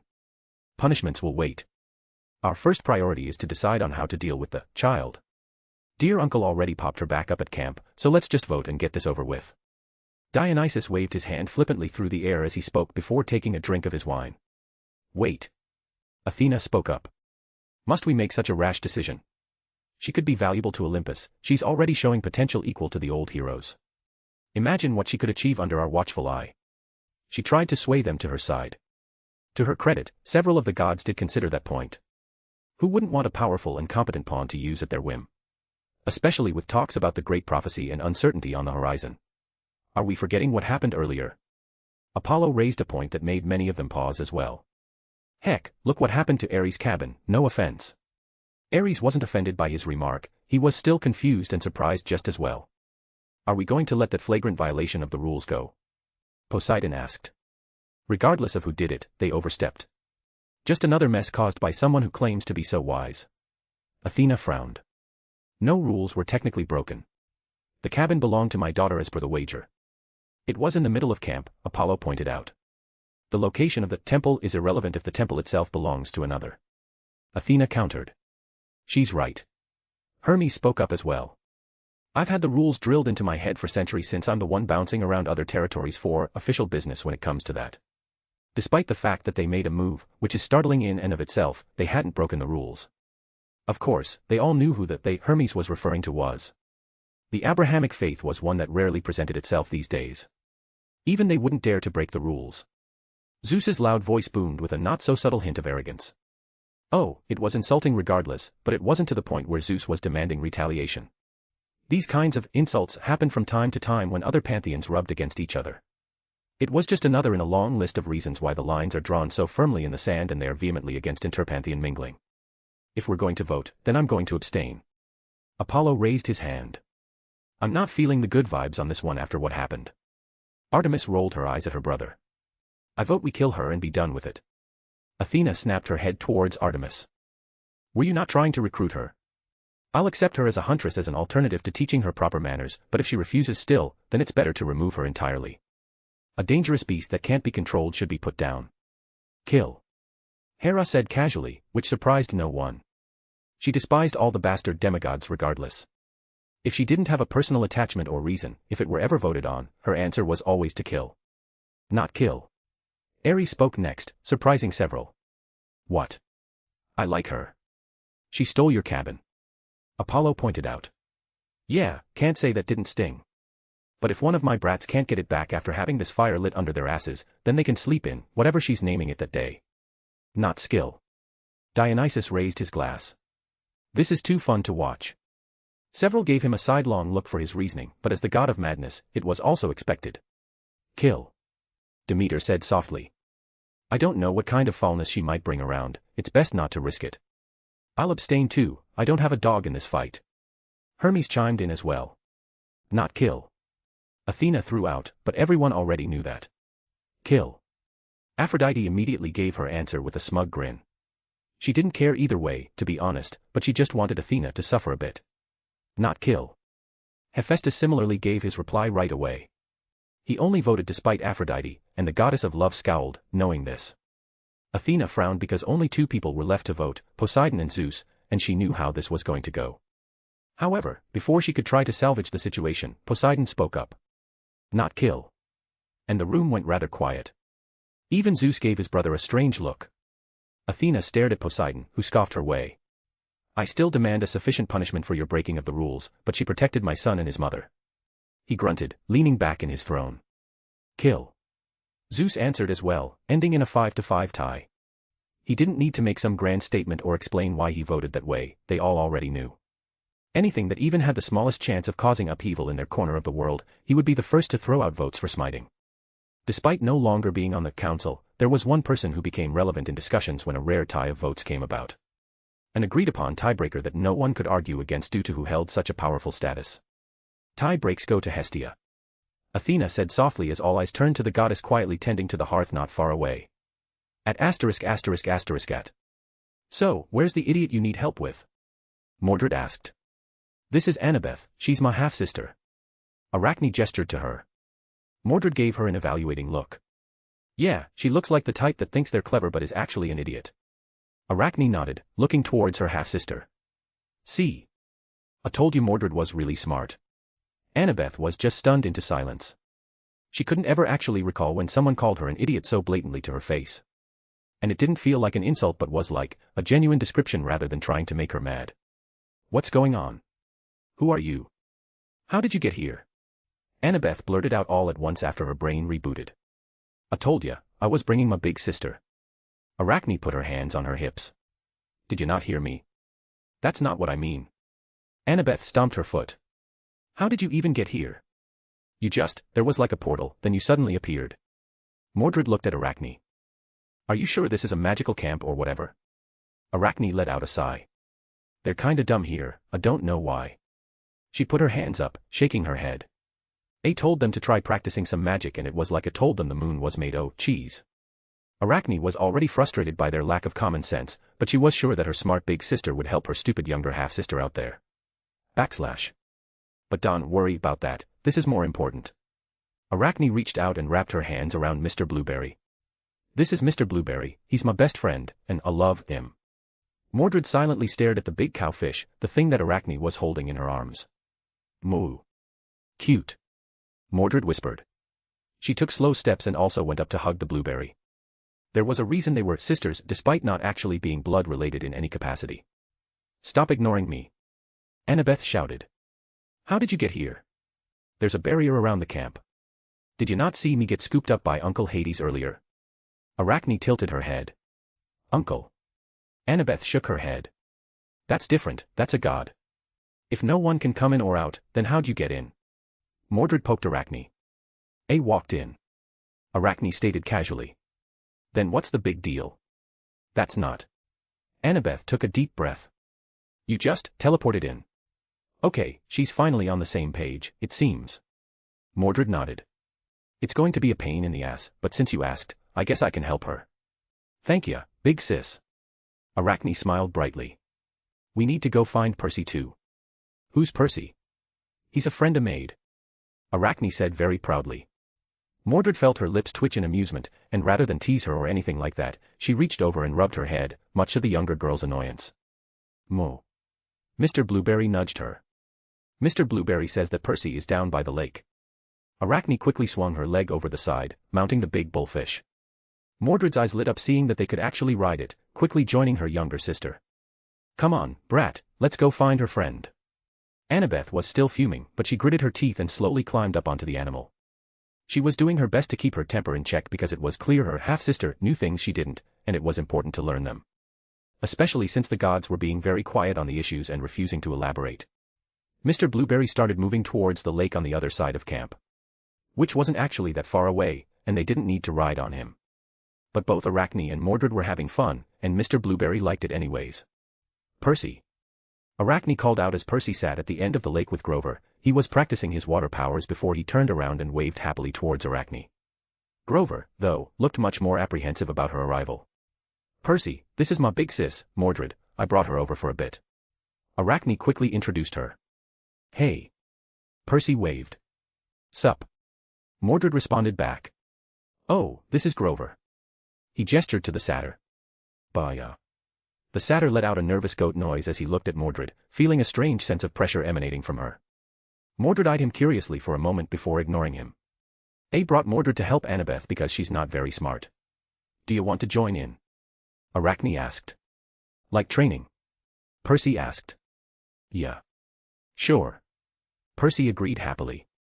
Annabeth, meanwhile, was continuing to fume at the way she was being addressed. I've been training for years, he's been here a few days. Annabeth pointed out, feeling even more annoyed that Arachne was grouping her and Percy up together in this way. Arachne looked at Annabeth, and it made Annabeth scowl deeper as she realized she was being silently pitted. What makes you such an expert anyways? You barely look older than me. Annabeth put her hands on her hips, challenging Mordred. Mordred raised an eyebrow, glancing towards Arachne. Arachne gestured for her to do whatever she wanted. Mordred turned around, holding out her hand as Clarent appeared within her grasp. She raised it up towards the lake and swung it down, splitting the water to the lake bed from the force of the swing. Is that enough? Annabeth stared slack-jawed. Similarly, Grover was mimicking her just as well. Holy crap, that was awesome. Percy perked up in stark contrast to Annabeth's stunned silence. Mordred preened under the praise. Of course. How? Annabeth forced out. That's not something a mortal could do. Mordred snorted. Kid, I'm not even a demigod. She is technically a dragon though. Arachne pointed out. 'Cause Auntie Artoria is a dragon incarnate even if she's human-shaped. Mordred huffed. There are plenty of humans who could do that. Shit, that wasn't even hard, that was just me controlling my mana properly. Though, as soon as she said that, they were strangely silent. What? Mordred asked. What's mana? Percy asked in confusion. I mean, I know what it is, I think. I've played a bunch of games that use the word. Wait, do you guys not know what mana is? Mordred was the one confused now. Percy shook his head. Grover. No. He answered hesitantly. Mordred's gaze fell on Annabeth. Through gritted teeth, Annabeth answered. No. What the hell is wrong with this place? You're demigods at a magical divine camp meant to train you, right? How the fuck do you not know what mana is? Maybe it's fine that he doesn't know, she pointed at Percy. 'Cause you said he was brand new, but how do you lot not know after being here for years? It's why I said I needed your help, big sis. Arachne spoke up. Goddamn, I see why you called me. Mordred sighed. Mana is magical energy. There's a bunch of technical terms, but I just say mana because it's easier. Like for casting spells? Percy asked. Yeah, kinda. You lot all have it, but you don't need to be a magus to use it. Shit, anyone worth their salt knows how to at least manipulate their own mana to fight. I'm no magus, but I know how to use my mana properly. She gestured to where she had just swung her sword at the lake. Wait. Annabeth was repeating the conversation in her head to make sure she didn't miss anything. Did she say you're a dragon? No, I have a dragon aspect. Mordred corrected. I have a dragon core, you lot have divine cores. Annabeth didn't know what to say back because these were new terms she had never heard before. She felt like she had been living a sheltered life so far despite being in a camp full of gods and demigods. Why have they never told us stuff like this? Annabeth whispered. Mordred shrugged her shoulders. If you're talking about your gods or whatever, there's a pretty big chance that it's because they're assholes. Most gods are assholes, the sooner you learn that, the better. Annabeth slowly sat down, looking lost. I hope I'm not interrupting anything. All eyes turned to the one who spoke. Athena had appeared. Mom. Annabeth perked up. Wait, is this the dumb bitch? Mordred blurted out without a second thought. And it was like there was a grinding of gears coming to a visible halt as Athena slowly turned her head towards Mordred, foregoing whatever it was she was going to say previously. Excuse me. Yeah, that's me, Mother. Arachne's very clear disdain was painfully obvious for the goddess as well. Grover and Annabeth stared at Mordred with mouths open, in utter shock at her boldness. Talk about a downgrade. Mordred grunted. Athena's eye twitched. And then she really looked at Mordred beyond mortal means. Her anger and growing fury had suddenly taken a back seat as confusion set in. What are you? Because she had never seen something like Mordred before. That is to say, something human but not human, something dragon but not dragon, and a spirit, but not like anything she had ever encountered or heard about. That's me big sister. Arachne answered as if it were the most obvious thing in the world. Yup. Mordred nodded. Athena felt the bubbling anger from a moment ago return but decided not to act on it. This was a very delicate situation. Despite the very blatant insults that she would have never let go in any other circumstances, she needed to do her best to get her daughter under control. And being wrathful was not going to win any favors. She took deep internal breaths. The Council of Olympus has voted, and due to my convincing, they decided not to kill you. Athena looked at her daughter, expecting some form of thanks or acknowledgement. Yeah, okay. Arachne just seemed to ignore it completely, genuinely uncaring about the so-called vote. Athena nearly sputtered in response, clearly caught off guard by her lackadaisical attitude. It was one of the few times in her life that she had been stunned into silence. Her response was so far divorced from what the goddess of wisdom predicted that she was put on the back foot. You don't understand, child. You represent something that shouldn't exist. The gods are weary of your other half. You will very well be an outcast from the others, even the gods will not look favorably upon you due to your evil origins. Athena tried to play it up, looking for some manner of desire for a hand reached out on her part. Because of my horns. He's got goat legs, why do my horns matter? Arachne asked, pointing to Grover, who very much did not like being put into the spotlight. But to her question, Athena didn't have a very good response, mostly because she was grasping at straws. I like your horns. Percy spoke up. Arachne blinked. You like me horns? Yeah. Ah, really? Arachne's hand slowly reached up, and she unconsciously grabbed some of her hair between her fingers. They're really cool. Percy nodded. Mordred raised an eyebrow because she saw her little sister's face turn a light shade of red. Line break. And Athena, doom and gloom. Arachne, yeah, okay, anyways. I also have a boosty if you can't use the above under the same name. Chapter 653, Chapter 586 plus the little dragons make. This is quite the predicament. Zekrom warned me about him. And seeing him in front of me now, I can say that those warnings were pretty spot on. He is, without a doubt, one of the strongest devils I've ever met. Admittedly, I haven't met many devils, but I've met the strongest, that is my biological father. And as much of a monster as he is, I don't think Rise of him here falls short. At least, that's what my instincts are telling me. But that didn't translate into what kind of danger he was, only that he was strong. Should I piss him off so he gets angry and attacks me so I can grab what I need under his nose without issue? I thought I would have a bit longer before anyone showed up, so I didn't basically just start grabbing stuff yet. I had a few documents, but I'm sure there were more valuable things lying around here that I hadn't had the time to sift through yet. Make a hasty retreat. Fight. I had options. It would be nice if I could kill him here, considering he's one of our enemies. However, killing him would not be easy. In fact, he was at that strength level where if I wanted to force him to stay, it would be rather difficult. Let's try the diplomatic course for now and see if I can't needle anything important out of him. So, would you believe me if I said I came here to join your faction and evil club? I finally responded. Rise of him cracked a smile. Don't get my hopes up. God, his happy tone makes me feel rather unnerved. I had a feeling I wasn't going to enjoy this. No. I trailed off. I'm seriously here to join, but let's network the name a bit. Cow's Brigade. It sounds unnecessarily edgy and pedantic. I clapped my hands. We should send out a survey asking about new names. Something to really wow the kids and draw in the younger generation. I chose the name. Rise of him replied. And it's a wonderful name. I nodded. Thank you. He said politely. Though, there is the issue of new recruits. He looked thoughtful but didn't add anything else. Have you tried the internet? I asked. Yes. Unfortunately, Ajuka keeps a stranglehold on it, and anything about our faction is quickly removed. Huh. That's rough. I offered. It is what it is. He shrugged helplessly. However, that's all irrelevant. I've been looking forward to meeting you. Do you know why? Does it have to do with my handsomeness? I asked him with a completely serious face. The woman next to him choked a little. She looked tense, like she was waiting for a fight to break out any second. Not in this case, no. He continued to smile politely. Then I'm completely clueless. I admitted. He swung his arms out. Look at these devils, what do you see? I glanced at the devils, who were still kneeling down, as if they dared not to look up at him. Underpaid, overworked. Rise of him blinked. Kateria, we pay well, don't we? She seemingly didn't know how to respond to that. Rizavim frowned and then let out a sigh. This is what happens when I lose one of my only competent underlings. His gaze turned back to me. When you took Euclid from me, I had to hand over his work to other less proficient minions. Euclid. I repeated the name. Silver hair. Had a bunch of trained magicians. Kidnapped Venelana. Rizavim smiled as he nodded. That's the one. Sorry, never heard of him. Maybe it was someone else. I responded without missing a beat. He just hummed as if not hearing me.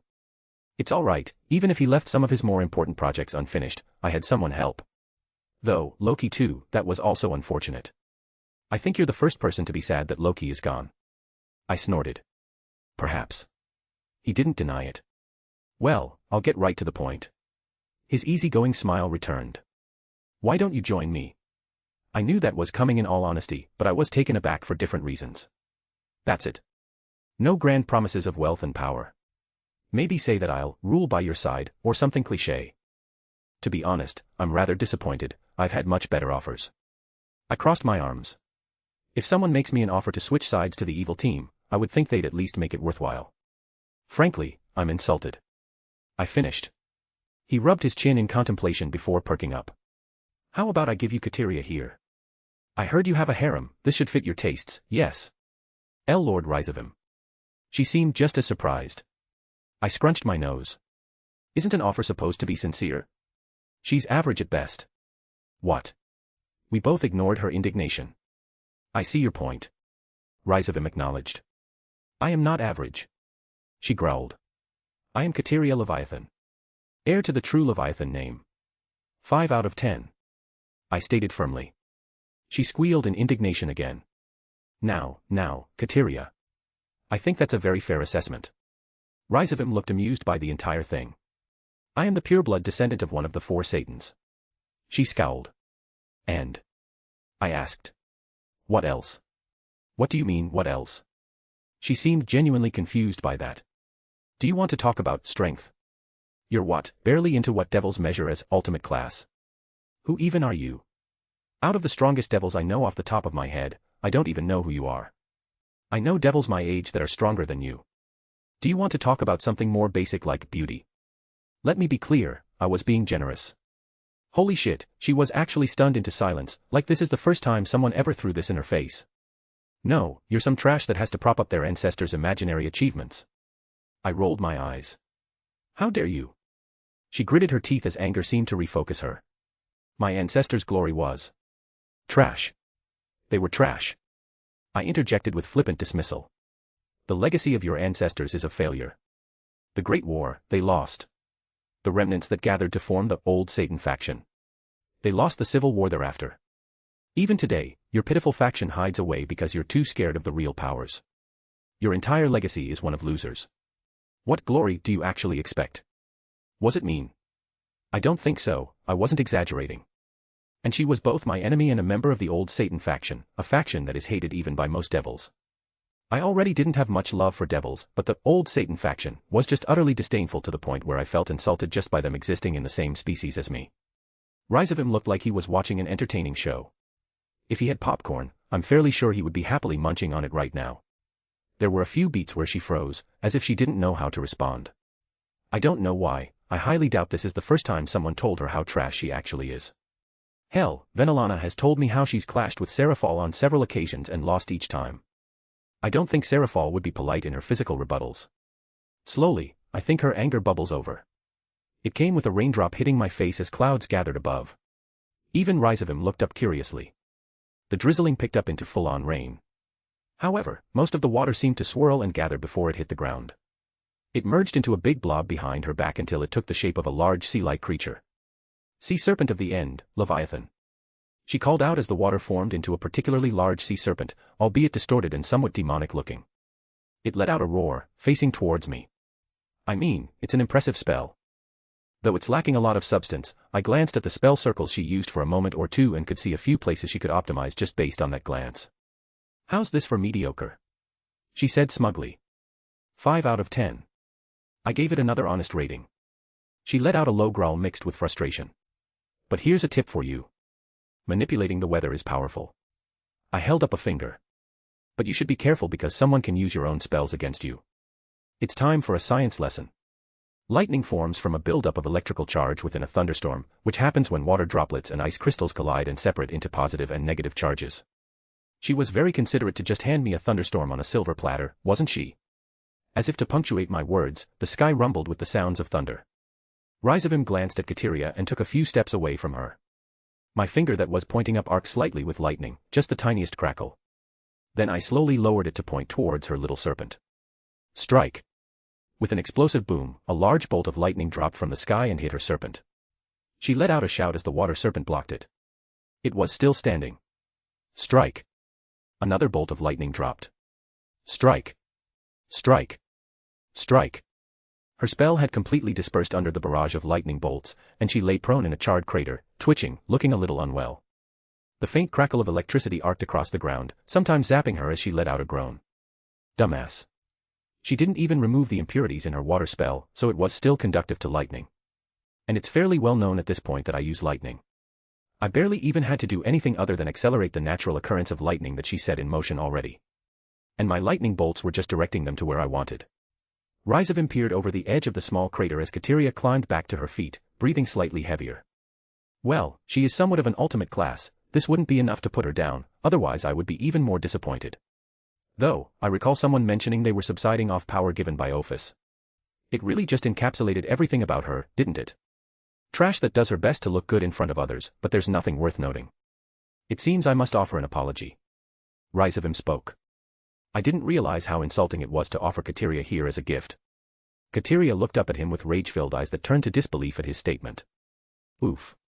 I think she took more damage from that one comment from him than my lightning bolts. Lord Rizavim, Quiet.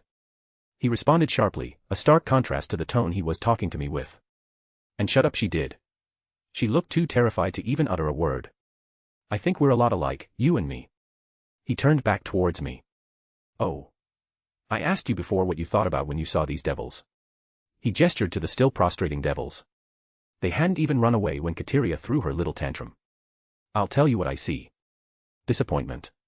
He held up his hand in a gesture to snap his fingers. I acted quickly, grabbing the closest one to me and yanking him back before holding my hand out to block something as he snapped his fingers. All the devils except for the one I grabbed and Kateria had their heads explode. You saved one. Rizavim raised an eyebrow. Not that he was surprised I was able to, but that I bothered in the first place. He rubbed his chin, and a look of realization dawned on him. I see. I suppose he would have some value to you. The old devil said it simply, as if it explained everything. You see, I hate devils. I threw a talisman behind me as it slapped against the head of the devil I saved. He went limp, unable to move. Didn't want him to try and run away or anything. I guess Rizavim saw my obvious actions. I could get a bit of information I may have missed if I had someone interrogate one of their people that was working on whatever it is they were doing. So, you hate yourself? I asked. I'm a half-devil, do you only half-hate me? I was being a smartass on purpose because at this point, things were already at a point where leaving peacefully wouldn't be an option. I should correct myself. I hate most devils. He reiterated. Ironically, I don't dislike the current Lucifer, nor his fellow Satans. It's unfortunate that we're on opposite sides, but I don't hate them. At the very least, compared to the vast majority of my fellow devils, they seem to be closest to what a devil should be. Strong. I rolled my eyes, knowing where this was going. Ah. He held up a finger. Not quite right. Strength is, of course, important. But more important, the most important thing for a devil to have is their will. All right, color me confused. That is, their will to be a devil. A devil doesn't care about morality. A devil doesn't care about justification. They don't care about consequences. They don't care about good. He started ranting. A true devil does what they want when they want, how they want. He held his arms out as if announcing himself. People think I'm evil, and I wouldn't disagree. We're creatures of desire at our core, we seek our desires above all else. To reach out and take what we want, that is what makes a devil a devil. And that's why the natural state of a devil is to be evil. And when you're evil, you can just take everything valuable. Wealth, status, honor, glory. They're yours. I'm surprised. I'm shocked. I'm flabbergasted. So, you're evil just for the sake of being evil. I pointed out the logical conclusion of his little rant. To be a devil is to be evil. I am a devil, therefore, I am evil. His conclusion is that I am evil because I am evil. Yes. He smiled like he found a kindred soul. What part of me do you think is evil? I asked him, genuinely confused, there. He let out a short sigh. Well, there are some things to work on, of course. I used to think those Satans were slowly inching towards my ideal, until you came along. You simply do what you want, don't you? You fought gods just because they were in your way. You killed how many people because it achieved your goals? How many devils today can say they would do that? They all care about such fleeting and imaginary things like glory, or honor, or status. My counterpart, your father, could rule as a king unopposed, not answering to any of the pathetic flies buzzing around his head if he simply decided to. All the meager devils living their pathetic lives based on promises of something grander instead of just taking it. You just took all of that without anyone's permission. I wanted to rebut, but in hindsight, he wasn't wrong about me there. I frankly didn't answer to anyone I didn't want to. And I didn't prop myself up with a faction behind me, rather, I joined the Yukai by association instead. From a certain perspective, I must look like a natural disaster to a lot of other factions. Huh. That's something that's going to weigh on me for a bit. He stared at me, a wide grin, like he was waiting for me to agree with him. Stupid. I let out a long-suffering sigh. I think I understand you now. You were born with the power of a super devil, as people say. You were born for greatness, having had everything you ever wanted at your fingertips. How old were you when you realized you could fight and kill gods, I wonder? I shook my head. Though, it also shows the biggest flaw in your little worldview. His smile slowly morphed into a frown. And what's my flaw? You don't understand the weak. I answered. Freedom is a byproduct. Desires are motivation, something to push us forward, not bind us to mindless depravity. His lips twitched. And you consider yourself among the weak? I wasn't born strong. I wasn't handed everything. I was most assuredly lucky plenty of times. But I bled, I sweat, and I lost things I couldn't even begin to describe the preciousness of getting to where I am now. And that's why I can say for certain that it's always been about choice. It's always been about being able to choose for myself. I think I sound kind of preachy right now, but for some reason, his ideals irked me. So, I talked a bit more than I initially intended. I'm disappointed. He said quietly. I'm disappointed you still have such a naive outlook. But you're young, I think I can be amicable and ignore some foolish youthfulness. It seems like his real personality was starting to poke through. Right, I humored this long enough. I think this is the part where I tell you to fuck off. I reached my threshold for fucks to give. It's unfortunate that we can't see eye to eye just yet. He shook his head. Oh well, we'll have plenty of time to talk in the future. Let's tie up a loose end first. He smiled, raising his hand in the shape of a gun with his finger pointed at me. Then slowly he moved it towards the devil, still bound just to my side. Bang. He spoke casually, and with it an eruption of demonic power filled my vision. I threw up 4 different shields as quickly as I could in that fraction of a second of warning I had. His demonic energy blasted right through my barriers like they were made of paper. Instead, I touched on the Hogyoku, and my aura burst out to meet it as I stood in front of the devil to block it. I could feel my aura deplete quite a bit before the momentary passing of his blast. I let out a low growl as I ripped the shredded remains of my sleeve off my right arm. It was a little burnt and seared, but it'll heal fine in no time. It didn't even really hurt, but I was annoyed more than anything. A glance at the devil at my side let me know that he was okay. But my eyes trailed backwards at the destruction his little blast caused. Behind me, and as far as I could see, there was now a swathe of forest that was no longer there. Suffice to say, there was nothing left of the little excavation site. Even the seal was now gone, and I didn't even know what to make of that. Was it good or bad? Who knows? Oh, it's rare for someone to use their body to block one of my demonic bullets. Rizavim chuckled. Demonic bullet. I stood up straighter. Isn't that one of the most basic devil spells?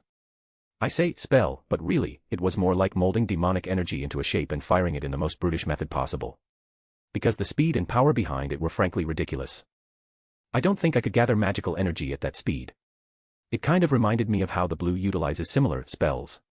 Yes, you see. I waited for him to open his mouth to respond as I took out the True Longinus and thrust it towards him. There's no point in drawing this out, True Longinus versus a devil, the Antichrist, just made sense. The holy power burst out as the spear elongated. It bridged the distance in a blink of an eye, and I could even see a hint of shock flash in his face as it approached him.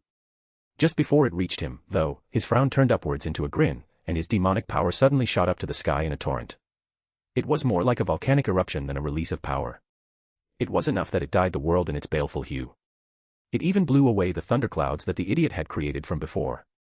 I saw her also get swept up and blown away far off into the distance. I had to brace myself from the sheer force of it too. There are few times when I genuinely have a moment where I consider retreating from a fight. But the sheer amount of demonic power he was releasing was astonishing. If a regular devil was a cup of water, then even my biological father would be close to a bathtub.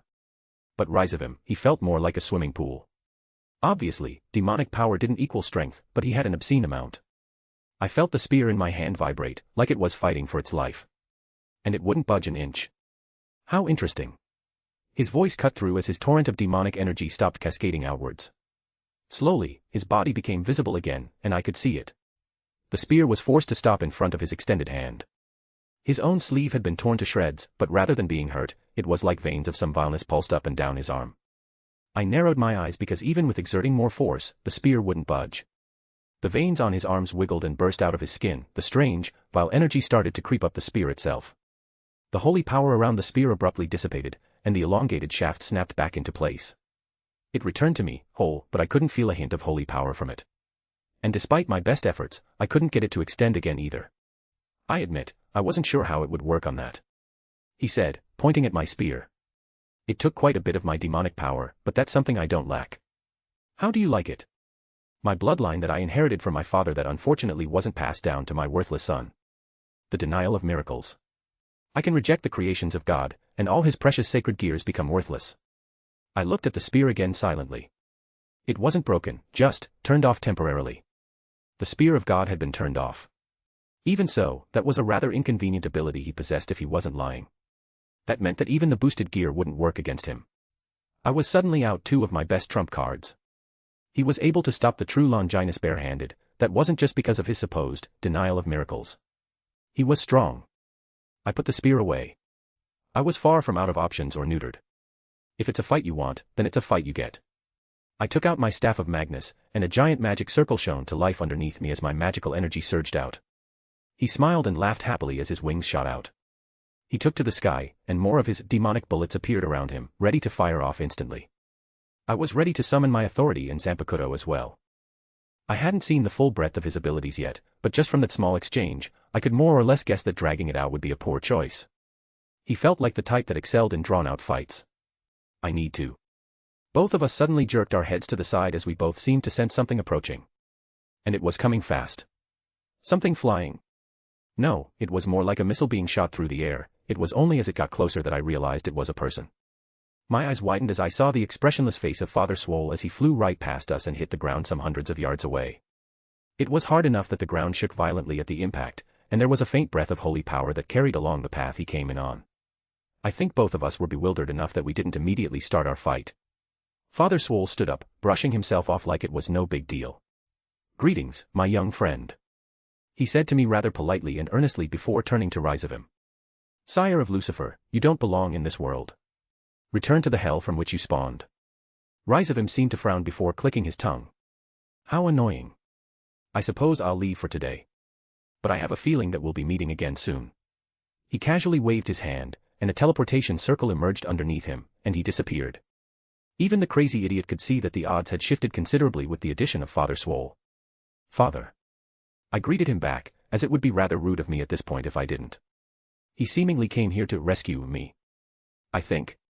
Not that I think I needed rescuing. I think I could have killed Rizavim if it came to it, it just wouldn't have been easy.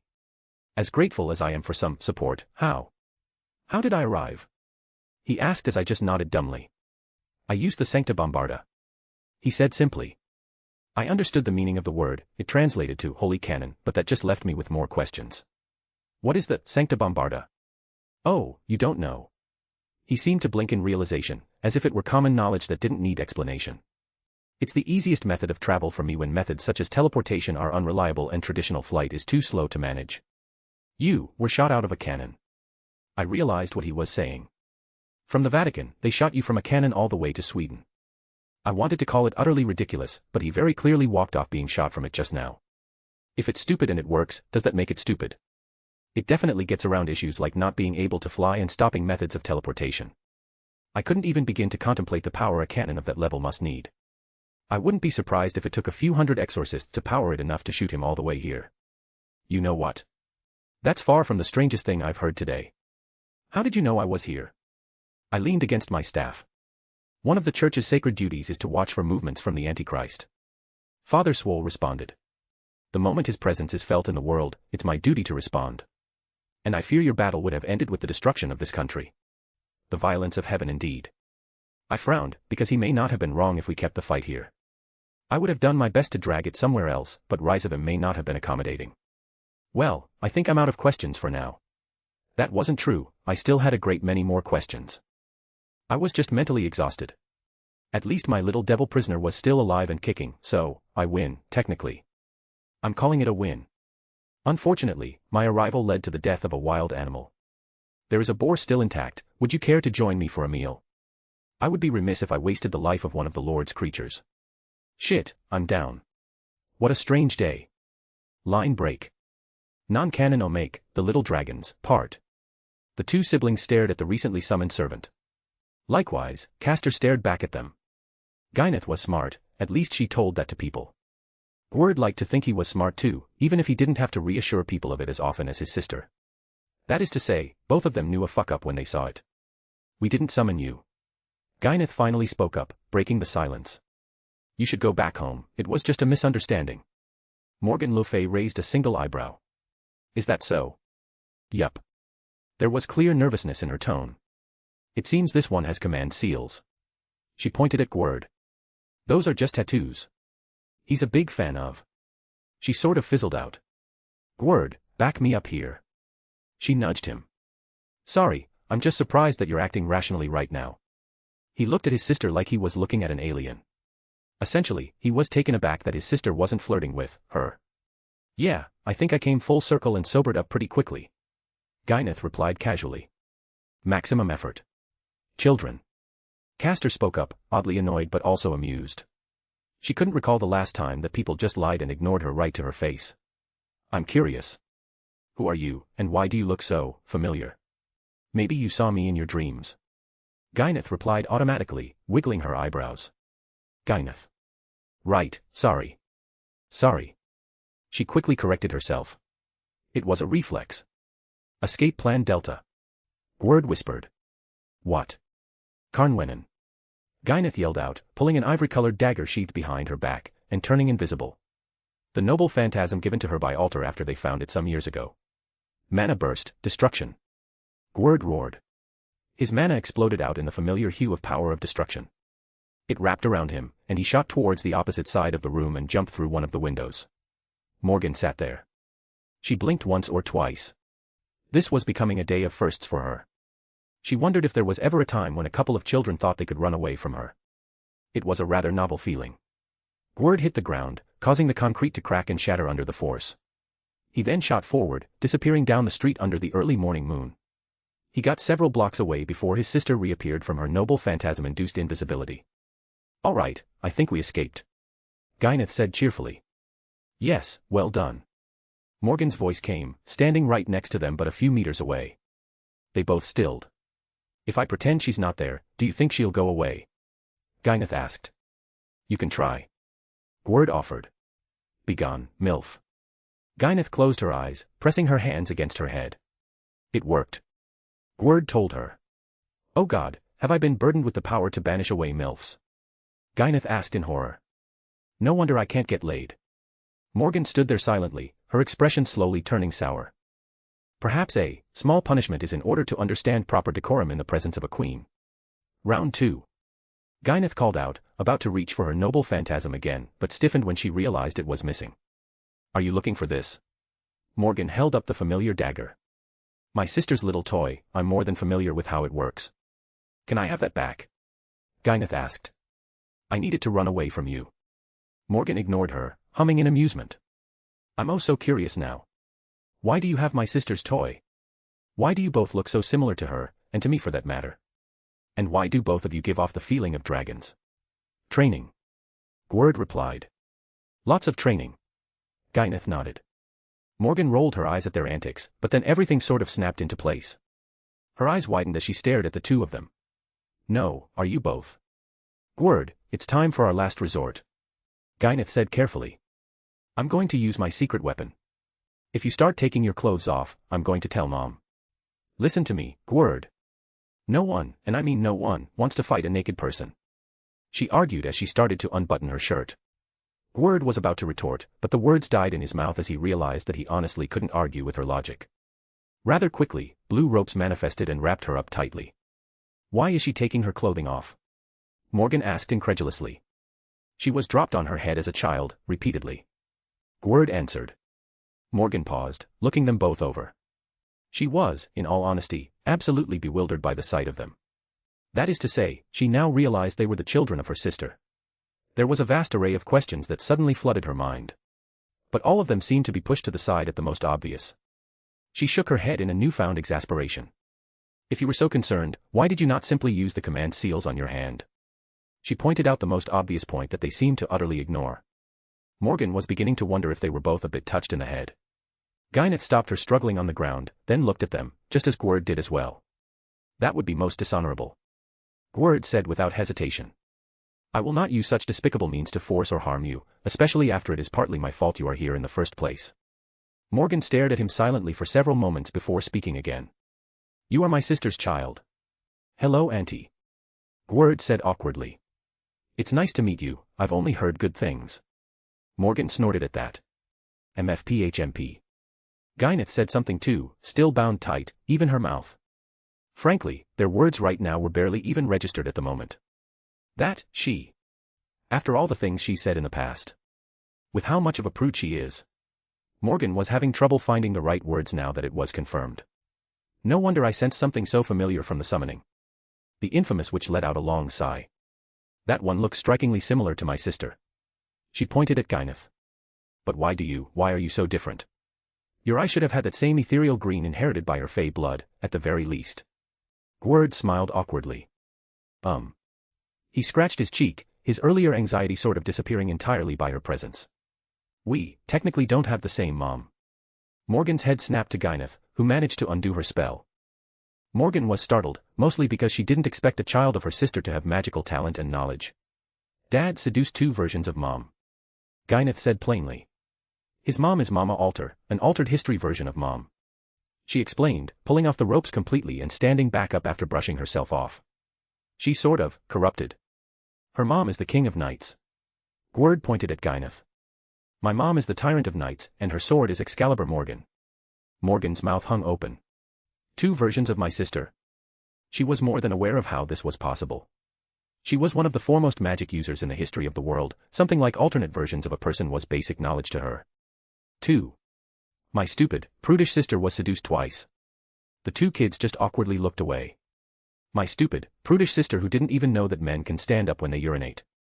That's an oof for mom. Gyneth winced. Wait, wasn't mom pretending to be a man? Yes, she was. Morgan scowled. Both the siblings felt a little awkward after that revelation. And a corrupted version of my sister's sword is called Excalibur Morgan. That brat. Morgan seemed to focus on the more important bits. Morgan just scoffed in annoyance. I didn't plan on participating in this farce, merely investigating the oddities you two put off. Her lips thinned considerably as she looked at both of them. Her tone carried a strange chill to it. I suppose I shall be staying for a period then. The two siblings blinked. You're going to help us? Gyneth asked, skeptical, somewhat ignoring her threatening tone that accompanied it. Aren't you supposed to be evil? You know, take revenge. Do something to make mom angry. Tie me up and have your wicked way with me. Morgan shot her a glare. She didn't miss that last part but decided to ignore it. What? If I wanted to harm you, do you think you could stop me? Though, my dear sister deserves some retaliation for her arrogance. She finished with another disdainful snort. The two siblings looked at each other, sharing the same feeling. Gwerd took out Caliban, pointing it at his aunt. Don't threaten our mom. Morgan was startled again, obviously recognizing the sword. It didn't take a genius to understand that someone reforged it, and she could guess who. Though the fact that he could wield it, Morgan's evaluation of her nephew increased. It made his threatening words and gestures have a touch more bite than she would actually like to admit. However, if she was startled by Gwerd, she was frozen by her niece. A certain ribbon-like, intertwined white spear was pointed at her. Is my sister insane? Morgan said under her breath, staring at the spear. She gave you that. Gyneth just smiled smugly. Truthfully, mom was tricked into giving it to her. Gwerd said helplessly. Otherwise, mom would have never let her have something like that. It's also sealed in like 100 different ways. Don't tell her that. Gyneth hissed. You're ruining my image. I'm supposed to be threatening. How is it threatening if she knows it's sealed? You really are both her children. Morgan said softly, as if it was settling in properly. My sister's children. A lot of the tension seemed to evaporate. The two siblings felt a strange sense of grief from their aunt and lowered their weapons. If they were on guard and skeptical before, they began to slowly relax in her presence. They both understood that their aunt didn't carry any hatred, or at least, there was no direct disdain or desire to harm them. In fact, most of her threats so far felt rather hollow. Well, since it came to this, I guess we should finish this Grail war, or whatever. Gyneth sighed helplessly, putting her spear away. You just want the Grail. Gwerd eyed her as Gyneth looked away. Morgan looked at the two of them again, still having trouble connecting the two with her sister. But she knew, without a shadow of a doubt, they were her sister's kids. She defaulted back to her usual demeanor, a sly smile forming on her face. If you ask me nicely, perhaps I would be willing to assist in your efforts, for a price. Mom did say she had some regrets about this war. Maybe we could, before Gwerd could finish, Gyneth interrupted. Oh, fuck. What? I forgot that Mom is here too. Don't look at me like that. I was, preoccupied with other thoughts. Gyneth huffed. And I'm sure they all involved Aunt Medea. Gwerd said dryly. Some of them involved Aunt Rias. Gyneth admitted. Gwerd facepalmed. Children. Morgan hissed, feeling her eye twitch. I do not like being ignored. Kind of hard to ignore those hips, Auntie. Gyneth blurted out, utterly silencing the ancient witch. Gwerd shook his head. Please don't flirt with my servant, it's making things awkward. What is wrong with my sister's children? Morgan stared at them both. I could make a list. Gyneth offered. Gwerd sighed. Just, ignore my sister. She only wanted to come here to summon a specific servant to get laid. She didn't really think through anything else. Medea isn't actually our aunt, just an aunt figure. Morgan, for perhaps one of the first times in her life, was stunned into silence one moment after another. Aunt Rias is, and I still want to stake my claim. Damn it, Gyneth, I was trying to make things less awkward. And you need to stop flirting with Aunt Rias. Gyneth rolled her eyes. It's fucking Morgan, do you think she's going to care? How about we ask Big Sis Mordred, huh? And I ain't some weirdo, Aunt Rias hasn't rejected me yet, so it's still fair game. Wait, she hasn't. Gwerd blinked. Gyneth shot him a big smirk, then glanced at Morgan, her smirk growing wider. Particularly because Gyneth was now twirling her dagger in her hand.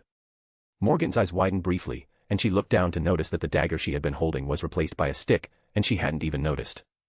The witch now realized that they were intentionally distracting her. They got one over on her. Her, Morgan Le Fay.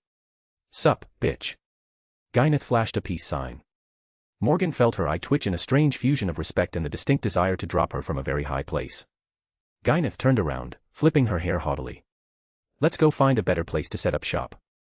Very well, we need a base. And we need to come up with a plan if we're really going to fight. Gwerd began walking away with her. I'm going to style on a bunch of boomer magi. Do you think I can give one a heart attack if I flash Grandpa's name and pull out a Glock, shouting that I cast bullet every time I shoot it, calling it true magic? Her brother just sighed in exasperation. Morgan hesitated for a moment as she watched her niece and nephew walk away. She had a lot of things to say, but eventually, she just pursed her lips. The sound of her heels clicking against the concrete echoed across the early morning streets as she hastily went to catch up with them. Line break. A/N. Basically Rysavim and Wilhelm meet and their ideologies oppose. I also have a boosty if you can't use the above under the same name. Chapter 654, Chapter. Sometimes, life just leads you to strange places. Like me, half-devil, son of the current Lucifer, all-around heathen and heretic, having a meal with the strongest men of the church. The violence of heaven, the men who can square up and punch gods all through the power of his faith. It should also be noted that said meal is a wild boar that he had accidentally killed when he got shot out of a magic cannon.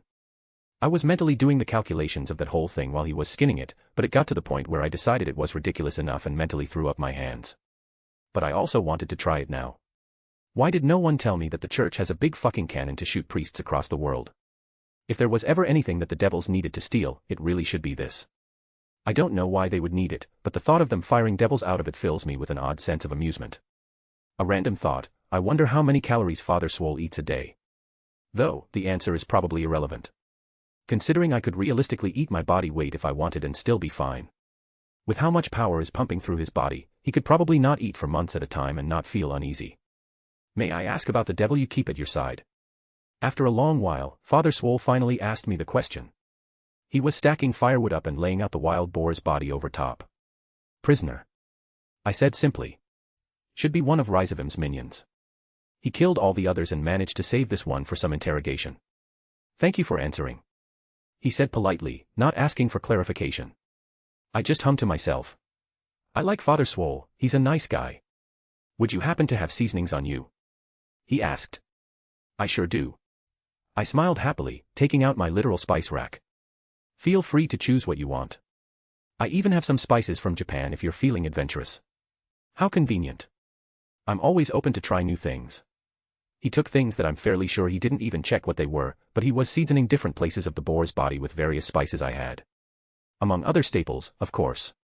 Salt, pepper, some garlic, onion powder, and various herbs. An odd mix altogether, to be sure, but hey, it was already smelling delicious. I got some cooking foil, we can wrap it to speed up the cooking by doing some stronger flames. I offered, setting it out as well. He took it with another nod of thanks. I have a question, if you don't mind, Father Swole. I'm happy to answer any questions I'm able, young man. He smiled warmly. Have you ever visited heaven? I was curious about that. He shook his head. I will not see the pearly gates until it's my time. However, I had been offered the chance. I did not believe it proper to see until my work on this earth is completed. How's the whole thing regarding angel conversions going?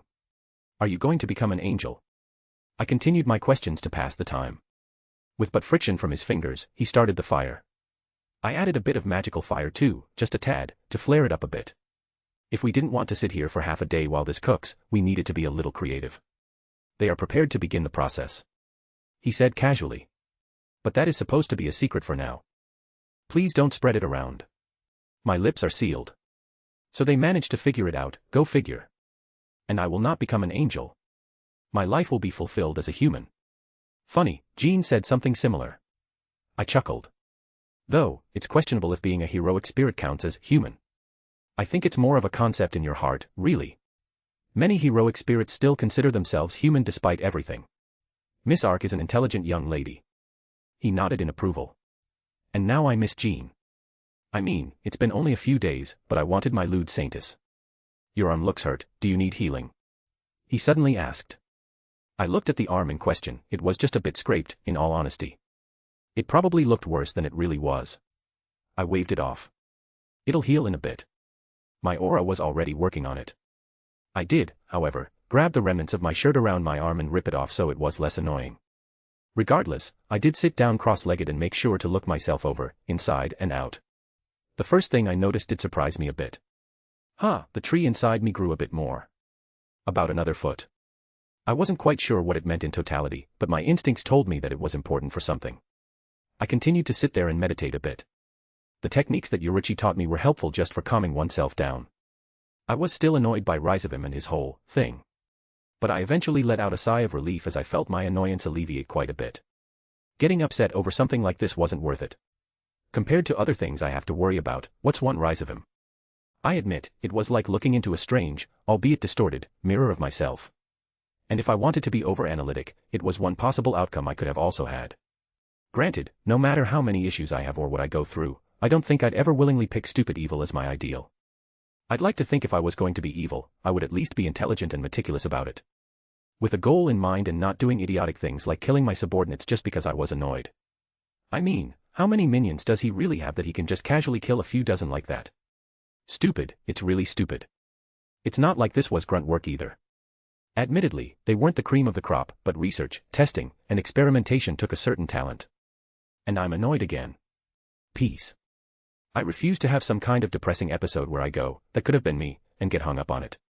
I'm far too selfish to care about that sort of thing. I opened my eyes, stretching my arm. I checked my phone to see that, surprisingly, over an hour had passed. I also played with it for a moment to find the pictures I saved, and I looked at the picture of Reika reflected in the mirror with her shirt pulled up, giving me a little wink. And like that, all is right in the world. It smells good. I stood up, stretching for a bit. Sorry, didn't mean to go quiet for so long. Father Swole just smiled politely. It's no matter. It should be done soon. I moved the cooking foil a tiny bit to peek inside and could see that it was looking very good. Is it common for you to come shooting out of a cannon towards that dumbass devil when he appears? I asked. He does not appear on this earth often. But I must be prepared, thus, I stay in the Vatican for most of my time. That would explain why they don't have him running around flexing at other factions. I wouldn't think he warranted such a reaction. I confessed. While he was strong, I didn't think he was stronger than some of the other devils down below. Compared to the two called super devils that reside within hell, Rizavim is not the strongest. Zelretch Lucifer is the strongest devil ever recorded within the archives of heaven. And Ajuka Beelzebub has a mastery over the concept of magic that allows him to stand together. Just as well, Rizavim also holds the title of Super Devil. You know, I don't think I've ever even asked someone what a super devil even means. I always considered it just a really powerful devil. Like a god-level devil in essence. I never cared enough about devils to ask someone before. I knew the term super devil, but I wasn't quite sure of the technical definition of it. A super devil is a devil that has transcended their species.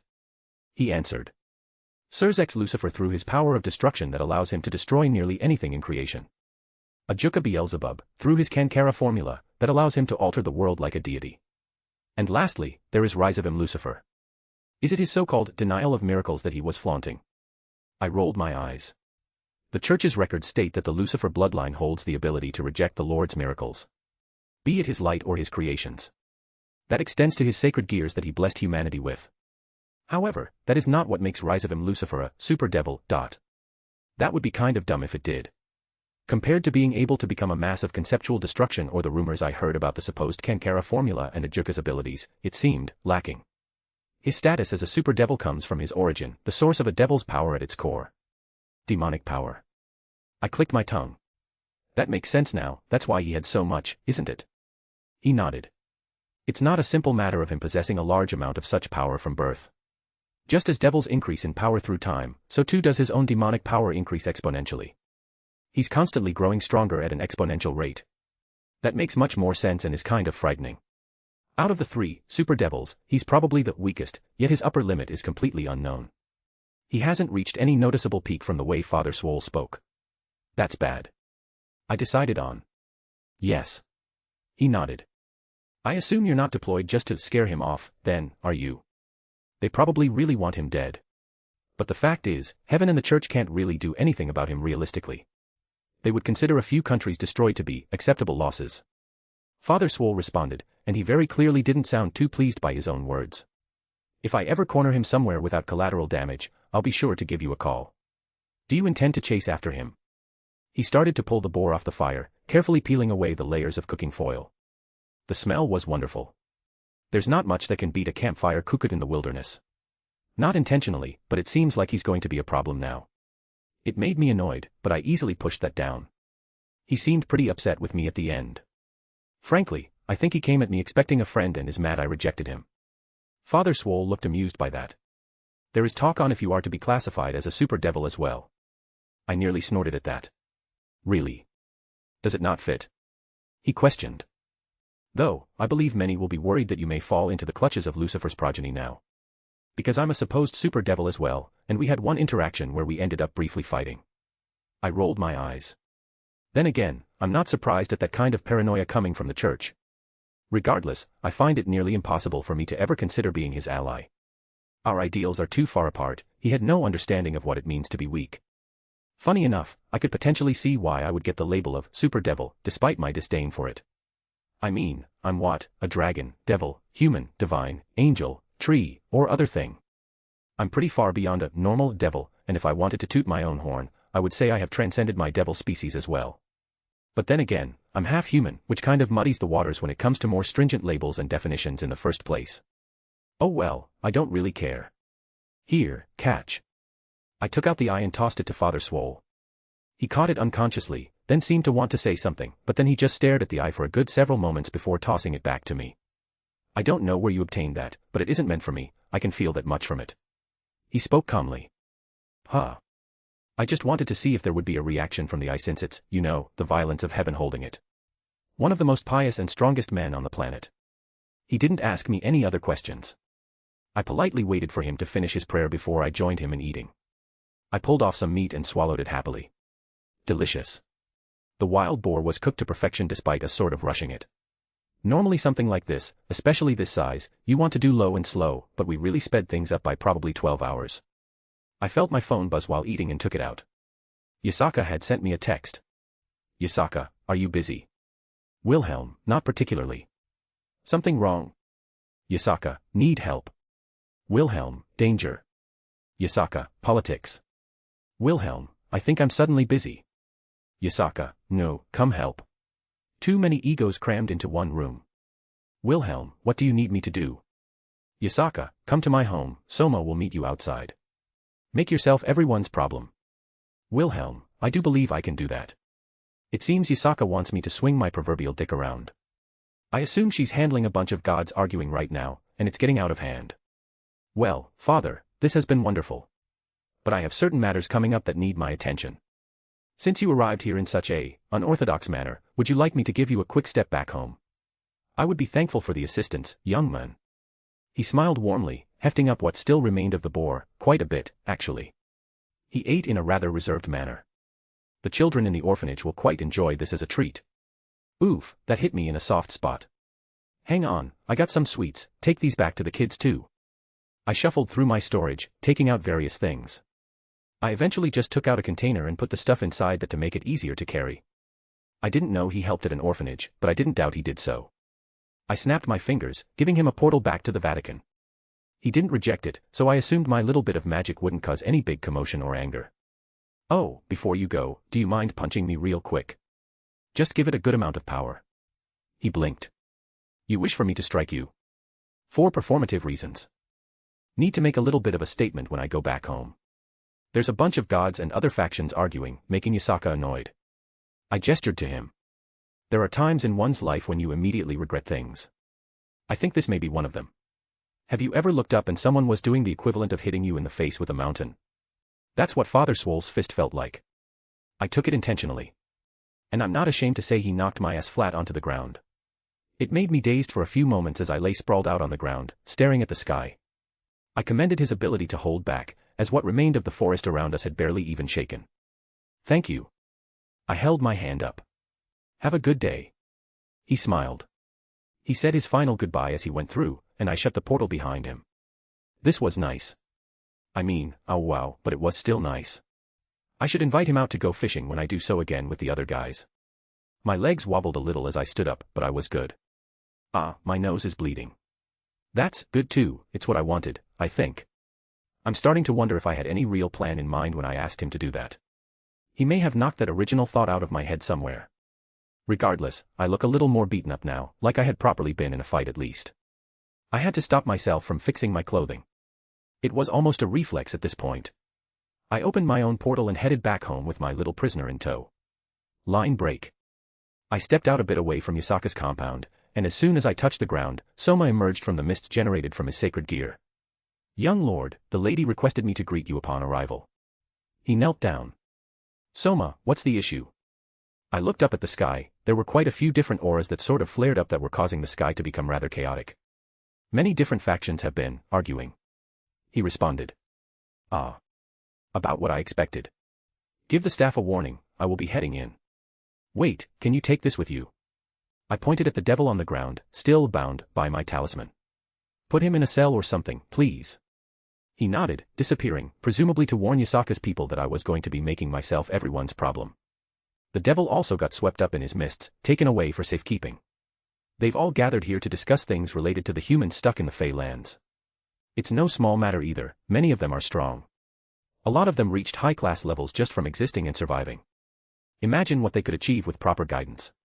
And they were humans, one of the races with the most adaptability and potential, even if it was difficult to bring out normally.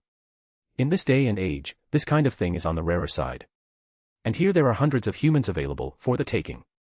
It would be stranger if arguments didn't break out. I stretched my arms, then cracked my neck. Slowly, storm clouds began rolling in. I made them loud on purpose. Lightning and thunder boomed as they gathered in intensity. Then I released my spiritual pressure. Yasaka's compound shook as it began to weigh down everywhere. I began to walk inside, pushing open the front doors without a second thought and without reining myself in. This should be a good reminder that this place wasn't somewhere they could misbehave without consequences. Doubly so for the fact that Yasaka was seemingly stuck in the middle. There wasn't much I could do on the political side of things to ease her worries, but if she needed me to be a big stick to swing around, I would be her big stick. I could pick up the various godly presences deep inside, and I could feel them lock onto me as well. They were easy enough to track down and maneuver towards. It wasn't a part of her compound I usually visited, but all the same, I found my way there. I pushed the final door open and was greeted by the sight of a great many deities and powerful entities gathered in one room. It reminded me of the peace conference all over again. Round 2 it is then. Odin was there, and Thor as well. Luff was present, with one of his fellow deities, whom I couldn't name just from looks. Amaterasu and Susanoo were sitting together, doing their best to pretend to be polite. Probably because Izzy was also sitting between them. Azazel, likewise, was still here. He had already been explained, but I was confused as to why Seraphol was here as well. Same reason. Try to nab some potentially strong humans. I wouldn't be surprised. Maybe they're just here to support Heaven because Gabriel and Michael were present. Indra. I locked eyes with him briefly, and he didn't look all too pleased to see me. Couldn't imagine why. Athena and Hermes, from the look of it, are representing the Greeks too. And, was that Anubis? I didn't know the Egyptians had a stake here, but I also wasn't the one keeping track of everything. Also, it's strange for them to send him, but maybe not. Izzy did tell me that they were well acquainted and met up every now and then to catch up. Hello, dear, Yasaka greeted me rather intentionally. You look like you've been through a fight. Oh, just had a run-in with a certain super devil from the Cows Brigade, nothing to worry about. I said casually, taking a seat next to her. Lastly, besides Yasaka, Reiko was here too. She smiled as I sat down with them. Having Reiko here was smart, a tactical daughter to keep Indra from getting too arrogant. You fought Rise of him. Seraphol broke the silence of everyone else as she slapped the table, standing up. I glanced at Yasaka, and her smile slowly grew, and I could see the twinkle in her eye as she realized what I was about to do. Yasaka was very clearly not in a good mood based on what's been happening. I looked at Seraphol with a faux bit of confusion on my face. Sorry, who are you again? Line break. A/N. I also have a boosty if you can't use the above under the same name. Chapter 655, Interlude 45, Kunu's Hogwarts Adventures. A/N. Just a heads up, I'm switching the way I do the Kunu chapters. Going from first person to third person to make it easier to write and round them out. Otherwise, I felt like they were going to become too detached from each other and feel more like vague snippets rather than a concurrent side story. Line break. The Slytherin common room was quiet. In fact, there was a tense atmosphere that hung over it. It's the result of a great percentage of the house all receiving a similar letter in the span of a day. While the actual words may have been different, the contents were just about the same. Daphne Greengrass sat in the common room quietly. She usually didn't spend much time here because she didn't want to get wrapped up in any inter-house arguments or games. If she had free time or wanted to wind down, she would do it either in her room or outside somewhere. She noted how many other pureblood households were being cautious. That was never a good sign to her. Her house, while old and prestigious, wasn't what it used to be. Her father often talked about how they would sometimes get pushed around by the other houses. He usually used a lot more political talk, but Daphne understood the gist of it. Her house wasn't particularly rich among her peers, nor were they particularly powerful. That's not to say they weren't established or didn't have their own means. It just paled in comparison to quite a few others.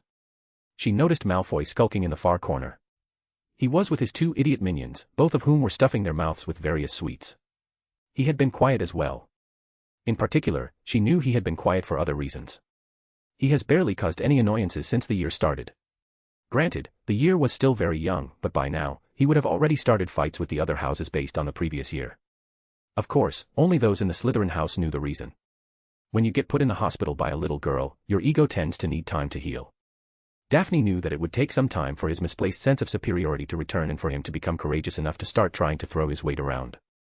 Until then, she appreciated the lack of annoyances from him. He liked to think he was the leader of the Slytherins in their year, and he liked to make sure everyone knew it. Funnily enough, he wasn't the only one that got the Kunu treatment. It definitely surprised Daphne to see such a small girl toss around boys almost twice her size, but seeing was believing. She even heard rumors that the strange girl had some magical ability that gave her some kind of super strength and that she could even punch through walls. It was barely the beginning of the year, and yet, several Slytherin members had been sent to the hospital. And she hadn't even gotten in trouble. The Slytherin house was very serious about the "don't flaunt our dirty laundry in public" rule. That, and none of them wanted to admit that they got beaten up by a little girl. Even if she wasn't human. You would think that would be enough to deter some idiots, but fools come in all different colors. Sure, many still whispered behind her back, made derogatory remarks, and called her an animal in whispers, but none of them were brave enough to do so to her face just yet. Daphne wasn't even sure she noticed the stares, the scowls, the glares, or the scoffs as she entered rooms. It was like Kunu existed in her own little world most of the time. Like everything here was just beneath her notice. Normally, that would earn her some type of cold nickname, yet she was equally just as happy and bubbly if someone talked to her. It didn't matter what house you were from, if you started a conversation with her, she would easily engage. For Daphne, it was hard to process because the girl just completely ignored the Slytherin dynamics and customs. Her own parents had even, albeit gently, drilled into her head how to behave in the Slytherin house before she finally came to school. Her dad always went on about how many of his closest friends and business connections came about from his time in Slytherin. How it was important to establish those ties early on, and they will help her immensely when she's older. Oddly, now everyone was sitting there in the common room waiting for the girl they disdained by virtue of her non-human features. The letter that most of them received parroted the same thing. Daphne was surprised that even her father sent a similar letter. She referenced it with a few of her friends. Usually, her father stays out of this sort of thing and lets the other more predominant houses play their games. The letter's topic was essentially to see if the fox girl was related to Kister Zelretch Schweinorg. According to her father, all the noble houses knew the name Schweinorg. Perhaps the darker ones really knew it, rather than it just being a name in the back of their heads. Daphne also got a recent history lesson as to why it was important. The reason that most her age didn't know when a name like Grindelwald was common knowledge was that, according to them, Zelretch didn't make himself known other than one major event. In fact, a lot of people credit him with the eventual downfall of Grindelwald. Grindelwald attacked his home, and he was sent packing with a lot of his inner circle dying. The ministry also didn't like to talk about it because they wouldn't want to admit that there's an ancient and powerful wizard that they have no measure of just walking around. Daphne now knew, according to her father and what he could dredge up from various ministry records, that Zelretch appeared to be well over 1,000 years old, possibly older. The ministry automatically labeled him a dark wizard back when he first appeared, and his name simply disappeared from the public over time. Many of the kids in the room wanted to confirm the same thing. It would definitely change how they treated the girl if they found out she was related to such a dark wizard. They all knew it was a delicate situation. They had to maneuver gently, to slowly and methodically acquire the information they needed. Daphne knew that all of them were racking their minds on how to approach the girl and get the information in question. Maybe a bribe. See if they can offer a meal and broach the subject. Or manipulation, perhaps. Daphne thought that maybe she could outsmart the girl and get her to accidentally reveal the information she needed. The more she could learn about this Zelretch person, the more she believed her father would be satisfied, as it was rare for so many houses to scramble over such a thing. Trying to be forceful was certainly out of the question. She wasn't set on getting punched in the throat like so many others at this point. See you later, Luna. Bye, Kunu. Daphne perked up because the common room door opened as she recognized the voice of Kunu, as well as who she was talking to. Luna Lovegood, a pure-blood family, is strange and a bit loony for her tastes. Everyone pretended not to be paying attention as she skipped into the common room. Yet, no one made a move. Daphne could guess that everyone was wary of each other, not wanting to give them a better opening. She believed in herself, though, she had the grace and subtlety to win them over. Kunu. Daphne's head nearly snapped with how hard it whipped towards the voice, recognizing her best friend, Tracy Davis. She wasn't even aware that Tracy was on a first-name basis with the girl, much less enough to call her out so openly. Hey, Tracy. Kunu waved, confusing Daphne even more. I got a letter from my dad asking me if you're related to someone named Kister Zelretch Schweinorg. She read it off the paper in the middle of the room while dozens of others stared at her incredulously. Daphne was about to scold her, but to her surprise, Kunu answered easily. Oh yeah, that's my grandpa. She smiled happily. Well, he's Daddy's grandpa, but I call him Grandpa too. Oh, neat. Tracy casually replied. How old is he exactly? My dad says he's really old and wanted to know. Ooh. Kunu blinked. I don't know. She looked thoughtful. But Grandpa said he was taught magic by Solomon from the Bible, so he's that old at least. Thanks. I'll tell Dad right away. No problem. The two girls parted, each going to their own rooms, while the common room remained silent. Daphne's brain needed to reboot. And one thought kept blaring in his head. Did she say that he was taught by Solomon from the Bible? Line break. Calm down, Mione, we're only going to class. Ron muttered, seeing that Hermione was so excited about it. Ron, you don't understand. This is magic theory taught by Medea herself. Can you imagine what we'll learn? It's still schoolwork. He muttered. I can't believe I let you convince me into taking this class. It shouldn't be too bad, Ron. Besides, Dumbledore also suggested it. Harry pointed out. And it won't count towards our OWLS. Ron perked up. You're right, so it's fine if we flunk. He immediately cheered up, and Hermione scowled. Ronald Weasley, if you intentionally fail this class, I will write your mother. She stared at him. Ron gulped, knowing she wasn't kidding. I can't believe they opened the class up to first and second years too. And it's not only for us, apparently she redesigned the whole curriculum. We might even end up with 7 years in our class. Hermione continued to speak about the class. As they got closer to the room, they noticed they weren't the only ones. There were plenty of other kids of various ages waiting outside. Ugh, it's Malfoy. Ron said under his breath. What's he doing here? He probably wants to try and get all nice with a dark witch because his family is dark. Ronald. Hermione slapped his shoulder. That's our teacher. He scowled a bit but let out a sigh. Yeah, Mum got mad when I wrote her a letter calling her dark and stuff. Even Dumbledore hired her, so she can't be that bad, right? Harry just nodded. Hermione was pleased with Ron's attitude as well. She knows he can be rather stubborn about certain things. They also noted that it wasn't merely other students either, even the professors seemed to be patiently waiting for the first class of the famous media to begin.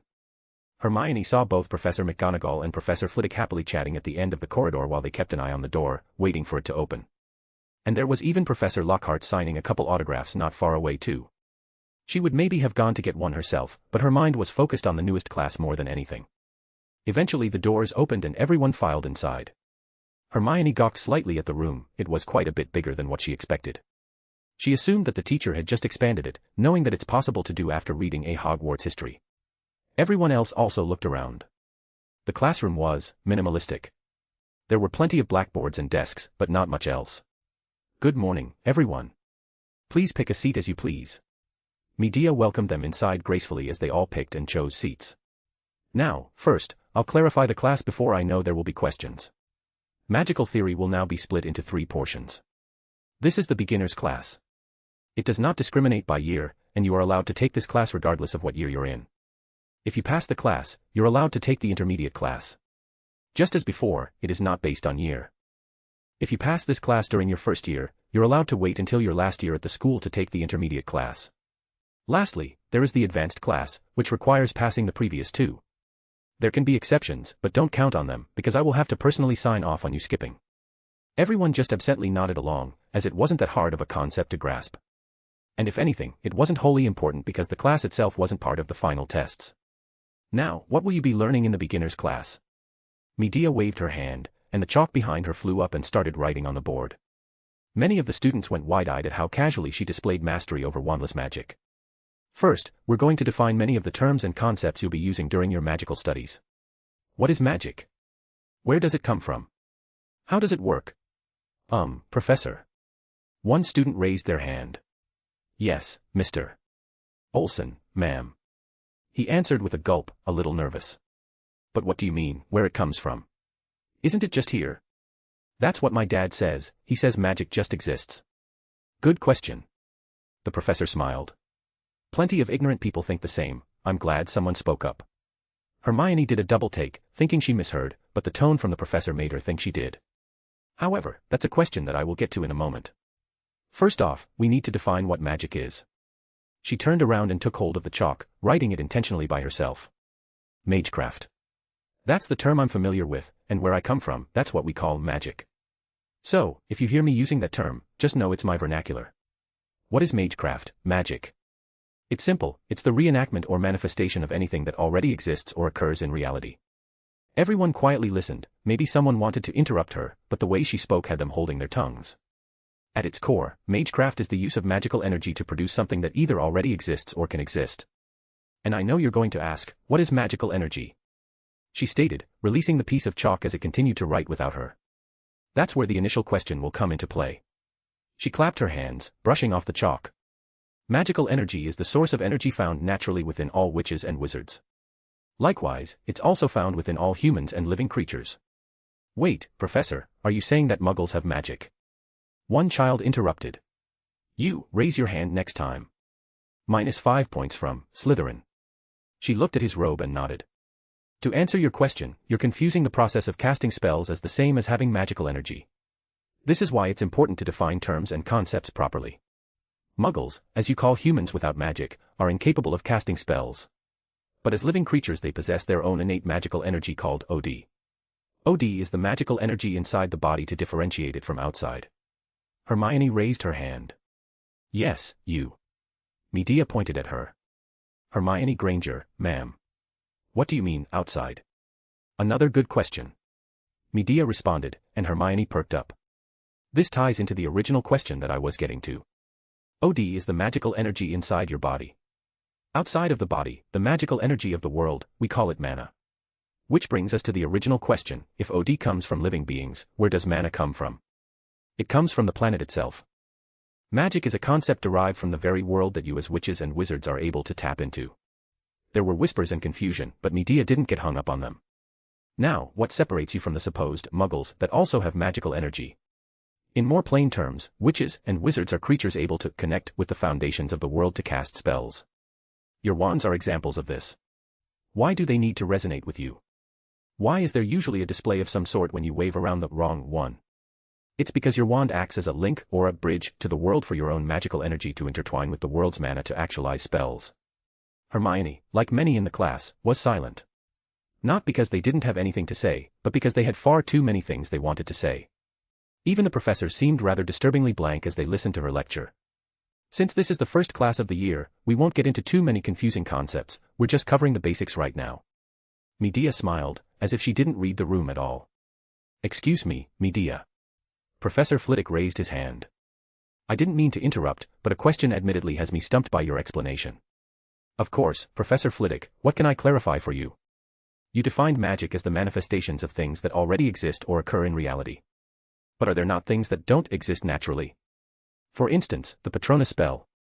There were a few murmurs of agreement, like many were questioning Medea's lesson so far. Ah, yes. If I recall correctly, it's the spell that manifests some sort of ethereal imagery through positive emotions. That's correct. He nodded. That falls into the category of phantasm. I didn't plan on branching into this part yet until about 2 weeks in, but I don't mind an abridged version. A phantasm is something made entirely out of images, or in simple terms, something that doesn't exist. Let me answer your question with another question. Out of any example of creating something that doesn't exist, through magic, does any of it exist permanently? Flitwick blinked for a moment, thinking carefully. No. You are correct, such things will dissipate over time. Medea nodded. Since they don't exist, they're rejected by the world for being in conflict with this rule. I see, how fascinating. To the more experienced, it made them uncharacteristically thoughtful to the point where they didn't bring up further questions. They had never had it defined so thoroughly before. Most of the time, magic and its concept were taught with much more whimsy or fluidness. They've never had such a rigid and outlined description that seemed to slot into place. We're going to start at the very beginning when we talk about, how does magic work? Can anyone tell me what the very first form of magic was? She looked around. No one raised their hands immediately. After a few moments, Medea spoke again. I'll give you a hint, it's something depicted in a vast majority of different cultures and religions. Even your muggles know of the concept, as it's so etched into the earliest foundations of society. Hermione hesitantly raised her hand. Is it sacrifices, Professor? Medea's eyes twinkled happily. Close, very close. The correct answer is ritualistic magic. Dancing around campfires, fasting, building shrines, and, of course, sacrifices. 10 points to whatever house you are. She waved her hand. Hermione blinked for a moment, wanting to correct her, but Medea continued. Now, let's begin at the dawn of time and the advent of magic with rituals. She grabbed the chalk again, which had been parroting some of her words and definitions on the board previously, and wrote out something specific. The pros and cons of human sacrifice. Medea excitedly revealed. Hermione was fairly sure that Professor McGonagall nearly fainted. Line break. A/N. I'll try to do more Kuna chapters more often. I didn't realize how long it had been since the last one, and I do need to get her through the first year at some point because I intend for it to parallel the story a bit. But Medea has her first real class, Kuna's family starts to get out too. I realized a flaw with the previous writing style I mentioned in the other and up top. It felt too fragmented and not a coherent side story, if that makes sense. This way, it'll build up properly rather than things just happening without context. I also have a boosty if you can't use the above under the same name. Chapter 656, Non-Canon Omake, The Little Spider, Chapter. Athena looked at her daughter. She was oddly having trouble with what to say. In fact, ironically, her godly presence was being all but ignored by her. She never had to try in such a way to bond with one of her children. Her children were always so happy and excited if she deemed it necessary to appear in front of them. It was a gift, a reward, to get her attention.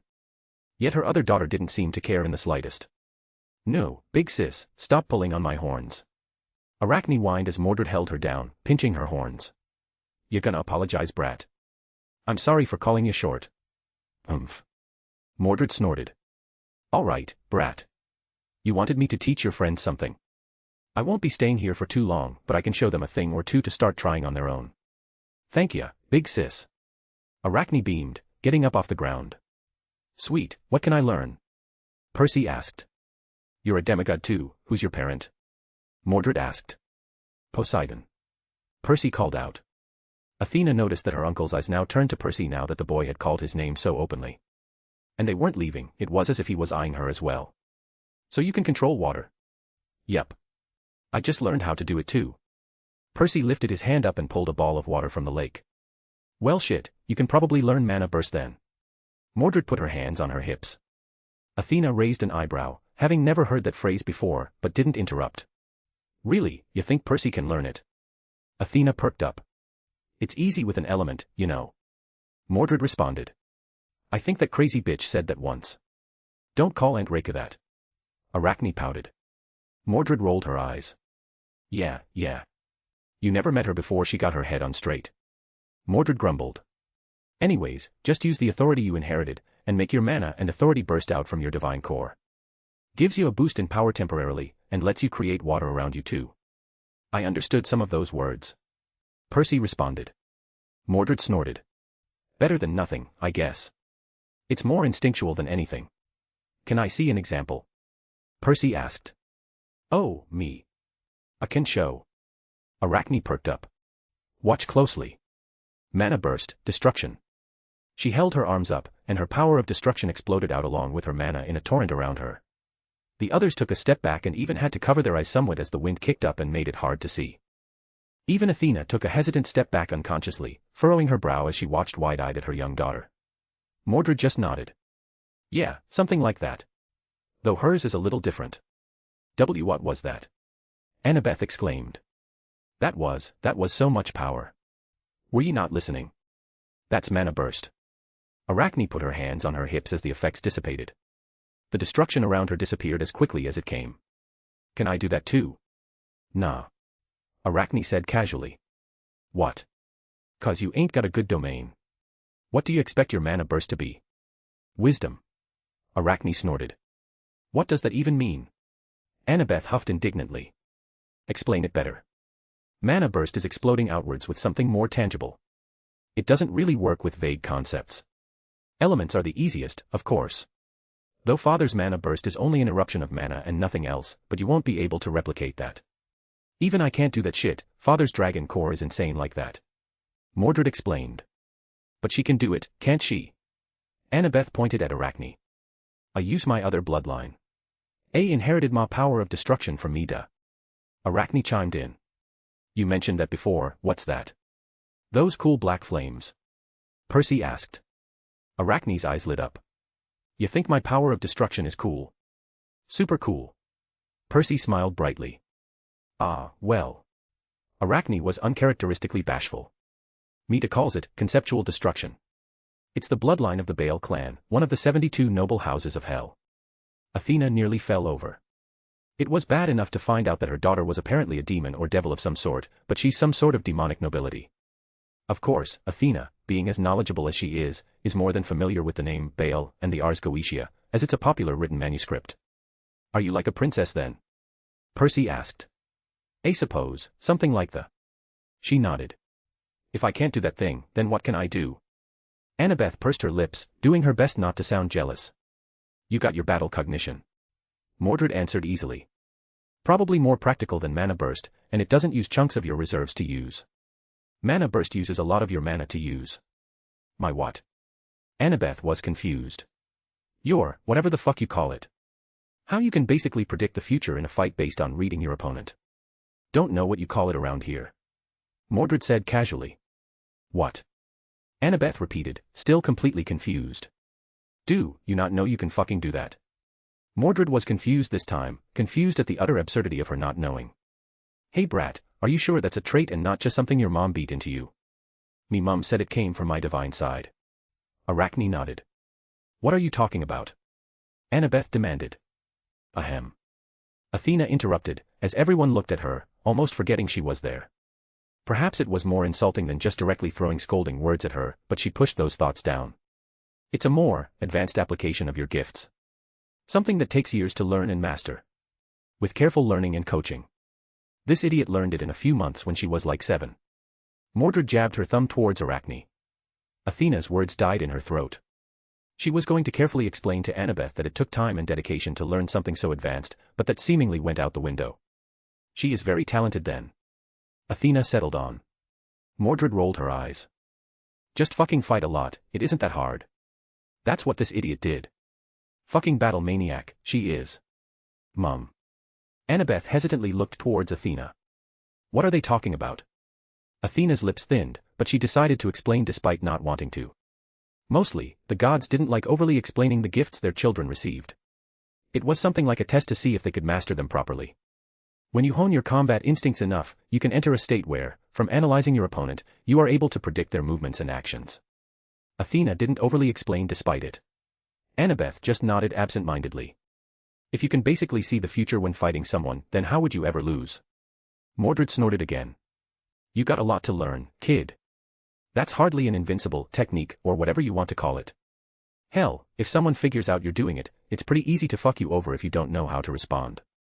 Annabeth furrowed her brow almost exactly like Athena did before, seemingly not knowing what to say back. Mostly because she was completely ignorant of the subject being spoken about.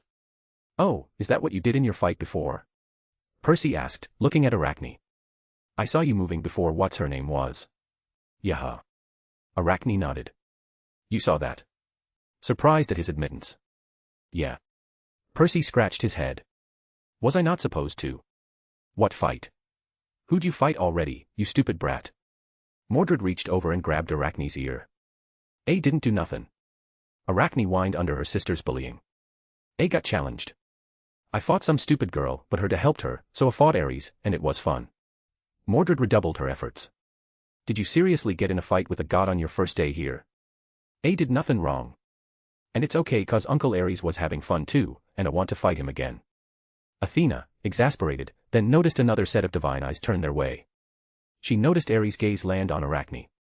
Athena was expecting some kind of response, perhaps Ares expressing his annoyance at her daughter's so blatantly disrespectful behavior, but her mouth slowly opened as she saw the god of war symbol appear over Arachne's head. What a hell. Arachne looked up at the glowing sigil above her. Did you just get claimed? Percy asked. That's the symbol of Ares. Annabeth exclaimed. Ares. Athena hissed, looking up to the sky. She could hear his laughing from Olympus. Ignore it, that's just Ares making a joke. It means nothing. The sigil poofed out of existence, but Athena's anger didn't abate. Ah, I kinda liked it. Arachne pouted. Uncle Ares, since I have your cabin, can I have your symbol too? Athena's glare towards the sky snapped towards her daughter, and before she could utter a word, a small pin fell down into Arachne's hands. It was Ares' symbol. Thank ya, Uncle Ares. Arachne waved upwards and gently pinned it to her collar. Athena's eye twitched. No one noticed, she was thankful, but she hadn't felt this level of annoyance and anger in a very long time. The commotion had attracted several other people who came marching on over. First and foremost was Chiron. Lady Athena, I wasn't aware of your visit. The centaur addressed her politely first. Chiron, I was simply conveying the council's message to my daughter. Athena said vaguely. Chiron, of course, didn't question her, he knew better than to do something like that. Children. He looked at the others. I heard a commotion from the big house. What's going on? Just training. Arachne replied. Yeah, Mr. Brunner, they're teaching me to use my powers. Percy nodded enthusiastically. Well, all right, just checking. Chiron blinked, not sure why that sounded sort of ominous.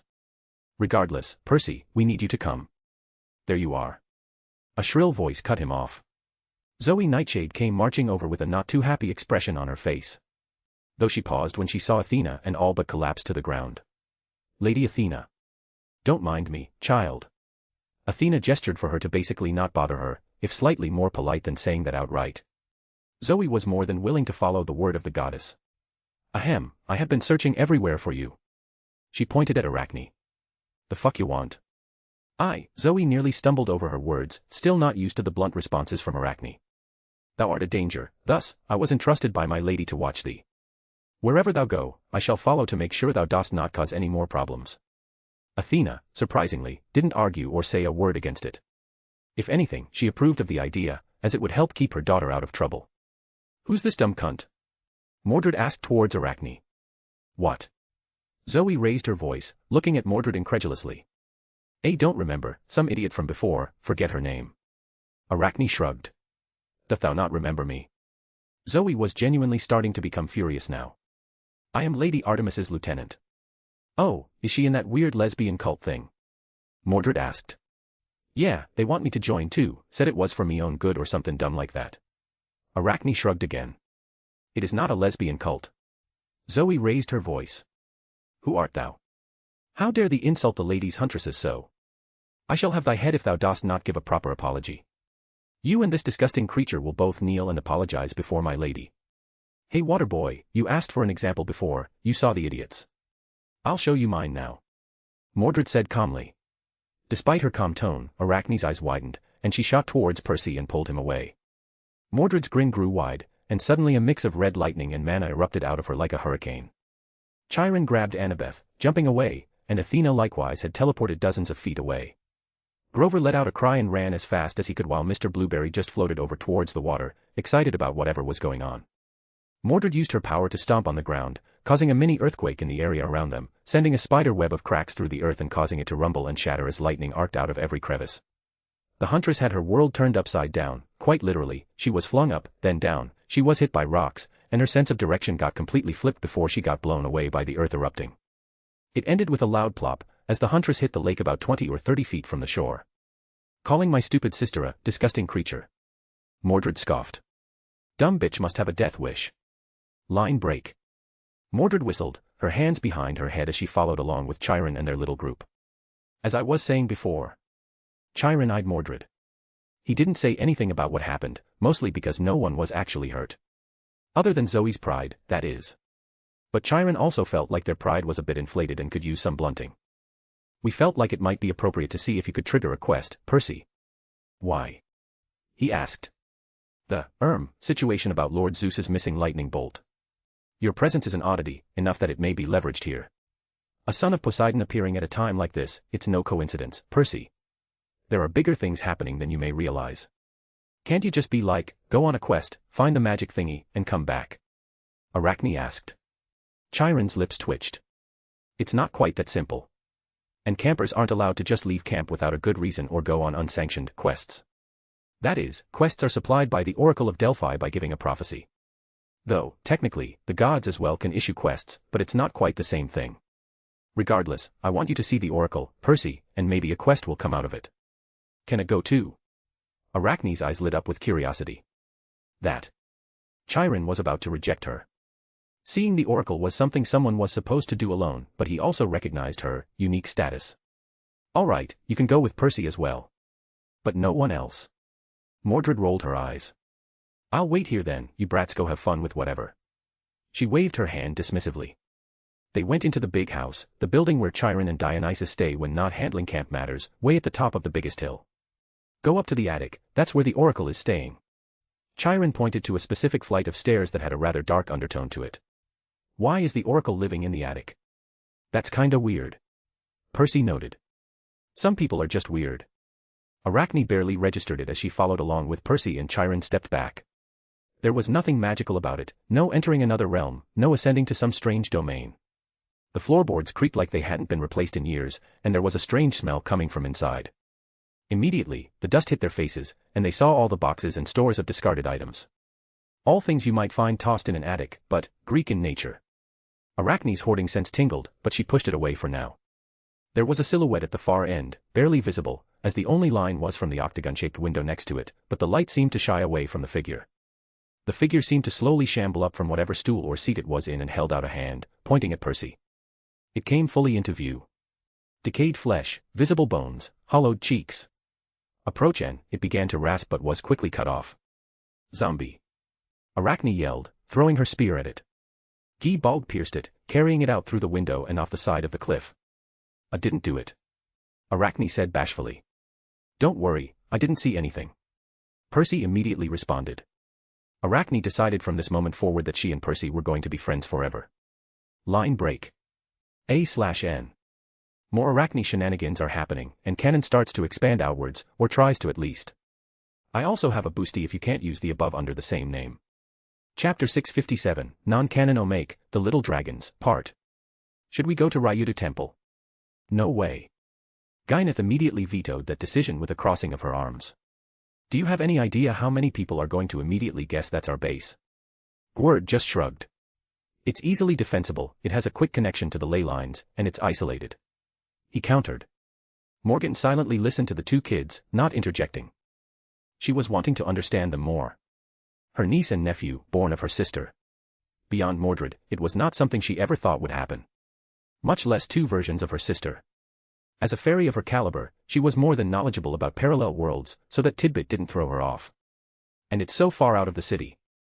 I don't want to walk that far every day to just get breakfast. Gwerd sighed. Fine, choose a spot. Already did. She puffed up. Gwerd looked at her in surprise. What? She narrowed her eyes. I just didn't think you actually put any proper thought into things. Gyneth scoffed, flipping her hair back. I'm a proper magus, you know. I already mapped out all the ley lines in the city and know the best spots to set up shop. To emphasize her point, she walked up to a seemingly random building and kicked the door in. And I researched the properties too, this one is abandoned, so that's why I was heading here. Though, despite his sarcasm, Gwerd just followed along because he did in fact trust his sister. Her many eccentricities aside, he knew how competent she actually was when she wanted to be. The building wasn't particularly large, a 4-story office building that hadn't seen a visitor in probably a few years. Morgan watched them curiously still. She noted her niece take out a wand and start flourishing it everywhere. Dust disappeared, grime and cobwebs. Morgan raised an eyebrow as she silently cast spells that cleaned up the building as they moved upstairs. This isn't a bad location. Gwerd acknowledged. We're right between downtown and residential, and we overlook the river. No faith. My faith has been ground into dust when it comes to you. He deadpanned. Ma. Gyneth mocked his tone, tilting her head back and forth. Stand away from the walls, I'm going to expand the space. Gwerd took a quick step towards the center. Morgan furrowed her brow, curious what her niece meant by that. Ugh, this is going to suck. I hate casting this spell on concrete buildings, it's always annoying. And this size is going to kick me in the balls. Gyneth held out her wand with one hand and, with the other, grabbed her wrist to steady herself. Morgan could see her eyes glow brightly and her magical energy surge. Capacious extremis maxima. Morgan, due to her existence, could see it better than just with basic eyesight. The space around the building distorted, and the building twisted in ways that couldn't be described with the human tongue, all to accommodate the space that had been added. For a brief moment, the building had seemingly twisted itself into various shapes and continued to turn until the world accepted that there was in fact more space in this area than there should have been. Morgan was silent as Gyneth let out a sigh and nearly slumped to the ground. Her brother was quick to catch her from falling as she gave a shaky thumbs up. It's a bitch of a spell to cast on modern buildings. Morgan could understand how, despite her niece being a dragon incarnate with obscene levels of mana, she could find herself winded after casting that kind of spell. Frankly, Morgan could accomplish the same, it wasn't that difficult. Most notable Magus workshops had expanded space, but they usually do it through the work of bounded fields. She didn't say it out loud, but it was an impressive display for someone her age. It made her even more curious to know who their father was. Because Morgan was sure it was highly unlikely that her sister would have a burgeoning friendship with a Magus of the caliber needed to teach them. Especially since she knew exactly where Merlin was right at this moment and intended to keep him there. Line break. It was a strange thing for Morgan. Idleness is one of them, and evaluating her niece and nephew is the other. They barely even acknowledged her presence, which was, trying in different ways than she was used to. She was not used to being an afterthought and being talked around as if she wasn't present. Perhaps it was novel in a way. Instead of fear or worry, they just seemed to treat her like a bystander. Her nephew was wiping Caliban. Something she was still surprised to see. She never expected that sword to be remade and to be handed down to her sister's son. Though despite her misgivings and her own feelings towards her sister, she couldn't find fault in her. From what she saw of the boy so far, he seemed to be a proper knight. As for her niece, this one is going to be named Alfonso. The girl let loose a bird as it took to the night skies through an open window. She then used her wand on a pile of dirt, mundane dirt, and pulled a stream of it up and used her spells to morph it into the shape of a bird. A golem, as the proper terminology. And this one will be named Peppermint. She let loose the bird, and it flew into the city. How many familiars is that now? Her brother asked. 43, she answered casually. I got a pretty good view of the city now, but there are still some blind spots. And I'm staying away from the spots I know the others are at. Like Aunt Rin's house. Morgan's lips twitched as she watched her niece do her spell work. She wanted to say something, there was a better way to go about it. It was hard to resist the urge to offer her own advice. And this one will be Brock. She was about to let another of her fake bird familiars fly off, but Morgan waved her hand and snatched it out of the air. No, Brock. She cried out. Morgan rolled her eyes. What are you trying to accomplish? Have my familiars all over the city, duh. Gyneth replied. Morgan questioned her niece's upbringing because she did not act like proper royalty as they were. Your craft is unnecessarily complicated and redundant. Okay, boomer. Gyneth deadpanned. Morgan didn't know what that meant, but it felt like an insult. She scowled and began to verbally dissect it. You have a rune inside that adds no variable purpose, acting as a center for the magic formula of the golem. There are no safeguards, and if someone captures your familiar, they could easily. Morgan, to prove her point, was going to usurp the familiar and take control of it, but strangely, both Gyneth and Gwerd ducked for cover. The bird immediately exploded in her hand. She was Morgan Le Fay, an abrupt explosion wasn't going to harm her, even if it did cause her hair to become disheveled and her face covered in soot. What happened? Morgan was confused. Gyneth looked up. Oh, would you look at that? It's the safeguard I put in my familiar that activated when someone tried to steal it, change its structure, or spy on its spell structure. She said dryly. Morgan's eye twitched. You should assume, in the future, that anything Gyneth puts her hands on will explode at some point. Intentionally, but all the same. Gwerd stated. There were no defense spell structures woven into the golem, I checked. Morgan defended. Gyneth rolled her eyes. The entire spell structure is the inbuilt defense. The rune isn't pointless, it acts as a checker, an if-then statement to verify, like a password. Gyneth went back to her spot and continued her work. If, insert rune here, is actualized when accessing the familiar, then the explosion isn't triggered. The rune itself is irrelevant, any rune will work. And you would not be able to check the golem's structure without casting a spell in the first place, thus making it impossible to verify. Morgan summarized, understanding the principle immediately. It was novel, or more than that, it was very intelligent. It was a password, and you couldn't even check to see what the password could even be or if there even was a password without having the password on hand, otherwise, the familiar will blow up. She only knew about the rune itself because she was watching her niece work. Any kind of magic cast on the bird or interacting with the bird will cause it to self-destruct. It wasn't foolproof, but it was almost damn near impossible to get anything out of them. Morgan bit back a scathing comment in her annoyance. She wasn't used to being insulted, even accidentally, and by her own hand. And this one will be Sir Lancelot.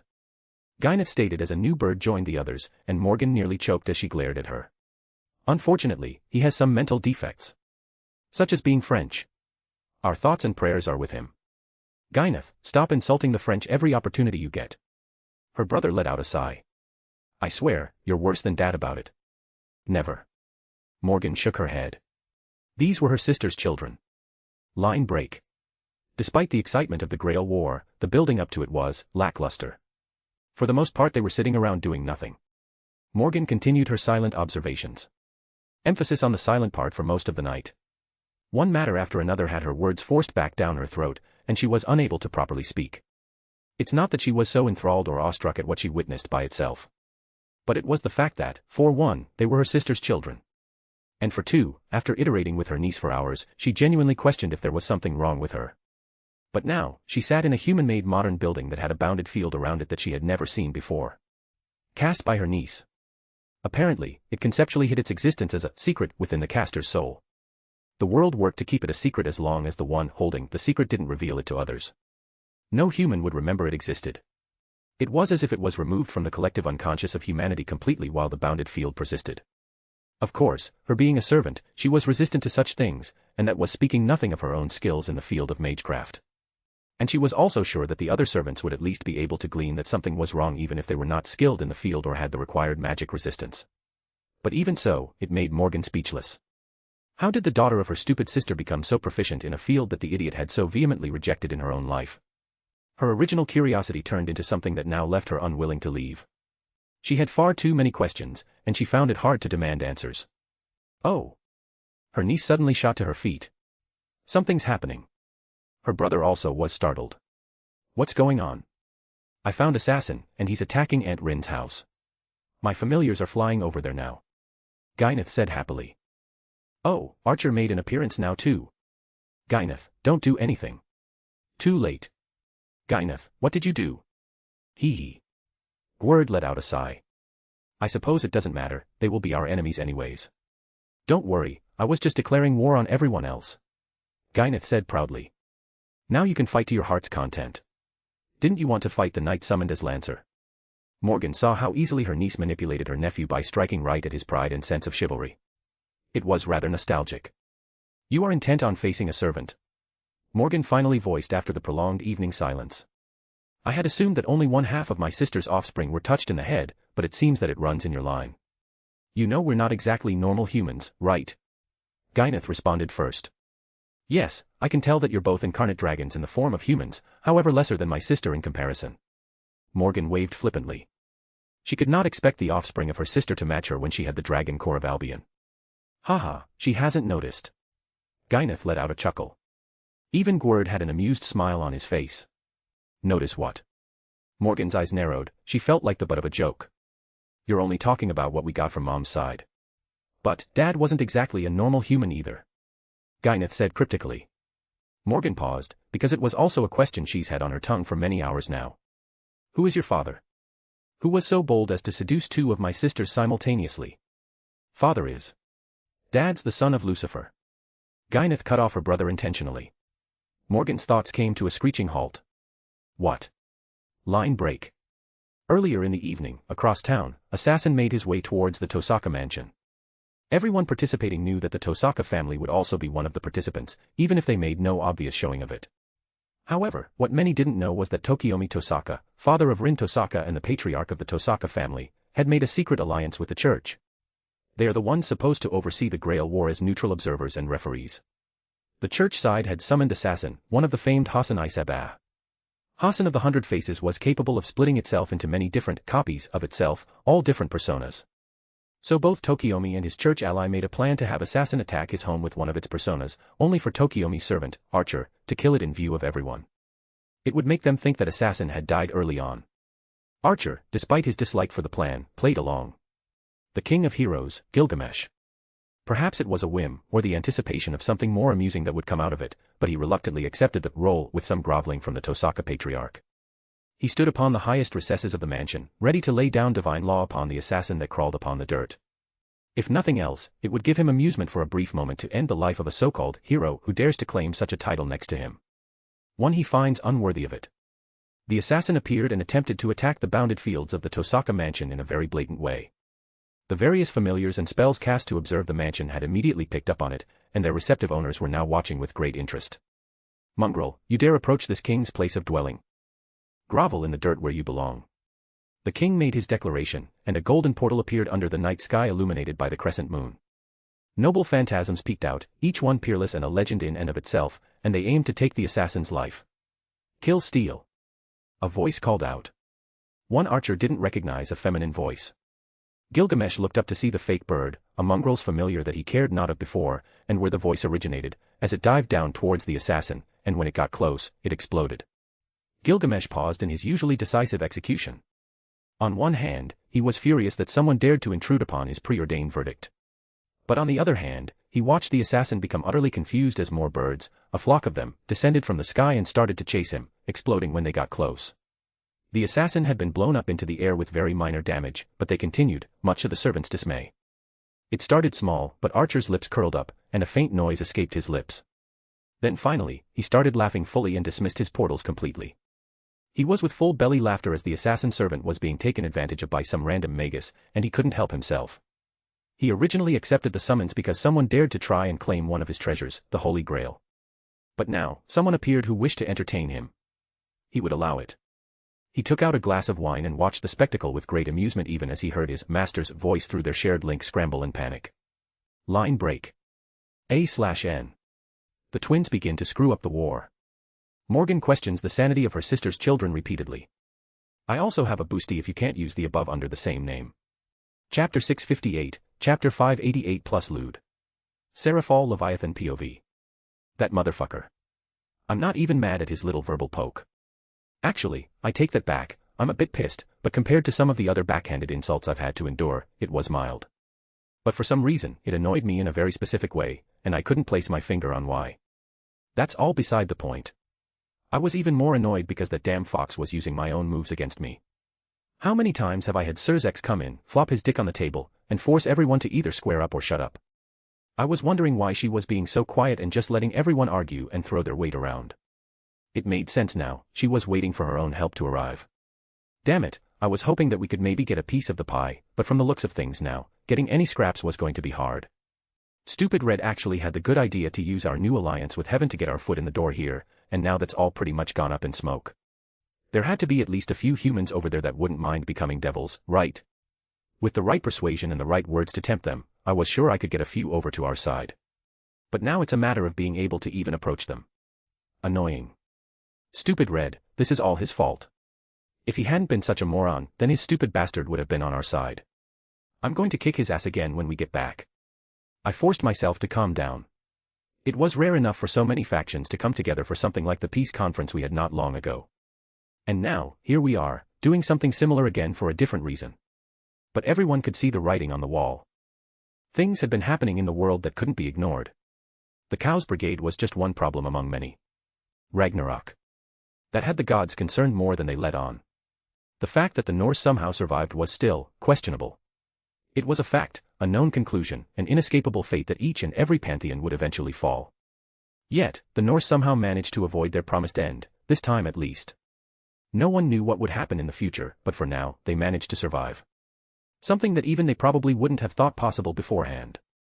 Despite the fact that we had people there to observe and report back, despite the fact that we have very detailed recounts of what happened, we're still in the dark about certain things, as are others. They're worried. Indra would have never come here for something so small before. Sure, he apparently has a daughter over there that's being sweet on Zelretch's bastard, but that also couldn't be the full reason for his presence. He's far too proud for that. Ragnarok was the big one.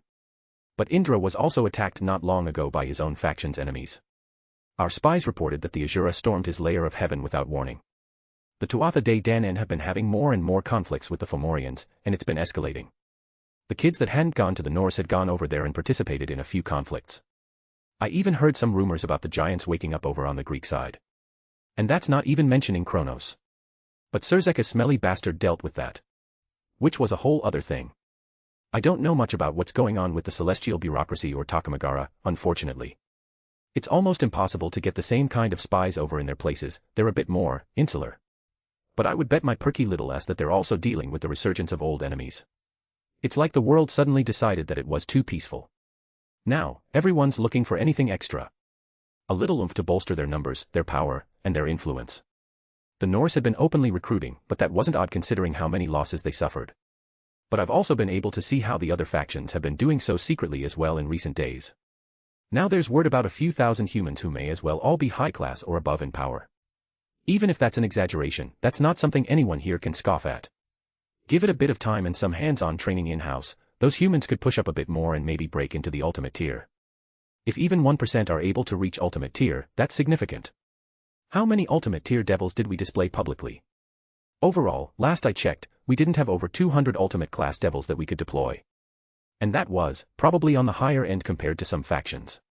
Granted, other factions had whole pantheons of gods, but still. Despite our numbers still recovering, we had a lot of members. But just as well, the vast majority of our numbers were only a little better than normal humans.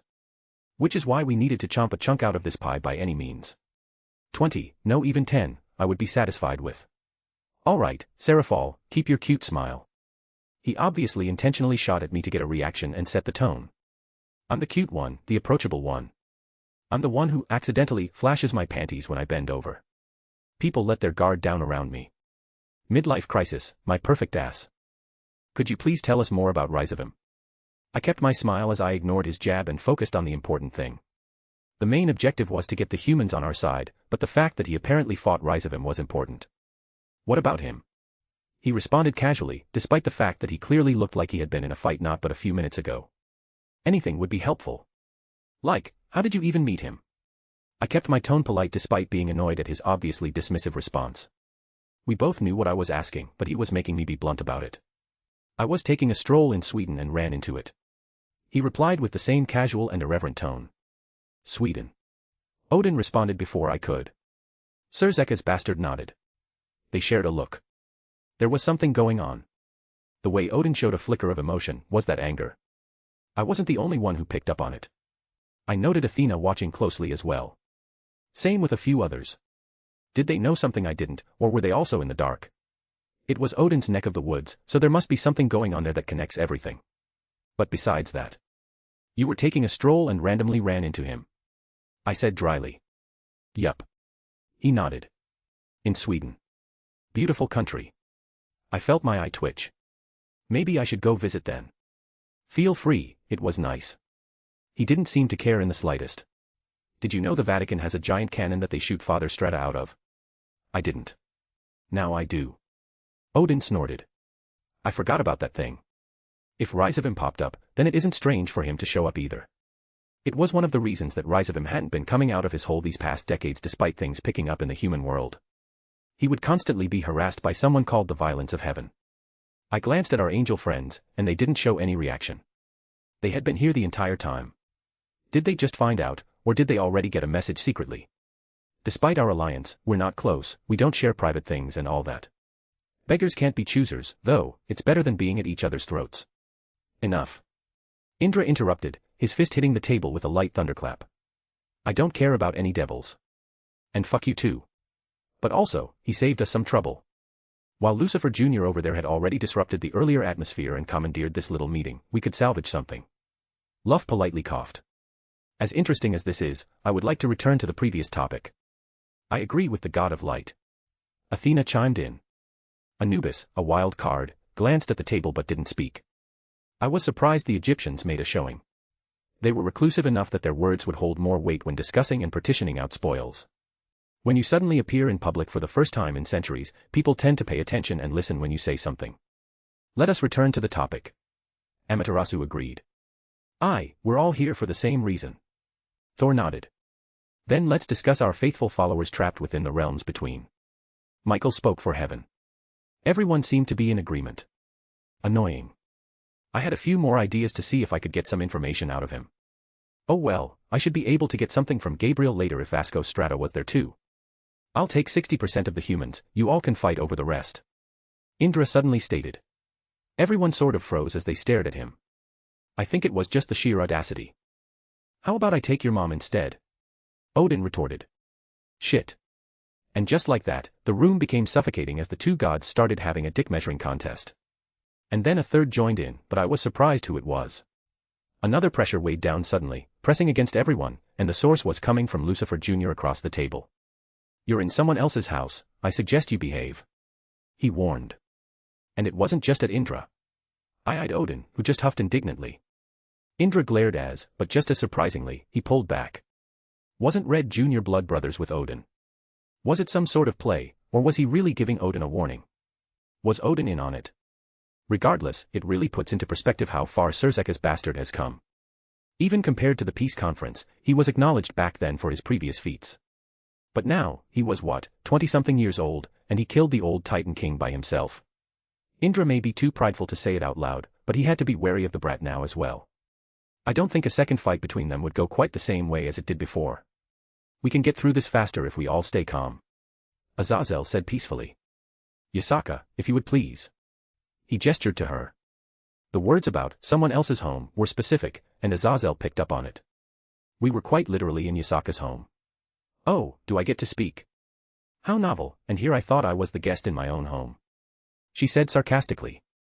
Normally, you wouldn't want to mouth off to gods like this, even if you had your own giant stick at your side, but her words also raised a certain point. We were essentially throwing our weight around under her roof while we were guests. Calling it impolite would be a bit of an understatement. It made everyone look bad. With one sentence she managed to swing things back into her court again. Damn, Fox. But since you're all here, then let us properly discuss the matters at hand. She took the commanding position again despite being in a room full of gods. I wonder if I could get Venelana to convince her to become a devil. I think my life would become 1,000 times easier if she were at my side when I dealt with other factions. Well, I can dream. No one spoke immediately. Luff rubbed his chin and flicked his hand as if to politely ask for permission despite not doing so. It is possible for us to go there by ourselves. By all means. Yasaka smiled. Open your own portal and find the humans within the vastness of such a place. Luff chuckled. I think he expected that answer. And I think he was also seeing if anyone else had a similar idea or alternative. Since no one else voiced support, he just treated it as a joke. Even Ajuka said it would take months to just open a proper portal, and then there was, as she said, finding them. From the videos we have, we don't know where they are or how to get to them. Humph, or we could just waltz right into the one set up outside. Indra scoffed. You're most welcome to try. However, I do believe Scathach is sitting there waiting for an excuse. I did hear her mention that she was quite bored. Yasaka responded without missing a beat. Indra narrowed his eyes, but Yasaka didn't show an iota of fear. In fact, she reached over and squeezed the hand of the purple-haired one too. Reiku, if I recall, is the daughter of Indra, an older Japanese hero. Ever so slightly, I saw Indra twitch. Goddamn fox. She brought his daughter in here on purpose, not just as a second or a guard. The most annoying out of everyone here, the most volatile too, possibly neutered from one action. Her threat wasn't without heat to it either. I could see even Luff raise an eyebrow at her threat. We did our own research after the peace conference. Knowing that Red Sun is lovers with a student of the teacher of Irish Hercules really put some things into perspective. I knew who she was, as I do with most myths and legends, but I hadn't really read into her until then. Careful, Indra. You might be getting some fire thrown your way. Azazel grinned. I wanted to shoot him a glare, but I realized he was doing it on purpose. Indra snapped his head at Azazel, but he barely bothered with the god's heated gaze. Speaking of, what was that, Yasaka? I never saw you do something like that before, with what you did from the videos of the war. The rings, the fire, did Amaterasu give you a special blessing or something? He's digging for information. Yasaka's performance was definitely impressive, it made us reevaluate our original thoughts on her strength, but I thought it was just the result of training or something. Was there something special about it? No, by the glance from Amaterasu, she doesn't know either. That's strange. It's not the purpose of our meeting, but now I'm curious too. There are way too many strange things happening around them. I hardly see how that is relevant. Amaterasu interjected. She's covering for her priestess. I also have a question. Athena spoke up, and everyone turned to her. As a goddess of wisdom, she's always been difficult to deal with. During Ragnarok, one of our young warriors claimed to have met Achilles. Athena gently tapped the table. And during the war, there appears to be someone who died and returned some time later. If we take into account other figures that should be dead, it leads to a certain conclusion, a question that must be asked. It wasn't at Yasaka, but at Surzeka's son that she turned to. Are you capable of resurrecting the long-deceased? I think we all had this question on our minds before. It's just that no one had asked it. It sounded kind of ridiculous. Resurrection like that, it wasn't even something death gods were capable of. Dead was dead. There were very few examples of someone coming back from the dead, and the circumstances were usually unreplicable. And yeah, it's possible for a god to grab a mortal soul at the time of their death, but that's a whole different matter. If a mortal died, truly died, and hundreds of years passed, there's no coming back from that. Maybe there is one thing capable of it, that damn grail. But from what we know of that, it can't bring back someone who's long dead, at least humans. Something that has the possibility of resurrection, like a god or something of that sort, that's a whole different matter. Yet even so, if there was the slightest chance that a faction would bring back one of their fallen gods, there were far too many implications to worry about, and it would be a huge mess. Neither I nor the people around me have the means to bring people back from the dead. Lucifer Jr. sounded bored as he replied. The most obvious assumption is that he was trying to hide it, but no one else called him out. Admittedly, there were those at the table better at reading people than me, yet even they didn't show signs of believing him to be lying. Unfortunate, but not unexpected. Athena answered. Honestly, it felt like the room took a collective breath. I was not looking forward to what would have happened had it been true. So he wasn't lying, that's good, I suppose. It would have just been another reason to be pissed at Red. Who was that blonde-haired woman that appeared, girl? The one with the red eyes that seemingly brought someone back regardless. Azazel tapped his fingers together. He was very clearly prepared for this beforehand. Lucifer Jr. looked at him and frowned. My cousin. I wasn't aware you had a cousin. Azazel raised an eyebrow. It's strange. She looks pretty strong, and I asked around with my friends, but they didn't recognize her either.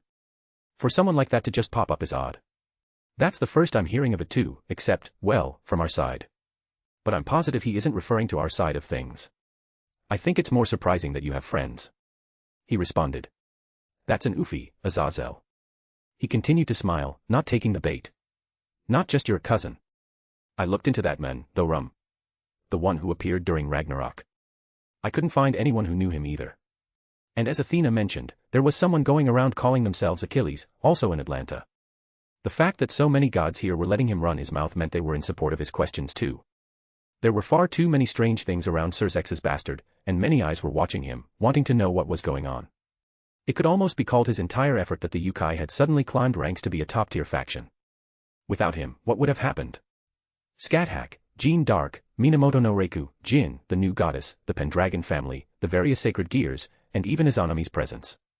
And that's not even getting into things like Tiamat seemingly having moved over here. Everything was either directly or indirectly related to him. Of course, that could have all been ours if Red wasn't a moron, but that's beside the point. Is there a question there, Azazel? Or are you just wanting to know what an actual example of friendship entails? Yasaka stepped in. Oh, remind me again, why are you even here? I seem to recall that none of the humans there had ties to the Grigori, so I am confused. Ajuka tried to get a word in, but Yasaka interrupted him too. Or devils. I didn't say anything.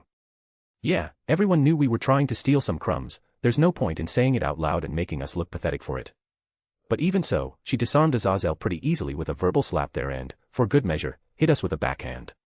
Both Azazel and I took a very brief glance at Michael. United front, Michael.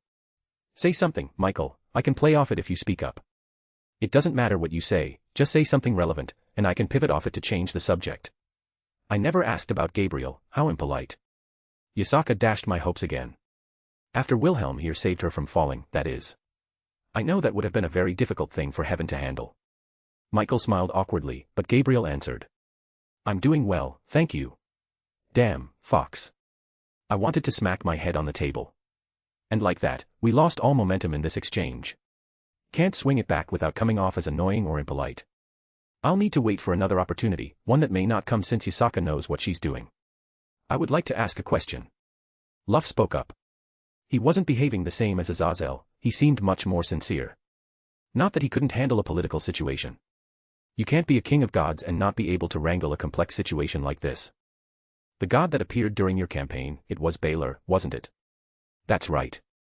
Lucifer Jr. nodded. You're sure? Luff asked. Crumcritch confirmed it. He replied. Luff frowned. Two old enemies of yore. It seems to be a recurring theme recently. Odin hummed. Titan Daddy was just an appetizer. Please don't call him that. Athena said dryly. Yeah, I think Pops will throw a fit if he hears you call Kronos something like that. Hermes scratched the back of his head. Even more reason to do so. Odin laughed. Luff showed a rare expression of impatience, and I think the others sensed it because they stopped rather quickly. How strong is Crumcritch these days? I remember he was a rare example among his kin that trained and tried to get stronger. Lucifer Jr. held up his hand, and a familiar red gauntlet appeared on it. Yo. The green jewel on it lit up. A lot of familiar faces here. Great Welsh. Luff named the voice. I didn't expect to hear your voice today. Well, what can I say? I was in the mood. He chuckled. But you asked a brat a question, I figured I could answer it better. That idiot is as strong as I was back in the day, the same with Albion. That was concerning. Azi Dahaka is also something we cannot ignore. Amaterasu spoke up, she had mostly been quietly listening in. I suppose her position was easier to manage considering Yasaka was her priestess and Japan was her territory. She didn't need to try and grab a piece of the pie, there was already a big chunk reserved for her. Her eyes turned to Anubis. Many years ago, both my father and the son of Egypt slew that dragon, yet it appears again as well. On the same side. Susanoo added. Amaterasu nodded, despite the fact that it was well known that they didn't get along with each other. Well, I suppose I can add something. I have it on good authority that the reason the dragon is back is due to their acquiring of the Grail. Yasaka said it so casually, but I felt myself freeze in place. The Grail. I repeated. That's what I said. Her tail swished as she responded. That is really not good. How did she know, though? Does she really have an information network better than ours? I'm not surprised, you pigeons keep losing your toys and causing problems for the rest of us. Indra scoffed in annoyance. How many more times are we going to have to clean up after those stupid things of yours? It was hard to retort to that too. Objectively, he wasn't wrong. Things became tense. Let's not forget the reason everyone is here. Yasaka started talking again. You all wanted to coordinate the rescue of those humans.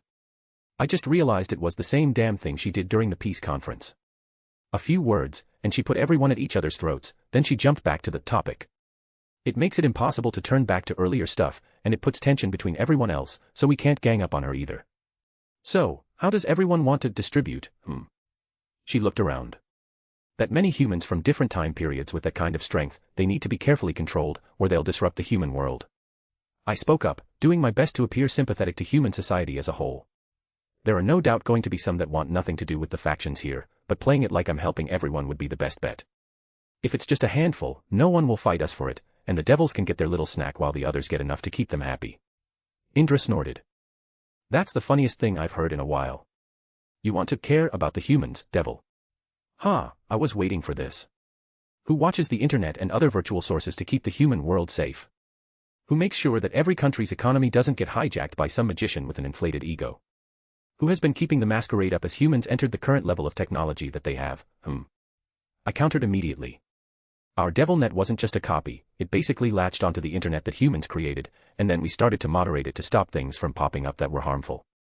No one else could have done or would have done that had we not stepped up, that's an undeniable fact. Second, it was Ajuka who created the magical formulas that everyone uses to passively keep an eye on things around the world to make sure there's no outside influence. Sure, they may have stopped any huge incidents, but there's no way the gods here would have been watching closely. That's right, it was us. Go ahead, argue, and tell me we're wrong. Everyone knows we do it.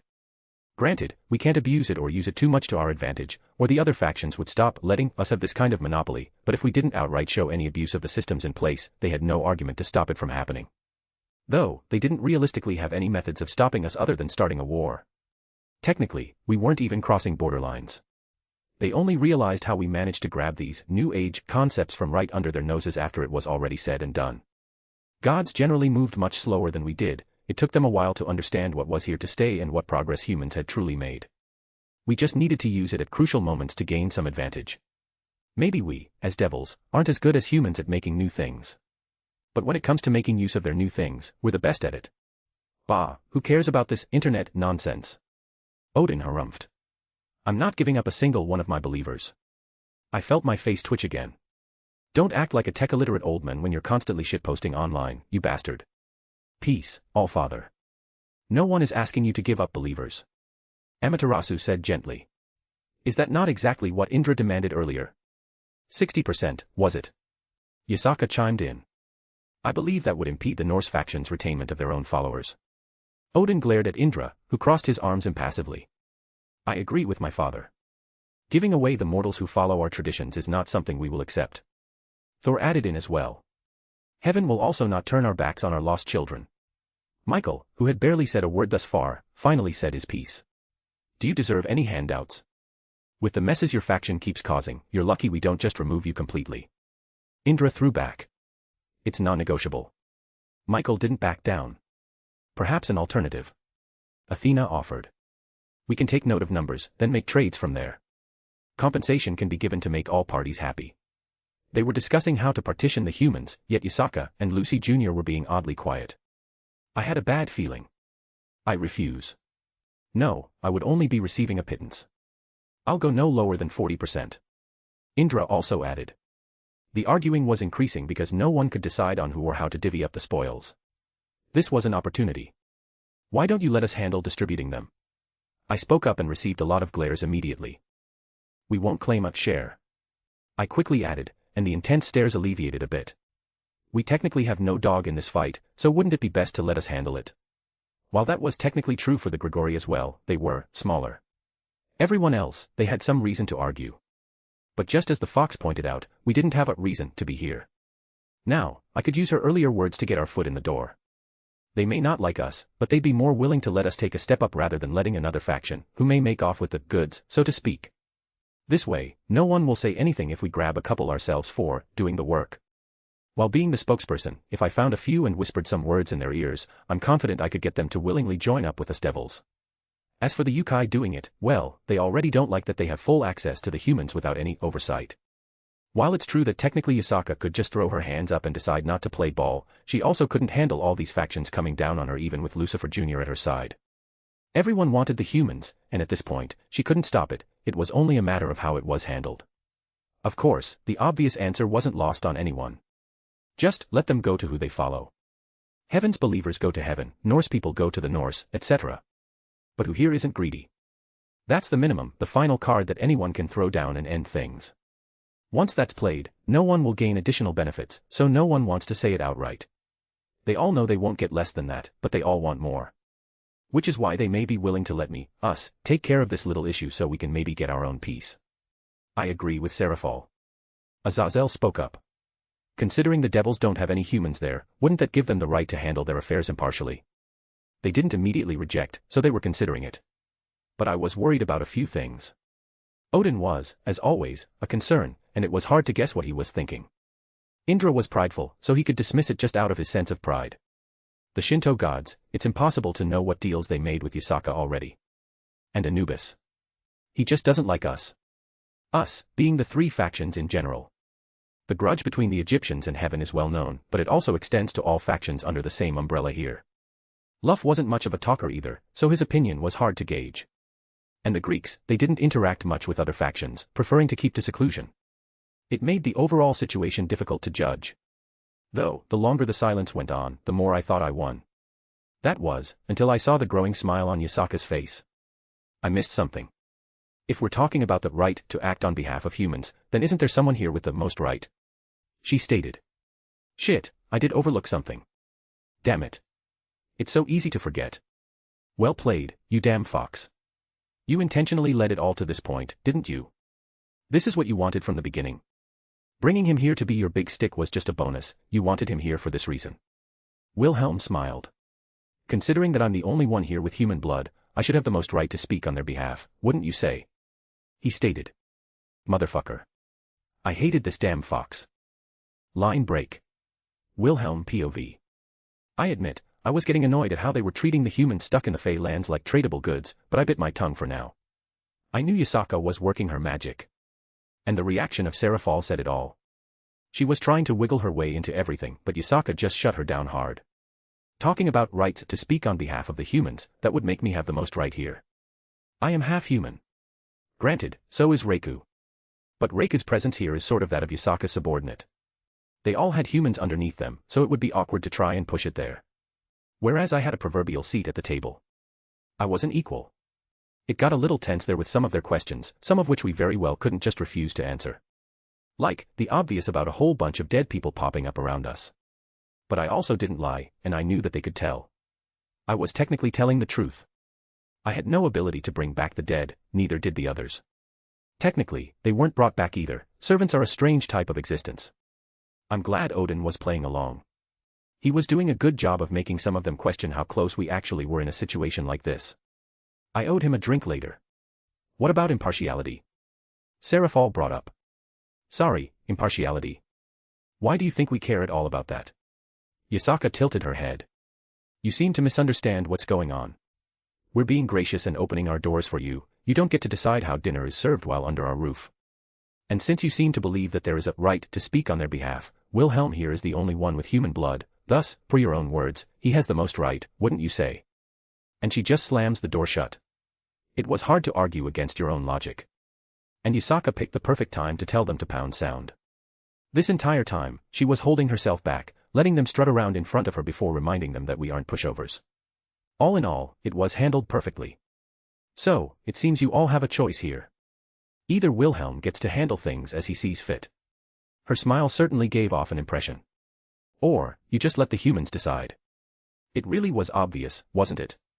The humans will decide where they want to go and what they want to do. It was always going to be that case. I knew it, Yasaka knew it, Odin knew it, and Amaterasu knew it. Several others here at the table were under the misconception that they had a say in things, and while they did in a small part, they overestimated how much we were willing to bend over backwards to accommodate them. That doesn't correlate to the annoyance they could kick up if they decided to throw a tantrum, which is why Yasaka had to handle it the way she did. Gods are greedy, they wanted to gain as much as possible for as little effort as possible. If they had the opportunity to gain more humans of significant power, they sure as hell were going to do what they could to achieve that. Essentially, Yasaka just couldn't tell them to fuck off. She had to do it in a way that they couldn't get all pissy at her in return. You know, truthfully, I think it's a good idea to just let all of them live in Yukai Kyoto, don't you think? I said casually. That got a few reactions. I was just saying that to make a point. The worst case scenario for them was going to happen if they didn't take the olive branch being offered. I agree. Let the humans decide where they wish to go. It's the most simple and logical conclusion. Athena agreed quickly. I know for a fact that she was fully aware of everything as Yasaka was scheming.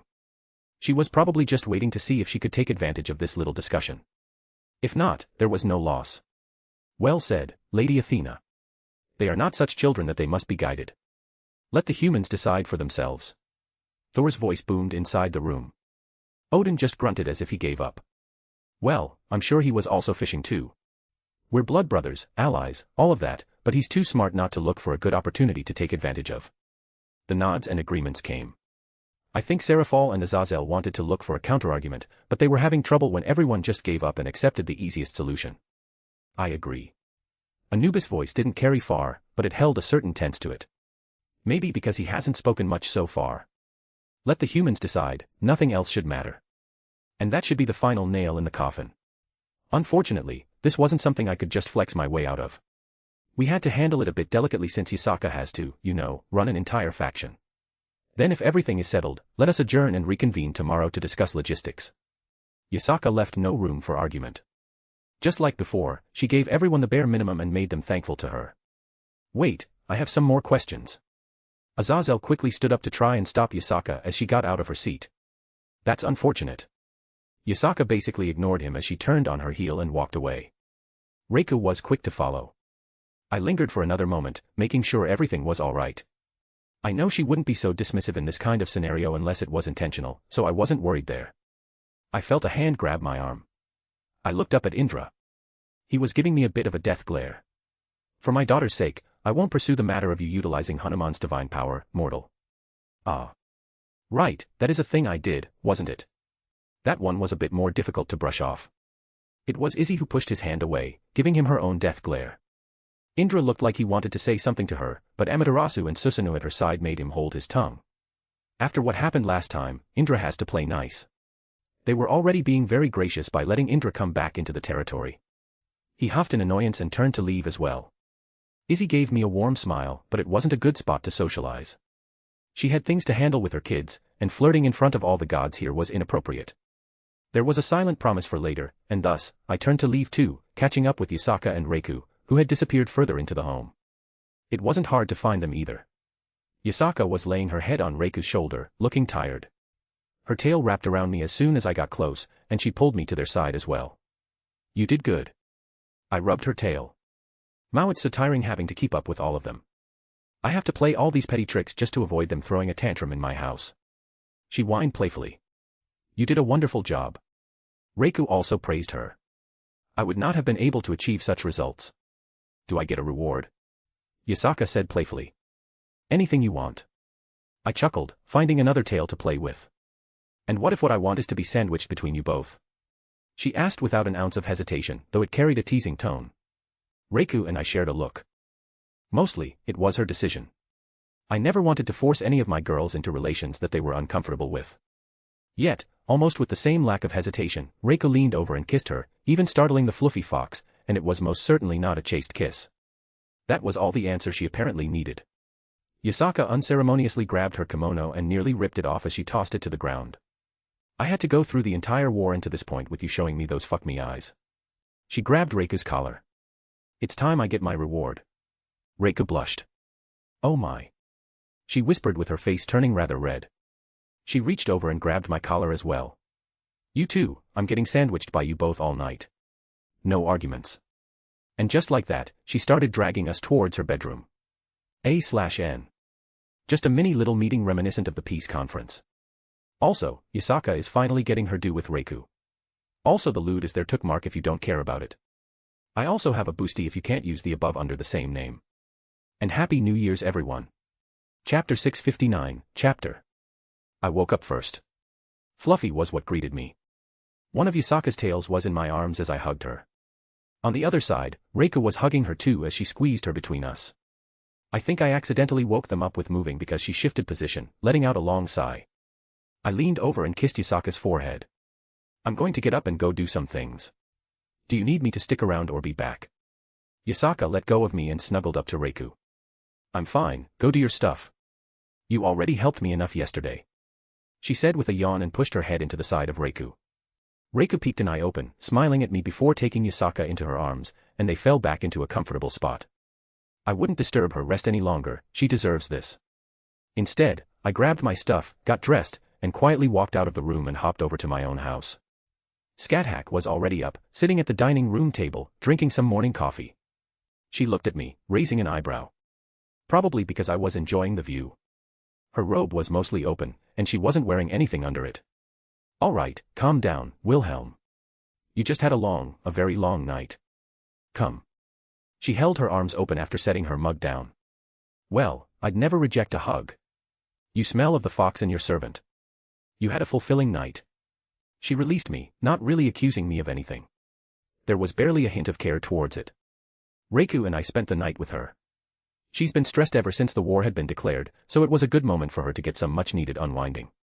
She smiled warmly. Good, you have been fulfilling your duties properly, my student. I don't think she means the sex part.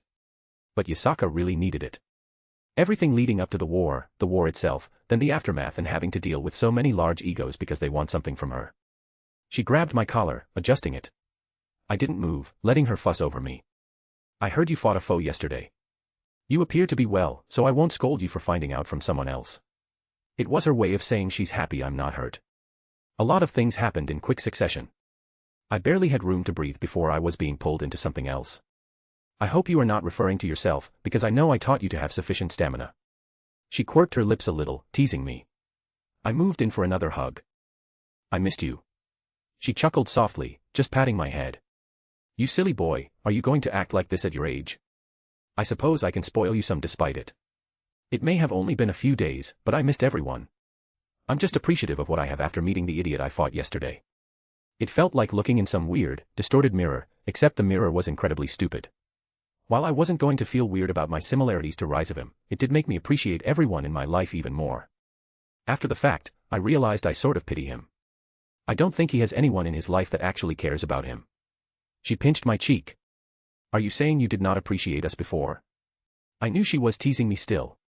It's days like this that make life worth living. What are your plans for the day? Do you intend to stay and assist with the commotion? She asked me. Yasaka said she doesn't need my help anymore.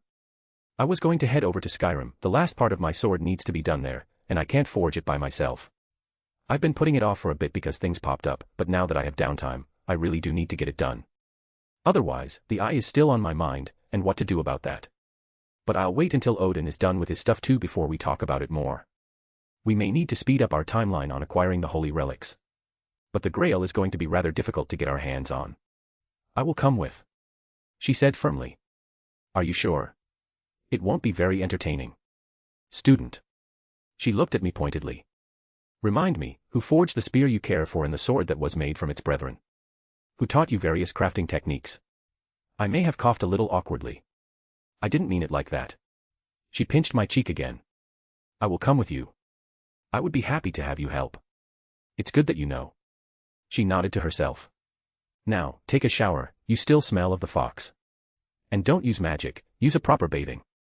Why explicitly a real shower? Because I did no magic to, well, clean myself. Because I will be joining you. She got up, her robe still swayed open. Student, just because I am willing to share does not mean I do not wish to have you to myself as well. Continue to do your duties properly. She got up and walked, presumably, to the bathroom. She was intentionally swaying her hips. I really am lucky that I have such ridiculous stamina. Line break. The air here is pleasant. Scat said softly as we stepped out into the Skyrim winter air. Why did we not go greet your other lover first? She asked as we headed down the cobblestone road. If I go over to see Meridia, I'll get sidetracked and won't want to leave. I'll probably stay with her all day and then some, maybe. She just nodded. You have the bad habit of getting sidetracked. Tell me about it. Oh well. It's why I have you and the others. I smiled. She reached over and playfully pinched my cheek again. Don't use us as a crutch to develop poor habits. I stepped off the road and over a stone wall to press my hand against the soil.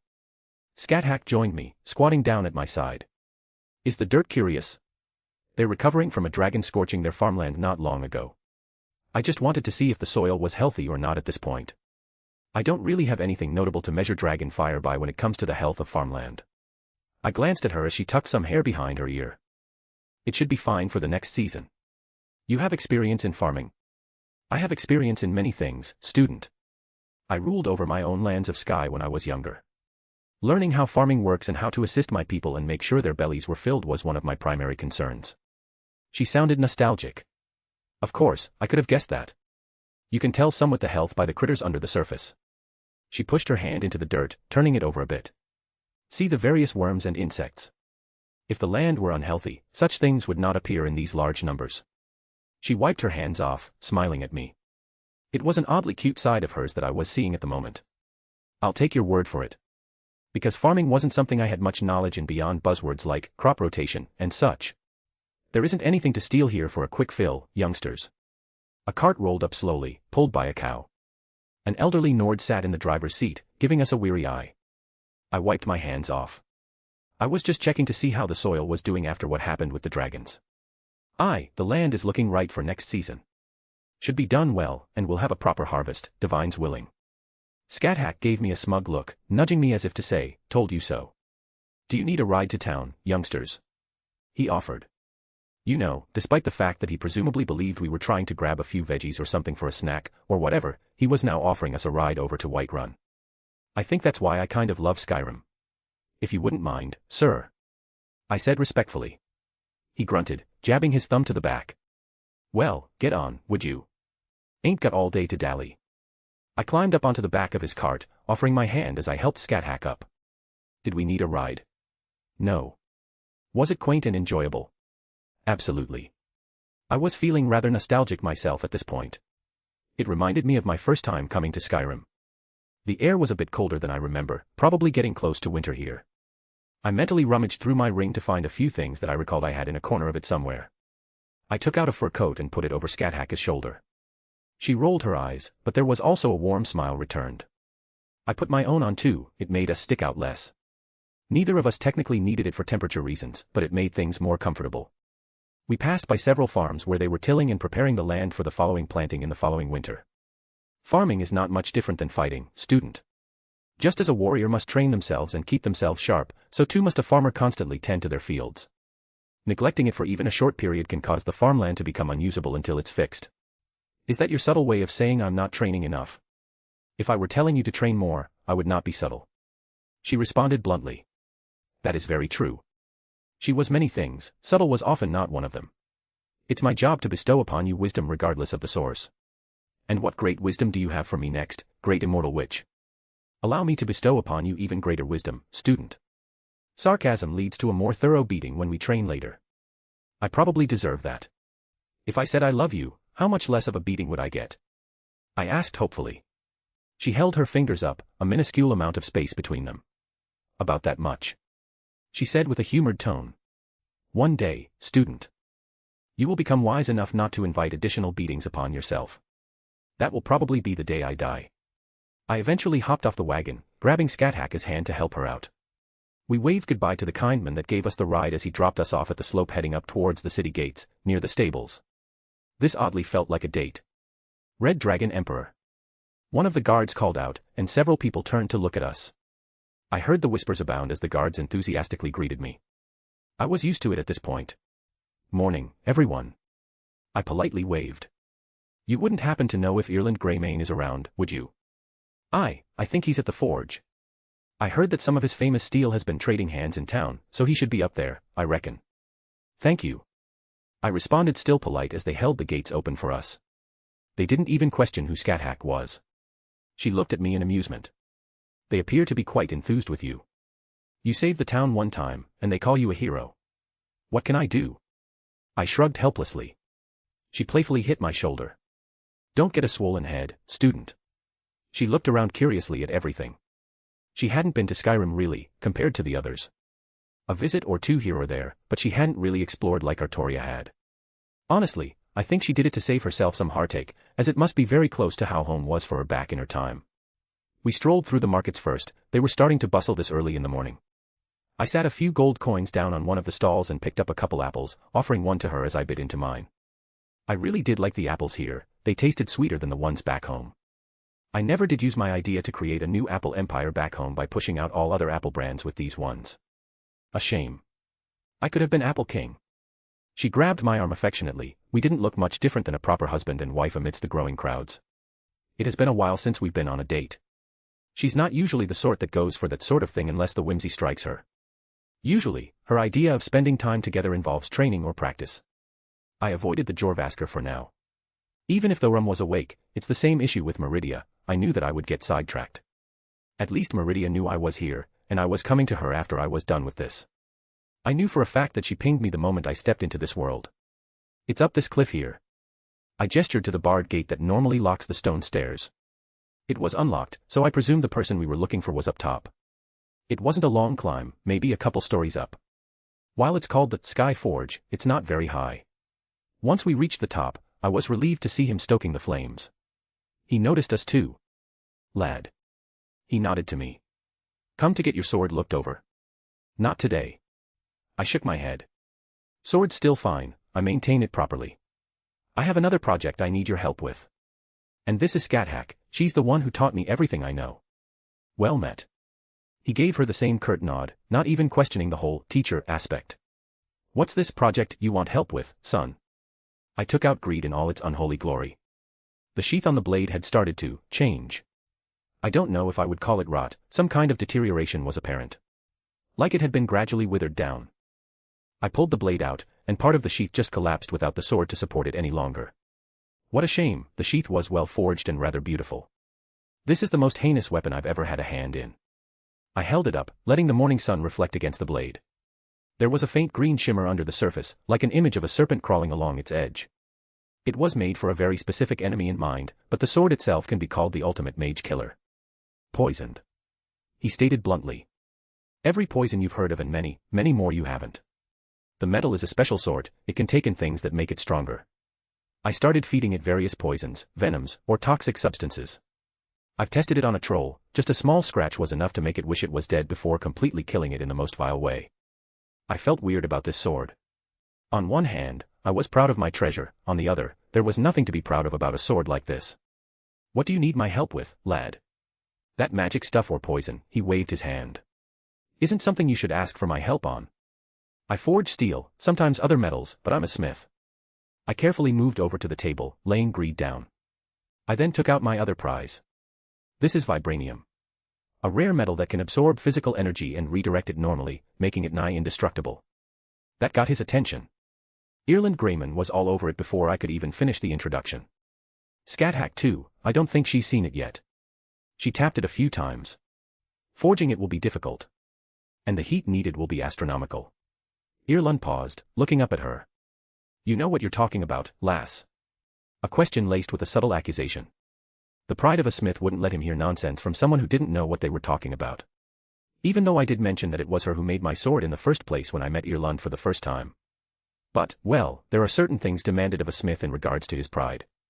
Scathach raised an eyebrow. I think she felt her own pride flaring. She was being questioned by a man centuries her junior. Student. She said sternly. Show him my spear. And the sword. Sometimes, she took a certain tone that made me not even think about refusing her, despite not wanting to in the first place. I quickly took out Gibalg and my whisper. He took a single glance at him, and that was apparently all he needed. Good spear. Scathach nodded, and I felt an invisible tension disappear. The sword was made from a similar spear. One of its sisters. Scathach confirmed. Fix the balance. Of course. She scoffed. Good lass. And just like that, I felt like they reached some sort of understanding. Maybe I just couldn't see it because I wasn't actually a smith. My knowledge of smithing was enough for me to forge a sword, albeit rigidly and probably with many errors. I couldn't claim the loft title purposely around people like this. Student, you want this metal forged on top of your blade. I assume its mystical properties will allow it to be absorbed. She turned to me. That's about right. I learned that a normal forge can't smelt vibranium, so I gestured to the forge behind them. She turned to look at the sky forge, evaluating it herself. I can feel the old magics on this place. It is a spot of ancient power. The companion settled upon this spot because of the sky forge. Ireland straightened up proudly. My clanfathers have worked it since the first Greymanes came to Whiterun. Well, I suppose the question is, can your forge handle vibranium? I asked. Ireland crossed his arms. Son, I may be no magic user, but even I know the magics around this forge aren't something to scoff at. There isn't a metal wielded by any man that can't be smelted here at this forge. Scathack tossed her coat onto a nearby wall, and she pushed her sleeves up. Let us get started. We will need to significantly increase the heat. I got the good burning wood in the back, nice and dry. It's the stuff I use when smelting something like ebony. Student, you're on grunt work. Get to work on the bellows, keep those embers as hot as possible. If needed, add some fire through magic. Yes, ma'am. I knew I was being relegated to grunt work already. But if it got my sword done, then I'd be happy to do so. Though, based on how long Mirage took, I knew I was in for a long day. Line break. A/N. A nice wholesome chapter after the past couple ones. Combined with finally completing his mage killer sword. I also have a boosty if you can't use the above under the same name. Chapter 660, Chapter. Getting the forge hot enough was actually really damn tiring. How many hours have I been at it at this point? They kept tossing in this special wood that burned hot. Not only that, but Scathack and I had both been adding in our own fire to increase the hit. Of course, I couldn't let up on the bellows, making sure the flames never died down. We're almost ready. Scathack noted. I think the same. Ireland agreed. I couldn't tell at all. Luckily, the furnace was big enough to handle a piece of ore this big, chopping it up into smaller pieces would have had its own difficulties. Not that it was impossible, I'm sure I could have just asked Meridia to do that part. Students don't stop. She used metal prongs to lift up the big chunk of vibranium. It was definitely awkward by the look of things, surely it wasn't how things should have normally gone, but they were improvising. There was a large crashing sound behind us as Ireland unceremoniously pulled out a big stone-like pot that had a bunch of other stuff on top of it. This should work well. He grunted. Made from special volcano rock, doesn't melt even in magma. Why do you have a crucible that size? I asked because I was sure that finding a crucible to handle a piece of vibranium this size was going to be annoying. Boy, do you think ebony is cheap? When I get a piece of ebony, I ain't taking the chance of breaking it into pieces to smelt. Fair, I guess. I suppose you wouldn't even want to potentially miss even a sliver of ebony that might break off and go flying if you're trying to grind it into more manageable pieces. Still, he hefted the giant pot-like crucible up, and Scathack dropped the big piece of vibranium in, but the dimensions of the ore made it an awkward fit, poking out a lot over the top. Oh well, it would still fit. I continued to keep the temperature up, and as the vibranium was put into the furnace, I think I faintly felt something pulsing off the forge. Like it was working overtime to smelt this stuff. Just as he said, this forge was definitely not normal. It was not a fast process. The two of them continuously shouted at each other, not angrily, but like two professionals who knew what they were doing. Vibranium was not an easy metal to smelt. Continuous temperature adjustment was just the most basic. Scathack even started adding her own flames more directly with the help of runes she quickly drew on the outside, temporary as they may be. After what felt like hours, eventually, the vibranium began to melt. It had a strange look to it in a more liquid form. The sheen to it became almost like mercury. Usually, you would pour it into a mold to get a shape and begin to hammer it after cooling, but this wasn't exactly a normal forging attempt. Student, keep the heat up, we're going to need the forge hot. She walked over to pick up Greed. This metal is strange, we're going to need to work it, even if we aren't reforging the darn thing. He agreed. She dipped Greed into the crucible of molten vibranium, quickly pulling it out and dipping it into a quench. Before the steam even stopped wafting off it, she laid it across an anvil, and they both picked up hammers, beating into it rhythmically. I couldn't see much of what was happening. They knew that the sword had properties to absorb things to improve it, so I wasn't questioning their expertise here. Perhaps, they just instinctively knew that the best bet was to hammer it in to expedite the process. The repetitions followed, soaking it in the molten metal, hammering it into the blade. It seemed like the blade was taking it as the vibranium gradually disappeared. Probably about 9/10 of it was gone as they quenched it one last time. The steam dissipated, and the oil that was used to quench the heat had slowly dripped off, leaving the sword bare again. It was different. The silver-like coloring to it, which had a faint green undertone, now had a different, more metallic hue to it. Just a tad more glossy, maybe. And I think the blade itself was even the tiniest bit thicker in appearance. I finally stopped with the bellows. I wiped away the sweat on my forehead as I went to inspect it. Scat held it over easy to me without a word. I swung it a few times, and I think it was even sharper now too. Its properties definitely changed, it even gave off a more dangerous feeling to my instincts. Perfect. I said honestly. Aye, a bitch and a half, but it's done. Ireland let out a long breath. That's some strange metal. Whatcha want to do with the stuff that's left? He jabbed his thumb at the crucible, which still had a bit left inside. Is it enough to make a sheath? I asked. Enough and a bit. He nodded. This thing will need a sheath that can contain its blade without rotting away. I stated. I can do that too. You can do whatever you want with what remains, I'll pay you when I come and pick it up if that's fine. He waved his hand. I know you're good for it, lad. Student, I'll stay and assist. Scat spoke up. You will need to finalize the last piece into it, and this is not a good spot to do so. That's true. I had no idea what would happen when I tried to integrate Fenrir's saliva. I'll be back in a bit. She smiled and just nodded. I loved her so much. Without wasting any time, I quickly opened a portal and walked through. Line break. The ethereal lights greeted me. The auroras that hung in the air that shaped this realm were as beautiful as ever. I admired the sight of the colored rooms for just a moment until I refocused on the who instead. Meridia was there, she was waiting. She knew I was coming, I knew she was watching me the entire time. I threw my arms up and ran at her for a hug. I missed you. I said happily. We barely separated. She said it dryly but was more than willing to accept the hug. It's been like a week since we saw each other. I corrected it. She didn't argue, but it was just a reminder of how she perceived time differently than me. A week to her was like the blink of an eye. To her, we had just seen each other. Though she's also not oblivious to the difference either, she knows that I also see the time differently. She's always made an effort there. I missed you as well. She said gently. Ah, I loved her so much. I had a thought. I hesitantly asked about it. She responded. If you're the Lady of Light, does that make me the Lord of Light by virtue of our relationship? I asked cheekily. She snorted and rolled her eyes. Or maybe, Consort of Light. She poked my forehead. A consort is a title given after a wedding. Is that so? I smiled. She huffed cutely as I teased her. Did you require assistance with a matter? I just needed the space, mostly. And I wanted to see you, which I intended to do anyways, so 2 birds, 1 stone. I set the sword down. No rush. How have you been? I am the same as before. Right, literally, the blink of an eye. I wouldn't be surprised if she had literally spaced out for the entire week if nothing held her attention. Do you need me to do anything? Does anyone require your righteous justice to be dispensed? I can dress up for the part. Big glowing armor, smiting those who deserve it. I got a small smile out of her. You need not concern yourself with such petty things.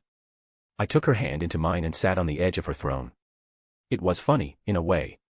The most complicated of all my girls, yet our relationship was also probably the most simple in how we handled it. She didn't need the same level of care that the others were given, just because of what she was.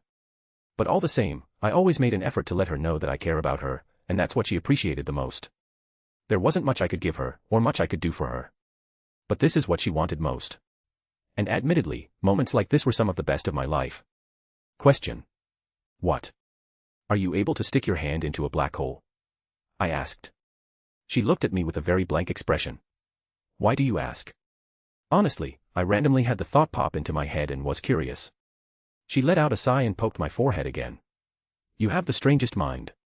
Mortals in your position would ask me far different questions. They would ask me to reveal the secrets of creation, knowledge that could upend the fabric of reality. And this is what you decide to ask. She said with exasperation. You know I don't care about anything like that. As long as you're at my side, I'm happy. I gave her a smile. While I admit that it's neat to have a powerful woman in my arms, I love Meridia, not the Lady of Light. She let out another huff. Foolish. I kissed her cheek. To answer your question, yes, I am able to do so. She finally answered. Heh. Make sure to visit Jin often. She is safe, I can see her at that college of yours. She said dismissively. I meant for your sake. I feel like you get along with her the most out of everyone, and I like to see you happy. I've seen both of them together, and Meridia definitely has a soft spot for Jin. She pursed her lips at me. I am not a child. Grumpy Meridia is grumpy. She flicked her finger, and I was raised up into the air and flipped upside down. "You are bold today. Daring to say something like that to my face," she said, threateningly. "How about I apologize by licking your legs?" I said with complete sincerity. "Shameless." She scoffed and waved her hand, sending me flying across the ground. I hit it, but something cushioned my fall despite the fact that it wouldn't have hurt someone like me. "Complete what you need to do, then leave. I have no time for your shameless appetites." She crossed her arms with a scowl. I stared at her. Her lips trembled slightly. Silent stare. "I'll make time to visit Jin later this evening." Victory. I stood up and held my hand out. Greed flew into my grip easily. Truly, I was strong with the Force. I should make a knockoff lightsaber and cosplay as a Jedi and mess with some normies at a convention or something. I'll put that down for the next time I take a vacation. I sat Greed down on the ground and took out the vial of Fenrir's saliva. Honestly, there was no need for any real preparation, either this would succeed or it wouldn't. Nothing I did would change that outcome at this point. It had been brought up to the point where it took in Jormungandr's poison, and now the metal of the blade had been enhanced as well. Without hesitation, I dripped the saliva onto the blade. As soon as it made contact, it sizzled ominously. I think I faintly saw some swirling green energy like a snake sort of lashing out under the surface of the blade. I think the poison of Jormungandr and Fenrir's saliva were rejecting each other. Just as I thought that, it pulsed. And then, an earth-shattering howl erupted from it. It knocked my back as I went tumbling across the ground. I nearly was sent flying off this giant chunk of rock into the void of the colored rooms, but thankfully Meridia caught me in time. A faint golden shimmering shield covered me, completely protecting me from the violent reaction that still hadn't ceased.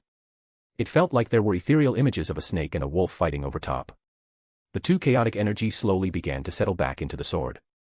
They came from the same source. They were both children of Loki. Even if they were antagonistic towards each other, they didn't inherently reject one another. The shield around me disappeared as the blade finally settled. "You've created something dangerous." Meridia noted it before I even got close. "It's no longer a mortal instrument." Well, that sounds foreboding coming from her. That's good, it's not meant for mortals anyways. I hesitantly approached and gripped the handle. Right, I could feel how dangerous it was even just holding it. "Can you bring a troll here?" I asked her. She snapped her fingers, and a troll was plopped down right onto the dirt near me. I casually threw a talisman at it that burst into ethereal chains and bound it tightly. I didn't have many qualms about testing on trolls, they were a menace even to the environment. But I didn't dwell on that. I started drawing runes all around it, casting dozens of different shielding spells. I even cast my strongest shield of Asgard around him, albeit without me as the focal point, so it's technically a weakened version. It was a preliminary test. Once all the shields were up, I stood back and let Greed float up next to me. I pointed at the troll and had Greed shoot forward at its full strength. Vibranium as a metal was magic resistant. Fenrir's saliva corroded and dissipated magic and divinity. Jormungandr's poison was fatal even to gods. Not to mention the plethora of other poisons, venoms, and debilitating concoctions I had fed the sword. It hit the first barrier and went right through. The second. The third. Its momentum didn't even waver until it hit my shield of Asgard, and that only lasted a very brief moment before the sword lodged itself into the troll's chest. The effect on the troll was just as grotesque as I remembered, but that wasn't the point. I quickly put it out of its misery. But the test succeeded. I now had perhaps one of the strongest anti-mage tools I've ever laid my eyes on. Significant anti-magic properties combined with devastating poison on even a single cut from its blade. This was not something to be used lightly. But more specifically, it was made for one person in mind. The anger I had for him still hadn't abated. Seeing Artoria die in my arms would not be something that would ever disappear from my mind. Not to mention everything else he had done. His harm to Olga, his harm to Jean, and the many other people I knew. I don't know if there was ever an entity that I wanted to kill as much as this. It was enough that I created this thing in my hands. I would have never made something like this otherwise. I put the sword down because I didn't want to drown in my negative emotions right now. Rather, I walked over to Meridia instead and sat back down next to her. "Do you mind if I stay with you for a bit? You are allowed here as long as you desire," she said, despite her earlier words to get out. One day, I was going to figure out how to have a child with her. Line break. The sun was starting to set as I returned to the forge. The fires of it had died down, cooled for the day. Scathach and Irland were sitting there, chatting and drinking. They noticed my return as soon as I stepped out. And wordlessly, Scathach grabbed something and threw it at me. I caught it, eyeing it curiously. The sheath for my sword. It was, of course, very well made. I took Greed and carefully slid it inside its new home, and it fit like a glove. And like that, Greed was complete. One of my most devastating weapons was finished. That's not to say I couldn't add more to it later on, but I didn't have to run around about it intentionally from this point forward. They both looked relieved that Greed fit into it, like knowing the job was done for them too. It seems you succeed as well, student. Scat-Hack noticed my attitude, it seems. The sword is finished for now. I nodded. She knew what it was and what it was meant for. It's not like I kept secrets from any of my girls. Lad, this is for you too. Ireland tossed me something else. I caught a dagger, sheath as well. Though this sheath wasn't made of vibranium but regular steel. Pulling the dagger free, I quickly noticed that it was made of vibranium. Don't you want to keep this? I said you could do whatever you wanted with what was left. He shrugged. A weapon is meant to be used. Use it, or give it to someone to use it. I'm a smith, boy, I don't collect weapons just to hang on my wall. I didn't have much use for it, so I might just give it to someone else. I had a thought, but for now, I'll just store it away. Thankfully, the vibranium sheath was keeping Greed properly contained, so I didn't worry and stored it away as well. Ireland got up, stretching his back. I'm going to bed, you young uns, do what you want. Hang on, your payment. I quickly tossed him a bag of gold. He didn't even check it, he just grabbed it and headed home with a casual wave. He's a good guy. Scat-Hack nodded. The people here are an honest one. I very much enjoy it. Speaking of honest people. Want to go get drunk with the Campions and the rum? I offered. A big grin quickly grew on her face. Student, you know the way to the Scat-Hack's heart. She grabbed my arm affectionately. It was rare for her to take the initiative. She was very clearly in a good mood. As we left the forge, I checked my kaleidophone for any message just in case, before I became indisposed for the night, and I was going to let everyone know as well. Is something the matter, student? Venelana sent me a message, 2 messages. She asked if she could buy a few of my best health potions. Emphasis on the best. She says it's for her daughter. Her daughter has that rating game thing next week to decide her marriage. She is considerate, telling you the reason for the purchase. I hadn't considered that. She's right, Venelana intentionally told me what it was for, not hiding anything. She knows I wouldn't reject her, right? She knows, just as she tells you the reason. Trust is built from both sides, student. She reached up and gently pinched my cheek. She cares for you properly. After the last time I met Rias, I suppose. I let go of a bit of my misplaced anger on her. Though, maybe anger wasn't the right word. Annoyance. Disdain. I don't know what my emotions were. But they were alleviated a bit. And I said I would try to be a bit better after I went off on her and her friends. That was an asshole move on my part. I have no problem being an asshole to people who deserve it, but that was unprompted and undeserved. I still feel bad. I'll deliver them for free as an apology. And what was the other matter? She asked. She asked me if I wouldn't mind meeting a distant relative. I replied. No other information. I shrugged. The fact that she's asking means that I think she wants me to. I don't mind. I didn't care for devils or my family from that side for the most part, but if Venelana, knowing my stance, asks me, well, then it was probably something important. I'll ask her about the details tomorrow. Oh well, I'll think about the other stuff later. Come, student. You shall see why this Scat-Hack is called the Lord of Spirits. Her excitement was a bit infectious.